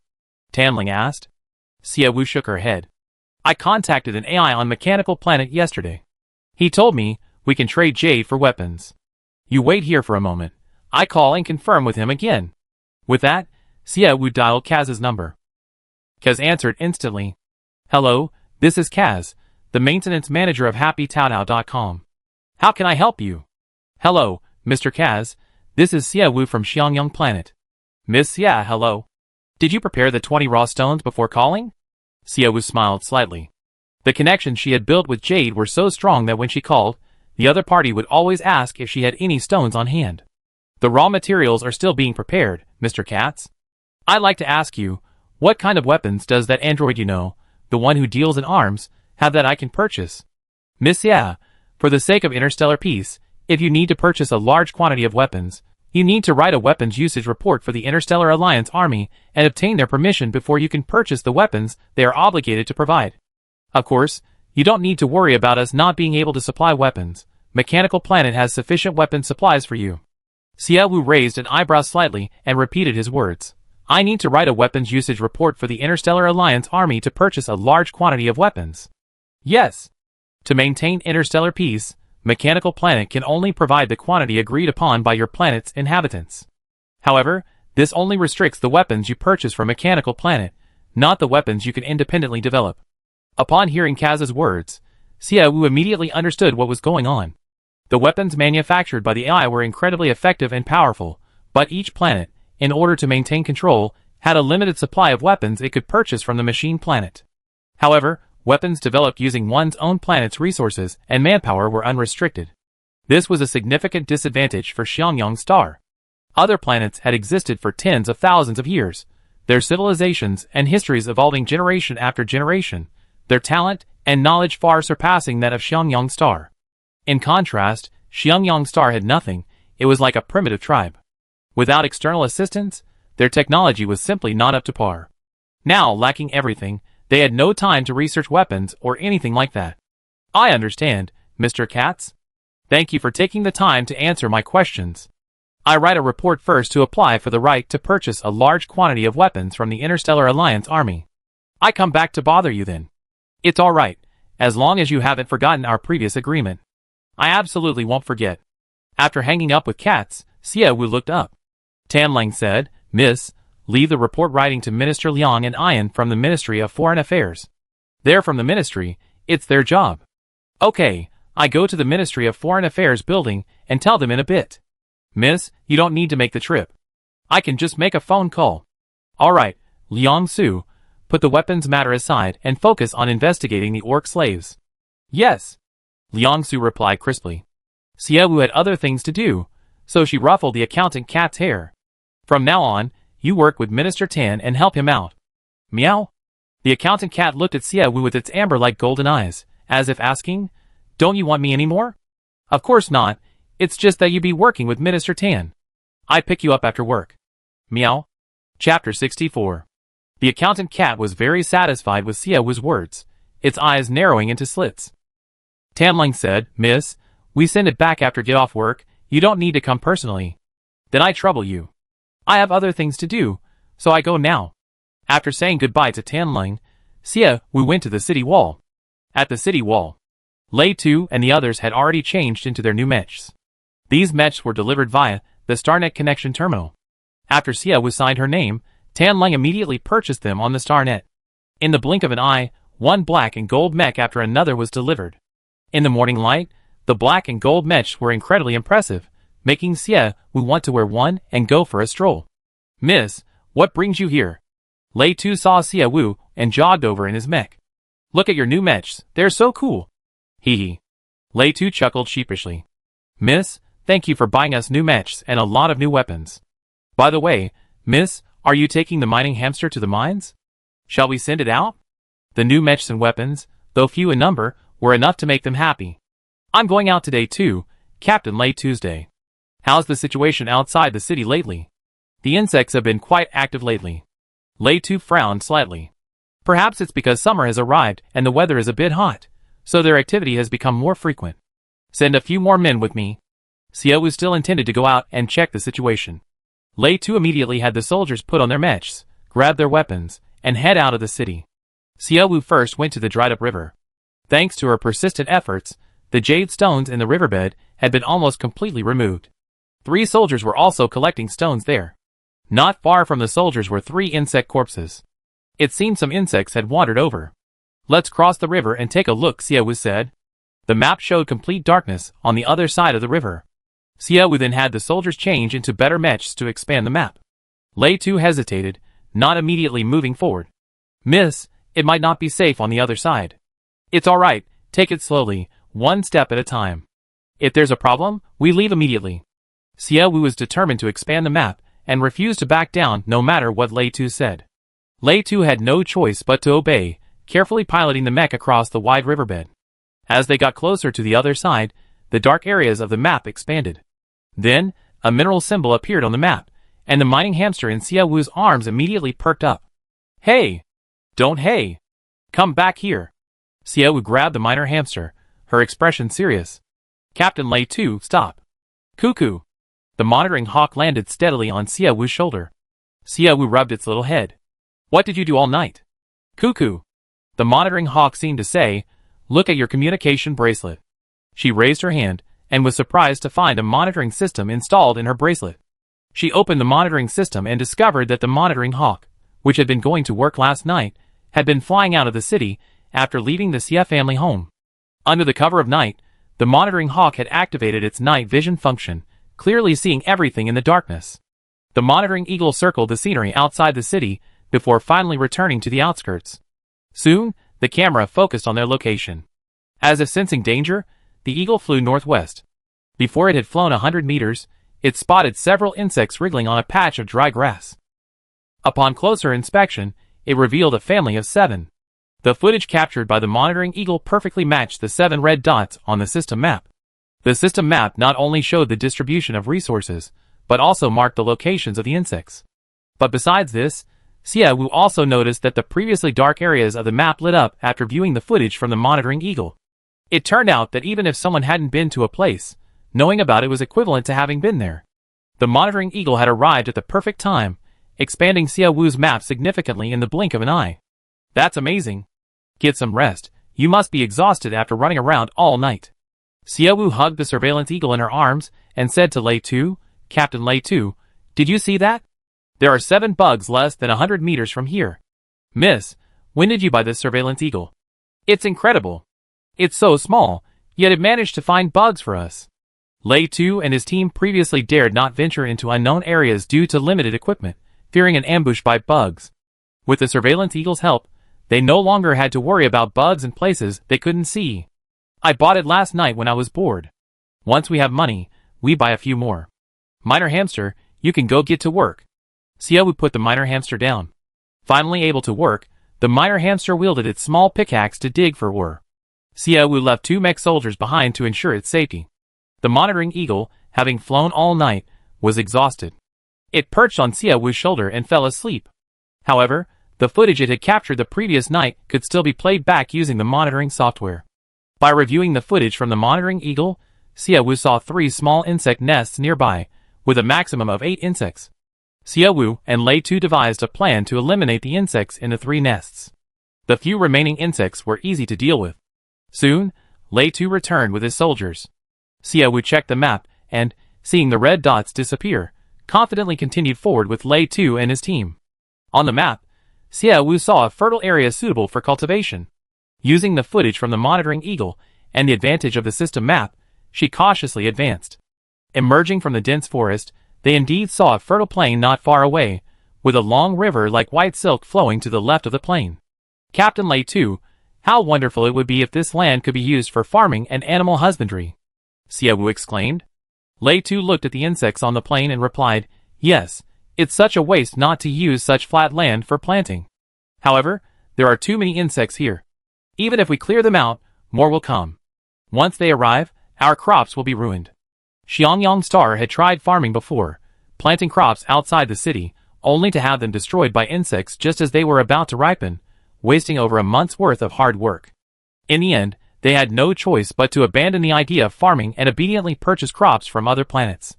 Currently, Xiangyang Star still has a large number of insects. Once there are more people than insects, farming on Xiangyang Star will no longer be a problem due to insect interference. Xie Wu looked at the dense red dots on the map, his eyes resolute. Within a month at most, the ownership of this plane will belong to us, and the insects will not be able to set foot on it again. Chapter 65. The soldiers smiled knowingly at Xie Wu's words. They weren't afraid of the sheer number of insects, but rather that Xie Wu lacked the will to eliminate them. The defense officers here were from Xiangyang Star. Their families still lived there. For their family's sake, they hoped Xiangyang Star would become a habitable planet. Miss, should we press our advantage and finish off the insects over there? Lei Tu asked. Xie Wu looked at the dense red dots on the plain and shook her head. It's not the time yet. We wait until our firepower is stronger. That's enough for today, let's go back. She glanced at the dormant monitoring eagle on her shoulder, her brow furrowing, and walked back with Lei Tu and the others. Back at the place where the minor hamsters were digging, Xie Wu instructed Ling Han to stay and take care of them. She went back to the city first. Upon returning to the city, Xie Wu didn't go straight home, but went to the finance department building again. She knocked on Tan Ling's office door. Only after hearing Tan Ling's voice from inside did she push open the door. Seeing Xie Wu return, Tan Ling asked, Miss, is there anything else we need to discuss? Minister Tan, didn't you show me a price list for surveillance cameras before? Give me that price list. Okay. Tan Ling quickly found the price list. Miss, are you planning to buy surveillance cameras? Yes, first buy a few surveillance eagles for the Defense Department. They deal with insects, which is highly dangerous. To ensure their safety, if insects approach from 100 meters away, they can react in time. Tan Ling smiled with satisfaction. Xie Wu has taken over Xiangyang Star again. Although there are many things to do, so far all the money has been spent on the Defense Department. Despite being heavily indebted, prioritizing the Defense Department demonstrates Xie Wu's deep concern for the safety of the entire city's inhabitants. Young miss, are you going to buy the surveillance eagles today? Tan Ling asked. Yes, the androids on Mechanical Star can pay with jade. I checked prices online and find some high-quality jade to talk to them. I'm off now. Okay. Xie Wu came in a hurry and left in a hurry. Tan Ling watched her departing figure, then looked at Liang Su with satisfaction. Son, our Xiangyang Star will definitely get better and better. Liang Su's lips curled into a slight smile. As long as young miss is willing to do things, she will. Xie Wu looked at the price list as she went home. Tan Ling's price list was made 2 years ago.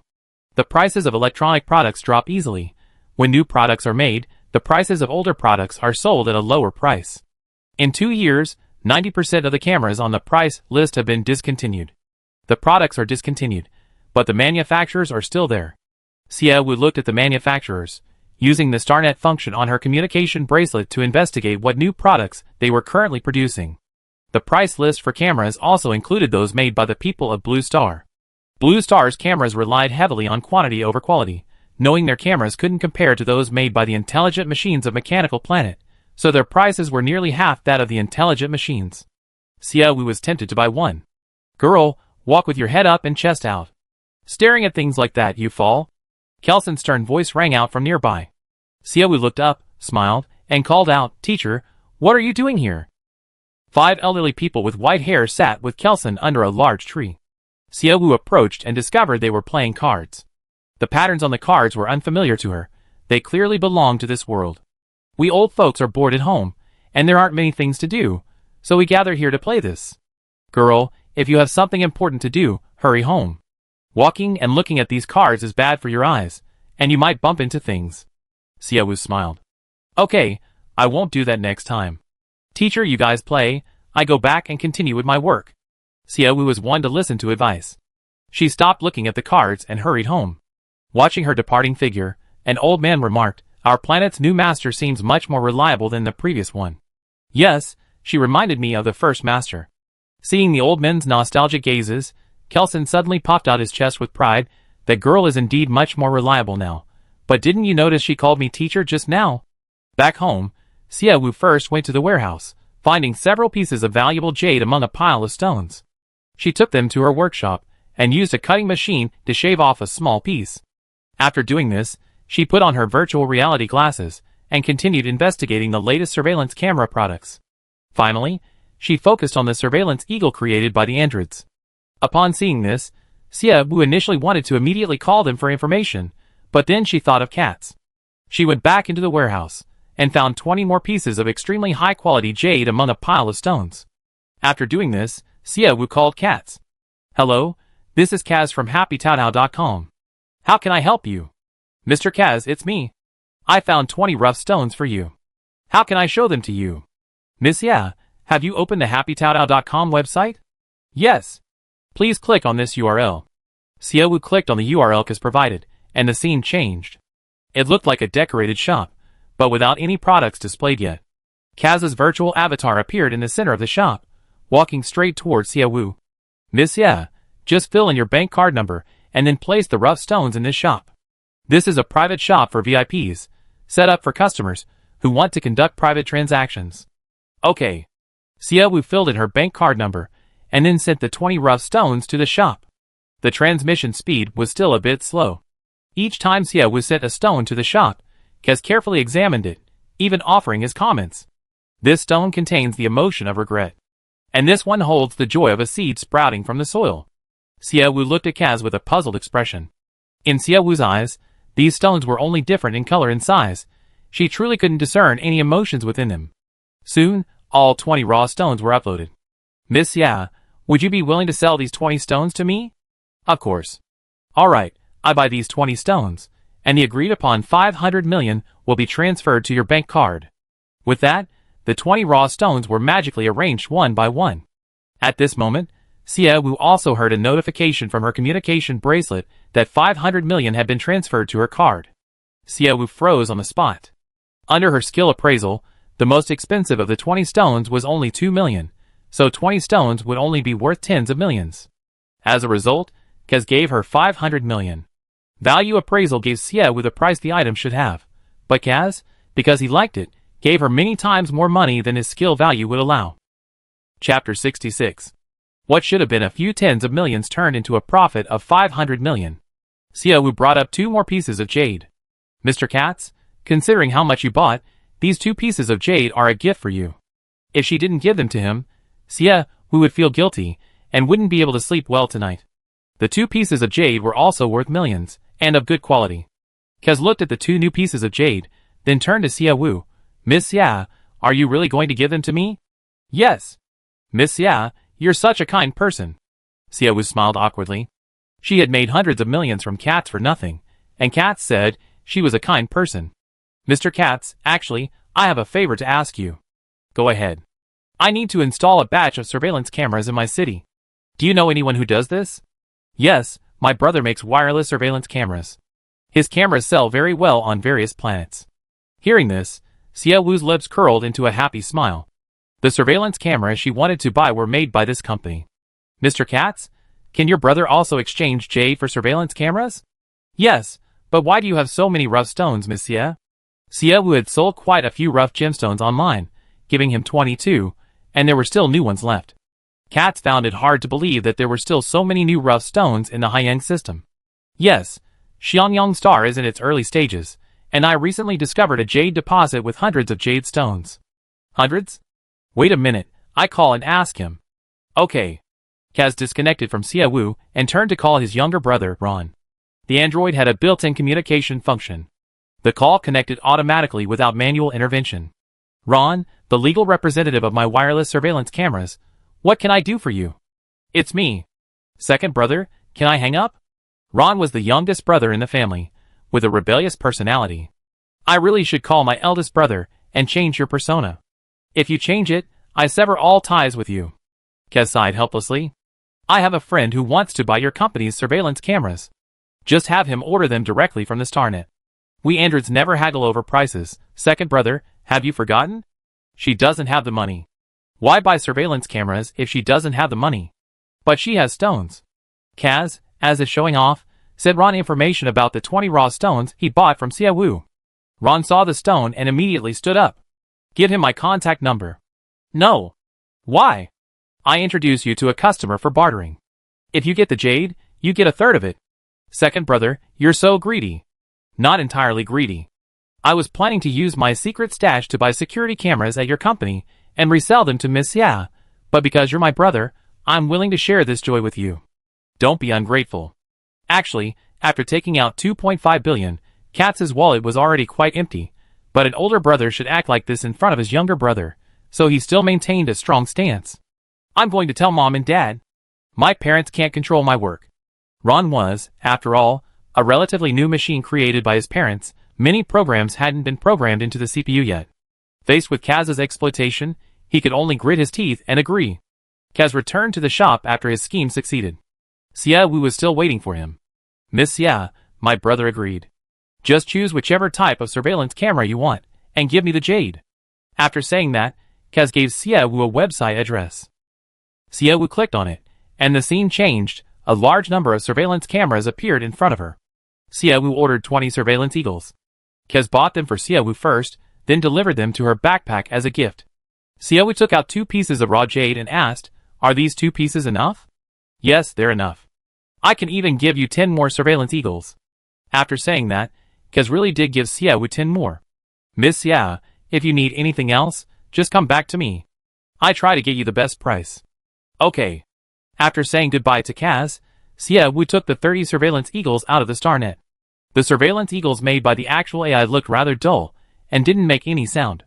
While their feel and appearance were similar to the real thing, they lacked the soul of the surveillance eagles provided by the system.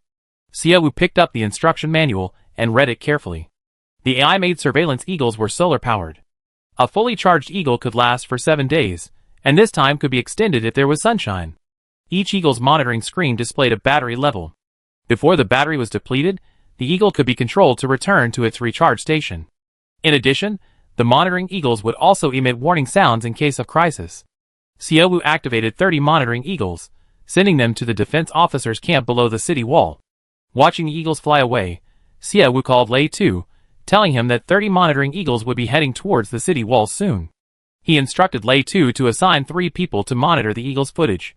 Shortly after Xia Wu hung up, Lei Tu saw 30 monitoring eagles flying overhead. They were seeing these high-tech monitoring devices for the first time, and Lei Tu couldn't learn them all, so he had the younger defense soldiers handle them. The young men were quick learners. After watching the videos and reading the instructions, they quickly learned how to operate them, controlling the 30 monitoring eagles and landing them where they wanted. Through the monitoring footage, they saw traces of insect activity outside the city. Lei Tu exclaimed, "This thing is amazing. It knows where the insects are. We never be afraid of being ambushed by them again. The young lady really cares about us. She has some money, and she spends it all on us," Parker said. Lei Tu was very pleased. The more advanced our technology, the greater the soldier's survival rate. Miss is a good leader. The other guards thought so too. After Xia Wu delivered the 30 monitoring eagles to Lei Tu and his team, she sat in her room watching the videos sent by the system. The monitoring eagles flew as far as they could throughout the night. Xia Wu watched the footage captured by the eagles, as if it were television. During the viewing, a large area of Xia Wu's territory map lit up. Because it was a map she had traversed, when zoomed in, it was so detailed that you could see several blades of grass on the ground. With the map magnified several times, the distribution of various resources became clearer. In the newly expanded territory, Xia Wu also discovered an icon for a medicinal herb. Unexpectedly, a planet full of minerals also had medicinal herb resources. Xia Wu looked at the medicinal herb resources and fell into deep thought. Chapter 67. The monitoring eagle flew out again after being fully charged. Xia Wu knew how to control the monitoring eagle. She set a route for it, guiding it to fly in the direction she wanted. After watching the surveillance footage for several hours, Xia Wu's eyes were sore and tired. She laid down on the sofa and closed her eyes. She rested for less than a short while. There was a knock on the door. The housekeeper bear looked at her and gave a soft hum. Xia Wu knew that the housekeeper bear was calling her for lunch. Having the housekeeper bear around was indeed very helpful. Xia Wu ate 3 meals a day on time without fail. If she showed even a hint of not wanting to eat, the housekeeper bear's melancholy eyes always made it hard to refuse. Xia Wu went to the living room. Ling Han returned carrying the minor hamster. As soon as the minor hamster saw Xia Wu, it excitedly rushed over at top speed, running to Xia Wu and excitedly clucking. Turning to point at the bamboo basket Ling Han was carrying, her excited expression seemed to say, "Look. I dug up a huge treasure." The robotic animal given by the system was vastly different from those bought on the mechanical planet. The robotic animals bought on the mechanical planet were truly machines, but the one given by the system felt real, almost like a friend of Xia Wu's. It dug up this one gemstone today. Ling Han, understanding the minor hamster's chuckle, handed over the basket. Xia Wu looked at the bamboo basket. Lying there was a ruby gemstone weighing at least 10 pounds. Although very happy, Xia Wu wanted to ask why the gemstones here were so large and beautiful, especially since the system had valued this gemstone at 100 million. Knowing the extravagance of the intelligent machines on the mechanical planet, this ruby gemstone had been fought over for around 1 billion. Hee hee. The minor hamster jumped happily. Xiaowu gently stroked its little head. Great job. You dug up such a big ruby ruff. Hey! The minor hamster proudly put its hands on its hips. Xiaowu smiled along. After dinner, Xiaowu placed the ruby ruff in her studio. However, she didn't take it to the auction immediately. The interval between acquiring top-quality rough stones was too short. It would empty other people's wallets. Furthermore, if she auctioned the top-quality ruby ruff now, she didn't know if it would affect the price of the large jadeite. That large jadeite was already guaranteed to bring Xiaowu at least several billion in income, so she wasn't in a hurry and planned to auction it slowly. After all, she had an agreement with Gao Hengji to bring 3 rough stones worth millions each month to his auction house for 2 years. Preparing for the future, Xiaowu planned to take it slow. That evening, Xiaowu browsed the starnet. She checked for gossip and to see if anyone had done anything to slander her. The hype surrounding Xiaowu's situation cooled quickly. After she came forward to prove her innocence, people realized their anger was misplaced and subsided instantly. A bunch of apology comments appeared on Xiaowu's social media accounts. She didn't dwell on them. She then paid attention to the large jadeite at the gem auction, but that hype also died down quickly. Aside from jade experts still debating whether the large jadeite rough was worth the auction price, almost no one was paying attention anymore. Xiaowu felt a little uneasy about the calm on the starnet. Nothing major was happening. She then checked the prices of seeders, tillers, and seeds. In the Interstellar era, people never worried about food shortages. Almost all fruits and vegetables could be grown year-round. Some of these seasonal seeds were developed by Earth, and some by the mechanical planet. Seasonal seeds were cheap, while out-of-season seeds were twice as expensive. On Xiangyang Star, it was currently early summer, April. The optimal planting time for wheat was September to October, so obviously, in-season wheat seeds couldn't be planted at this time. Xiaowu couldn't possibly plant them in September or October either. To complete her mission quickly, she would buy out-of-season seeds to sow. Sheep and fish, however, had no seasonality. They could be raised as long as there was feed and space. Xiaowu searched for prices for these items and created a spreadsheet, filling in all the data. She had done market research in her previous job, so she took on this task that should have been given to Tanling herself. Having completed the research, there was a knock on the door. Tanling returned the accounting cat. The accountant cat, who had been helping Tanling all day, walked over to Xiaowu and wearily went to a charging station to recharge. Tanling handed Xiaowu a document. Miss, this is ASU's survey. It lists the prices of slave beast men from several tribes. Xiaowu opened the document and noticed that the prices of slave beast men vary depending on the beastman tribe. She asked, are the beastmen on orcs divided into tribes and clans? Yes. Because of their different appearances and lifestyles, beastmen often clash with other beastmen. Therefore, most beastmen live in groups, maintaining their beast forms. However, the living environment on orcs is currently harsh, and their wars are endless. Nevertheless, they sometimes capture beastmen from other tribes to sell. The trafficking of orcs is rampant on orcs. Aside from some parents selling their children, most are captives captured and sold by victors, who conquer other tribes. Looking at the price list, Xiaowu could imagine the dire straits the orcs lived on. Orcs was even worse off than Xiangyang. They all seem cheap, Xiaowu said, glancing at the price list. Let's buy some strong, healthy orcs. Buy them now? Tomorrow. It's too late now. Miss, are we in such a hurry? Didn't you say you wait until that big rock was auctioned off before making a decision? It's all right. I earned 500 million this morning. That's enough to pay off the first installment of my debt and buy the orc slaves from those 2 tribes. 500 million? Tanling had told her before that it wouldn't be surprising if Xiaowu casually gave her tens of millions.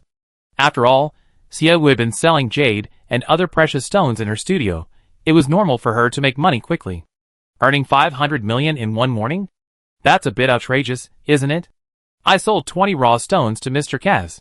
The androids on Mechanical Planet are really rich. They spend 100 million like it's nothing, just handing it over. Xiaowu's lips curled slightly as she looked up at Tanling again. The money has been transferred to your card. If you want to buy anything, just write a report for me, and I sign it so you can buy it without worry. Okay. Tanling thought for a moment and said, Miss, our planet's food reserves are almost depleted. We need to get a new batch of food. Is there anything you like to eat?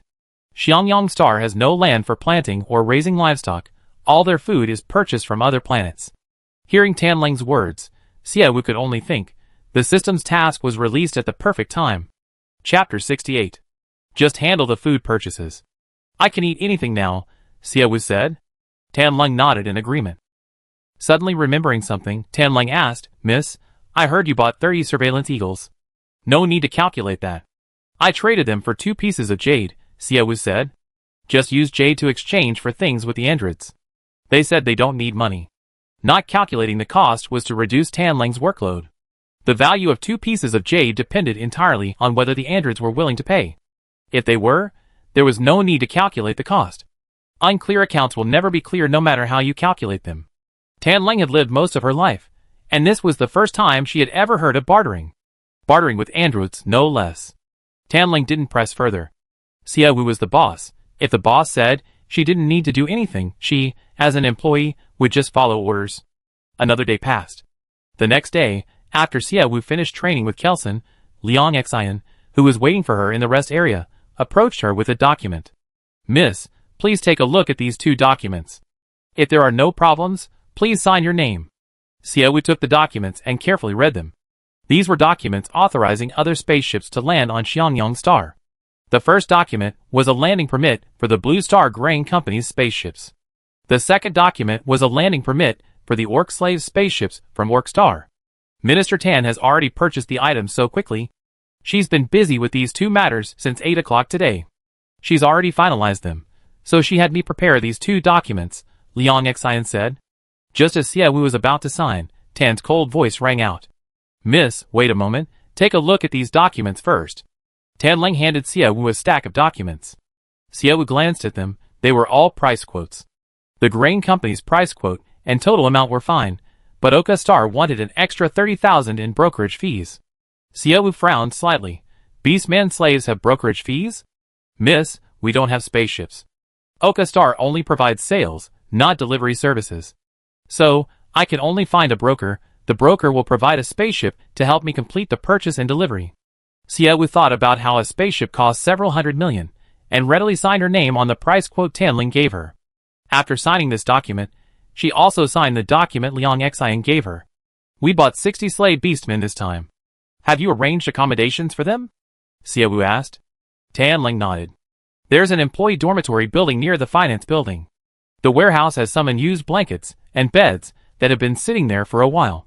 We trouble them to clean them up when the orcs arrive.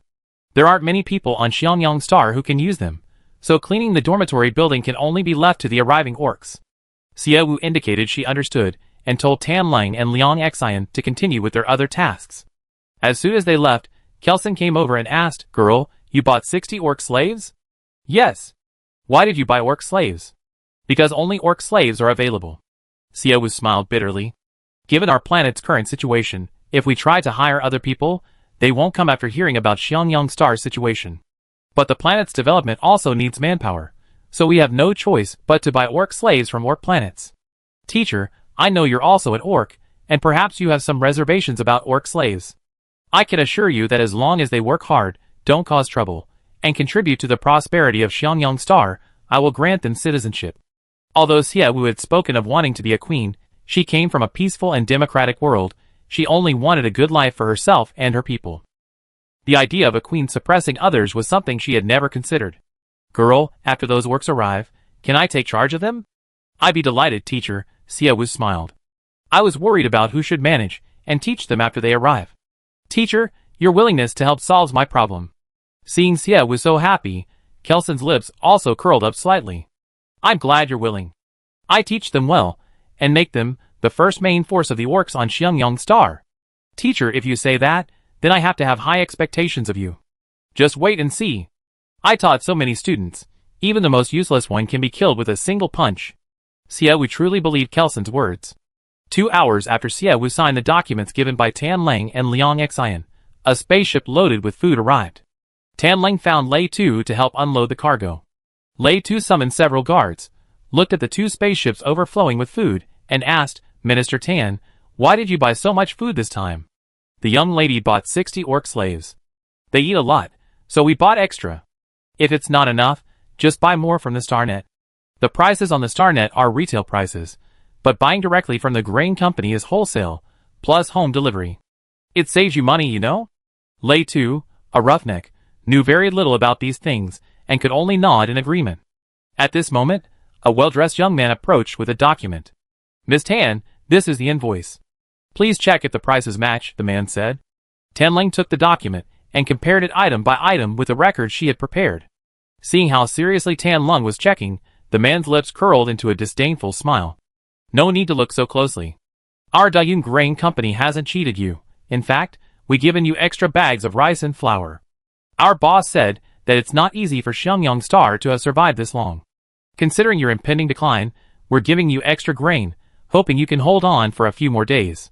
Tan Lang and Lei Tu's faces immediately darkened. Tan Lang angrily pushed the documents back. "Take back the extra bags of rice and flour you gave us. Manager Lin, we on Xiangyang Star will never cooperate with your Tycoon grain transportation company again." "I guess not. After all, you're already so poor." "You?"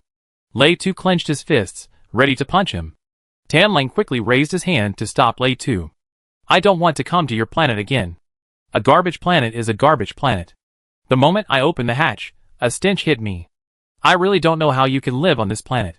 The man pulled a bottle of perfume from his pocket and sprayed it on himself. He gave them another disdainful look before leaving. Lei Tu watched his infuriating back as he left and asked, "Minister Tan, why did you stop me? Let me beat him up." "Beat him up? If I did, they only say our planet is barbaric. I already memorized his name and face." "He never set foot on Xiangyang Star again in his life," Tan Lang said through gritted teeth. Lei Tu was puzzled. "Minister Tan, he doesn't even bother coming to our Xiangyang Star anymore. He will. With how well the young lady makes money, one day, our Xiangyang Star will become the planet they yearn for." Chapter 69. Hearing Tan Lang's words, Lei Tu's anger transformed into a determination to rise up on Xiangyang Star. "Minister Tan, I'm glad you have such determination, but since we've been bullied, we need to retaliate on the spot," Xia Wu's voice rang out. Lei Tu and Tan Lang turned around simultaneously. Xia Wu wore a black midi skirt with a white shirt. The simple black and white color blocking was given a touch of style by the skirt and shirt. Xia Wu's appearance was naturally bright and elegant, beautiful and poised. Even in such simple attire, her slender figure exuded a unique air of nobility. Xia Wu usually appeared in public dressed casually, with her hair in a ponytail. But today, she had dressed up a bit.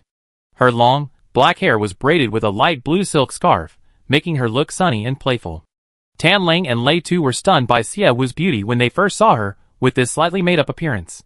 Immediately realizing what was happening, Tan Lang asked, "Miss, what brings you here?" "After I issued the entry ban order, 2 spaceships came to my planet in one day. Of course, I had to come and see what they were up to. Luckily, I came, otherwise, if you two had been bullied, no one would have stood up for you." "Miss, what do you want to do?" Tan Lang asked, a little worried. Being bullied by a junior manager from a grain company made her somewhat uncomfortable. She hoped Xia Wu could help them get revenge, but she was also afraid Xia Wu might go too far. "Come with me." Xia Wu walked ahead, heading towards Manager Lin. Manager Lin disdainfully directed the workers to hurry up and move the food, eager to leave the planet. But when he saw Xia Wu, his eyes widened. "Hello, I am Xia Wu, the new owner of Xiangyang Star. What is your name, sir?" Hearing Xia Wu's words, Manager Lin arrogantly raised his chin. "My name is Lin Ziyu. Our company doesn't allow giving clients private numbers. If you want to find me, you can call my office landline." "Is that so?" "Minister Tan, let me see the list of goods Manager Lin sent." "Yes." Tan Lang handed the list to Xia Wu. Xia Wu glanced at the list, then raised an eyebrow at Lin Ziyu. That single glance was enough for Lin Ziyu to understand what alluring eyes meant. He thought to himself, Xia Wu definitely likes him. Although she's the owner of Xiangyang Star, she's so indebted, she might not even be as rich as he is. "Minister Tan, the goods have arrived.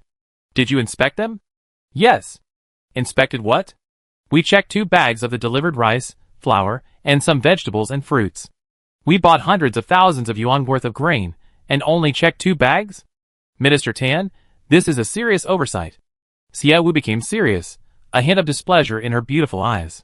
Tan Lang's voice faltered, unsure how to respond at first, but he quickly admitted his mistake. "It was my fault. Manager Lin, we check a few more bags. You don't mind, do you?" "It's fine, go ahead and check." Lin Ziyu was full of confidence. Xia Wu looked at the already stacked grain and pointed to a few bags. "Check those bags first." Lei Tu immediately ordered the soldiers to bring out the bag Xie Wu pointed to. The soldiers untied the bags and poured the grain into prepared containers. The white rice was poured out, raising dust and swarms, with tiny black insects swarming among it. Upon closer inspection, countless black insects were wriggling within the white rice. Manager Lin, what do you mean by this? We spent hundreds of thousands of yuan buying grain from you, and you deliver insect-infested rice to us. Xie Wu angrily threw the product list in Lin Ziyu's face. Lin Ziyu looked at the insect-infested rice with surprise. The Yun Grain Transportation Company had indeed mixed bad grain with good grain before delivering it to Xiangyang Star. With hundreds of thousands of yuan worth of grain, given Xiangyang Star's current situation, the consumption rate would definitely be slow. If it became insect-infested or moldy, they could simply say it was due to improper storage, and it wouldn't be their company's fault. The bad grain was mixed at the bottom. Picking out the bad grain from hundreds of thousands of yuan worth of grain was actually very difficult. But Xie Wu found the bad grain on her very first try. Miss Xia, this is a misunderstanding. Our company has so much grain, the warehouse staff probably mixed it up and didn't notice the bag of worm-infested rice among all this grain. One bag. Captain Lei Tu, empty the rest of the bags as well. Xie Wu crossed her arms angrily. Lei Tu untied the bag Xie Wu had selected and poured out the food. There was a whole bag of rotten and spoiled apples, moldy and worm-infested flour, and some vegetables were even worse, mixed with a large amount of weeds. Wait, this weed? Lei Tu saw a bunch of purple weeds among the vegetables, and pulled them out. Miss, this is a notorious poisonous weed on Blue Star, the soul-severing weed. I heard that eating even one leaf will kill you. Your company actually mixed poisonous weeds into our vegetables, and sold them to us. Lei Tu's chest heaved with rage, his clenched fist threatening to pounce on Lin Ziyu at any moment. Xie Wu took the poisonous herb, her cold gaze sweeping over Lin Ziyu. She called out, Monitoring Eagle. The monitoring eagle swooped down from the sky and landed on Xie Wu's shoulder. Did you capture everything that just happened? Cuckoo! The monitoring eagle cawed proudly twice. Xie Wu threw the poisonous herb at Lin Ziyu's face. Minister Tan, contact a lawyer and send a lawyer's letter to Dayun Grain Transportation Company, demanding compensation for our losses. Also, return all this garbage. Yes. Tan Lang's lips curled into a slight smile, looking at Lin Ziyu defiantly. Miss Xia, listen to me, this was just a mistake by the packing staff.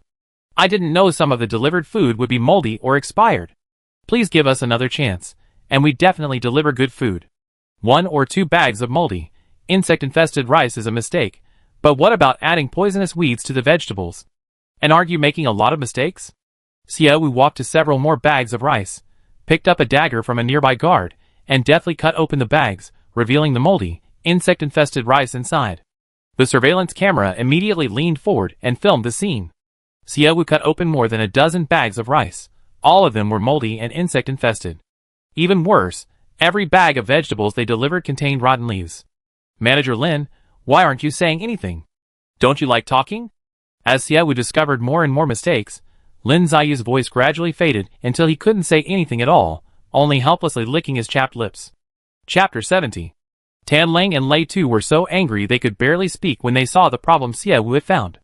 They remembered how arrogant Lin Ziyu had been in front of them earlier. If Xie Wu hadn't arrived, they would not only have been ridiculed, but they would have also lost a lot of money and eaten a pile of worm-infested moldy rice.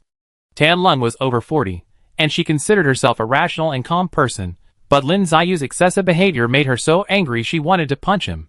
What are you all standing there for? Move your things back to the spaceship. Lin Ziyu didn't want to explain anymore and directly ordered the staff to move the things back. Xie Wu walked to a nearby bench, crossed her legs, and started operating her communication bracelet with one hand. Lin Ziyu had a bad feeling and cautiously approached her, asking, Miss Xia, what are you doing? Editing a video. Editing? Editing what video? Lin Ziyu swallowed, somewhat nervous. Xie Wu's lips curled slightly upwards. Let all the StarNet netizens see how the infamous Dayun Grain Transportation Company on Blue Star rips people off. Miss Xia, weren't you going to send us a lawyer's letter? And demand compensation? Why are you also releasing a video? Lin Ziyu took a sudden step forward, reaching out as if to snatch Xie Wu's communication bracelet. His attempt failed. Lei Tu, accompanied by 2 guards, blocked his way. Manager Lin, what do you intend to do to our master? Lei Tu said sternly, his imposing figure giving Lin Ziyu a great sense of intimidation. Miss Xia, Peace brings wealth. Our company will provide you with the maximum compensation for your losses. Don't push things too far. Lin Ziyu was anxious, his voice unconsciously rising considerably. Xiaowu coldly looked at him. So Manager Lin knows the saying harmony brings wealth. Then why do you look down on our Xiangyang star? You even called my planet a garbage planet. Oh dear, my fragile heart can't withstand such slander. It's too upsetting. Even if you compensate us with 100 million, I still won't be happy. Miss Xia, you. Lin Ziyu wanted to say something harsh, but Xiaowu had filmed everything. If he didn't delete the video, it would only cause more trouble for Xiaowu and her group. Lin Ziyu changed his approach, thinking about how to appease Xiaowu. But he saw Xiaowu's eyes were icy cold, staring intently at him. Manager Lin, you said so much garbage and poisonous weeds, and you still said those things to us. Do you really think Xiangyang Star is easy to bully? You did it on purpose first. Since we found out, you should bear the consequences. Very well, the video is edited and released. Xiaowu turned off her communication bracelet. Lin Ziyu immediately turned on his communication bracelet, went to a major video platform on the Starnet, and searched for the words to Hyun Great Fortune. He was afraid of missing anything, so he scrolled down through the videos one by one. But Xiaowu actually posted them on Weibo. A few days ago, someone accused her of school bullying, and Xiaowu posted a clarification video on Weibo, quickly gaining a lot of followers. After she posted the video, her followers immediately became excited. Tycoon Grain Transportation is a well-known grain company on Earth, having been in business for at least 50 years, and their presence can be seen in advertisements from time to time. Many netizens consume grain produced by their company. Xiaowu's video was cleverly edited. To avoid portrait rights issues, she filmed the logo on Tycoon Grain Transportation's transport spaceship, the work uniforms worn by the staff, and finally, her conversation with Lin Ziyu about random food inspections. Finally, the most shocking scene unfolded: rice half mixed with insects, vegetables tainted with poisonous plants. Tycoon Grain Transportation Company had always had some issues with its products, but the average person bought small quantities, so they didn't think the minor problems were a big deal. They complained, but never made a big fuss. Xiaowu's video had a huge impact on them. Those minor issues were amplified and discussed endlessly by netizens. After Lin Ziyu searched for Xiaowu's video on a certain video platform, it spread like wildfire on Weibo. Xiaowu, not in the mood to watch Lin Ziyu scrolling through videos, said, Captain Lei 2, help them transport the grain back. Get them out of here quickly. Yes, sir. Lei 2 shoved Lin Ziyu away, and the other soldiers also transported the grain back. Lin Ziyu asked unwillingly, Xiaowu, did you really post a video? Xiaowu didn't answer, only made a farewell gesture. Lin Ziyu and the others, along with the grain they brought, were forcibly taken away by Lei 2. Watching them leave, Tianlang looked at Xiaowu with guilt. Miss, I'm so sorry, I almost caused the planet a huge loss. It's alright, they're very clever. They deliberately hid the bad stuff well, managing to evade our spot checks. If I hadn't noticed some flaws, I would have been fooled too. Tianlang still felt guilty. She thought she had done a good job, but who knew it would turn out so badly? Xiaowu patted Tianlang's shoulder. Minister Tan, don't be too sad. Remember the guy who plotted against our Xiangyang Star behind our backs? Was it him? Tycoon Grain Transportation Company is a well-established grain company. They might adulterate some grain, but they would never dare to adulterate so much. The fact that they dared to adulterate so much means someone is supporting them behind the scenes. That's why I won't give them any leeway. Remembering that bunch of poisonous herbs, Xiaowu's face turned cold. That guy still wants my life, poisoning the grain. He really doesn't miss any opportunity. Miss, if it really was that guy secretly causing trouble, what should we do with our grain? Tianlang asked. Xiaowu sighed. Let's buy it from the Starnet. Although it's more expensive, the Starnet is safe and reliable, and the quality is good. Let's take a look first, and then find a reliable grain company. When Xiaowu came, she was thinking that after she issued the ban, allowing other spaceships to land on Xiangyang Star for the first time, would that guy cause trouble? So, she had the monitoring eagles monitor the area nearby, and she also came to the airport herself to supervise. Just as she expected, the other side really wasn't willing to let go of any opportunity. They wanted to destroy Xiangyang Star at the slightest chance. Okay, but, miss, how can you accurately identify every bag of problematic grain? Tianlang asked suspiciously. Their sampling was also random. But what they sampled was all good. Xiaowu, however, picked up a bag, and every single one was bad. Xiaowu used her value appraisal skill to tell. Normal grain prices are very stable, but the appraised value of problematic grain is almost zero. Just by looking at the price, she could tell which bag of grain was bad. Of course, Xiaowu couldn't say that. She laughed and said, "Luck? I was just randomly picking them up. Who knew I'd get those bad ones? I guess I was just lucky." Chapter 71. Tanling didn't think much of it and nodded. At that moment, Tanling's communication bracelet rang. She answered the call, chatted briefly, and then hung up. She reported to Xiaowu, "Miss, the spaceship transporting the orc slaves has arrived." "Okay." Xiaowu looked up. A silver spaceship appeared out of thin air. The spaceship landed slowly. Xiaowu stood up and waited quietly to the side.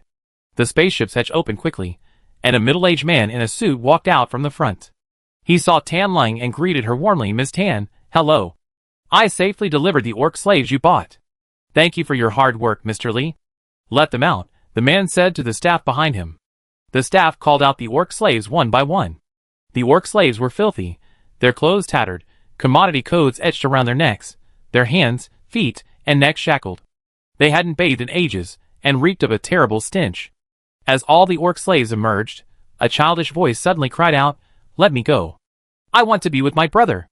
Among the orc slaves, a burly orc shifted his body, taking a small step back with his right foot, as if he wanted to turn back. "What's going on?" Xiaowu asked. The man replied, "It's a little orc. His brother was bought, and he sneaked onto the spaceship while we weren't looking. We send him back to orc soon. Although the kid followed us secretly, if we don't return him, it's no different than stealing." Xiaowu looked at the restrained little boy. The boy had brown hair and small brown ears, and his large, fluffy tail waved excitedly in the air. Xiaowu was seeing this kind of beastman-like creature for the first time. Meeting the little beastman's gaze, she smiled slightly. "I buy him too. Bring him over." "Well, alright, you can buy him if you want, but you need to inform the chieftain of Okastar. We brokers only handle deliveries, not sales. Minister Tan, you can contact them later." "Yes." After Xiaowu made the arrangements, the man didn't interfere further. He handed Xiaowu a tablet controller. "Miss Xia, this is a controller to control the beastmen. It's very simple to use. Just shock them if they disobey. With this in your hands, my task is complete. We'd be leaving now if there's nothing else." Xiaowu didn't let the man leave immediately. Instead, she counted the number of people, confirming that everyone was accounted for before letting the brokers leave. Xiaowu looked at the controller in her hand, then carefully scanned the beastmen. The orcs, due to their different races, mostly had different eye colors. They stared intently at Xiaowu, their eyes seemingly sizing up their new master. Xiaowu used the system to scan each orc, learning their name, race, combat strength, and loyalty. The orcs had been acquired by Xiaowu and were now subordinate to her, so she could see this information. However, upon first meeting, the orc's loyalty to her was either 0 or negative. This was normal. Who would be loyal to someone they had just met? However, almost all of these orcs possess combat strength above a plus, with 3 even reaching S+. With such high combat power, Xiaowu considered buying more, but he wondered if any of the orcs were spies sent in by Rat. He'd buy more after confirming this batch was safe. Having planned everything in his mind, Xiaowu said, "Captain Lei 2, take them to the dormitory building. Have them wash themselves, change into clean clothes, and assemble downstairs." "Yes, sir." Lei 2 led the orcs away. Xiaowu looked at the slave controller and removed the shackles from all the orcs. The heavy shackles clattered to the ground. The orcs all looked at Xiaowu. Xiaowu stood with his hands behind his back. "Get yourselves ready first. I have something to say to you later. I hope you be on time." With that, Xiaowu left first. The orcs looked at Xiaowu with curious eyes. They were eager to know how this beautiful new master would treat them, and whether their future would be good or bad. "Brother," Noah grabbed his brother's arm. Roya frowned seriously, looking at him. "Why did you come with me? You're all I have left. Mom and Dad have died of illness. You're my only family." Large tears streamed down Noah's face like pearls falling from a broken string. Roya looked at him with reluctance, yet also with a sense of helplessness. The life of a slave. No one knows what tomorrow will bring. Shackles were the main means of controlling the beastmen. If they disobeyed, or if it was due to the master's perverse tastes, they could be electrocuted using a control panel. The heavy shackles were easily removed. Roya and his group were baffled by Xiaowu's actions. Of course, they also didn't know what planet they had arrived on. Planet Orcs, plagued by insect infestation, face severe survival difficulties. Lacking money and resources, and technologically backward, coupled with years of tribal conflict, most of the orcs had extremely limited access to information. They followed Ritu to the dormitory building. Ritu immediately led them to the dormitory bathroom, explaining, each floor of the dormitory building has 2 bathrooms, each with 30 stalls for you to shower. Each stall has a tap. Hot water is on the left, cold water on the right. There are towels and shower gel on the wall, and clothes in large sizes in the lockers over here. Take your clothes and go shower. Shower time is 20 minutes. I come to call you in 20 minutes, so don't keep our young lady waiting too long. After saying this, Rita led the orcs into their stalls. The hot water from the showerhead surprised them, as did the fragrant shower gel. This much better treatment than on planet orcs failed to bring a smile to their faces. After all, their future remained uncertain. Xiaowu sat in the lobby downstairs in the dormitory building, waiting. Ling Han stood beside her, holding an umbrella to shield her from the scorching sun. The miner's hamster, exhausted from mining, lay sprawled on the table, paws in the air, looking utterly defeated. The surveillance eagle stretched out its short little feet and poked the miner's hamster's paws. Seeing no reaction, it boldly walked over and plopped down on the hamster's face. Hey! The miner's hamster, who had been lying there like a corpse, immediately jumped up. The surveillance eagle, having successfully tricked the hamster, chuckled happily and flew away, leaving the miner's hamster hopping and stomping in frustration. Xiaowu watched their playful antics with a smile. Just then, Isaac, the family doctor in a white coat, trotted over from the dormitory entrance carrying his medicine kit. Chapter 72. Young miss, is something wrong with you? Isaac rushed over after receiving Xiaowu's call. Isaac, I'm perfectly fine. I called you over just so you could give the orcs a physical examination later. The orcs? Yes, I bought 61 orc slaves. Please check their health. Isaac's expression changed slightly. He wanted to say something, but after glancing at Ling Han, he swallowed his words. Buying orc slaves was actually very dangerous, for no other reason than this. The living environment on Orc Star was so severely contaminated by insects, which meant that the orcs living there were more or less infected with bacteria. 10 years ago, a merchant from Blue Star bought 2 orc slaves, but the germs they carried caused an infectious disease on Blue Star. The merchant's entire family died from the infectious disease, and more than 30,000 people died on Blue Star because of this sudden outbreak. At that time, the people of Earth harbored immense resentment and hatred towards the orcs of orcs, and curses and insults echoed constantly across the Starnet. Even now, the people of Earth have a very poor attitude towards orcs. So much so that if they really want to buy orc slaves, they only dare to release them into Earth after conducting various examinations to ensure they don't carry any pathogens. Although Tan Lang reviewed various examination reports for the 60 orc slaves he bought, he didn't personally conduct the reports. If the other party falsified them, it would be disastrous. After all, the orcs' robust physique and adaptability mean that pathogens are completely ineffective against them, but can affect people on other planets. Xiaowu bought 61 orcs at once. Isaac swallowed back the words he was about to say. He asked, Miss, have you a direct contact with the orc slaves? Not yet. Good, Mary, activate the disinfection system. Yes, I will carry out your order, Dr. Isaac. Mary transformed from her box into robot form, first disinfecting Xiaowu and Ling Han, then disinfecting the surrounding area. Isaac also fully armed himself. After all this, the orc slaves had finished bathing. Led by Lei Tu, they went downstairs. Isaac again gave Mary orders. Mary, draw their blood, check their health, and perform scans. Yes, Dr. Isaac. Isaac opened a machine connected to Mary's internal data, and he stared intently at the changes in the data on the screen. Lei Tu said, It's just a simple physical examination, please cooperate. Mary walked up to the first orc slave, and a mechanical voice said, Hello, please extend your hand. I will now draw blood from your finger. The process will be a little painful, please bear with it. The orcs were somewhat unaccustomed to such high-tech equipment, but they still obediently complied. After collecting the orc's blood, Mary would analyze and compare it immediately. Isaac watched the orcs and observed the changes in the data. Xiaowu approached and asked, How are their physical conditions? They're in pretty good condition, just a little malnourished, but this malnutrition is negligible. The orcs believed in the survival of the fittest, whoever was strongest would be obeyed, and the strongest would get more meat. These orc slaves were all strong and healthy, and their bodies were generally fine. Isaac's tense nerves relaxed as Mary examined them.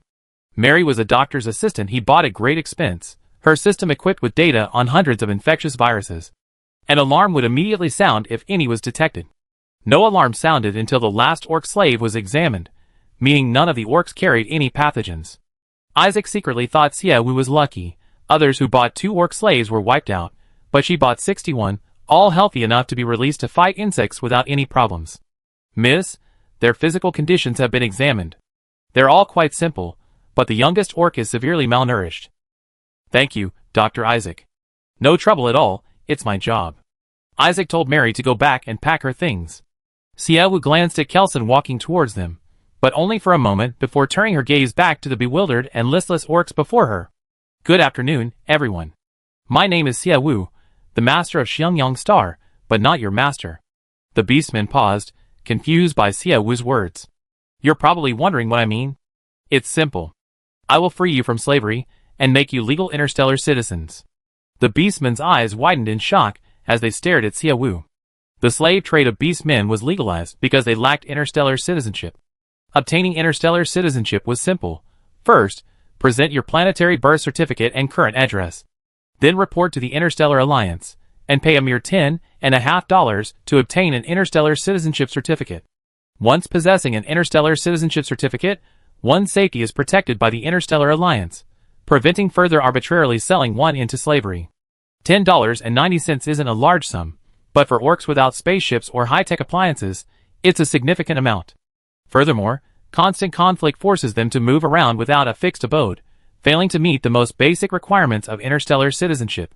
Therefore, most orcs lack interstellar citizenship certificates, a key reason for the legalization of their slave trade. An interstellar citizenship certificate is something countless orcs dream of obtaining, but now, Xiaowu says she can give them to them. Of course, I'm not issuing interstellar citizenship certificates for nothing. Xiangyang Star is a place where 90% of the land is occupied by insects. This planet desperately needs manpower and combat strength, which is why I'm buying you. Your work on this planet will involve some killing insects, and others helping with construction in the city. Hearing Xiaowu's words, the orc showed little disappointment, but rather a sense of acceptance and acceptance. This is the amount I paid for each of you, 500,000 each. In addition, I grant you legal interstellar citizenship. For that, you owe me 300,000. So you owe me 800,000. Furthermore, the dormitory, utilities, and food I provide will cost 600 per month. You will need to pay me 600 per month for each month you reside here. Although you carry a lot of debt, don't forget that Xiangyang Star is in dire need of manpower. I will arrange jobs for you. As long as you work diligently, paying off your debts won't be difficult. And once you paid off your debts, it's up to you whether you leave Xiangyang Star or stay. Xiaowu at Tanling stepped forward and read the prepared debt and labor contracts aloud to the beastmen. Others might think Xiaowu was foolish. She spent money to buy beastman slaves, a move that could have permanently enslaved them, yet she chose to give them freedom. The reason was simple. Slave beastmen would only see themselves as working for Xiaowu to the death. Even with their slave status, they were highly likely to escape if danger arose. But what would these beastmen, who had suffered so much conflict and wandering, think if given a home? Presumably, no one in the Haiyang Star system longed for a home more than they did. The Tan family had worked on Xiangyang Star for many years, holding high positions, and saving a considerable amount of money. Moving to Blue Star would have been incredibly easy for them. But they didn't. The whole family chose to stay by Xiaowu's side, because Xiangyang Star was their home, and they wanted to protect it until the very end. Xiaowu learned from them that one could truly give everything to protect their home. She also hoped that the beastmen would treat Xiangyang Star as their home and do their utmost. However, just to be on the safe side and avoid losing everything, Xiaowu made the beastmen owe her a debt first. After Tanling finished reading the debt contract and the employment contract, Xiaowu looked at the still-shot beastmen and said, "Now, do you understand? I am not your master, but your boss." Chapter 73. Ling Han's loyalty to you has reached 80%. Kelson's loyalty to you has reached 100%. Congratulations on gaining your second employee with 100 loyalty. Ritu's loyalty to you has reached 100%. Congratulations on gaining your third employee with 100 loyalty. Tanlang's loyalty to you has reached 100%. Congratulations on gaining your fourth employee with 100 loyalty. Isaac's loyalty to you has reached 100%. Congratulations on gaining your fifth employee with 100 loyalty. Congratulations on having 5 employees with 100 loyalty, reward points 500, and 1 chance to spin the lucky wheel. Xiaowu glanced at everyone's loyalty levels, then at the rewards, unsure whether to be happy or sad. She had simply followed her plan, saying a lot of nice things to the beastmen, but instead of fully winning them over, she had successfully won over Tianling and the others. With 4 people suddenly reaching 100 loyalty, the system had become quite unreliable. Previously, Yu alone received 1 chance to spin the lucky wheel when she reached 100 loyalty points. Now, 4 people only get 1. She glanced at the beastmen again. Their loyalty, which was originally 0, had increased slightly. However, it didn't exceed 10. The only one with a loyalty exceeding 10 was Roya. Roya's loyalty to Xia Wu was slightly higher because she had bought Noah, preventing the 2 brothers from being separated. And Roya was also one of the S-rank beastmen in terms of combat strength. After Xia Wu finished speaking, perhaps because the beastmen had never encountered such a thing before, and hadn't received much formal education, their minds couldn't immediately grasp what was going on, and they whispered among themselves. Having understood Xia Wu's words, Kelson leaned closer and whispered, "Girl, is what you're doing appropriate? Why wouldn't it be appropriate? Teacher, you're also an orc, and my father's teacher. We're all orcs, so naturally we should be fair. I'm different from them." Kelson was actually considered a young master on orcs. Compared to other orcs, his family was relatively wealthy. His family wanted him to leave orcs and live a better life. They took all their money, got him an interstellar citizenship, and bought him a ship ticket so he could leave orcs. However, life was difficult even after leaving orcs. He faced constant discrimination and was eventually forced to join mercenaries to survive. No matter how unwelcome his orc identity was outside, Kelson had an interstellar citizenship, which made him different from orc slaves. Xia Wu bought orc slaves but was willing to give them citizenship, even though the orcs wanted to give Xia Wu 800,000. In reality, it was only 300,000. Xia Wu was more conscientious than those who sold orc slaves, and as an orc himself, Kelson liked Xia Wu's approach. However, as a teacher, he felt Xia Wu was making a losing proposition. "We're all orcs, just like everyone else," Xia Wu said magnanimously. "Teacher, you said you'd be in charge of them, so I hand them over to you. I discuss their wages with Minister Tan first, then tell you, and you can relay the message to them." Xia Wu felt that Kelson, being an orc as well, should have common ground with these orcs. After handing the orcs over to Kelson, Xia Wu and Tan Lang went to a meeting to consider what jobs to give the orcs, and how to calculate their wages. As they walked out of the dormitory building, Xia Wu saw Lei Tu following beside him and said, "Captain Lei Tu, you're here too." "Me too?" "The orcs' main job is killing insects. Their salaries should ideally be similar to those of your defense officers. Having you join the meeting helps Minister Tan and me determine the salaries." "Okay." They went to the conference room in the council building. The conference room wasn't as dirty and messy as before. Several new chairs had been added. Xia Wu first inquired about the defense soldier salaries. In the defense force, a soldier's basic salary is 8,000, including food, lodging, and insurance. There's also a monthly allowance and other miscellaneous subsidies, plus a discount on housing. In short, their monthly salary adds up to 15,000. This salary is actually quite high on Xiangyang Star. Tan Lung, as the finance minister, receives 12,000 with all subsidies, and Lei Tu, as the defense team captain, earns even more, around 20,000. Ling Han's salary was lower than theirs. As a bodyguard, his total salary was only 6,500. Xia Wu hadn't calculated everyone's salary beforehand, simply paying according to previous rates. After discussing it further, she asked Tan Lung, "Minister Tan, are you satisfied with your current salary?" "Satisfied? After you bought me the accounting cat, I'm very satisfied with my current salary." This wasn't just polite talk from Tan Lung. The accounting cat Xia Wu brought was incredibly accurate and fast at calculations. Bills that would take Tan Lung several days to compile were done by the accounting cat in an hour. Tan Lung could easily avoid doing the bills. She only needed to handle tasks the accounting cat couldn't. "Good. Once our planet's economy improves, we give you all a raise. Now, let's talk about the beastmen's salaries. Captain Lei Tu, how much do you think we should pay the beastmen?" Lei Tu lowered his gaze and thought for a moment. "Miss, I heard that other planets have some kind of 3-month internship period. Although you arrange for the orcs to fight the insects with us, they're new here. It's unfair to the soldiers if they start with roughly the same salary." "That's true. However, killing insects is a life or death job. The pay can't be too low. How about 5,000 a month? Of course, their food and lodging aren't included. They need to pay 600 a month for living expenses. Insurance will also be provided. That's a basic requirement for a company." And of course, they won't get any housing discounts. Xiaowu shared her opinion. Lei Tu nodded in agreement. We don't know the orcs' capabilities yet. If they can help kill the insects, that's good. But if they can't, and just make things worse, we kick them out during their internship to do other things. Xiaowu had no objections. There were many things to do on Xiangyang Star right now, both outside and inside the city.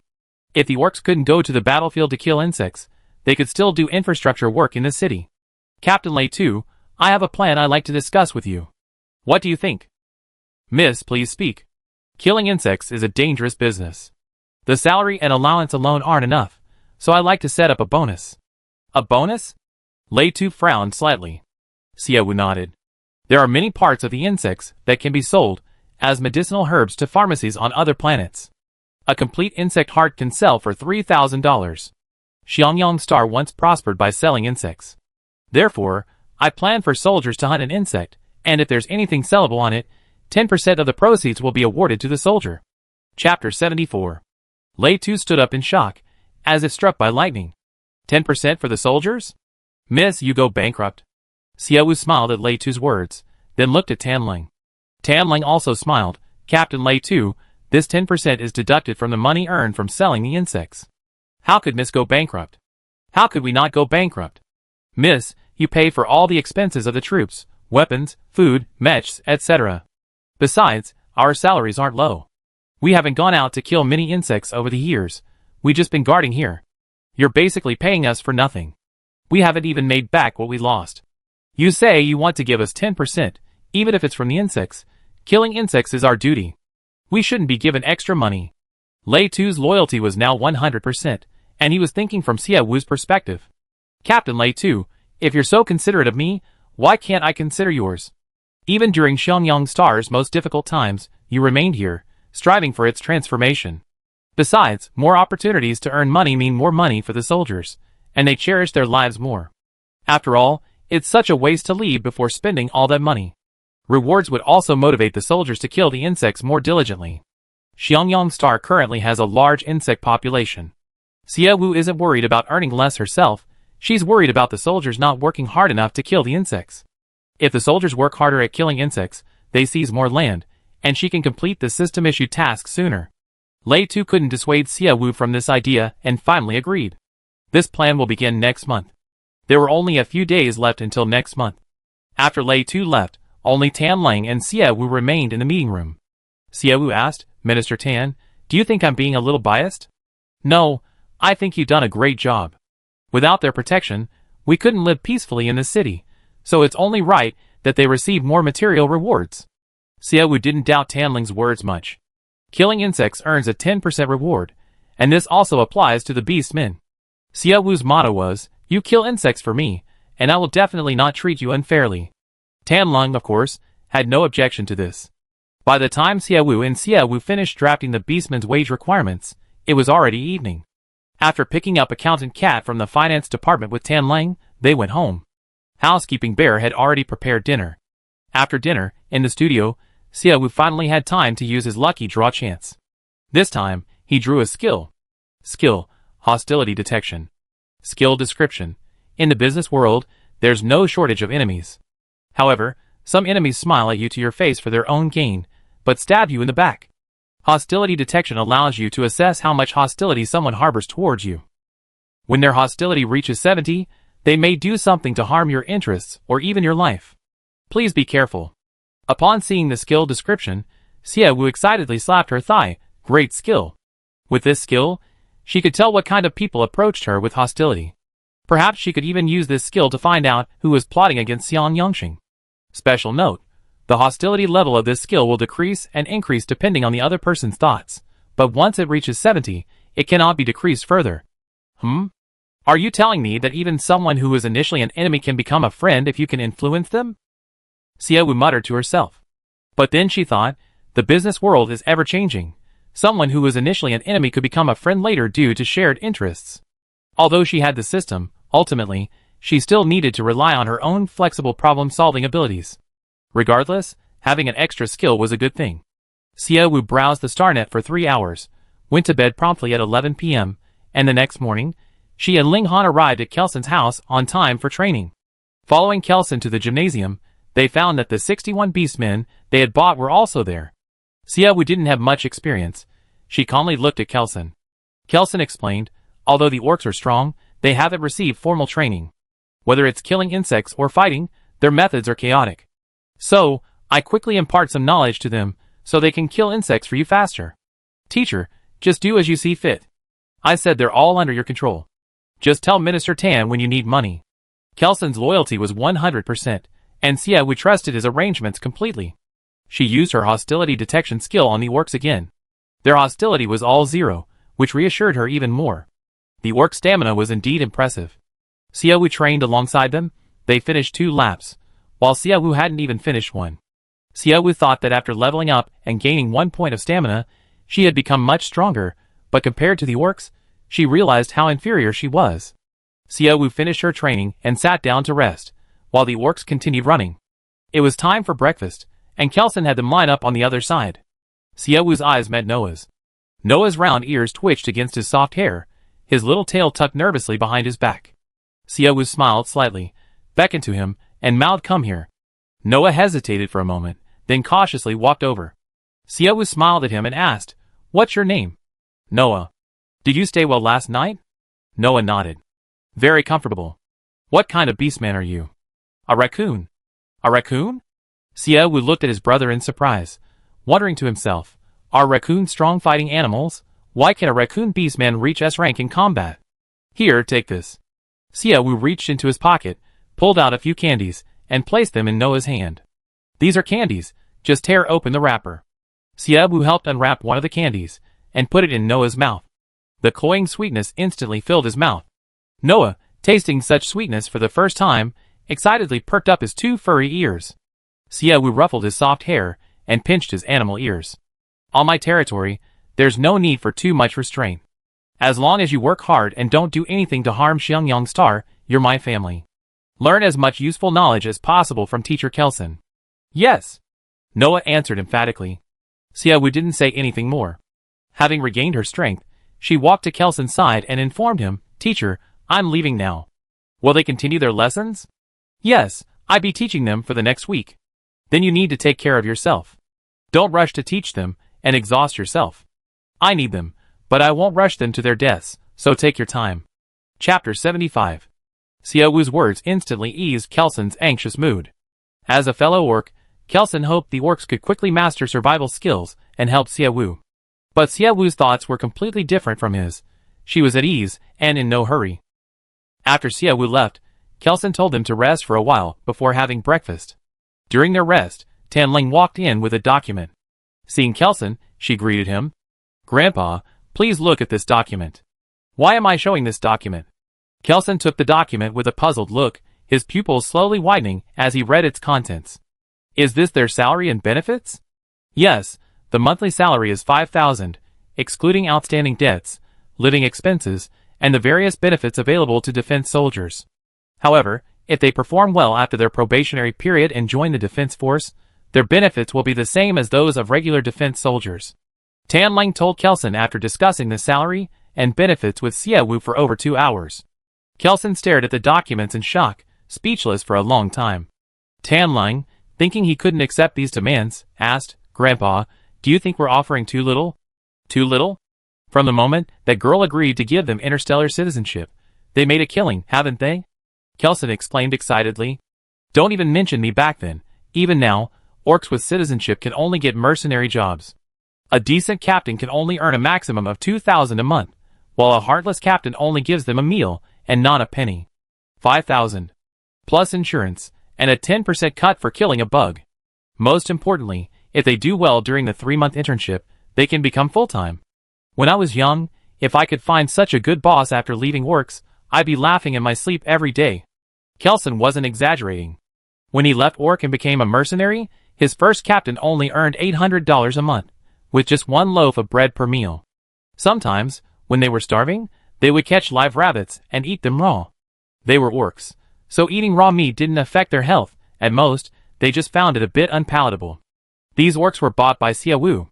Not only did they eat and live well, but they also received a high salary of $5,000. Crucially, They even got 10% of the profit from killing an insect.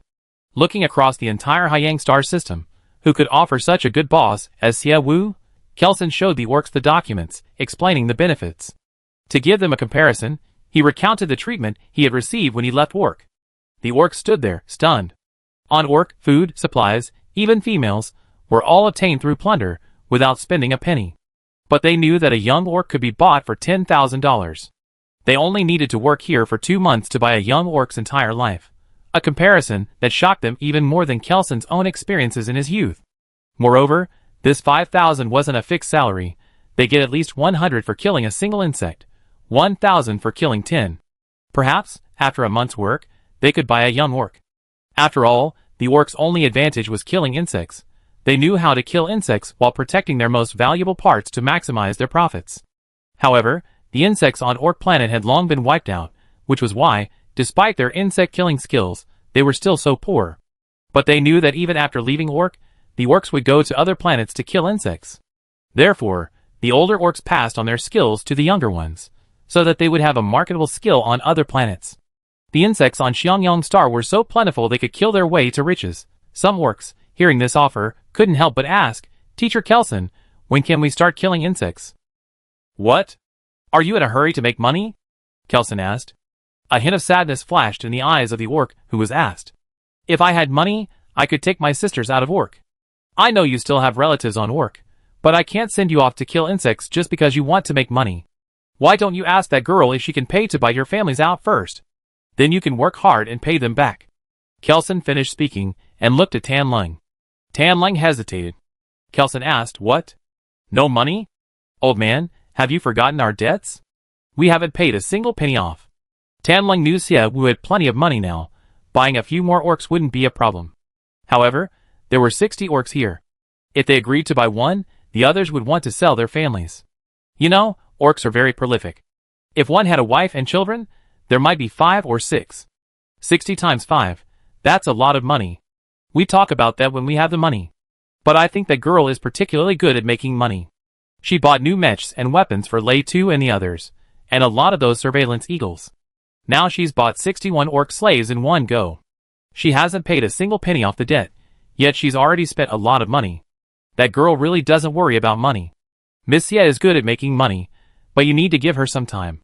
She can't earn billions overnight. If she could, buying her family wouldn't be a problem. Alright, let's wait until she has the money. Kelson gave up quickly, but deep down he still felt Xie Wu would pay off the debt soon. He had a strange confidence in Xie Wu. Xie Wu returned home and had lunch. While the surveillance eagle was charging, she began watching the footage it captured of the area outside the city. The surveillance eagle flew along the route she had planned. By the time Xie Wu finished watching the video, a large area of her map had lit up. However, while watching the video, she also noticed that the farther away from the city, the more insects there were. The number of insects could be described as an anthill, densely packed, almost giving Xie Wu trypophobia. And so many insects also meant a huge amount of troops and weapons would be needed. Killing insects could make money, but it was also the most wasteful of resources. Buying even a few weapons would start at hundreds of millions. She had only bought 20 mechs for the defense force, which cost tens of millions. Even if weapons on the mechanical planet could be paid for with jade, it would still require a considerable amount of jade. The insect problem was giving Xie Wu a headache. She checked mercenary prices on the Starnet.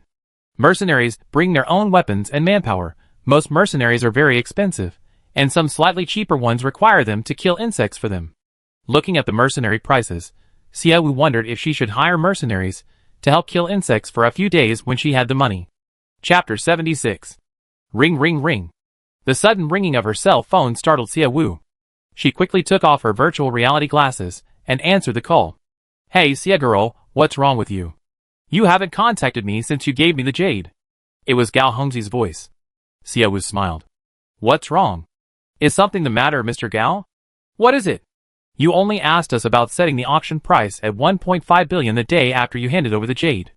After giving us a few pieces, you haven't contacted us again. Aren't you afraid we steal your jade? We have video recordings and contracts to prove it. If it really is gone, Mr. Gao, you have to sell everything you own to return it to me. Besides, I trust you completely. How could you possibly abandon your auction house, which you built up over many years, for that piece of jade? Moreover, Didn't I give you 1.5% of the profits from that piece?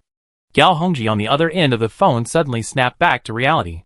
Xie Wu, when you first brought that big piece of jade, saying you make me some money, it was because you were afraid I wouldn't care about it. You deliberately gave me some profit to make me pay more attention to your stones. Xie Wu hadn't thought of that. She only wanted to use this to build a good relationship with Gao Hongji and gain access to his connections. She hadn't really considered offering Gao Hongji some incentive to get him to pay attention to the stones. It was only after Gao Hongji mentioned it that she realized the point. Mr. Gao, listen to what you're saying. Even if I didn't offer you that incentive, you'd still be interested in my stones. Such beautiful stones, and such a high price, breaking your auction record. You'd be interested for the sake of the auction house's reputation. That's different. If I didn't get any money and saw you taking it all, I'd only be jealous and envious. I wouldn't even bother advertising for you. It's all your money, why would I work so hard? But now that you're giving me money, the more you earn, the more I earn. Xie Wu was amused again. Boss Gao, you don't hide anything from me. It seems that in the future, if I have any valuable jade, I have to share some of the profits with you. You can still laugh even when I'm having such wicked thoughts? You're such a strange girl. Boss Gao has a saying, it's better to be friends with a true villain than to associate with a hypocrite. I'd rather be openly schemed against than secretly stabbed in the back. That could really kill me. But Boss Gao, it's rare for you to call me.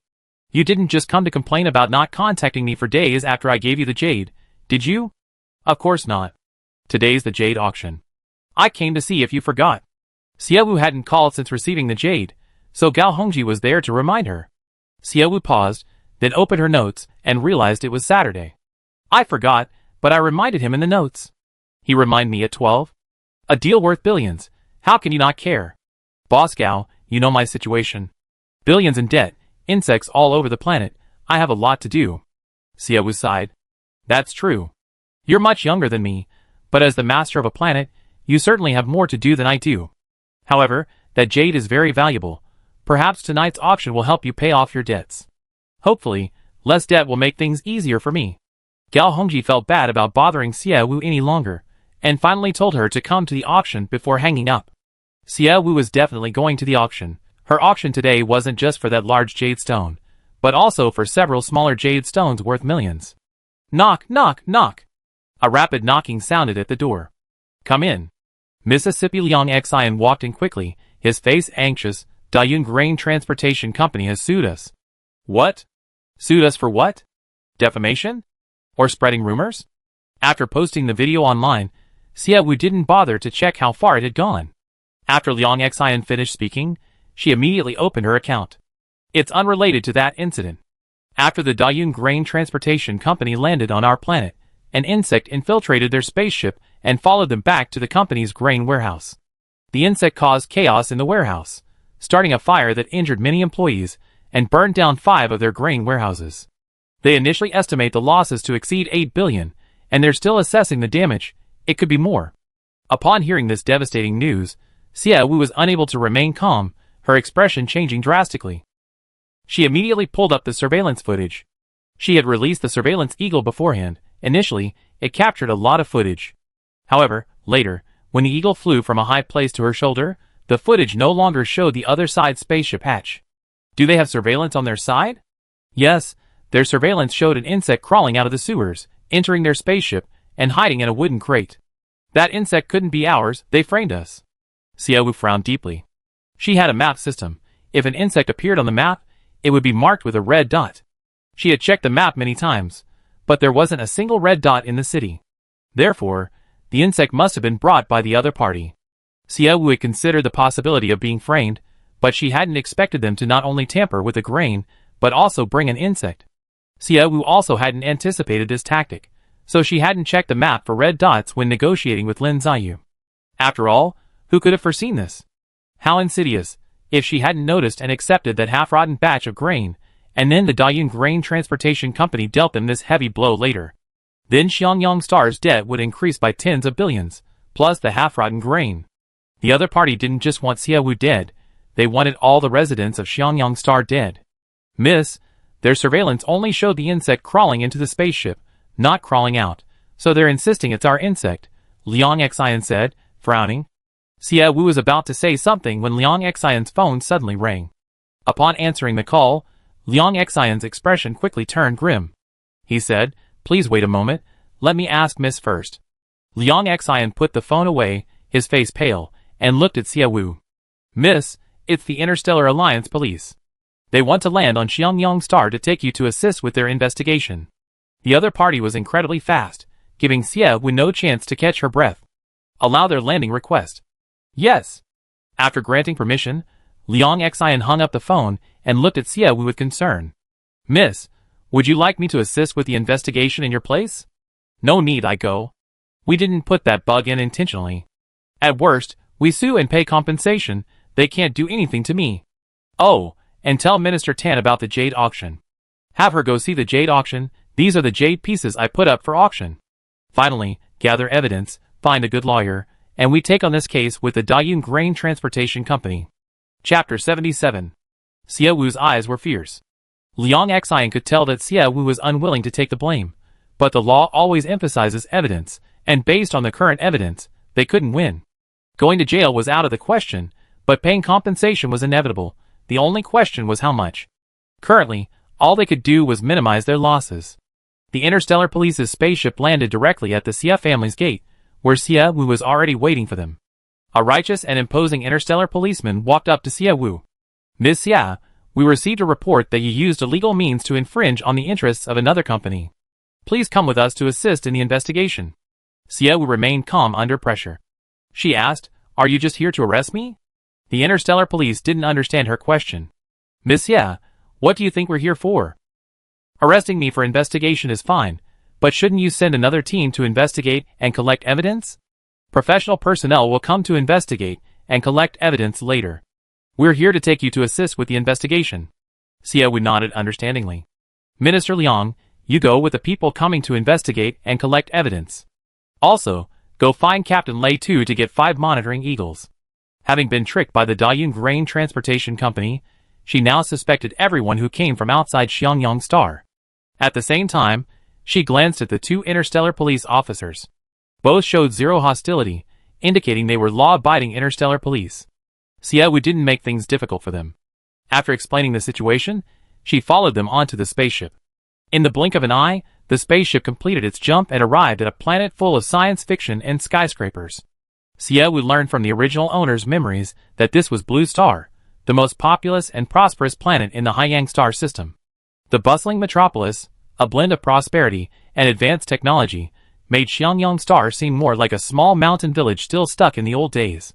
Xie Wu was taken to the police station for questioning.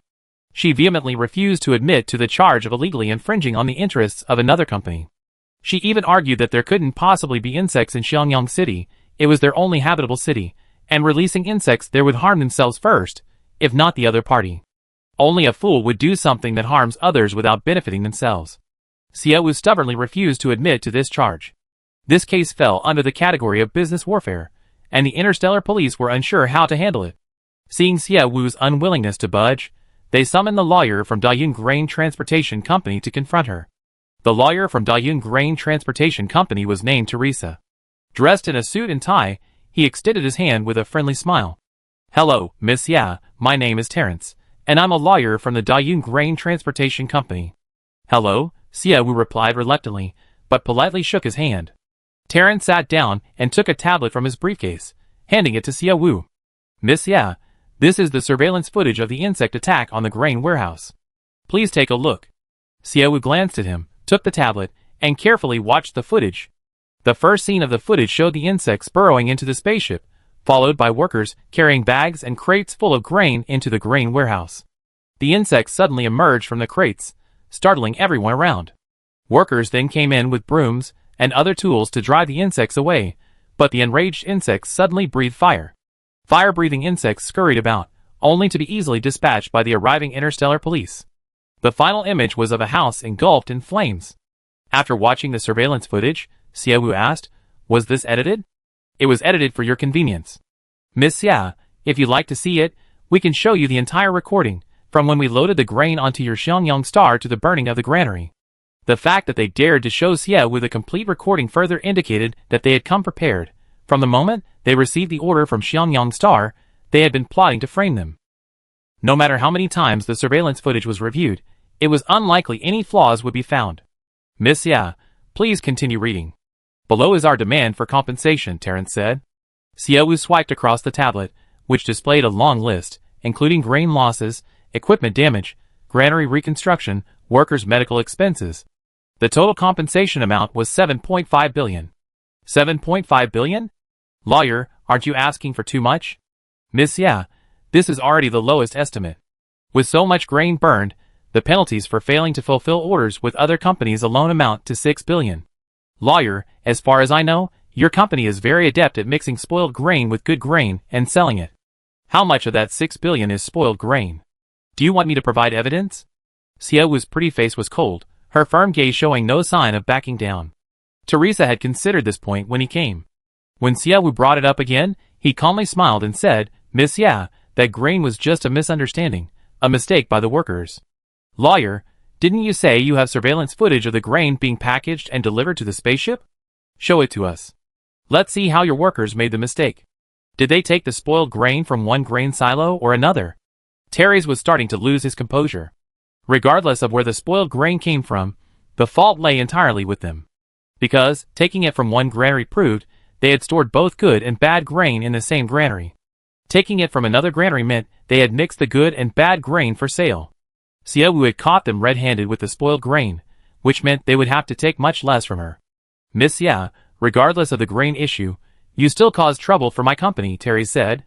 Xiaowu snorted coldly, turned to the Interstellar Police, and said, I want to report the negligence of the Blue Star Transportation Control Department. Miss Xia, what do you mean by that? The Interstellar Police officer asked, somewhat bewildered. The Blue Star Transportation Control Department inspects every aircraft entering and leaving Blue Star. The Tycoon Grain Transportation Company had a bug hidden inside. Was their failure to detect it due to incompetence or collusion? Regardless, they should compensate Tycoon Grain Transportation Company for their losses. Xiaowu then looked at Terrace with a forced smile. Don't you think so, Mr. Lawyer? If the Transportation Control Department had detected a bug in your spaceship when you entered Blue Star, you wouldn't have suffered such losses. Terrace was taken aback, his mouth agape, unsure what to say. Chapter 78. The Interstellar Police officer, who was mediating the situation, immediately agreed with Xiaowu's words. Why hadn't the Transportation Control Department detected a single insect on the grain transport ship? Insects reproduce rapidly. If even one insect infiltrated, it could multiply into hundreds within a month. Therefore, the Transportation Control Department strictly monitors every ship. On technologically advanced Blue Star, detecting an insect would be incredibly easy. After all, they weren't as poor as Xiangyang Star, which lacked even personnel to inspect ships, let alone the necessary equipment. It's normal that they didn't find any insects. Why didn't they find any on Blue Star either? Miss Xia is right. We go find the head of the control department right away, the Interstellar Police officer said, standing up. Terrence hurriedly said, please wait a moment. Regarding the Transportation Control Department, I need to discuss it with the company's leadership.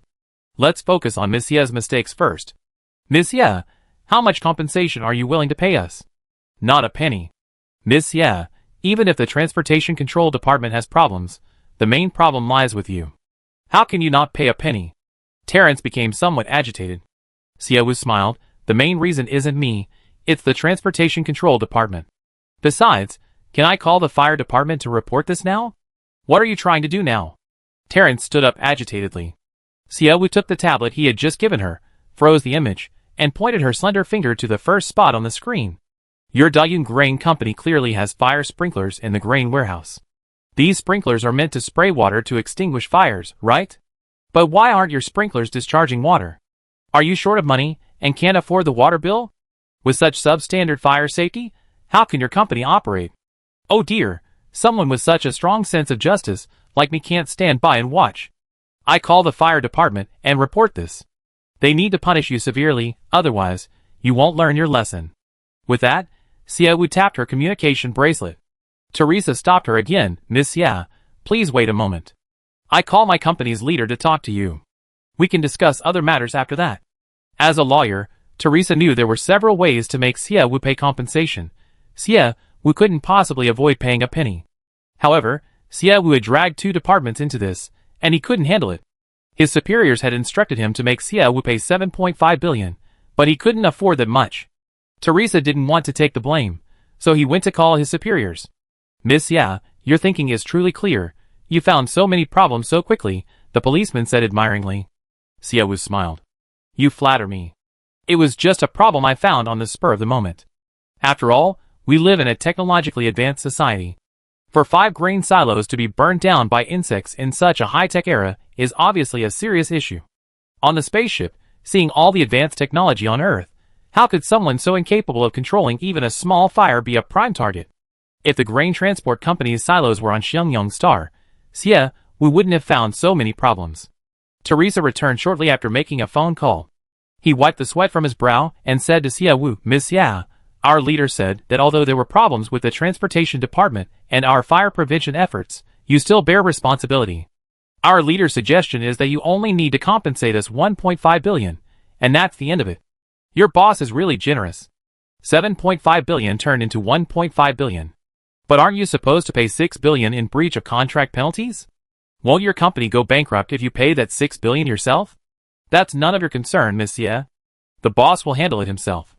TSK, so pitiful. Paying 6 billion yourself, even if you don't go bankrupt, it'd be a huge financial blow. Considering how pitiful you are, I decided not to pay a single penny. Miss Xia, don't push your luck. Terran slammed his hand on the table and stood up abruptly. Xia Wu, seeing his furious expression, slammed her hand on the table in anger, the loud noise startling the police officer standing nearby. Xia Wu raised his voice. Who's pushing their luck? Have you forgotten your contract with me? It's a 500,000 yuan contract, and you delivered half of the grain that was spoiled, a serious breach of contract. According to the contract, you need to compensate me double for my losses. You owe me 1 million yuan, and now you want me to pay you 500 million yuan first? Lawyer, I saw you were just a working person, so I didn't make things too difficult for you. I explained the situation to you politely, but you're pushing your luck. Do you take my politeness for weakness? The insects that appeared in your company were mainly due to the Transportation Control Department. The excessive grain loss was due to your inadequate fire safety, and only then did the responsibility fall on me. As a lawyer, can't you even understand this? You immediately accuse me of illegally infringing on the interests of another company. With your attitude, I can countersue you for defamation and slander. You want me to pay? Fine. Give me the 1 million yuan from the contract and the money for defaming my reputation. After you give me that money, I pay you back. Tell your dog boss. You want me to pay you money? Sorry, I won't pay a single penny. Take me to court. Whatever the law orders me to pay, that's all I pay. What kind of bastards are you? Asking for exorbitant amounts. Are you judges? You think you can just dictate how much you want to pay? No way, see you in court? Xia Wu's voice was deafening. Teresa was stunned by her outburst, unable to utter a rebuttal. Hearing Xia Wu's words, the older officer touched his cheek and said, Mr. Lawyer, Miss Xia, your case is an economic dispute. If it can't be settled privately, then see you in court. We can't handle the rest. Xia Wu calmed down and looked at the two officers. Since our matter isn't your concern, can I go home? Of course. Then I go first. Thank you for your hard work. Xia Wu stood up, said goodbye to the two officers, and left the police station with an air of nonchalance. Teresa remained standing there, feeling a little dizzy from Xia Wu's outburst. It was 7:45 p.m. on Blue Star, and the auction had already begun. Xia Wu checked her communication bracelet and found that there were no spaceships from Blue Star to Xiangyang Star. Returning required advance booking, and the prices were extremely high. She couldn't return to Xiangyang Star tonight. Using navigation, Xia Wu tried to find the nearest starnet to check the auction's progress. Just as she found the nearest starnet, a sweet voice rang out. Miss Xia. Xia Wu looked towards the voice. A black luxury car opened its door, and the sweet-looking Su Lulu stepped out. Su Ji got out from the other side of the car. Chapter 79. The Su family was Xia Wu's primary target of suspicion.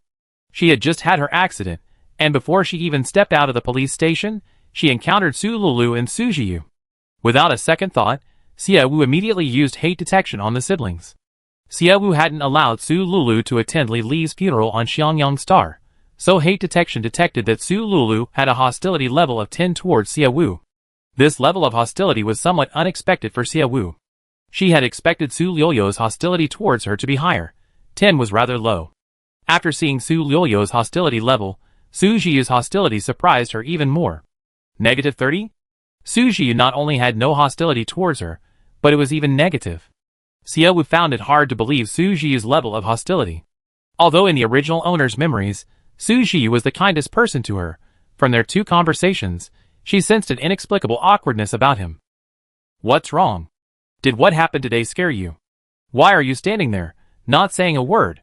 Su Zhiyu approached with a familiar, almost acquaintance-like manner, a light smile on his face. Xie Wu suppressed her shock and looked at the two of them more closely. What brings you two here?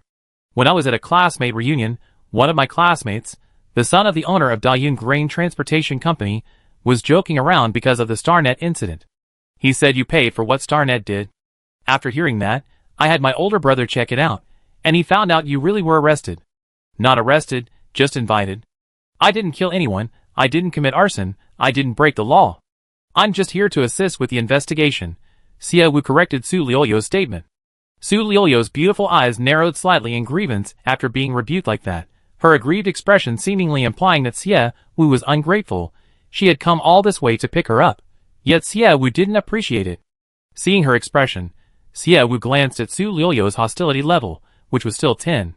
Su Lulu seemed quite composed. While Lulu and I were waiting for you, we called a lawyer. The lawyer said that if the head of the grain transport company isn't willing to back down, a lawsuit would require compensation regardless of the extent of liability. Xiao Wu, I know Xiangyang Star doesn't have many resources right now, and you don't have much money either. If needed, I can send a lawyer to help you. Thank you, no need. Seeing that Su Zhiyu's hostility level was minus 30, Xie Wu no longer felt the previous hostility and anger towards Su Zhiyu. Xiao Wu, are you still angry with me?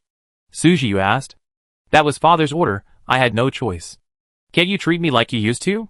Su Zhiyu's words sounded weary, like a desperate plea. Xie Wu shook his head. What needs to be clarified should still be clarified.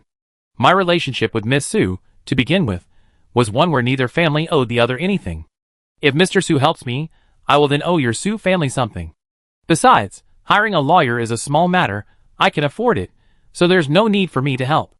Although Su Lulu and Su Zhiyu's animosity was low, the Su family remained Xie Wu's primary concern.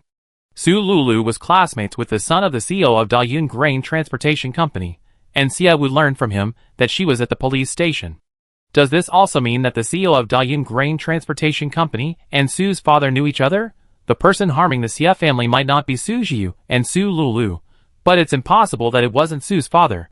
If it really is Su's father, and Xie Wu eventually breaks ties with him, Su Zhiyu and Su Lulu, as family members, will naturally side with him. Considering the potential consequences, Xie Wu still doesn't want to befriend anyone from the Su family. However, if they still try to befriend her despite low hostility, it's not out of the question. After all, the Su family is wealthy, and has always been hostile towards them. If they feel slighted by her kindness and think she's ungrateful, they might try to sabotage her business dealings, which would be troublesome. Furthermore, their repeated attempts to frame Xie Wu suggest their hostility is unlikely to be low. If Su's father's hostility towards her is low, it means the Su family isn't trying to take over Xianjiangxing. Xiao Wu, your tone has softened considerably. I didn't expect you to refuse my offer again. Do you really not want me to help you? Su Zhiyu looked somewhat hurt. In a face-to-face conversation, you can see the other person's expression and their hostility. Xie Wu didn't harbor much hostility towards Su Zhiyu. She said, this matter is just a small trouble. I face many other troubles. If I can't even solve this small one, how can I solve the others? Of course, the reason I don't need your help is because I can handle it myself. Xie Wu's tone was firm. No matter how Su Zhiyu tried to persuade her, she maintained her stance of not getting involved. Su Zhiyu's persuasion failed, and he sighed helplessly. It's been over a year since we last met. Xiao Wu, you changed a lot. It's getting late. How about we go have a meal together? Xie Wu didn't answer immediately, glancing at the time on her communication bracelet. Upon arriving on Blue Star, the bracelet's time automatically switched to Blue Star's time. The auction had been going on for over an hour. This meal would last another hour, and then the auction would end. Xiao Wu, do you hate me?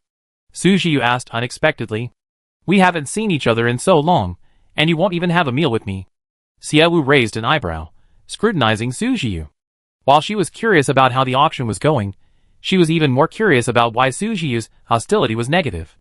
The system wasn't as good as Xiaowu had imagined. It had many flaws. For example, the value appraisal function had never been accurate with stones. This time, the hospitality identification hadn't explained what was going on with Su Zhiyu's hostility. Hearing his request, and fueled by curiosity, Xiaowu nodded. Okay, let's go. She wanted to spend more time with Su Zhiyu to see if she could find out the reason for the negative hostility. Then get in the car. Su Zhiyu opened the car door and gestured for her to enter. Xiaowu glanced inside the car and got in. Su Lulu sat with her in the back seat. Su Lulu had only met the original owner of this body once, on the day the Xia family couple came to return Su Lulu to the Su family and take Xiaowu back. That day was chaotic, with Xiaowu being the most affected. Xiaowu refused to leave the Su family and refused to go home with the Xia family couple, and was eventually knocked unconscious and taken away by the bodyguards. Now, the two of them sat in the back seat of the same car, an awkward atmosphere hanging between them. Su Lulu was clearly nervous, her fingers fidgeting nervously, either clutching the hem of her skirt or rubbing it together. Xiaowu noticed all her small movements. She felt that the Xia family couple had really spoiled Su Lulu. This child clearly didn't know how to handle things, given how always the Xia family couple granted her every request. She had never considered what she would do if, one day, others refused to give her what she wanted. What if someone was angry with her? Su Lulyo's face was filled with helplessness and panic.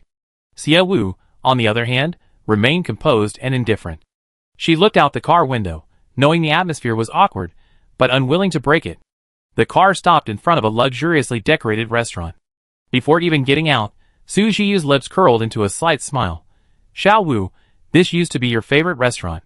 Xiaowu glanced at the restaurant sign, but said nothing. The three entered the restaurant. This was a restaurant Xiaowu used to frequent.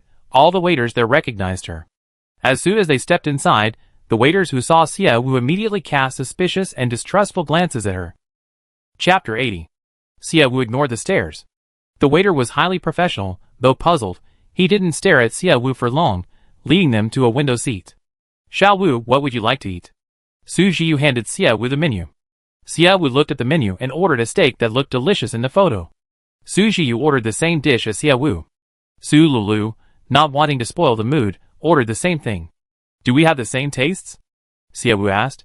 Su Zhiyu smiled. Want to try what Xiaowu likes? Just then, Su Zhiyu's communication bracelet suddenly rang. He apologized and went outside to answer the call.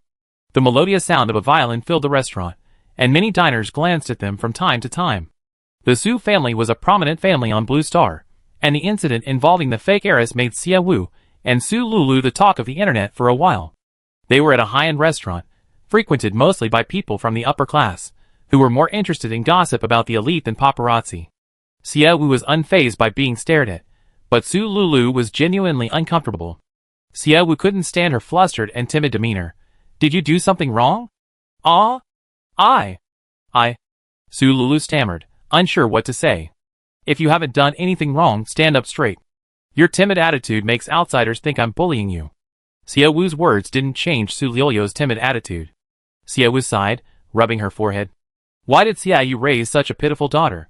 So much for spoiled children being arrogant and reckless. Xiaowu silently distanced herself from Su Lulu. Getting even a little closer, she was afraid people would misunderstand and think she was bullying her. The waiting was tedious. With nothing else to do, Xiaowu used value appraisal on Su Lulu. Soon, the number 300 million appeared above Su Lulyo's head. Xiaowu raised an eyebrow slightly. The Su family was the 7th richest family on Blue Star, with nearly 100 billion in assets. Su Lulu, as a noblewoman of the Su family, only had 300 million? Was the Su family treating her badly? Or was Su Lulu going back to the Su family to continue being a pampered young lady who didn't have to do anything? Xiaowu believed the latter more. Looking at Su Lulyo's timid appearance, even if she ran a company in the Su family, she might not be able to manage her subordinates. Su Lulyo's personality was truly rather boring. She put on a timid expression and said nothing, as if waiting for someone to speak before she would respond. Xiaowu had no intention of flattering her. She turned her head to look out the window. A group of well-dressed young men and women walked towards them from the restaurant entrance. Xiaowu recognized the leader. Su and Yi, the second son of the Su family. Su and Yi, standing before her, glared angrily at Xiaowu.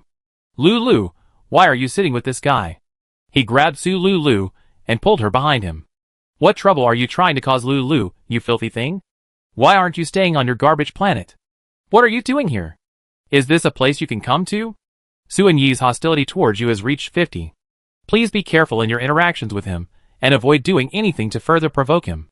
Otherwise, when his hostility reaches 70, he may take actions that could harm your life. Xiaowu remained silent. She knew that Suan Yi had never liked the original owner of this body, so a hostility level of 50 was actually normal for Xiaowu. I'm talking to you. What are you looking at? What are those filthy eyes plotting?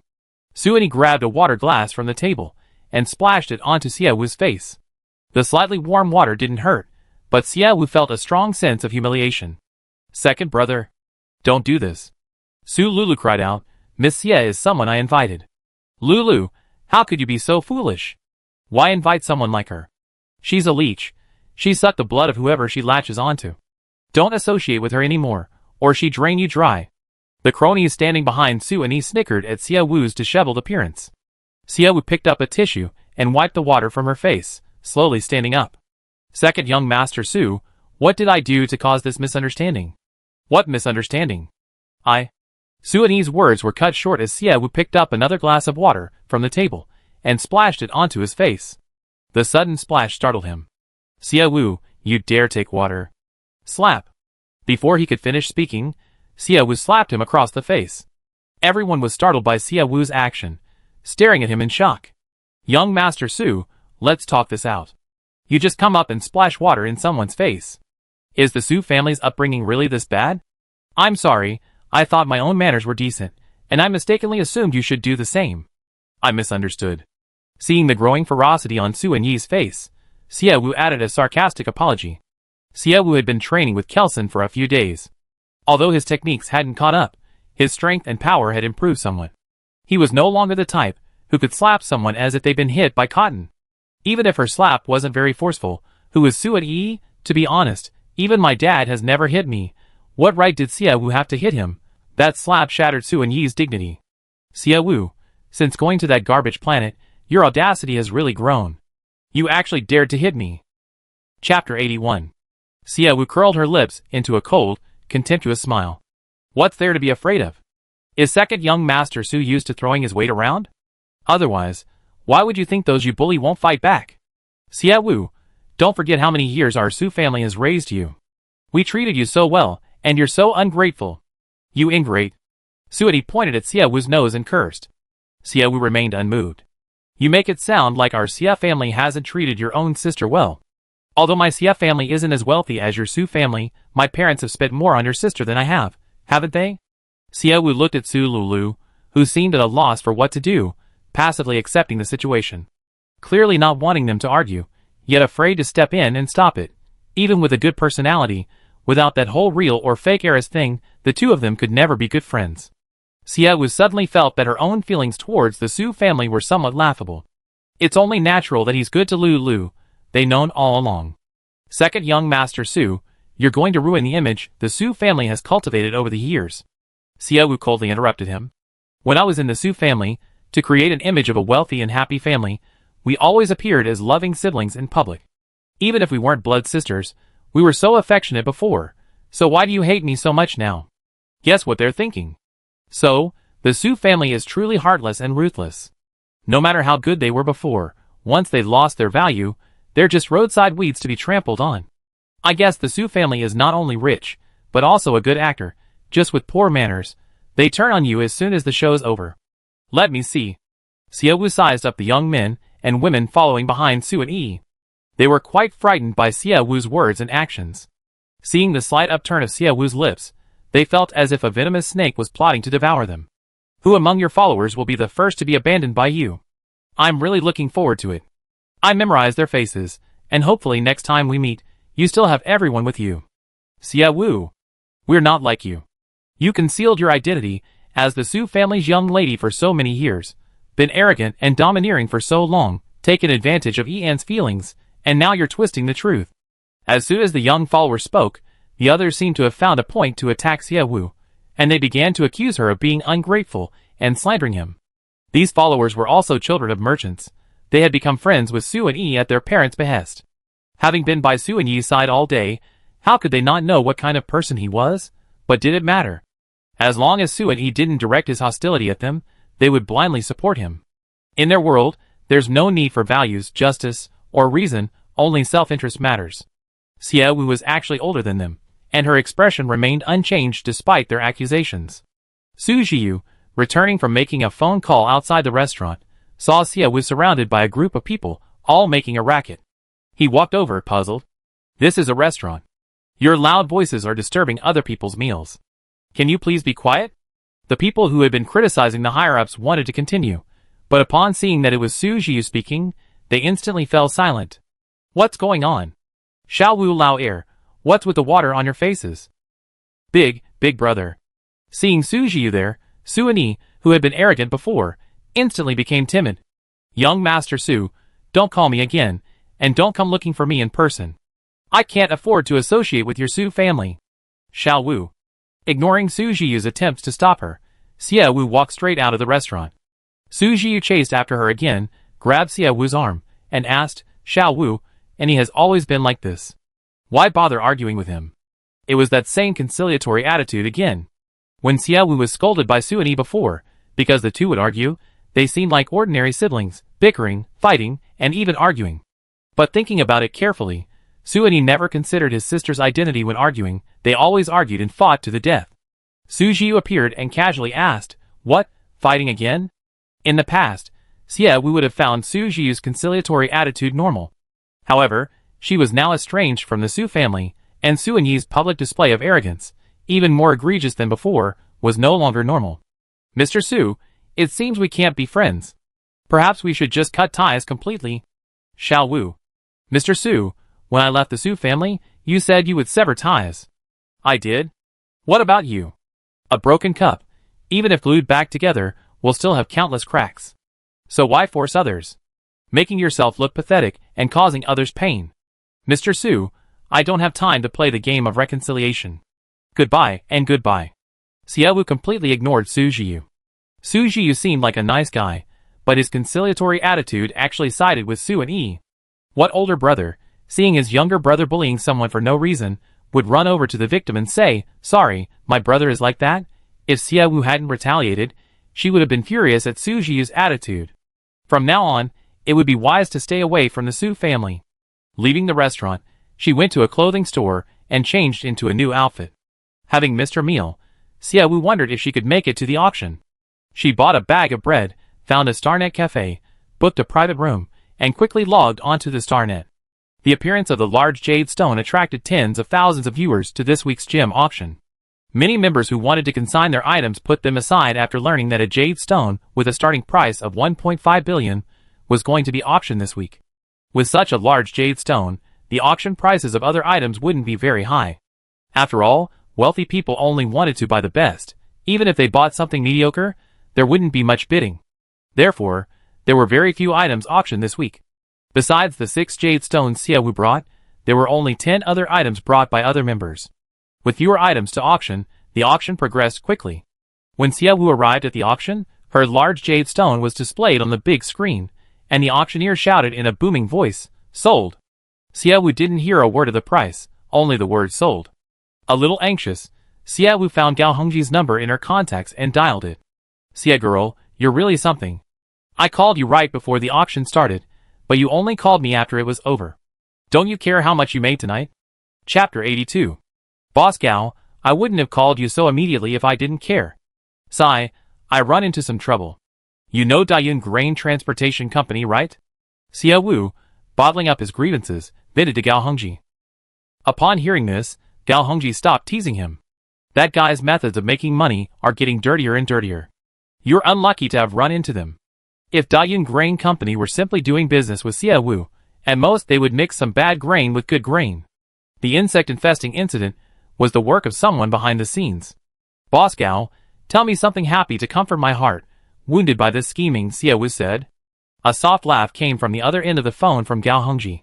Alright, Xie family girl, the 6 small jade stones you brought sold for a total of 15 million. And that large jade stone is... Gao Hongji deliberately paused, waiting about 10 seconds before saying 12 billion. Xie Wu's eyes widened instantly. She asked uncertainly, Mr. Gao, How much did you say? 12 billion. Xie family girl, you heard right, 12 billion. Xiaowu couldn't believe the amount.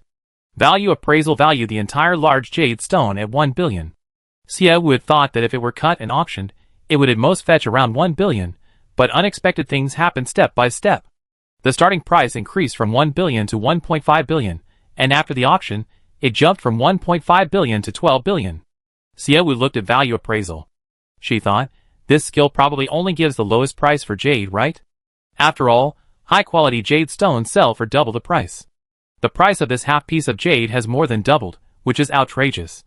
Little Xia, this money should be enough for you to pay off your previous debts, right? Gao Hongji said.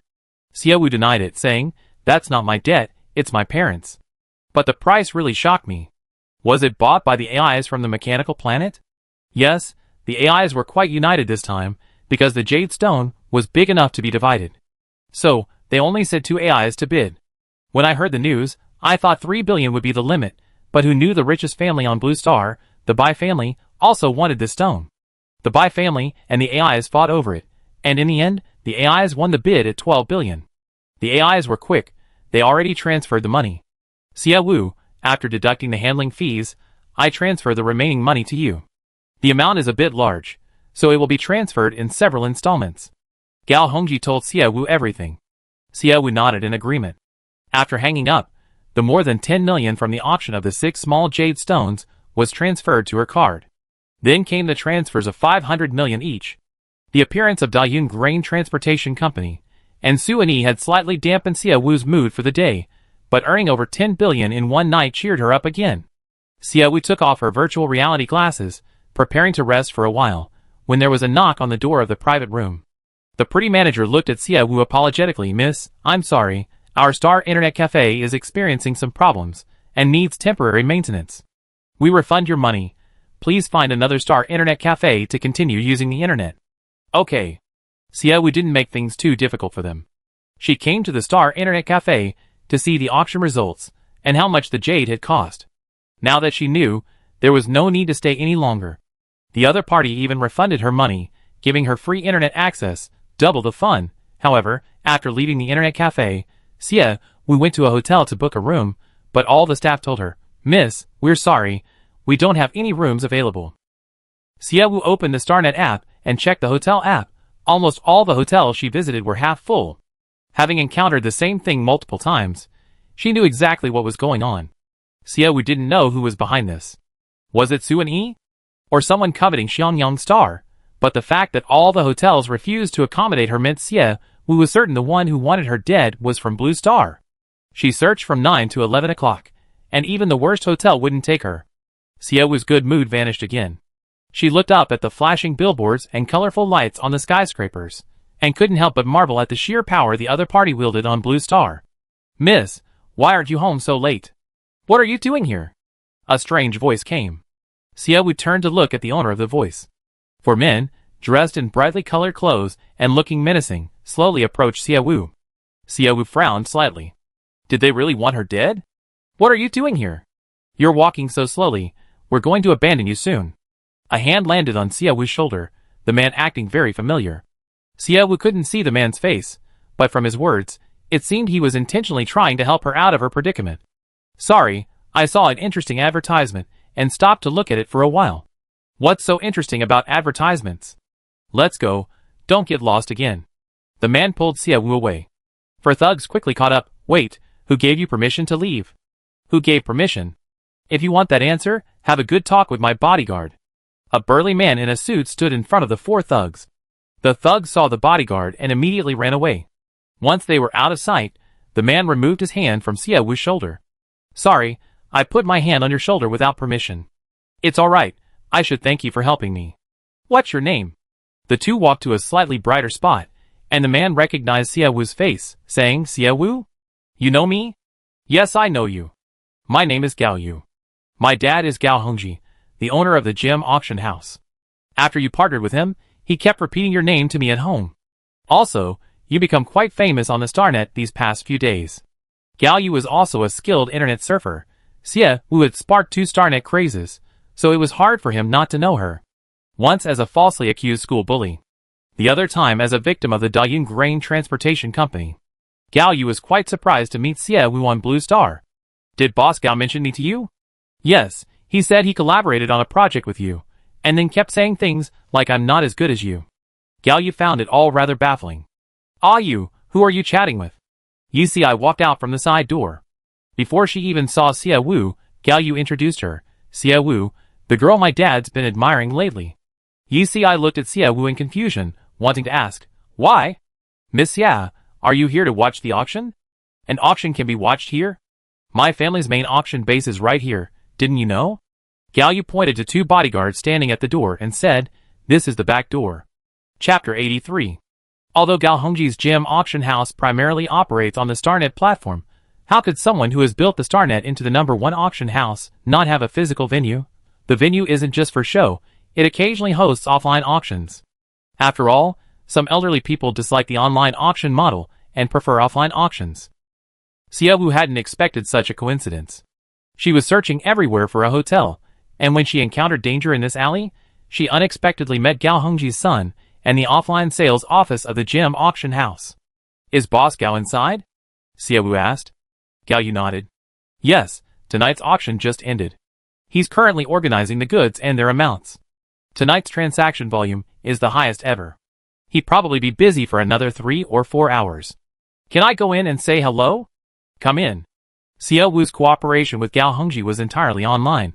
They hadn't actually met in person yet. Since she was here by chance, it wouldn't hurt to meet him.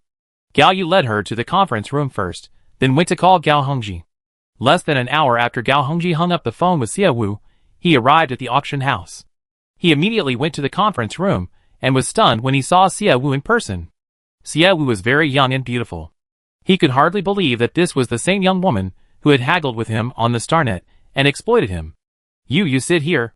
Gao Hongji grabbed Gao Yu, who was about to leave, and forced him to sit down next to him. Gao Yu said helplessly, Dad, I have work to do. Yi Ci is waiting for me. What are you busy with? All you two do is burn money. You can't even find any orders. I told you that Blue Star's construction industry is very advanced now. There's no extra land for you to build houses or do construction, but you wouldn't believe me and insisted on studying architectural design. You haven't earned much money in 2 years since graduation, but you spent a lot. Sit down here. Gao Yu felt a little embarrassed. His father, Gao Hongji, had scolded him many times for studying architectural design. Blue Star had developed for so many years, all the land suitable for building had been built. If they needed to demolish and rebuild, they would hire more professional architects, not newcomers like them with only 2 years of experience. Gao Yu knew he hadn't chosen the right major, but being criticized by his father in front of others made him feel somewhat uncomfortable. Blue Star may not have a demand for architecture, but other planets do. The Haiyang star system isn't just Blue Star. Xiangyang star does have a demand for architecture. Xie Wu joined their conversation. Many houses on Xiangyang star are quite old, and their construction was flawed. There are quite a few that need to be demolished and rebuilt. Hearing this, Gao Yu's eyes gleamed with anticipation. Gao Hongji asked, Xie girl, are you trying to invite this kid to build a house for you? This guy has only been out of school for 2 years. He hasn't even built a toilet. Gao Hongji wanted his son to spend more time with Xie Wu, but he wasn't comfortable having his son build a house for Xie Wu. Xie Wu didn't speak, only glancing at the string of numbers above Gao Yu's head. 3 billion. The value appraisal skill provides the current price. Future appreciation is beyond its scope. While Xie Wu didn't know if Gao Yu's 3 billion was earned through inheriting the auction house or through his own construction work, she saw that their animosity was 0, and considering she had earned over 10 billion from Gao Hongji's auction house, she refrained from making definitive statements about Gao Yu, given her unfamiliarity with him. It's okay if you never built a house before. Everyone starts from scratch. Besides, the first step in construction is the design. If Mr. Gao Yu can produce a good design, and has a good grasp of building safety and hazards, building a house isn't difficult. After all, machines can do the building. Xie Wu wasn't deterred by Gao Hongji's words. Gao Yu's eyes lit up upon hearing Xie Wu's words.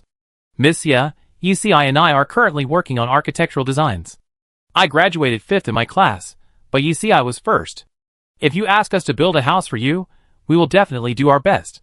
Sure. I plan to build a large supermarket in Xiangyang City. Can you draw up a design for me first?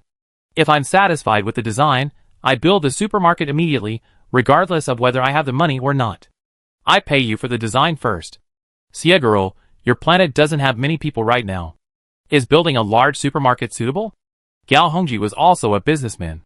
Even if Xiaowu could pay off her debts through tonight's auction, building a large supermarket would still require a significant investment. Without businesses moving in, the supermarket might just end up gathering dust. It's not about building it now, it's just preparation. For the planet to develop and attract businesses, a large supermarket is essential. When it comes time to build a supermarket, I need to find an architect to draw up the plans. Why don't I have Mr. Gao draw one for me first? Then I can just build it directly from the blueprints. A blueprint isn't expensive, and Xiaowu genuinely intended to do so. Gao Hongji wasn't sure if Xiaowu was being sincere or not, so he didn't continue to object. He asked the same question he had at the beginning. Xia girl, what brings you here?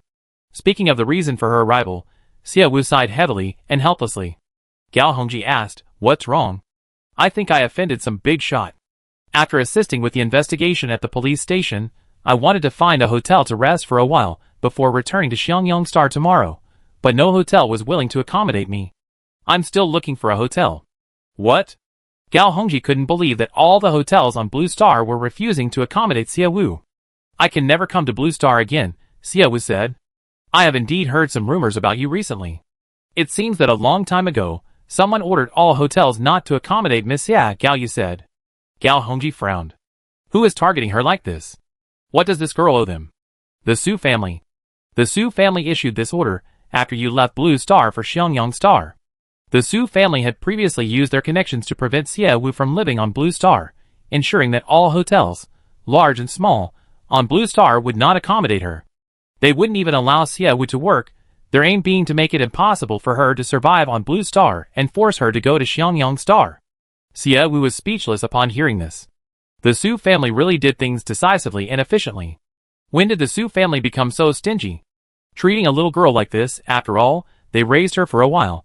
How can they not even have this much kindness? Chapter 84. Gao Hongji couldn't understand the Su family's actions. Xiaowu smiled. Who knows? Maybe it's just part of the plot. You got nothing else to do for a while, so take Miss Xia to our house. Have your mother tell the servants to prepare a guest room for her to stay with us for a day. The large jade stone Xiaowu auctioned off today had made Gao Hongji a considerable fortune, an immense windfall. Without saying a word, Xiaowu's large jade stone meant he could live comfortably for a year without any problems. Xiaowu had given him such a huge benefit. Now that she was in trouble, he was naturally willing to help. Boss Gao, thank you so much. Xiaowu thanked him quickly. Gao Yu's open mouth closed helplessly. He wanted to go out and relax for a while, but who knew his father had assigned him a task? What are you thanking me for? We're partners. To be honest, when you negotiated the contract with me, the price was so low I was speechless. But it doesn't matter if I get less profit, you're helping me make money, so we're good friends. Xiaowu smiled. When I was in trouble, Boss Gao, you helped me out. I never forget your kindness. Go and rest. I need to stay and handle the rest. Xiaowu nodded. After saying goodbye to Gao Hongji, she followed Gao Yu to the car parked by the roadside. As soon as they got in, Gao Yu said to Yi, who was in the driver's seat, Miss Xia couldn't find a hotel to rest at. My dad asked me to take her to my house. Let's go there first. Going home so early? Didn't we agree to go see the Shichen concert hall that was completed today? Yi asked. Then let's go see the concert hall you wanted to see first, Xiaowu said. Gao Yu turned to Xiaowu, aren't you tired? Who goes to sleep this early, young people? Go on. Time on Xiangyang Star is a little later than on Blue Star. It's almost 11 p.m. on Blue Star, but it's still afternoon on Xiangyang Star. Xiaowu doesn't go to sleep until midnight on Xiangyang Star, so she's incredibly energetic at this hour.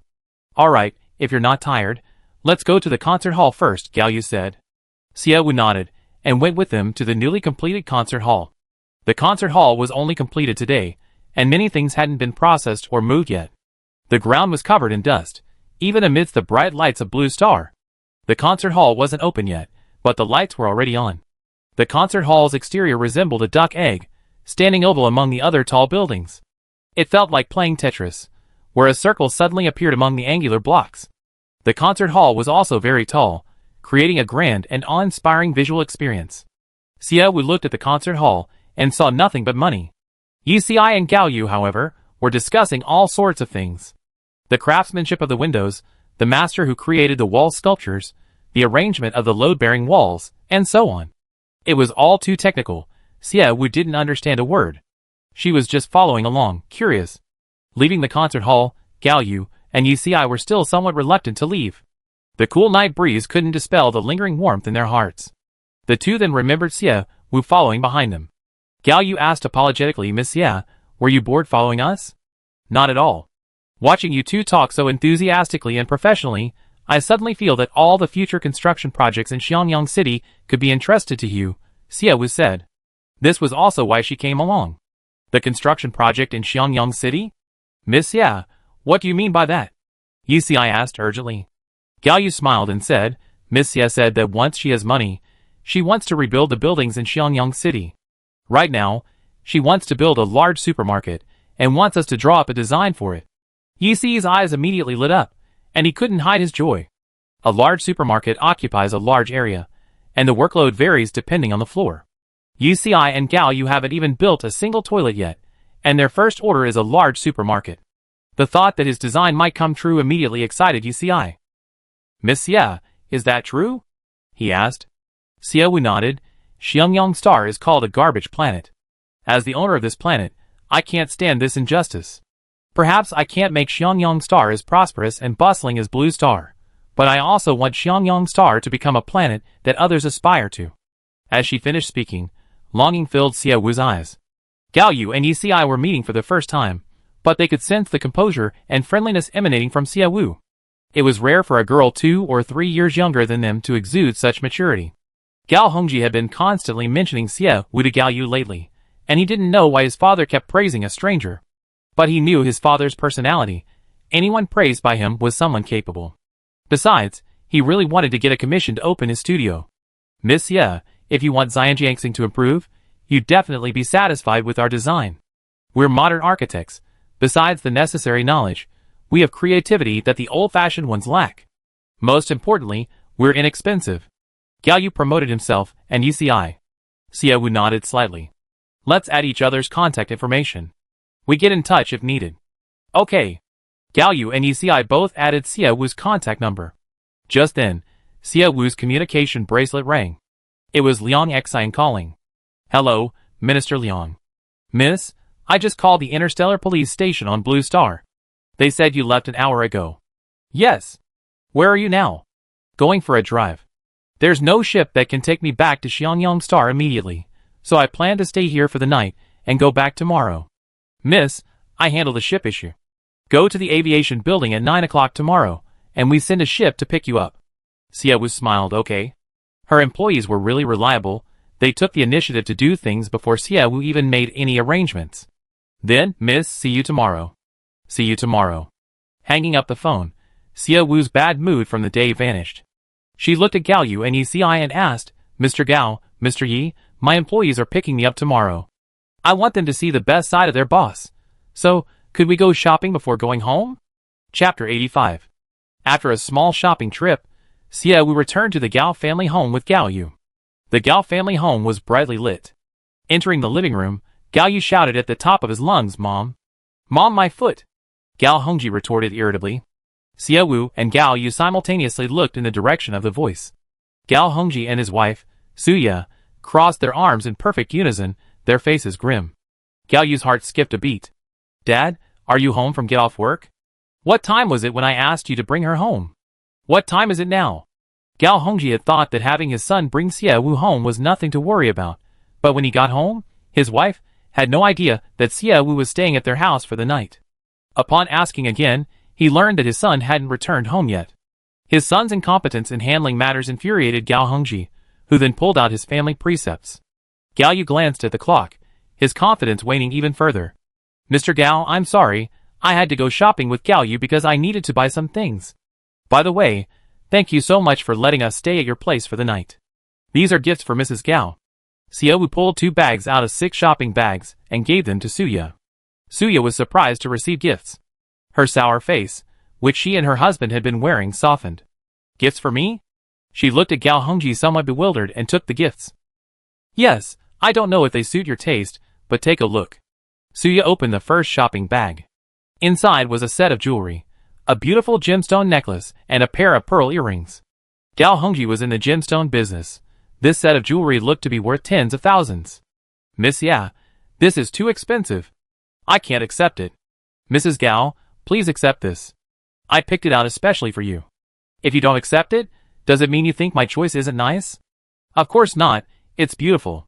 If it's beautiful, then keep it. And this dress. I didn't know your height. I just asked Gao Yu, and had the sales assistant give you a standard size. See if it fits. If not, I go out and exchange it for you tomorrow. Suya opened another shopping bag. Inside was a light blue long dress. She was overjoyed.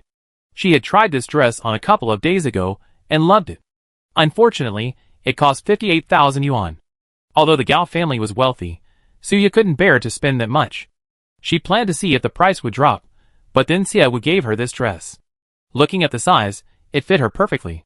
Suya tried her best to appear composed and dignified, but receiving the dress she liked made it harder to suppress her smile than AK could. Honey, look. Miss Xia is too kind. Suya didn't know whether to accept it or not, and gave Gao Hongji a coquettish look. Gao Yu knew his parents were very loving, but this was the first time he'd seen his mother, disregarding the presence of the younger generation, act so affectionately towards his father. He glanced at Xia Wu, his eyes filled with admiration. No wonder he asked about his mother's height and weight when buying clothes, deliberately choosing a dress that didn't match her height and weight. It was a gift for her. He even bought an extra set of jewelry. It seemed he planned this from the start. Gao Hongji could also see his wife's delight, and his stern face couldn't be serious anymore. He looked at Xia Wu and said, "You're only staying one night. Is it really necessary to go to such lengths?" Go to lengths? If you really think I'm going to spend so much, then put more effort into the items I consign to your auction house in the future. Besides, it's not right to come empty-handed on a first visit. Moreover, Mrs. Gao is so beautiful. If my gift can make her smile, then I'm actually making a profit. Suya was even happier to hear Xia Wu's words. Gao Hongji sighed. Luckily you're a girl, with such a sweet tongue. I was afraid you steal my wife away. Xia Wu smiled but didn't reply. Suya was pleased by Xia Wu's sweet talk and stood up enthusiastically. Miss Xia must be tired after a long day. Let me take you to your room tonight. Suya warmly led Xia Wu to the prepared guest room. The guest room was quite nice. Although it was a guest room, it had a private bathroom. The sheets, blankets, towels, toothbrushes, and even the shower gel were all new. Suya told Xia Wu that when they bought the house, Gao Yu was only 3 years old, and she was pregnant. So, when buying the house, she specifically chose a room with a bathroom, originally intended for her second child. However, she miscarried, and afterwards, Suya suffered health problems and could no longer conceive, so the room had remained empty. Suya and Xia Wu were meeting for the first time, but Xia Wu was attractive, brought a nice gift for her first visit, and it wasn't cheap, and she was also very charming. Suya told Xia Wu that she could stay at their house whenever she came to launching, and even exchanged phone numbers with her, saying they could meet for afternoon tea sometime. Xia Wu happily accepted Suya's call. Gao Hongji had connections in his social circle, and Suya's close friend, a wealthy woman, was likely from the same circle. If she were to befriend Suya and introduce Xia Wu to these women, Xia Wu's network would expand, which would be beneficial for him. Xia Wu had her own ulterior motives, but she also harbored some feelings for Suya. Despite their age difference, the two chatted enthusiastically until Gao Hongji came to find his wife, at which point Suya reluctantly left.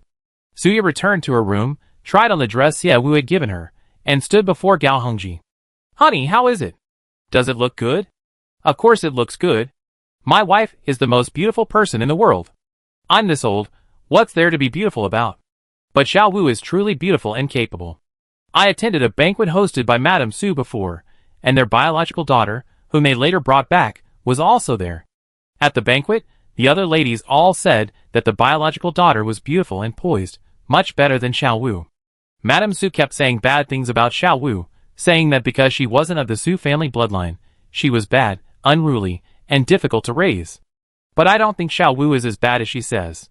On the contrary, I think that biological daughter is a bit dull, doesn't know how to speak, and is timid." Suya chatted with Gao Hongji about the gossip of their social circle. Gao Hongji was originally not interested in the affairs of socialites at all. As a grown man, he didn't need to get involved in women's business. But Suya's topic included Xia Wu, and he immediately became curious. After the Su family's biological daughter was found, Madame Su treated Xia Wu very poorly. Gao Hongji asked. She's always treated her poorly. We old friends often get together for afternoon tea, flower arranging, or traveling. Occasionally, some of us bring our children along. The Su family has 4 children, but Madame Su, whom we've known for so many years, has never brought any of them with us. When asked why, she says the children are busy or something. If we ask her to bring her daughter, she looks very serious, saying her daughter is too wild, and bringing her out would spoil the fun. I think she probably already knew Xiao Wu wasn't her biological daughter, which is why she never brought her out. Otherwise, why would she take her biological daughter everywhere after she was found? Suya became increasingly indignant on Xiao Wu's behalf. Even if she's not her biological daughter, after raising her for so many years, doesn't she have any affection for her? Chapter 86. Thinking of the Su family's current blacklisting of Xiao Wu, Gao Hongji frowned slightly. Wife, you didn't tell us about Xiao Wu consigning the jade to auction, did you? No, you don't know how tight-lipped I am. You have no idea how many ladies have asked me who the owner of that large jade stone is after you told them to spread the word. The auction just ended tonight, and old Madame Bai called me. The Bai family is the richest family on Blue Star, and one of the clients competing with the AI for the jade stone today. Upon hearing this, Gao Hongji immediately perked up. Why did old Madame Bai call you? What else could it be? She just wanted to know who the person who consigned the jade stone was. Wasn't that large jade stone split in 2? Old Madame Bai told her grandson to buy the stone no matter the cost, but he failed. She was so angry she almost fainted, and then she called me, offering to pay 15 billion to buy the other half, and asked us to contact the person who consigned it. Gao Hongji pondered for a moment. The matriarch of the Bai family is the pillar of the family. She has a particular fondness for jade, and Suya, using her position at the gem auction house, became good friends with her. In the Haiyan Galaxy, while only intelligent machines are willing to spend large sums on jade, many wealthy women also have a particular fondness for it. However, the lives of these wealthy women differ greatly from those of the men. It's somewhat inappropriate for Gao Hongji, as a grown man, to be spreading news of the gem auction house's jade auctions among them. Therefore, Suya is instrumental in this. Suya informs the wealthy women about the types of gems and jade that will be auctioned, and interested women will attend the auctions. The Bai family participated in tonight's auction, and kept bidding against the AI because of the Bai family matriarch's orders. The younger generation of the Bai family originally intended to spend a fortune to please the matriarch, even if it meant spending billions on a single stone. However, when the AI's bid as high as 12 billion, the Bai family became genuinely afraid. They knew that even if they bid 20 billion, the AIs would continue to bid. Those robots were obsessed with stones, and more importantly, they had plenty of money. Therefore, they stopped at 12 billion. Gao Hongji hadn't expected that the Bai family matriarch would set her sights on the other half of the jade. Seeing the matriarch's obsession with half a piece of jade, he was certain that if the second half were put up for auction, it would fetch an even higher price. Because everyone would think, once this stone is bought, it's gone forever. This feeling of missing out, no matter how much money they had, would definitely tempt wealthy people to gamble. Honey, are you thinking of having Xiaowu put the other half of the jade up for auction? Suya asked softly when Gao Hongji remained silent for a while. If that stone were mine, I'd definitely be willing to put it up for auction again. But Xia Yatu. Wife, don't let her young age fool you, she has a lot on her mind. I talk to her about this tomorrow, and see what she thinks. It's late now, let's go to sleep. The stone isn't theirs, they're just middlemen at best. Worrying too much is pointless. Anyway, no matter what either side thinks, they made a profit. The next morning at 7:30. Gao Yu yawned as he came downstairs, and saw his father sitting on the sofa reading an electronic newspaper. He stretched and walked over. Dad, good morning. Good morning, my foot. Get lost. Gao Yu felt incredibly wronged after being kicked in the butt. Mom, Dad hit me first thing this morning. You deserved it. Suya added, bringing out breakfast. Look at Xiao Wu, such a young girl, getting up at 6:30 to run and exercise outside. You, a grown man, sleep until the sun is high in the sky every day and don't even exercise. I bet you won't even be able to beat a young girl in the future. Gao Yu followed Suya's gaze and saw Xiao Wu running in the garden. Who is she? Does she have to be so disciplined? Dad, she didn't get home until after 1 a.m. last night, just like me. Even if she went to bed at 2 a.m., how long has she been sleeping before getting up to run? Isn't she afraid of dying from overwork? Dying from overwork, my foot. Can't you say something nice? That's how disciplined and busy she is. That's how she makes big money. Unlike you, So lazy, all you do is sleep. Damn it, he was being lectured again. You should learn from her. Gao Yu was speechless after Gao Hongji's retort, and could only vaguely say, I know. Xie Wuchen ran back. Gao Hongji asked her, Girl, what have you thought about what I just told you? I keep it for now. Gao Hongji frowned slightly. Girl, you're not going to wait until that old lady is on her deathbed before putting the stone up for auction, are you? Boss Gao, why do you think so badly of me? I just want to hold that stone in my hand a little longer. The Bai family is so rich, the old lady has everything she wants. Would that piece of jade be her last wish? Xie Wuchen joked with a smile. Yes, the Bai family is so rich, they can have anything they want, yet they can't get your stone. How could they not miss it? Then, when the old lady is on her last breath, the Sher family descendants, to fulfill their filial duty, will put the stone up for auction. Wouldn't the Bai family have to shell out hundreds of billions? Boss Gao, listen to what you're saying. Am I the kind of person who'd be so ruthless for money? It's just that a stone worth 12 billion is gone one spot, and I'm a little reluctant to part with it, so I want to hold on to it for a while longer. Besides, if I sell it directly to the Bai family, wouldn't you lose your commission? Girl, we business people need to think long term. Once we have enough money, we need to be strategic in our business dealings. We should earn what we should earn and not earn what we shouldn't. Think about the old lady's matter again. Let me know when you made up your mind. Also, I'll let you know as soon as the Bai family has any ideas. Chapter 87. Xie Wu nodded. The Bai family was willing to offer 15 billion for the other half of the jade she possessed. The price sounded very high. If Xie Wu had only been in this world for a few days, she might have agreed. But Xie Wu had been in this world for some time, and knew the market for gemstones and jade. She understood that if she auctioned off this half of the jade, she could earn even more. However, the Bai family was the richest family on Blue Star. If she gave them face, perhaps her life on Blue Star would be easier in the future. Of course, Xie Wu wouldn't sell the stone to the Bai family just because of this favor. She was a businesswoman and needed to consider maximizing the value of her goods to gain more profit for herself. She verbally agreed to Gao Hongji, but in her mind, she was calculating other things. After finishing breakfast, she checked the time. She still had an hour until her appointment with Liang Xian. Xie Wu quickly returned to her room, took a quick shower to wash away the sweat from her exercise, and then changed into the dress she had bought the night before. Xie Wu had won an S-level makeup skill in the last lottery. Before, she only knew basic makeup, and thankfully, her good looks always earned her compliments from clients. However, after using this skill, Xie Wu finally understood what makeup truly meant.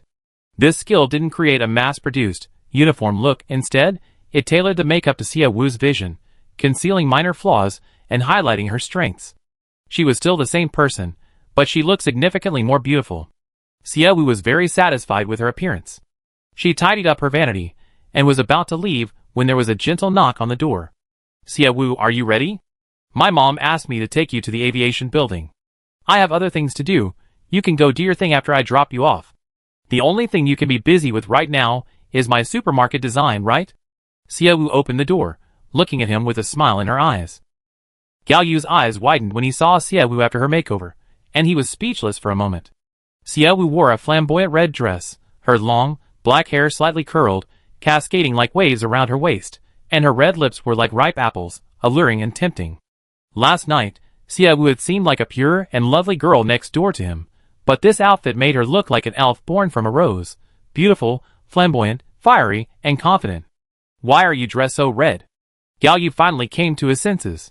To be flamboyant. I was taken to the Blue Star police station for investigation because of the Dayun Grain Transportation Company. If I looked listless, my employees, who came to pick me up, would be so worried. Dressed so flamboyantly and conspicuously, they know how powerful their boss is. Don't I look energetic enough? Xie Wu asked. Gao Yu looked at her beautiful face and took a small step back. That's enough, let's go. I take you to the aviation building, and then go about my other business. Okay.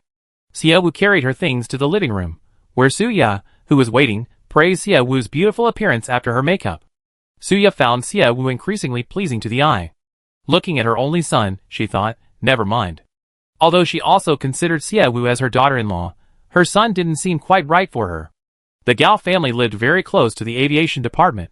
It took less than 20 minutes to get there. Registration was required to travel to other planets. Although Xie Wu would be personally picked up by a spaceship, The necessary registration still had to be done. After registration, they waited in the waiting hall. Suya thoughtfully offered to buy some food for Xia Wu to take back. Galyu sat beside Xia Wu, looking at various supermarket building design plans on his tablet. Xia Wu happened to glance at them, and wanted to share her thoughts on the supermarket building with Gao Yu when a sweet female voice rang out beside her. "Hello, are you Xia Wu?" Xia Wu raised an eyebrow and looked at the person. The owner of the voice was a beautiful and pure-looking woman, about the same age as Xia Wu. Xia Wu glanced at the Kingfisher camera on her shoulder, nodded slightly, and focused her gaze on the camera. "Yes, I am. Are you filming something?"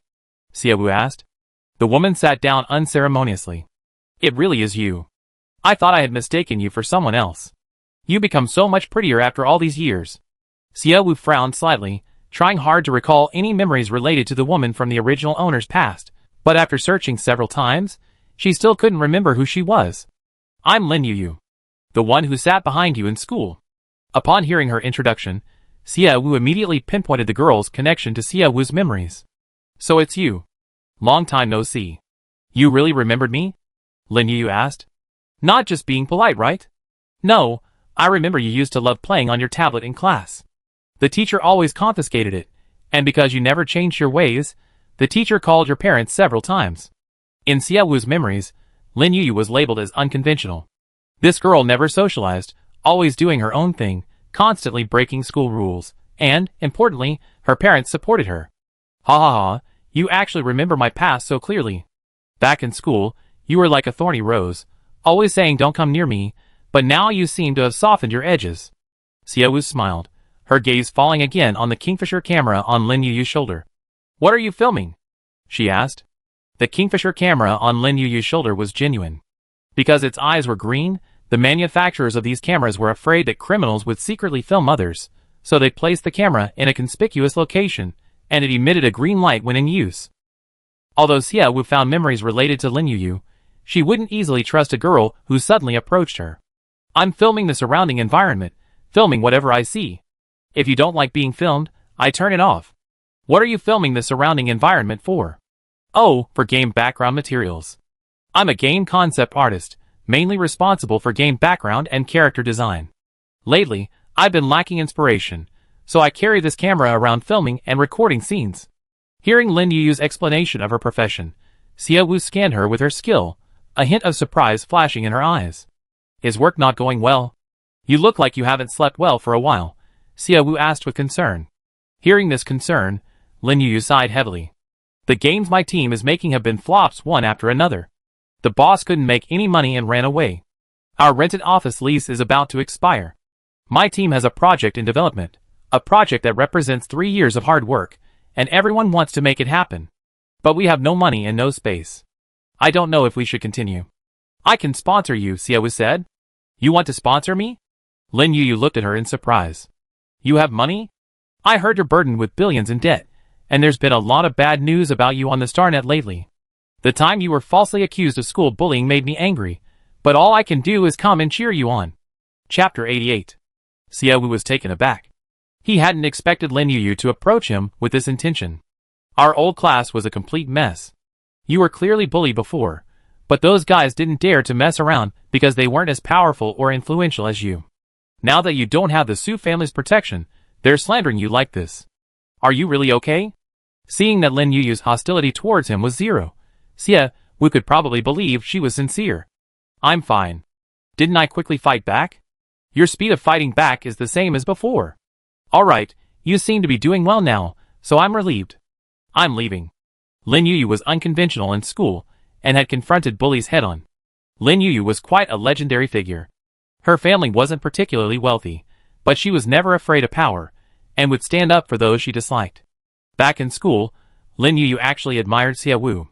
Although she wasn't close to him, Xia Wu's fearless fighting style, pulling hair, slapping people, disregarding his image, was incredibly cool.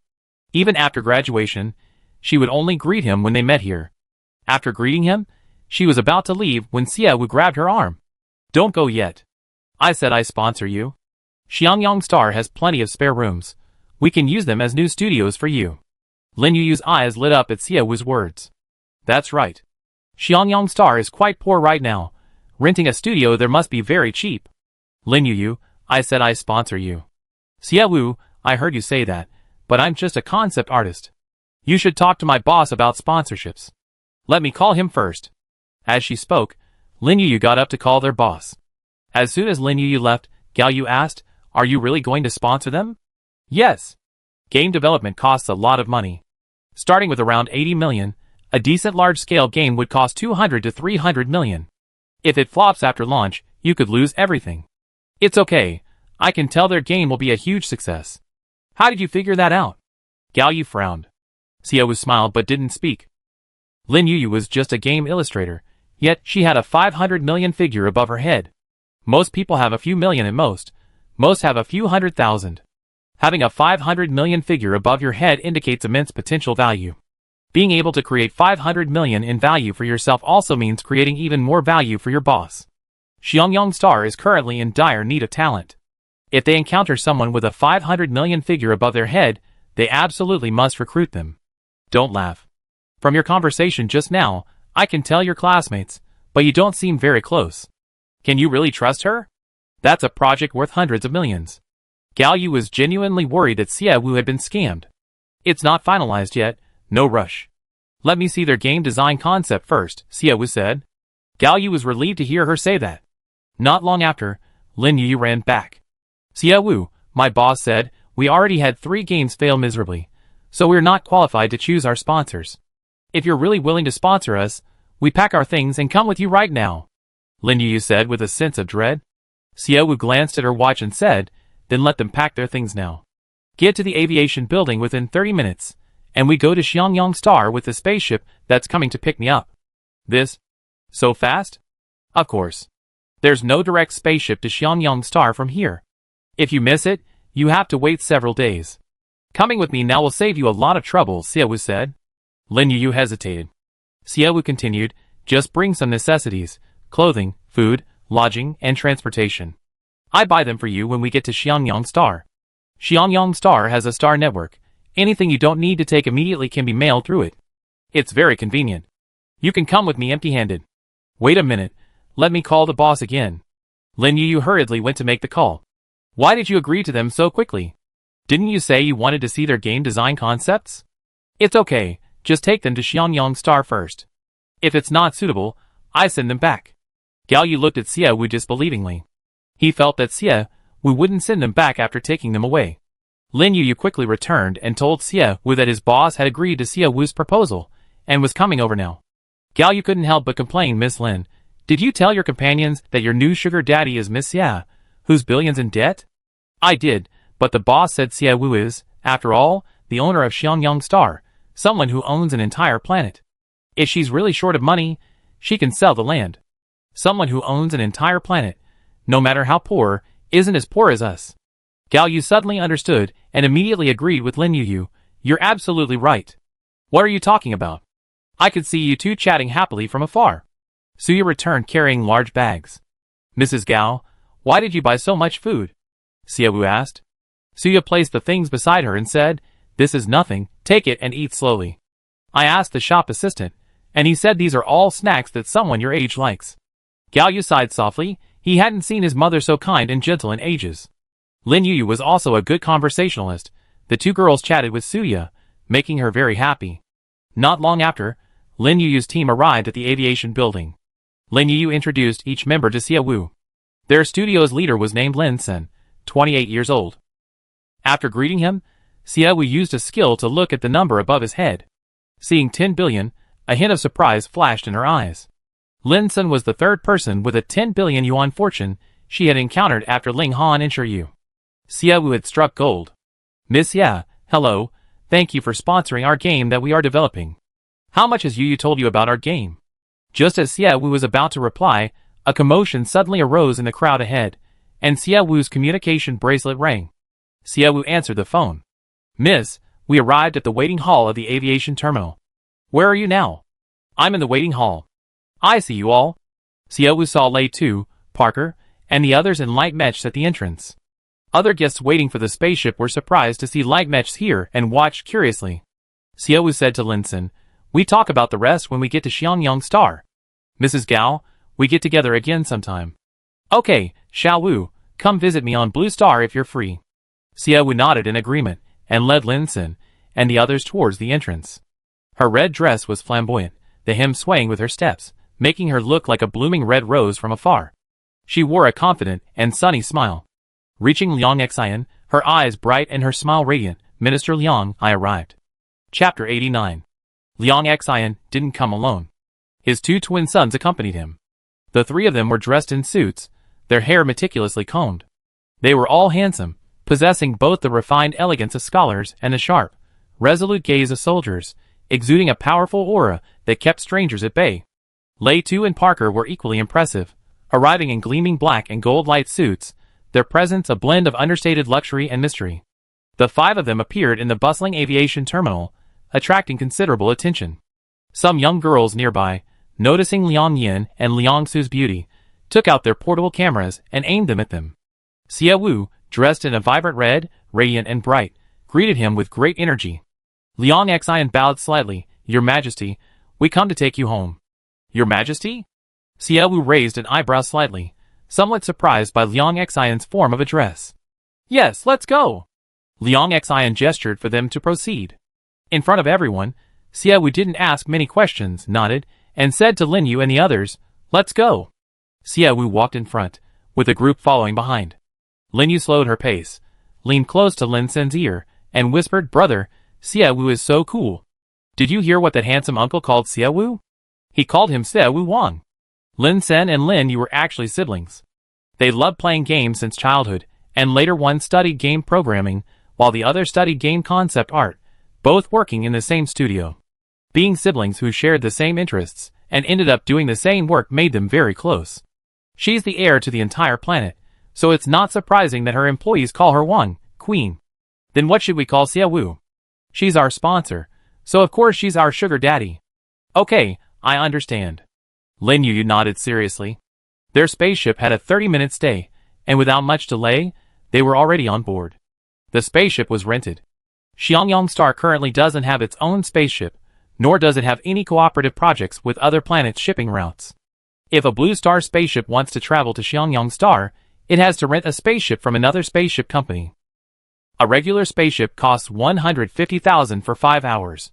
The spaceship Liang Xian rented was obviously much more expensive. Upon entering, one could smell a faint floral fragrance. Further inside was a small bar counter, where a neatly dressed bartender politely greeted Xiao Wu. The interior of the spaceship was essentially a small bar, and there was nothing wrong with it in any aspect. Ling Han and Tan Lung were already waiting for her inside. Upon seeing her arrive, Tan Lung politely said, Your Majesty, you had a long journey. Not at all, Xiao Wu replied, sitting down. Why have you changed how you address me? I was originally planning to do something significant before you changed your address. Please, have a seat too. Xiao Wu gestured for them to sit, indicating they shouldn't stand on ceremony. Lin Yu and the others were experiencing such a luxurious spaceship for the first time, and couldn't help but feel a little reserved. More than anything, they were surprised and suspicious of Xiao Wu. Wasn't she supposed to be billions in debt? How could she afford to rent such a luxurious spaceship? From the day you inherited the planet, we should have called you that. We're only calling you that now, so please forgive us. I'm not that petty. How could I blame my lovely and capable employees over a mere form of address? Hey! Cuckoo! The minor hamster and the surveillance eagle appeared out of nowhere. One perched on Xiao Wu's lap, the other on his shoulder.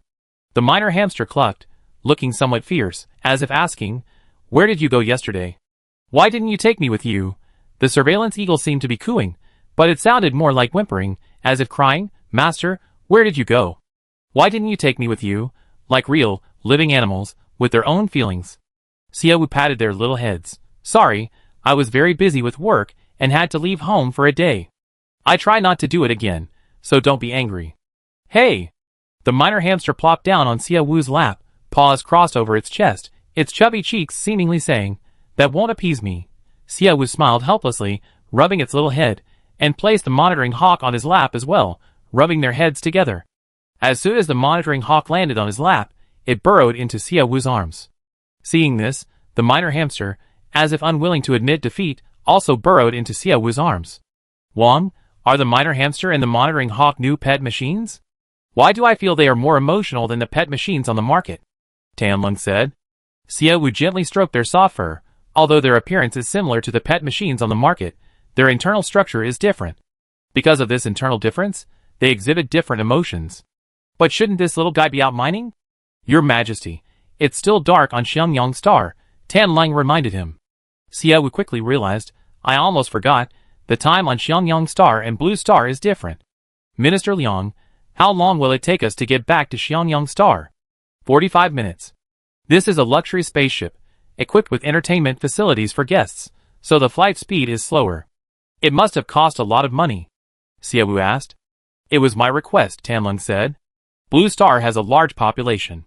If we rented a cheap spaceship, others would look down on Xiangyang Star and on you, so I chose the most expensive one. Your Majesty, your attire seems to align with my thinking. Xiaowu had to admit that Tianlong was adept at reading people. She smiled contentedly. Minister Tan, I'm thinking now that on the day you retire, I'd probably cry and beg you not to leave. You did the right thing. I'm the master of Xiangyang Star, representing its image. It's fine to be reserved at home, but in front of outsiders, you have to maintain appearances. You should continue to do so in the future. Tianlong's lips curled slightly upward. Wang, don't worry, I train a qualified finance minister for you before I retire. But Wang, are those guests your guests? Tianlong's gaze fell on Lin Sen and the others.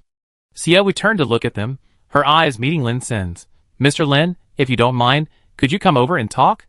Captain Lei too, we spent a lot of money on this spaceship, so don't be so formal, relax and have some fun.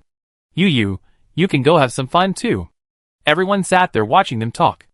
Xiaowu felt it was a waste not to enjoy the money, and suggested Liang Xian go have some fun too. Even with Xiaowu's suggestion, everyone was still somewhat reserved, hesitant to let loose, only holding a glass of wine in their hands. Chapter 90. Lin Sen sat down on the sofa next to Xiaowu as she asked. Xiaowu introduced them. Minister Tan, this is Mr. Lin Sen, the head of a game studio I plan to sponsor. Mr. Lin, this is Ms. Tianlong, the chief financial officer of Xiangyang Star. Hello. Tianlong extended her hand generously. Lin Sen returned the handshake. Since we still have some time on the way back, Mr. Lin, please introduce the game you've been developing for 2 years. Miss Ya, before introducing the game, I have something I'd like to tell you. Go ahead. The first sponsor of our studio initially only wanted us to make simple, crude games that forced players to spend money, games that were quick money and required little investment. To save money to make the games we wanted, for the past 3 years, we could only listen to that sponsor and make the games he wanted. The game we wanted to make only had a simple prologue, and it wasn't very good. Lin Sen and his team really didn't have the money or the time. They thought that by listening to the sponsor and making a few easy-to-make games, they could earn some money to make their own games. But in the end, time was wasted, nothing was accomplished, and the game they wanted to make couldn't continue. Mr. Lin, I know nothing about games, but I have played games and know that there are 3 main factors for a game to attract players to spend money. 1. Fun gameplay. 2. Beautiful art style. 3. Excellent writing. My only requirements for your game are these 3 points. Whatever you do next is up to you. I won't interfere.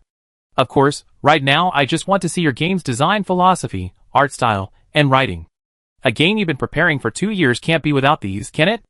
Lin Sen hadn't expected Xiaowu's demands to be so low, but most importantly, Xiaowu would let them do as they pleased without any interference. This was the kind of sponsor Lin Sen had always dreamed of.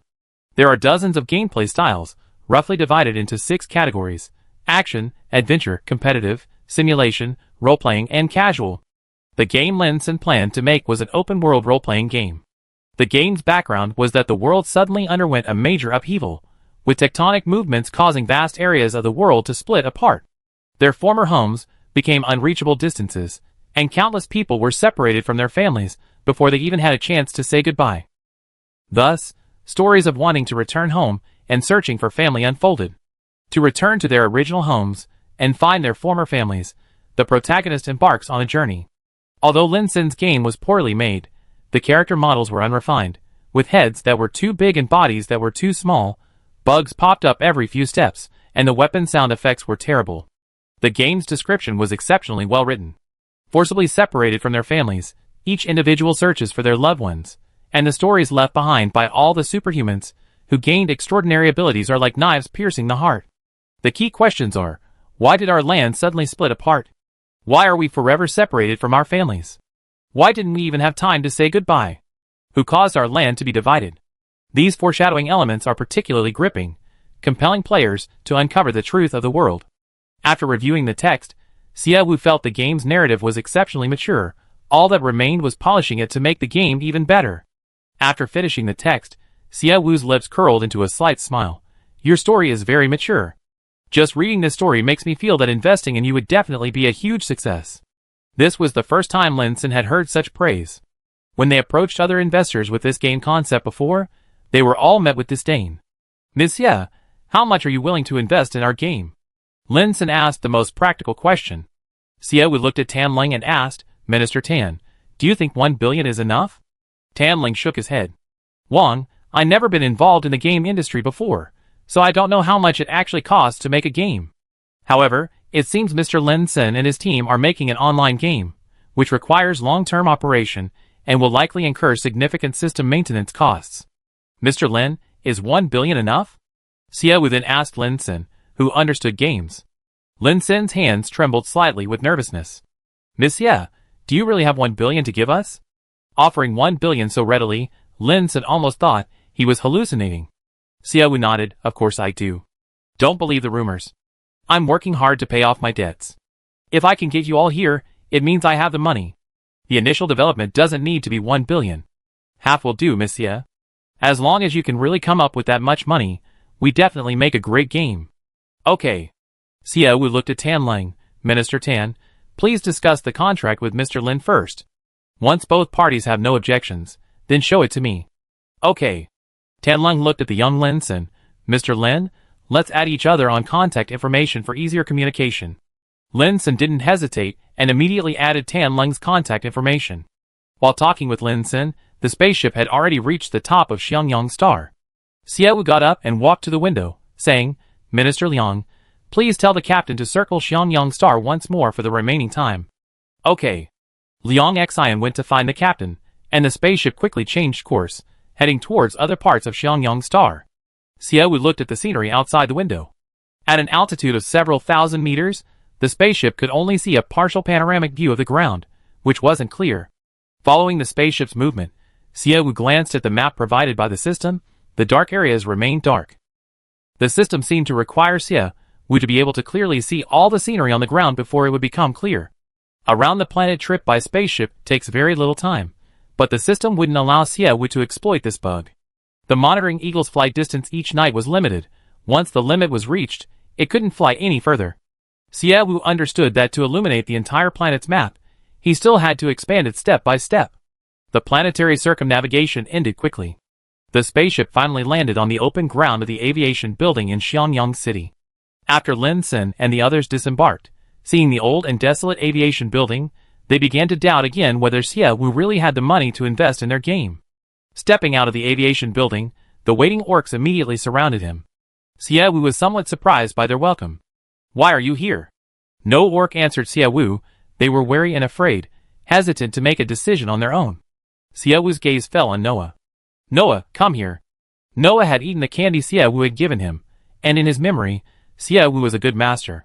Hearing Xiaowu call him, he slowly came out. Xiaowu crouched down and asked again, Noah, tell me, why are you here? Chapter 91. Noah glanced sideways at his brother, meeting Roya's resolute gaze. Before slowly speaking, we were afraid you wouldn't come back. Noah's childish voice was soft. Xiaowu smiled faintly. Is that why? And Noah looked at Xiaowu's gentle smile and mustered his courage to continue. Everyone wants to kill insects and make money. Your Majesty, we've been taught how to kill insects since we were little on orcs. Even without mechs, we can kill insects. Roya boldly stepped forward, telling Xiaowu about everyone's thoughts. Xiaowu turned directly to the beast men. I understand your desire to make money, but there are many insects on Xiangyang Star. Knowing what kinds there are, and how to deal with them requires experienced elders to research. After all, wasn't Orc Star the source of this massive pollution because they didn't know how to dispose of insect corpses? Hearing the words massive pollution, the beast men who wanted to kill insects lowered their heads in shame. As long as you work hard under me, you won't be shortchanged on your pay. Focus on learning from Teacher Kelson first. I let you know when it's time to deal with the bugs. Now, go back to training. Xia Wu's tone was calm yet carried a hint of authority, though soft. Her determination was palpable. The beast men immediately returned to the gymnasium to train. As they left, Kelson, who had been standing behind them, approached. They're in a hurry to make money because they want to buy their families from those guys. The living conditions on Orcs are terrible. A weak beastman could be in mortal danger if he stayed there even for one more day. Teacher, I know what they're anxious about, but sending them to kill insects before they're fully trained is a huge loss if they die. Xia Wu looked at Kelson, her gaze resolute. Teacher, I don't care about their families. I just want them to live, and hopefully, to live to a ripe old age. You silly girl, you clearly care about their lives, yet you talk about losses. I understand. I train them well, so they can do their best to survive in dangerous situations. Kelson finished speaking, and followed the Orcs away. Tianling said, the old man is a beastman, and he cares a lot about those beastmen. Yesterday he even asked me if I could lend him money, so they could buy their relatives. Minister Tan, what did you answer the teacher back then? You were taken to Blue Star, and we don't know what happened to you. We already have debts, and we don't know how the lawsuit with the Tycoon grain transportation company will go. Besides, we can't hire a lawyer. Xia Wu frowned deeply. Can't hire a lawyer?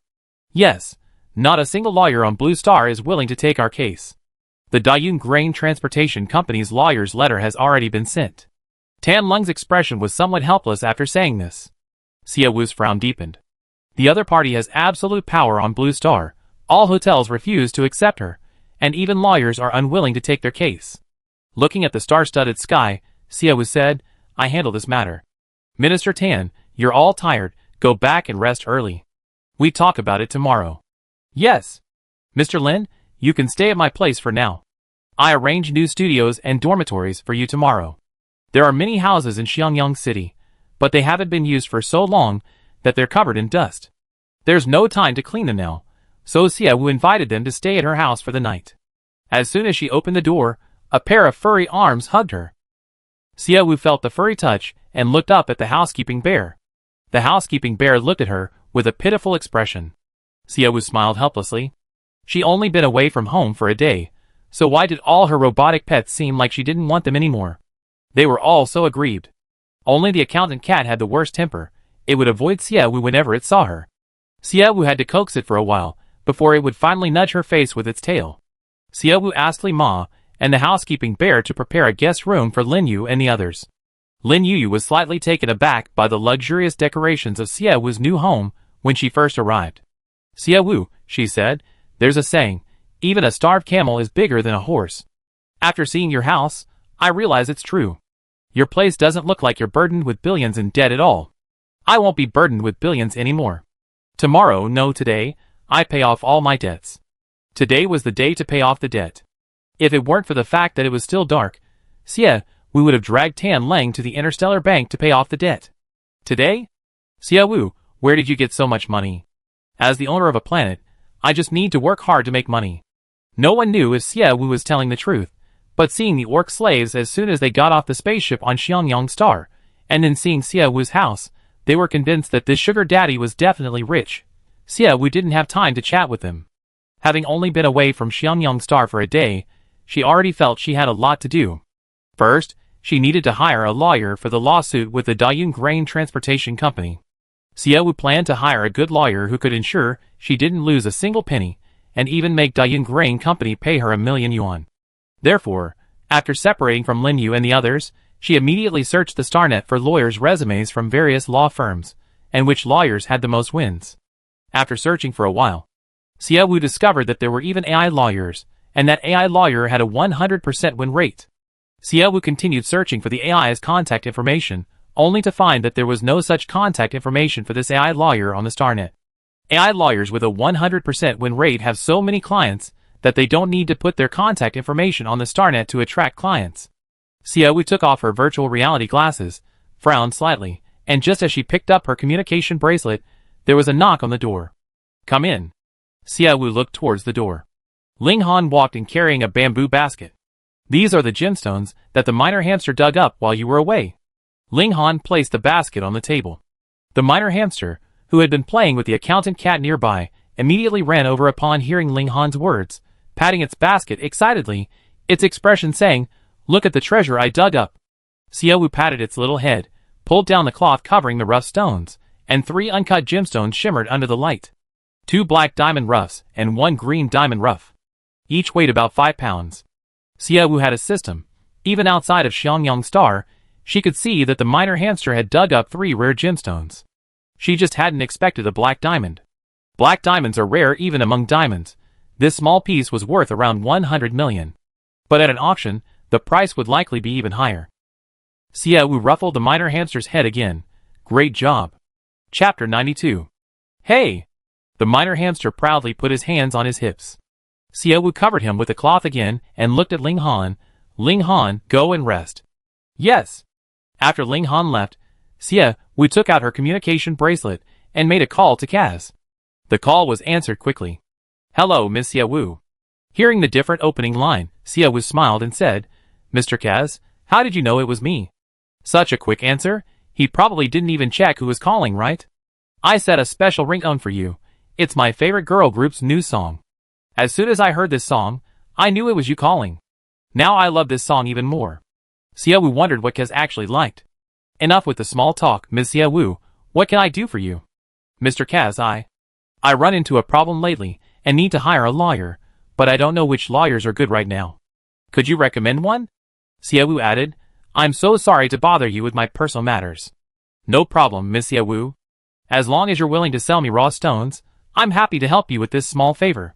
It's quite a coincidence. Actually, my older brother is a lawyer, and he's never lost a case. Xiaowu's eyes lit up. Who would have thought it would be such a coincidence? The AI lawyer named Moore was Katz's older brother. Mr. Katz, does your brother sometimes accept my cases? Of course he does. He said a couple of days ago that he was taking a vacation to Hawaii on Earth to soak up the sun for a few days, and wouldn't be taking any cases for the time being. However, if it's just about money, he won't accept your case, but if you pay with raw stones, he'd be very happy to accept it. I see. Xiaowu swiveled her chair, looking at the rough jade and gemstones on the shelf. Mr. Katz, what color jade or gemstone does your brother like? Xiaowu asked. Katz paused, then asked, Miss Xiaowu, do you have enough gemstones and jade to choose your favorite color? I just happen to have gemstones and jade of different colors on hand, so I was just asking. Miss Xiaowu, my older brother especially loves black jade and diamonds. He buy them no matter the cost. If you had black diamonds or jade, he might be willing to become your lifelong lawyer. Xiaowu's eyes widened in surprise. Mr. Katz, is that for real? I was just saying. It depends on what quality black diamonds you have, Miss Xiaowu. How much emotion they hold. Are they natural? Mr. Katz, I recently acquired a black diamond. I put it on the StarNet. You can take a look later. What? Miss Xiaowu, you really have. A black diamond? Before Katz could finish speaking, Xiaowu had already hung up. The Haiyang star system hadn't seen a black diamond for a long time. Most black diamonds circulating in the market now were artificially created. Filled with curiosity about the black diamond, Kaz arrived at the VIP room. He didn't have to wait long before Xiaowu arrived as well. Mr. Kaz, good morning, good afternoon, good evening. Not knowing what time it was for Kaz, Xiaowu politely gave him all the available times. Good morning, good afternoon, good evening, Miss Xiaowu. Where is the black diamond you mentioned? Xiaowu took out a black diamond. Katz's eyes widened instantly upon seeing the black diamond. He walked up to Xiaowu and asked, Miss Xiaowu, may I touch this black diamond? Of course. Katz placed his hand on the black diamond. Data related to this black diamond flooded his mind like a tidal wave. Katz was an android. For humans, numbers and data were just numbers and data, but for androids, each string of numbers represented different emotions. This was how androids identified stones on the StarNet.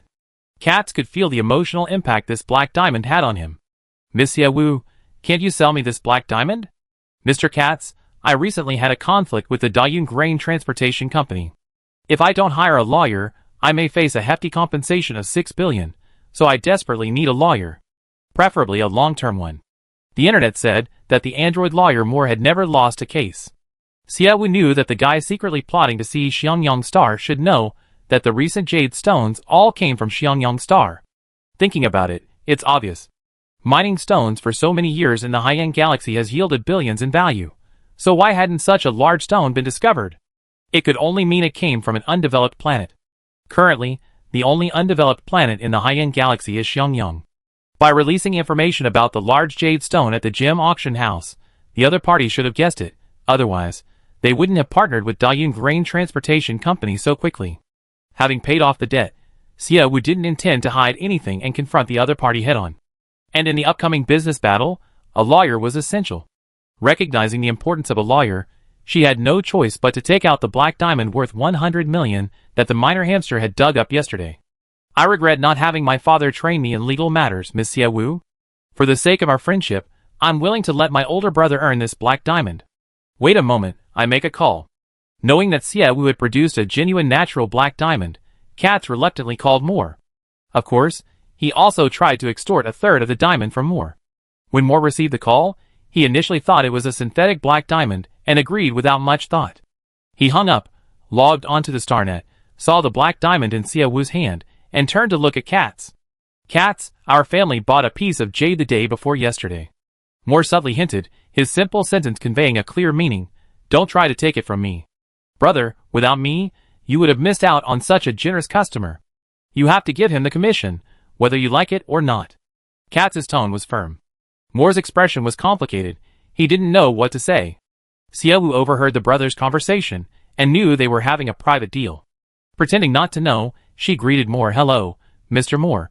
I'm Xia Wu from Xiangyang Star. Hello. I recently have a commercial dispute with Tycoon Grain Transportation Company and need a lawyer to handle this case. Would you be willing to take on my case? Xia Wu didn't beat around the bush and directly stated her purpose for contacting him. Of course I'd be willing, Miss Xia Wu. We can sign the contract now, Moore said politely and gentlemanly. Xia Wu smiled slightly. Mr. Moore, I use this piece of jade as payment for my case. Would you accept that? As she spoke, Xia Wu took out a piece of jade worth over 10,000 yuan. Chapter 93. Moore paused, startled, when he saw the jade. He glanced at the black diamond, then back at the jade. Miss Xia Wu, I heard that you're going to use this black diamond to pay for this. The information was misrepresented. Mr. Katz said that if I presented the black diamond, Mr. Moore would be willing to become my lifelong legal counsel, so I showed him the black diamond. But if Mr. Moore only wants to help me resolve the dispute with Tycoon Grain Transportation Company, 1 or 2 pieces of jade like this would be enough to pay for this commission, wouldn't they? Xia Wu wasn't stupid. A black diamond worth over 100 million, just to get Moore to help her resolve the matter with Tycoon Grain Transportation Company. How much would she lose? She was just using the black diamond to lure Moore out, then they could negotiate the terms. The information Katz gave Moore was indeed wrong, and Moore's understanding was also flawed. Katz said a friend wanted his help in resolving a lawsuit, in exchange for a piece of rough black diamond. Moore liked black diamonds. He assumed a commissioned black diamond rough would be the size of a fingernail. He was initially skeptical. Why would Kaz want a piece of a black diamond rough the size of a booger? Upon seeing the rough itself, he realized it wasn't a small black diamond rough. Even they had never seen one this large before. If he could get this rough diamond with just one commission, Moore would be rolling in money. Unfortunately, Xia Wu wasn't stupid. Miss Xia Wu, you're right. A lawsuit only requires paying for that kind of jadeite rough. But after you showed me this black diamond rough, do you think I'd be satisfied with those small jadeite roughs? Moore suppressed all his excitement, adopting the cold, serious demeanor he often displayed when handling lawsuits. That depends on your opinion, Mr. Moore. While the black diamond is very valuable, I don't want to work for you for nothing because of it, Miss Xia Wu. Moore sat elegantly on the sofa. Although we androids have been leading the technology of the high-end galaxy, we androids are not completely omniscient. Most androids, after being created by their parents, can only contribute to one cause in their lifetime. After all, the knowledge stored in our storage crystals is limited. Since I was created by my parents, the memory storage crystal has stored all the knowledge of interstellar law. But interstellar law changes slightly every 3 years, and significantly every 6 years. Because of my participation in countless lawsuits, the information stored in my memory crystals has been constantly updated. Therefore, I become the most frequently updated AI on the machine planet, with each upgrade requiring considerable time and money. Miss Xia Wu, your black diamond is certainly valuable, but my maintenance and upgrade costs far exceed that of your black diamond. Of course, it's not impossible for you to make me your exclusive legal counsel, but you need to pay all my upgrade costs, and in addition, please pay me a monthly salary of 5 million. Moore is the only AI lawyer on the machine planet, and his calmness and self-control are unmatched by other AIs. Xia Wu was shocked by Moore's salary. This was on the StarNet. Xia Wu's value appraisal couldn't predict its value without seeing the real person. She didn't know if more was worth that price, but the salary certainly shocked Xia Wu. Miss Xia Wu, the price of technology is money. Sufficient money is needed to support further technological advancements. As the only AI lawyer on the machine planet, I can offer you a compromise. I can become your planet's legal counsel. I can provide unconditional assistance with any legal issues your planet faces. However, you need to allow me to take on other cases. The cost of updates and repairs, plus my salary, would be a burden even for you. But if you allow me to take on other cases, I can earn my own money, and you won't need to provide for maintenance costs and my salary. Hearing Moore's suggestion, Xia Wu smiled. Mr. Moore, your suggestion is quite good, and it sounds feasible. However, I have one request. What request? The legal cases you accept cannot be related to Xiangyang Star. If I have a lawsuit with someone, and you refuse my case and take the other party's case instead, wouldn't I be at a disadvantage? Moore's suggestion wasn't unfeasible. What Xia Wu wanted was to have a lawyer available immediately when he encountered trouble. Since he couldn't become a personal legal counsel, having someone to help when needed was acceptable. It wasn't much different from having a personal legal counsel. Ms. Xia Wu, we at Intelligent Machinery are the most contract-abiding companies. We mean what we say. If you're willing, we can sign the contract now. Intelligent Machinery is extremely efficient. After Xia Wu stated her requirements, Moore quickly drafted an electronic contract. Xia Wu took the electronic contract, carefully reviewed its contents, and only signed it after confirming that everything was correct. After she signed, Moore also signed his contract. Miss Xia Wu, we signed the contract. Can I take this black diamond rough with me? Mr. Moore, I don't have your contact number yet. I forgot, I add it right away. After exchanging contact information, Xia Wu handed the black diamond rough to Moore. Moore held the rough diamond with satisfaction. Katz asked softly, Miss Xia Wu, can you sell me that jadeite rough you have? Xia Wu smiled. Mr. Katz, thank you for your help. I always trouble you whenever I have time. This jadeite is a gift. How can I? I have money. Xia Wu shook her head. Mr. Katz, I heard that an AI spent 12 billion at auction for a large jadeite rough. You must have bid quite a bit more, right? Yes, it cost me a tenth of my savings. Xia Wu, so rich. Xia Wu regretted saying she'd give it away. She had only said she'd give it away. Saying she wouldn't now would be a slap in the face. Mr. Katz, my planet is still in its early stages, and there will be things I need help with later. I'll be contacting you frequently then, so I hope you won't find it troublesome. No trouble at all. Just buy me a few raw stones from time to time. Miss Xia Wu, does your planet have many raw stones? Moore asked curiously, leaning closer. Xia Wu shook her head. Just a few for now, not many. Xia Wu chatted with the two brothers for a while longer before leaving. Finally, having found a lawyer, her tense nerves relaxed a little. Xia Wu took off her virtual reality glasses and closed her eyes to rest for a while. When the fatigue subsided a bit, she opened her eyes again and found that the sky outside the window was already turning white. Time passed faster than she had expected. A new day had arrived on Xiangyang Star. Chapter 94. Xia Wu checked the time and realized that her agreed-upon training time with Kelson had passed. She went back to her room, changed into her workout clothes, and went to Kelson's house. Kelson wasn't home. She went straight to the gymnasium. In the gymnasium, the orcs were engaged in one-on-one training. During training, the orcs would slightly unleash their ferocity and power, baring their fangs, ears, and tails. Even during training, they carried the ferocity of killing their opponent, punching each other with such force that Xia Wu felt she could hear the sound of flesh being struck. It sounded painful. Xia Wu quickly found Kelson standing nearby. She walked over and said, "Good morning, teacher. Why are you here?" "Teacher, I'm really surprised you asked me that.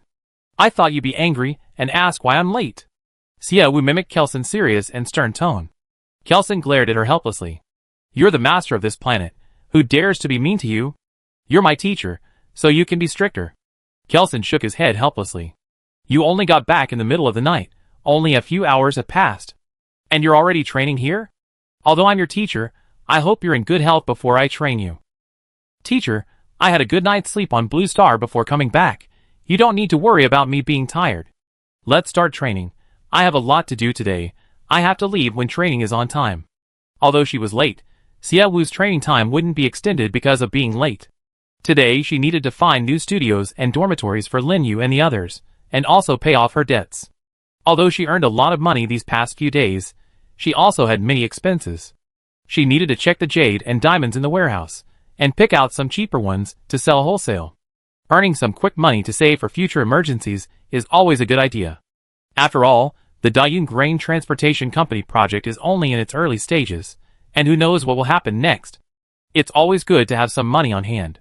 After today's training, Xie Wu received another point of stamina. Without much thought, she added it to her stamina again. There were too many things to do, and Xie Wu only hoped her stamina would be strong enough to sustain her until she finished what she needed to do before feeling tired. She could add strength later when her stamina improved. After training, Xie Wu returned home, took a shower, and went to the dining table. The minor hamster, carrying a small pickaxe, cheerfully said he to Xie Wu, meaning, "I'm going to work." Xie Wu had Ling Han take the minor hamster out to mine. During the meal, she quietly added increased probability of finding rare gems to the minor hamster and further enhanced its stamina, increasing its working hours from 4 to 6 hours a day. Xie Wu had only been gone for a day, but all the robotic pets at home had leveled up. She added 1 point to the cooking skill of the housekeeping bear, allowing it to learn how to cook 10 more delicious dishes. She added increased calculation speed to the accounting cat, speeding up its calculations of the ledger numbers. Finally, she increased the monitoring distance of the monitoring eagle, extending its range by 500 meters. While eating and preparing these things, Xie Wu was the slowest eater of the breakfast. Lin Yu and the others were already waiting nearby. After Xie Wu finished eating, she led them to find a new studio and dormitory. Lin Sin chose a 3-story building as their studio and selected 2 nearby buildings as their dormitories. Since the houses were vacant anyway, Xie Wu let them choose whichever they liked, and then clean them themselves. After settling them in, Xie Wu went to the finance department building and found Tianling busy at work. Xie Wu told Tianling that he needed to pay off his debts that day. Tianling had been watching the auction and, upon hearing that Xie Wu would pay off his debts that day, a slight smile appeared on his lips. For large transactions, we need to go to the Star Network and the Interstellar Bank building to pay off all the debts. Let's go then. Xie Wu and Tianling simultaneously put on their Star Network connection glasses and searched for the Interstellar Bank's branch on the Star Network. The Interstellar Bank manages the money of all interstellar citizens. Therefore, even on the Star Network, Xie Wu and Tianling had to wait. After waiting for nearly an hour, it was finally their turn to process their transaction. Xie Wu needed to pay off his debts, and the Interstellar Bank was quick. After verifying all the information and confirming everything was correct, they immediately processed the repayment for Xie Wu. After completing the transaction, Xie Wu and Tianling removed their virtual reality glasses. Xie Wu's communication bracelet quickly received notifications from the Interstellar Bank that money had been deducted and the debt had been repaid. The heaviest burden was finally lifted, and Xie Wu breathed a sigh of relief. Paying off the debt in the first installment saved us a lot of interest. If the debt of tens of billions had been repaid step by step, the interest would have been hundreds of millions. Paying it off in one go saved several hundred million. Yes, from now on we need to start making money again and properly develop Xiangyang Star, Tianling said. Speaking of making money, Xie Wu still felt a lot of pressure. Just Lin Sin's side alone required 1 billion, although Lin Sin said 500 million would be enough. But with expenses calculated carefully, there was no need to worry about the future. Minister Tan, we should have over 2 billion yuan on hand now, right? Yes. The large jade auction brought in 12 billion yuan, but there was another jade auction that day, which also earned over 30 million yuan. And before that, you don't know where you earned 500 million yuan. Adding that to what we earned before, we now have close to 3 billion yuan. Xie Wu nodded, her brows furrowed in thought, considering what to do next. Just then, her communication bracelet rang. The caller was Liang Xian. Wang, there's a mechanical alien named Moore from outside Xiangyang Star requesting to land there. He says he wants to discuss a commission with you. Agree to his landing. Have him wait for me in the conference room. Yes. Hanging up the phone, Xie Wu's lips curled into a slight smile. She turned to Tianling and said, Minister Tan, I found the lawyer for the Tycoon Grain Transportation Company. He's arrived just in time to discuss this matter with us. Let's go to the conference room to meet him. Okay. Tianling and Xie Wu went to the conference room together to wait for Moore's arrival. Not long after, led by Liang Xian, Moore entered the conference room to meet Xie Wu. Tianling was slightly taken aback when he saw that it was Moore. Mr. Moore, welcome. I'm Xie Wu. I know Miss Xie Wu. I investigated all your information before coming. However, you're much more attractive in person than in photos. Thank you for the compliment, Mr. Moore. But I'm not in the mood to worry about appearances right now. How much do you know about my dealings with the Tycoon Grain Transportation Company? Sia Wu cut to the chase. Moore's appearance was remarkably similar to the robot Sia Wu had seen in movies and television shows. He was made entirely of black iron and wore a Western-style suit. Even as a robot, he exuded elegance and nobility in every gesture. Chapter 95. After receiving your commission, madam, I retrieved relevant information from the relevant departments as your lawyer and discovered that there are 3 responsible parties for this incident. The first responsible party is the Transportation Control Department. They failed to detect the insect hidden in the grain transport ship belonging to Tycoon Grain Transport Company in a timely manner, which was a negligence on their part, and therefore they bear 50% of the responsibility for this incident. The second responsible party is Tycoon Grain Transport Company itself. The grain warehouse fire protection system was falsified. It failed to function at the first moment of the fire, and they bear 30% of the responsibility for the significant losses. Finally, there's Xiangyang Star. The Xiangyang Star Aviation Building lacked an insect inspection department, and the Defense Department also failed to detect the insect moving around in the city, allowing it to enter Tycoon Grain Transport Company's spaceship, resulting in the loss of 5 grain warehouses worth of grain. They bear 20% of the responsibility. More clearly explained, who was responsible for this incident. Sia Wu was somewhat surprised by his efficiency. Only a few hours had passed since she hung up the phone, and Moore had already identified the issues raised in her case so quickly. As expected of the top lawyer on the StarNet, he's incredibly reliable. Mr. Moore, the lawyer for Tycoon Grain Transportation Company, told me that the burning of the grain silos delayed their delivery to other clients, resulting in losses of approximately $6 billion. He's demanding at least $1 billion in compensation. There's no such rule in interstellar law. Tycoon Grain Transportation Company's inability to complete transactions with other clients within the contractual timeframe is a contractual dispute, unrelated to us. Whether it's Xiangyang Star or the Transportation Control Department, we only need to compensate for the reconstruction of the burned grain silos and the destroyed grain. We are not required to compensate for Tycoon Grain Transportation Company's contractual disputes with other companies. Sia Wu's eyes lit up. For the first time, she truly appreciated the benefits of having a lawyer, especially one so efficient. Furthermore, the Tycoon Grain Transportation Company has a history of selling inferior goods. Half of the grain they sold to Xiangyang Star was spoiled, and there are numerous news reports about them selling near-expiry grain. I had a friend investigate a bit, and found a significant discrepancy between the grain reported as damaged in the fire, and the grain they purchased from farmers over the past 6 months. This suggests that their granaries contain a considerable amount of expired or nearly expired grain. The Xiangyang Star system has no shortage of grain. The availability of various seasonal grains ensures that as long as people have money, they won't starve. The abundance of grain renders expired or near-expiry grain worthless. In court, we can request the judge to investigate their grain purchase records and how they handle expired grain. If the investigation reveals a large amount of expired grain, the compensation we receive will be less than we expect. This was great news for Moore. Not only Sia Wu, but Tan Lang and the others also beamed with joy upon hearing it. Mr. Moore, how much compensation do you think we should pay? Sia Wu asked. Moore pondered for a moment before replying, based on my numerous lawsuit records and calculations, the maximum compensation is $3 million. If the opposing lawyer isn't qualified enough, I can try to negotiate for you to pay only $1.5 million. Sia Wu smiled, took out his tablet, and showed Moore a video. Mr. Moore, this is footage we took on the day we delivered grain to Tycoon Grain Transportation Company. Tycoon Grain Transportation Company violated the contract by delivering a large quantity of spoiled grain. Because no lawyer is willing to take our case, we're asking you to draft the complaint and lawyer's letter. Moore watched the video carefully. The contract with the Tycoon Grain Transportation Company was attached at the end. This isn't difficult. Give me 5 minutes, and I can write the complaint and lawyer's letter. So fast? Sia Wu asked in surprise. Moore said, I'm the only ion mechanical planet who spends the most money. All my computing systems are the best. I handled so many lawsuits, written countless complaints and lawyers' letters. Just modifying a few words in the system is enough. It's not difficult for me. It's already written. I send it to your tablet. If there are no problems, I send it out.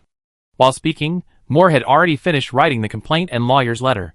Sia Wu took back the tablet and carefully examined the 2 documents. They were perfect, without a single flaw. Mr. Moore, may I ask how much you earn approximately per month?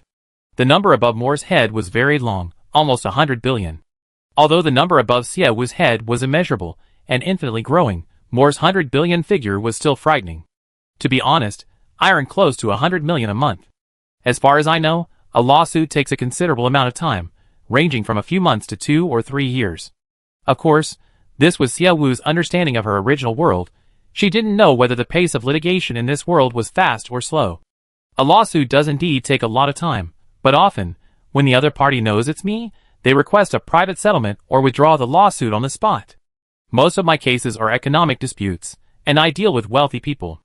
Their fees start at least at 500,000. One complaint from me scares them away. It's like I earned 500,000 in 5 minutes. Furthermore, a lawsuit lasting over a year isn't something you do every day. While this case is ongoing, I have time to handle other cases. Moore's serious words carried a hint of pride. He was an AI, unlike humans who need to eat, drink, relieve themselves, and sleep. As long as he had electricity, he could work until the universe exploded. Analyzing cases and gathering clues was also much faster for him than for other lawyers. This was also why his maintenance costs were the highest among all AIs. Sia Wu was secretly delighted. She had initially thought giving Moore the Black Diamond Rough, worth over 100 million, would be a huge loss, but seeing Moore's efficiency and prestige, she's made a killing. After all, from now on, Moore will help Xiangyang Star with any economic disputes. How much money will that save? Mr. Moore, there's something I need to tell you. Go ahead. Mr. Moore, didn't you promise me that you helped Xiangyang Star unconditionally if it ever needed a lawyer? Yes. Tan Lang and Liang Xian, who had been sitting silently to the side, changed their expressions after hearing this. The top lawyer in the Haiyang system is now Xiangyang Star's exclusive legal counsel? Actually, our Xiangyang Star is being targeted.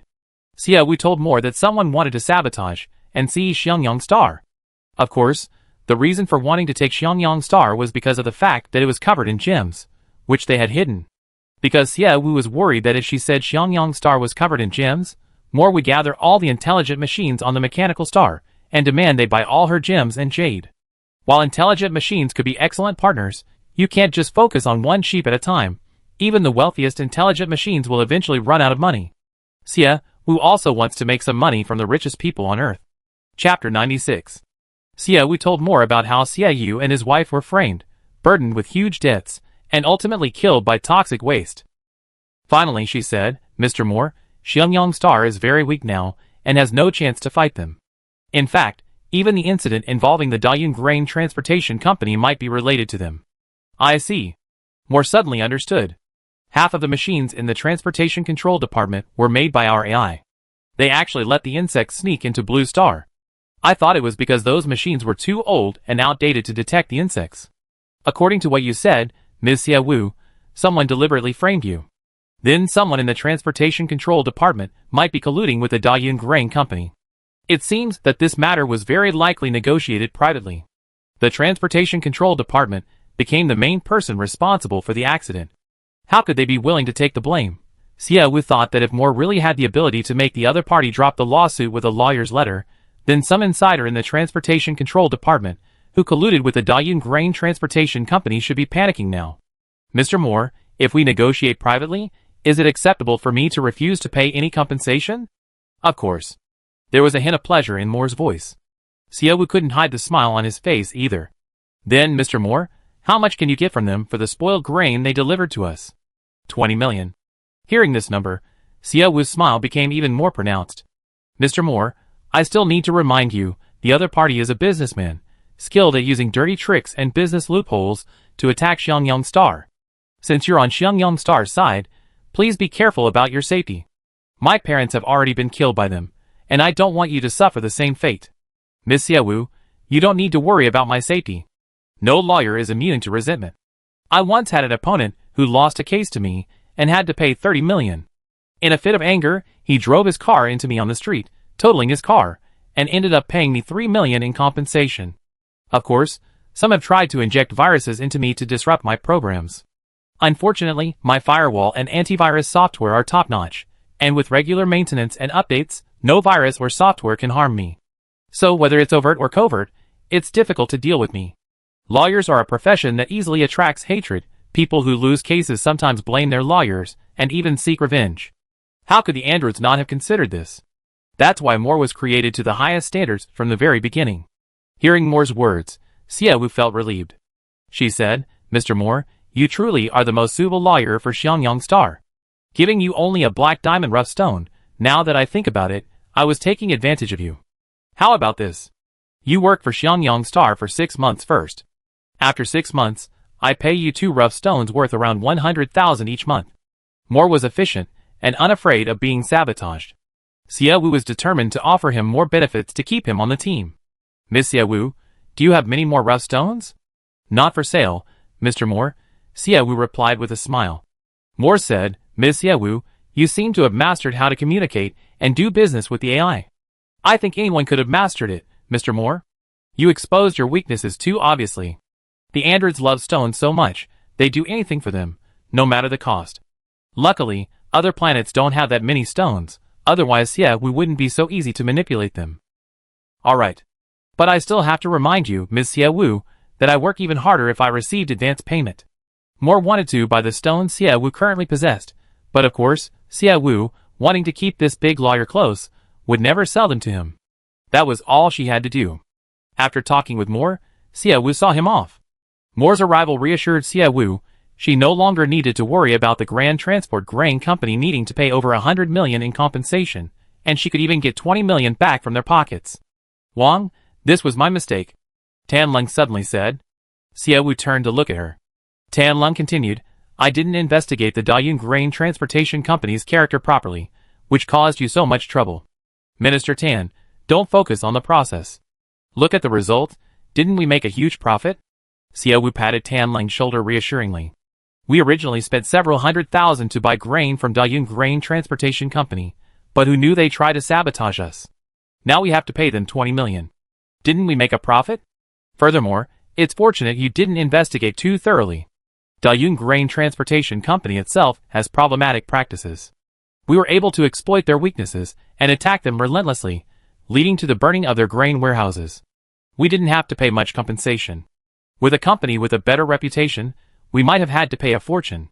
Although this incident was somewhat unpleasant, Xiaowu was still happy that they had gone from perpetrators to victims and even made a large profit. Wang, although we made a profit this time, the next time might be different.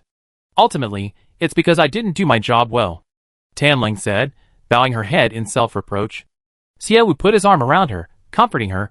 Oh, my dear Minister Tan, how can you not understand?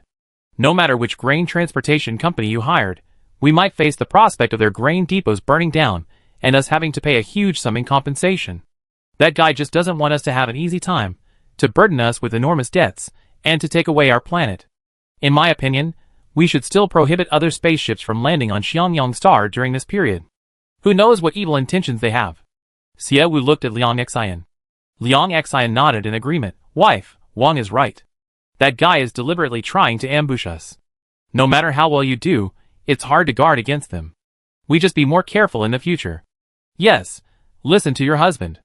Xiaowu patted Tan-Lung's shoulder again, then looked at Liang Xian. Minister Liang, as we mentioned before, have you finished writing the report you submitted to the Interstellar Alliance Army requesting the purchase of weapons? Yes, it's still under review. We haven't received any feedback yet. Liang Xian asked. Wang, you want to purchase a large quantity of weapons? Yes, Xiaowu said. I went to train with Instructor Kelson today and saw the results of the orcs' training. They are indeed very brave and can go to the battlefield to kill insects without any problem. Besides, I see they are eager to make money, so I want them to go kill insects as soon as possible. Xiaowu sighed. We paid off our debts, and we don't have much money left. There are many places where we need money. Even if our Xiangyang Star is full of gems and jade, we still need to expand our territory and compete with the insects for stones to exchange for money. For the next period of time, we will focus on expanding our territory. Minister Liang, please urge them to expedite the weapons issue. Chapter 97. Your Majesty, the approval process for firearms is very slow, taking at least a month. Considering the ferocity of the orcs, perhaps we could purchase a batch of melee weapons to use temporarily, Tan-Lung suggested. Xiaowu's eyes widened in surprise. Melee weapons. Long swords and spears, for example. Although firearms are more lethal, they are expensive and consume more resources. Therefore, Some mercenaries are more adept at using melee weapons to kill insects. The melee weapons made by the intelligent machines on Mechanical Star are quite good now. You can consider purchasing a batch. Xiaowu nodded. I go back and check now. You all go, and do your own things. After saying goodbye to Tan Lang and Liang Tong, Xiaowu returned to his studio and checked the permitted melee weapons on the StarNet. Xiaowu was busy improving Xiangyang Star. Meanwhile, somewhere on Blue Star, chaos reigned.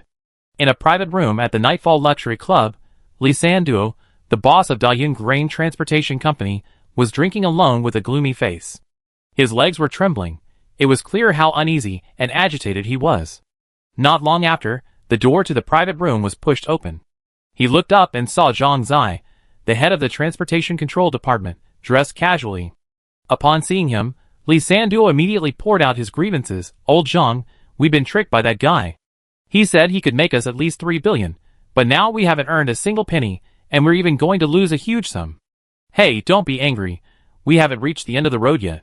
Maybe there'll be a turning point. What turning point? That brat Xian Yangxing told my lawyer she wouldn't pay a single penny. I was wondering where she got the confidence, and just now, Moore sent me a lawyer's letter and a complaint. That's Moore. That damn robot, he's never lost a case. I originally wanted to hire him to represent Xiaowu, but that dead robot said he was on vacation and wouldn't take any cases. I thought, fine, he's on vacation, so I hired another lawyer. Who knew he immediately take on Xiaowu's case? Li Sanduo complained angrily. Ever since learning that Moore had become Xiaowu's defense lawyer, he had been furious. He had refused Moore's offer to handle his case, but instead took Xiaowu's. He seriously suspected that Moore was deliberately targeting him. Oldly, what's the rush? Didn't the guy who hired us say he'd take responsibility for any losses? Besides, we already taken his money. Let's see what he does when he gets here. Zhang Zisong remained calm. He hadn't suffered much loss this time. In fact, he made a considerable profit. There was no need to worry about losing everything if things were exposed. He better give me a satisfactory answer, or I drag you all down with me. Hearing this, a hint of malice flashed in Zhang Zisong's eyes, but he quickly concealed his emotions and regained his composure. At this moment, the door to the private room opened again. This time, a blonde beauty in a tight red dress and heavy makeup walked in. Her lips curled into a seductive smile. Mr. Li, Minister Zhang, you arrived? Yvette, you finally come.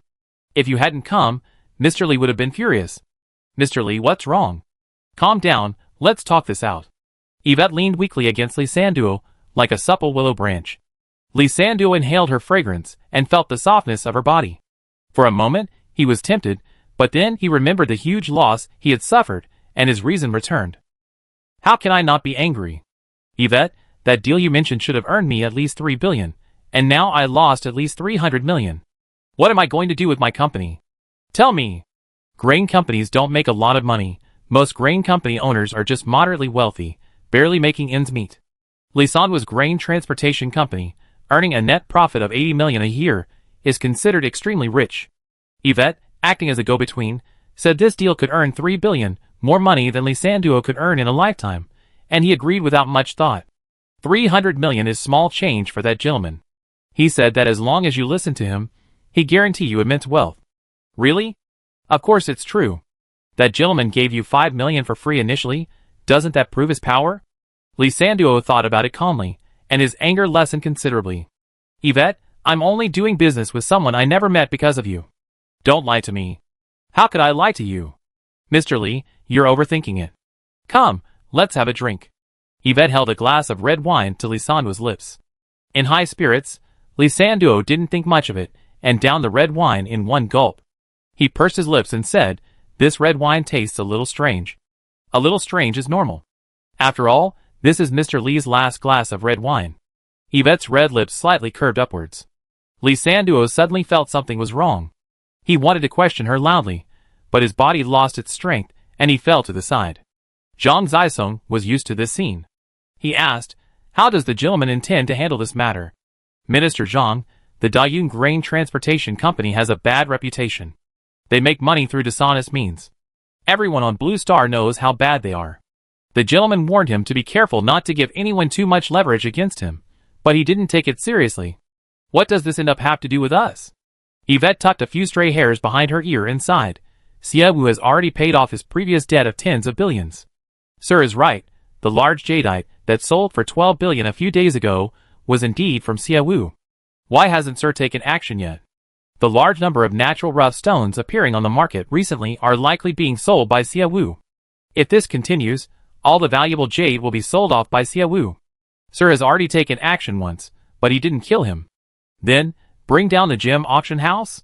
The owner of the gem auction house, Mr. Gao, has extensive connections and a solid foundation he wants to. It won't be easy to bring down his auction house. Sir, you haven't contacted him? I have.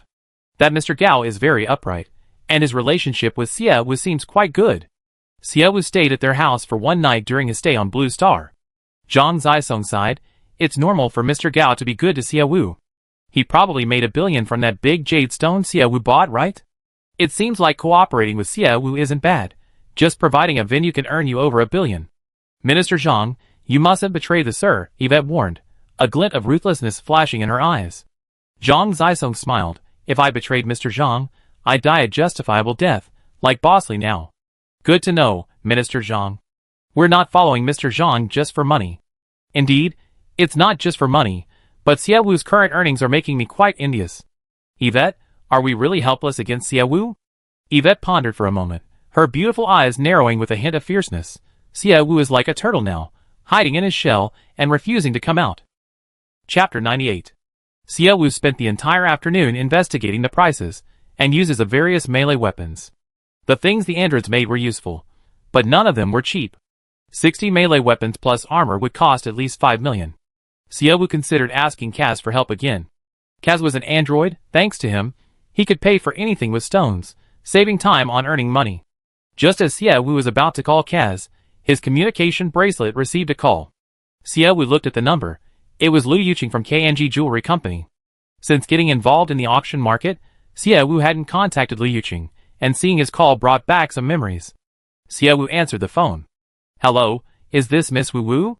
Manager Liu, long time no see, Xie Wu replied.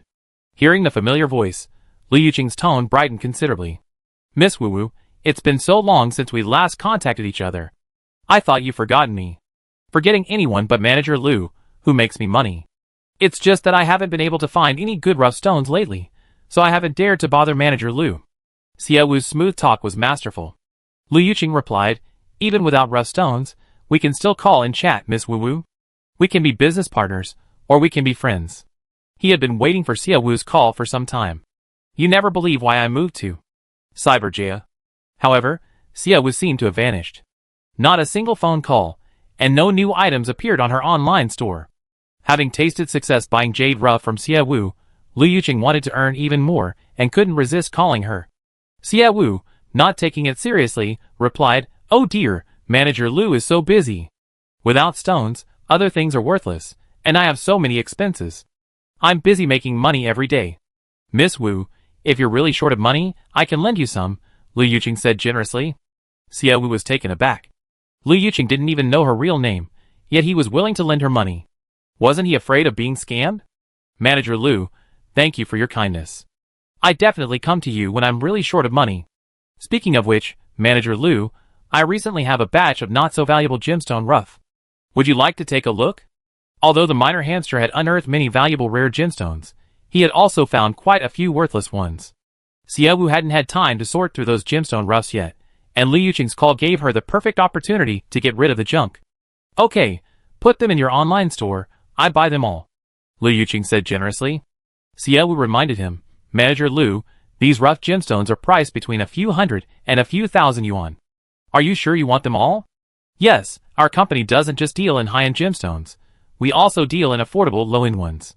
After all, not everyone who likes gemstones has a lot of money. Having a decent alternative is fine. Xie Wu nodded in agreement and put all the gemstones, valued at a few hundred to a few thousand yuan, into the online store. Liu Yuqing had been watching the store after making the call, so the batch of low-priced gemstones sold out as soon as they were listed.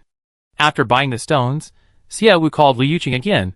Manager Liu, you're really fast at buying things. Miss Wu, your online store gets a lot of attention. If you're slow, the items will be gone. Look how fast I bought them, but more than 10 gemstones were still snatched up by others. Xia Wu hadn't checked the purchase history, and didn't know that besides Liu Yuqing, other people had also bought the rough stones. Thinking to herself, Xia Wu opened the forum she previously visited and found her private messages had reached 999 plus. Clicking through, she saw many netizens asking when she would sell new stones. Xia Wu's advertisements for low-priced jade and gemstones had already been posted, and many people wanted to continue buying. However, she had already found a market for high-quality, high-end jade and wouldn't be as foolish as before, selling them at low prices online. Everyone really loves gemstones, Xia Wu said. Even lower-quality gemstones can be very beautiful after processing. Miss Wu, if you have any of these low-priced gemstones in the future, give me a call. I want them all, but what? Liu Yuqing started to say, but Xia Wu quickly interrupted him. Miss Wu, do you know about the 12 billion yuan jadeite that was recently sold at the gem auction? I heard a little about it. I saw that jadeite with my own eyes. It's so beautiful. After seeing such high-quality jadeite, these other stones just look so different. Sigh, I can't compare myself to them. If I had such a big and beautiful piece of jadeite, I'd be rolling in money. Xia Wu sighed enviously. In places like ours, it's really hard to find such a beautiful and large piece of jadeite. That beautiful jadeite must have been discovered on Xiangyang Star. Liu Yuqing's last sentence made Xia Wu wary. She continued, feigning envy, and asked, discovered on Xiangyang Star? Who said that? Nobody said it, but everyone's guessing. There are only 6 habitable planets in the Haiyang system. The most prosperous blue star, the most technologically advanced mechanical star, the poorest oak star, 2 other mediocre planets, and finally, Xiangyang Star, which has the most insects. Ever since the androids developed a liking for gems and jade, the various planets have been plundering their own gems and jade. Over the years, they've plundered almost everything, so it's impossible for such a large and beautiful jade to remain. Everyone guesses it must have come from Xiangyang Star. Xiangyang Star's current inhabited area is actually not even a tenth of the planet is habitable. Although the people living on Xiangyang Star claim that 10% of the land is habitable, their city isn't even as big as my village. How could they possibly have 10%? But that's also the advantage of Xiangyang Star. The 2 generations of its owners didn't have the money to develop it, and it's teeming with insects. This means there are many untapped resources. In fact, quite a few merchants want to return to Xiangyang Star and discuss cooperation with its current owners, but they still don't dare to make a move. Xia Wu hadn't expected to learn about outsiders' opinions of Xiangyang Star through a casual chat with Liu Yuqing. Although Xia Wu had already guessed that the auction of the large jade stone would lead people to believe it came from Xiangyang Star, she hadn't expected so many people to have guessed it. Why don't they dare to make a move? Xia Wu could only continue to ask, pretending she knew nothing. Xiangyang Star is billions in debt, has limited habitable land, and its transportation system is underdeveloped. To do business, transportation must keep up. Xiangyang Star doesn't even have a single spaceship yet. Merchants can't be expected to buy their own spaceships to transport goods. If they could afford spaceships, what business would they be doing? In short, Xiangyang Star has abundant resources, but it also has many problems. Small land area, sparse population, underdeveloped transportation, and all sorts of other issues. Small merchants are afraid they lose everything if they go there. Xia Wu lowered her head in deep thought. She knew that small merchants were waiting for someone to pave the way for Xiangyang Star's development, waiting for the situation to improve before settling in to do business. But it would be difficult for her to make Xiangyang Star prosperous on her own. Inviting a wealthy tycoon from Blue Star to invest would definitely improve the situation considerably. However, Xia Wu didn't yet know which wealthy tycoon was eyeing Xiangyang Star. If she accidentally let a wolf into the fold, it would be all over. Chapter 99. Xia Wu had a clear plan in mind, but in front of Liu Yuqing, she still pretended to be an innocent young girl, asking naively, problems can all be solved with money. Xiangyang Star seems to have many problems right now, but doesn't it also have a lot of resources? Going early might allow us to grab more resources. Later, we might miss out. That's true, but everyone in business aims to avoid losing money. Small businessmen don't have much money to squander, only the wealthy can afford to do big business. From discussing jade to doing business on Xiangyang Star, Liu Yuqing mistakenly thought Xia Wu wanted to go. The person on the other end of the line, doing business, quickly reminded her, Miss Wu, Xiangyang Star does have abundant resources, but now is not the best time to go there. Don't get carried away, and go there to do business. Xiangyang Star is like a ghost planet now, with only about 100 people. Other planets have populations of over 10 billion. Who will they sell their products to with such a small population? Xiaowu smiled and replied that she understood, thanking him for the reminder.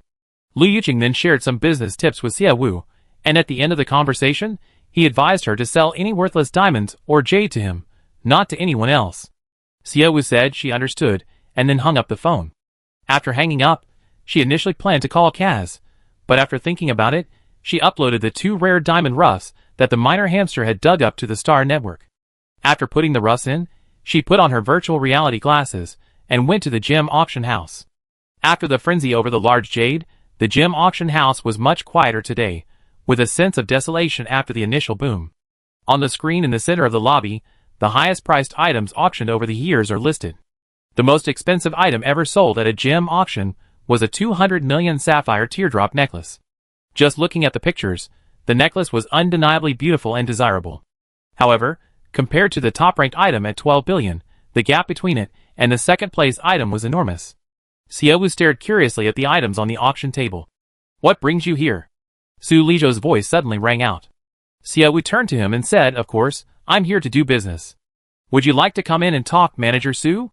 Xiaowu's gaze fell on the lounge area. Su Lizhou looked in that direction and gestured for her to enter. Upon entering the lounge, Su Lizhou first asked, "Miss Xie, does your Xiangyang Star really have so many gemstones? It seems like gemstones and jade are as common as rocks there. You could find plenty just by taking a walk. Gemstones aren't that easy to find. Even if Xiangyang Star has abundant gemstone resources, you still need to dig hundreds of meters to find them." "That's true," Su Lizhou nodded in agreement. Xiaowu sighed. "Jade is relatively easy to find. The bugs are causing chaos everywhere on Xiangyang Star, and they dug up a lot of jade hidden in the ground for me for free." Cough cough. Su Lizhou, who was drinking water, choked on Xiaowu's words. After recovering, he asked, "You can really find jade just by taking a walk on Xiangyang Star?" "More or less, but I didn't come here to talk about jade this time. This time it's about gemstones." Xiaowu took out the top-quality emeralds and rubies that the miner hamster had dug up. She originally intended to take out the black gemstone as well. Thinking that the black diamond rough had attracted a top lawyer like Moore to work for her, maybe the second one could attract an android to work for her for free. Of course, even if she couldn't get the android to work for her, exchanging it for a batch of melee weapons shouldn't be a problem. Therefore, Xiaowu kept the black diamond. Su Lizhou's expression changed when he saw the 2 top-quality gemstone roughs Xiaowu had brought. "Although I heard a lot of gossip about Xiangyang Star lately, Miss Xie, you're going too far. How can you bring 2 such top-quality roughs at once? The AI's wallet will be emptied sooner or later. The AI's wallet isn't so easy to empty. Their entire planet's monthly cash flow is in the tens of billions. I only earn a few hundred million from them a month at most. You're being modest. You already earned 12 billion from that large jade stone you had the day before yesterday. But there's only one large jade stone." "That's true. These 2 will be auctioned this Saturday. I register them for you, and you can sign the contract." Su Lizhou registered the item numbers and gave the electronic contract to Xiaowu. After Xiaowu signed the contract, she went to attend to other matters, not chatting with Su Lizhou for long. After seeing Xiaowu off, Su Lizhou immediately called Gao Hongji. As soon as the call connected, he couldn't wait to share the good news. "Brother-in-law, Xiaowu just sent over 2 more top-quality raw stones for auction. I think one of them could fetch over 100 million. Don't run around at home. I'd bring the stones over to you." Su Lizhou hung up after saying that. Gao Hongji rolled his eyes. "Nonsense. Couldn't she just give them to me directly on the StarNet? Do you think I, a big boss, don't have a StarNet connection terminal at home?" After muttering to himself, he saw his son carrying large bags and asked impatiently, "Where are you going with all this stuff?" "What do you mean go for fun?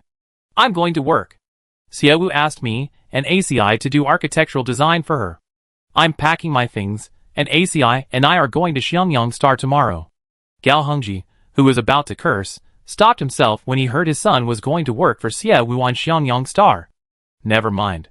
It earned money. Xiaowu just sent 2 more top-grade raw stones for auction. There's enough money to pay wages. At 5 in the morning, Xiangyang Star welcomed a new day. Kelson received a call from Xiaowu early in the morning. On the phone, Xiaowu asked him to bring the beast men to the Xie family mansion. Before Kelson could ask why, Xiaowu hurriedly hung up the phone and, still confused, led the beast men to the Xie mansion. He rang the doorbell. A 1.8-meter tall housekeeping bear opened the door. The moment the housekeeping bear opened the door, the beastmen were startled. They thought the housekeeping bear was also a beastman and couldn't understand why a beastman would act in this way. After Kelson told them that the housekeeping bear was a robot, they nodded in understanding. The housekeeper bear led them to Siawoo's studio. Outside, dawn was breaking, and a bright beam of light shone from Siawoo's studio into the long corridor. Upon entering the studio, they found Siawoo standing in front of the Starnet connection terminal. She was dressed in black armor, resembling the attire worn by SWAT teams, her long, black hair tied in a ponytail.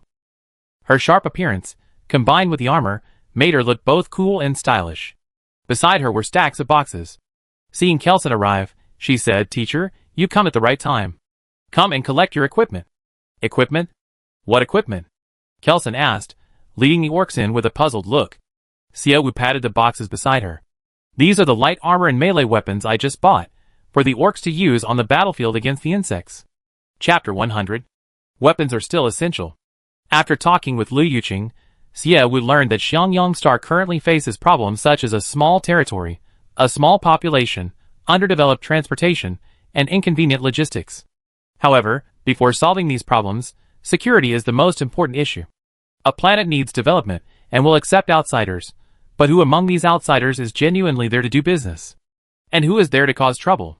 A larger population means higher costs for maintaining order, but Siawoo doesn't have the money or energy to consider that right now. Her only thought right now is to increase combat power, deal with the insects, and complete the tasks given by the system to ensure the planet's food self-sufficiency. Therefore, she got up early to contact Kaz to purchase various light self-defense armor and melee weapons. Non-high-powered firearms don't need approval from the Interstellar Alliance and can be purchased directly through the Star Network. However, this batch of weapons has already cost Siawoo another Black Diamond Oregon. Kelson gave each of the orcs a box. The box contained defensive armor, as well as melee weapons like long swords and hammers. Siawoo had them put on the armor, explaining, "This armor is specially made for orcs. It can be used even in their beast form. Try it on." The orcs, somewhat skeptical, transformed into their beast forms. The armor changed shape according to their transformations, protecting their heads, necks, and other vulnerable areas.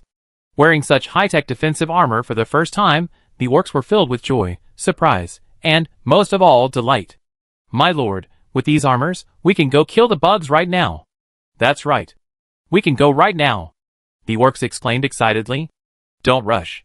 Wear these armors and take your weapons. Train with Instructor Kelson for 2 days. Get used to the weapons before you come with me to kill the bugs." The newly acquired weapons were excellent, but going to the battlefield without being proficient was a major taboo. Siawoo had the orcs help her move the other boxes to the defense camp. Siawoo bought a total of 60 sets of orc armor and 140 sets for normal use. The orc armor was much more expensive because it came in human and orc forms, each costing the equivalent of 3 normal sets. Ritu and the others were still on duty when they saw the orcs arriving, each carrying 2 boxes. Siawoo was leading the group. Ritu quickly came down to greet them. "My lord, what brings you here?" "I come to deliver weapons to you." "Do you see what we're wearing?" Siawoo proudly showed Ritu the armor she was wearing. Lei Tu, the commander of the defense force, was familiar with all the military weapons and combat suits available on the StarNet. The armor Siawoo and his group were wearing was the newly developed defensive armor by the AI, reportedly equipped with an emergency avoidance function. The system would forcibly evade attacks on critical areas. As always, new things are flawless except for their high price. Lei Tu was quite distressed. "Your Majesty, why have you added new weapons again? How much did this cost?" "I don't know how much it cost, but I only paid for 1 stone," Siawoo said.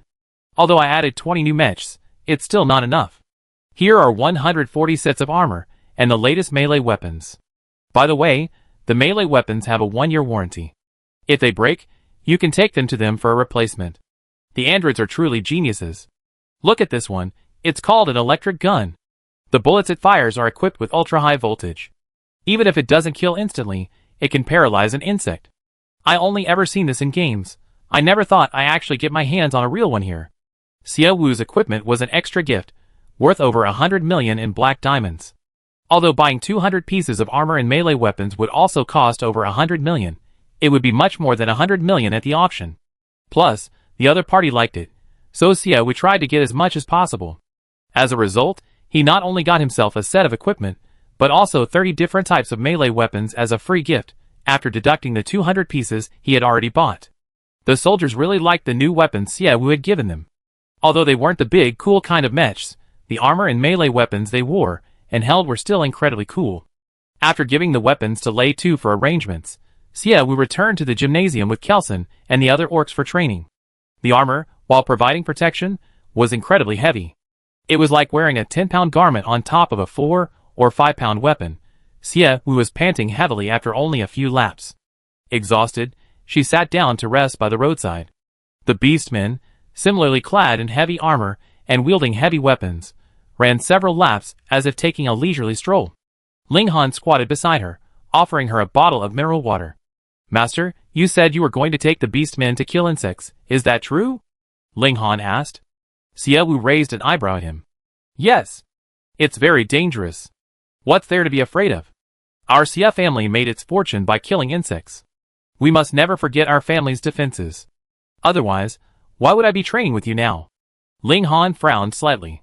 Xiaowu could tell that Ling Han was quite concerned about her safety after his loyalty level increased. She patted his shoulder. "I'm here with you, aren't I? Just protect me if we encounter danger." After saying that, Xiaowu finished resting and stood up to continue her run when her communication bracelet rang. She answered and put on her wireless earpiece. "Hello, this is Xiaowu." "Hello, Ms. Xiaowu, this is Moore. Attorney Moore, we only been apart for less than a day, and you're calling me.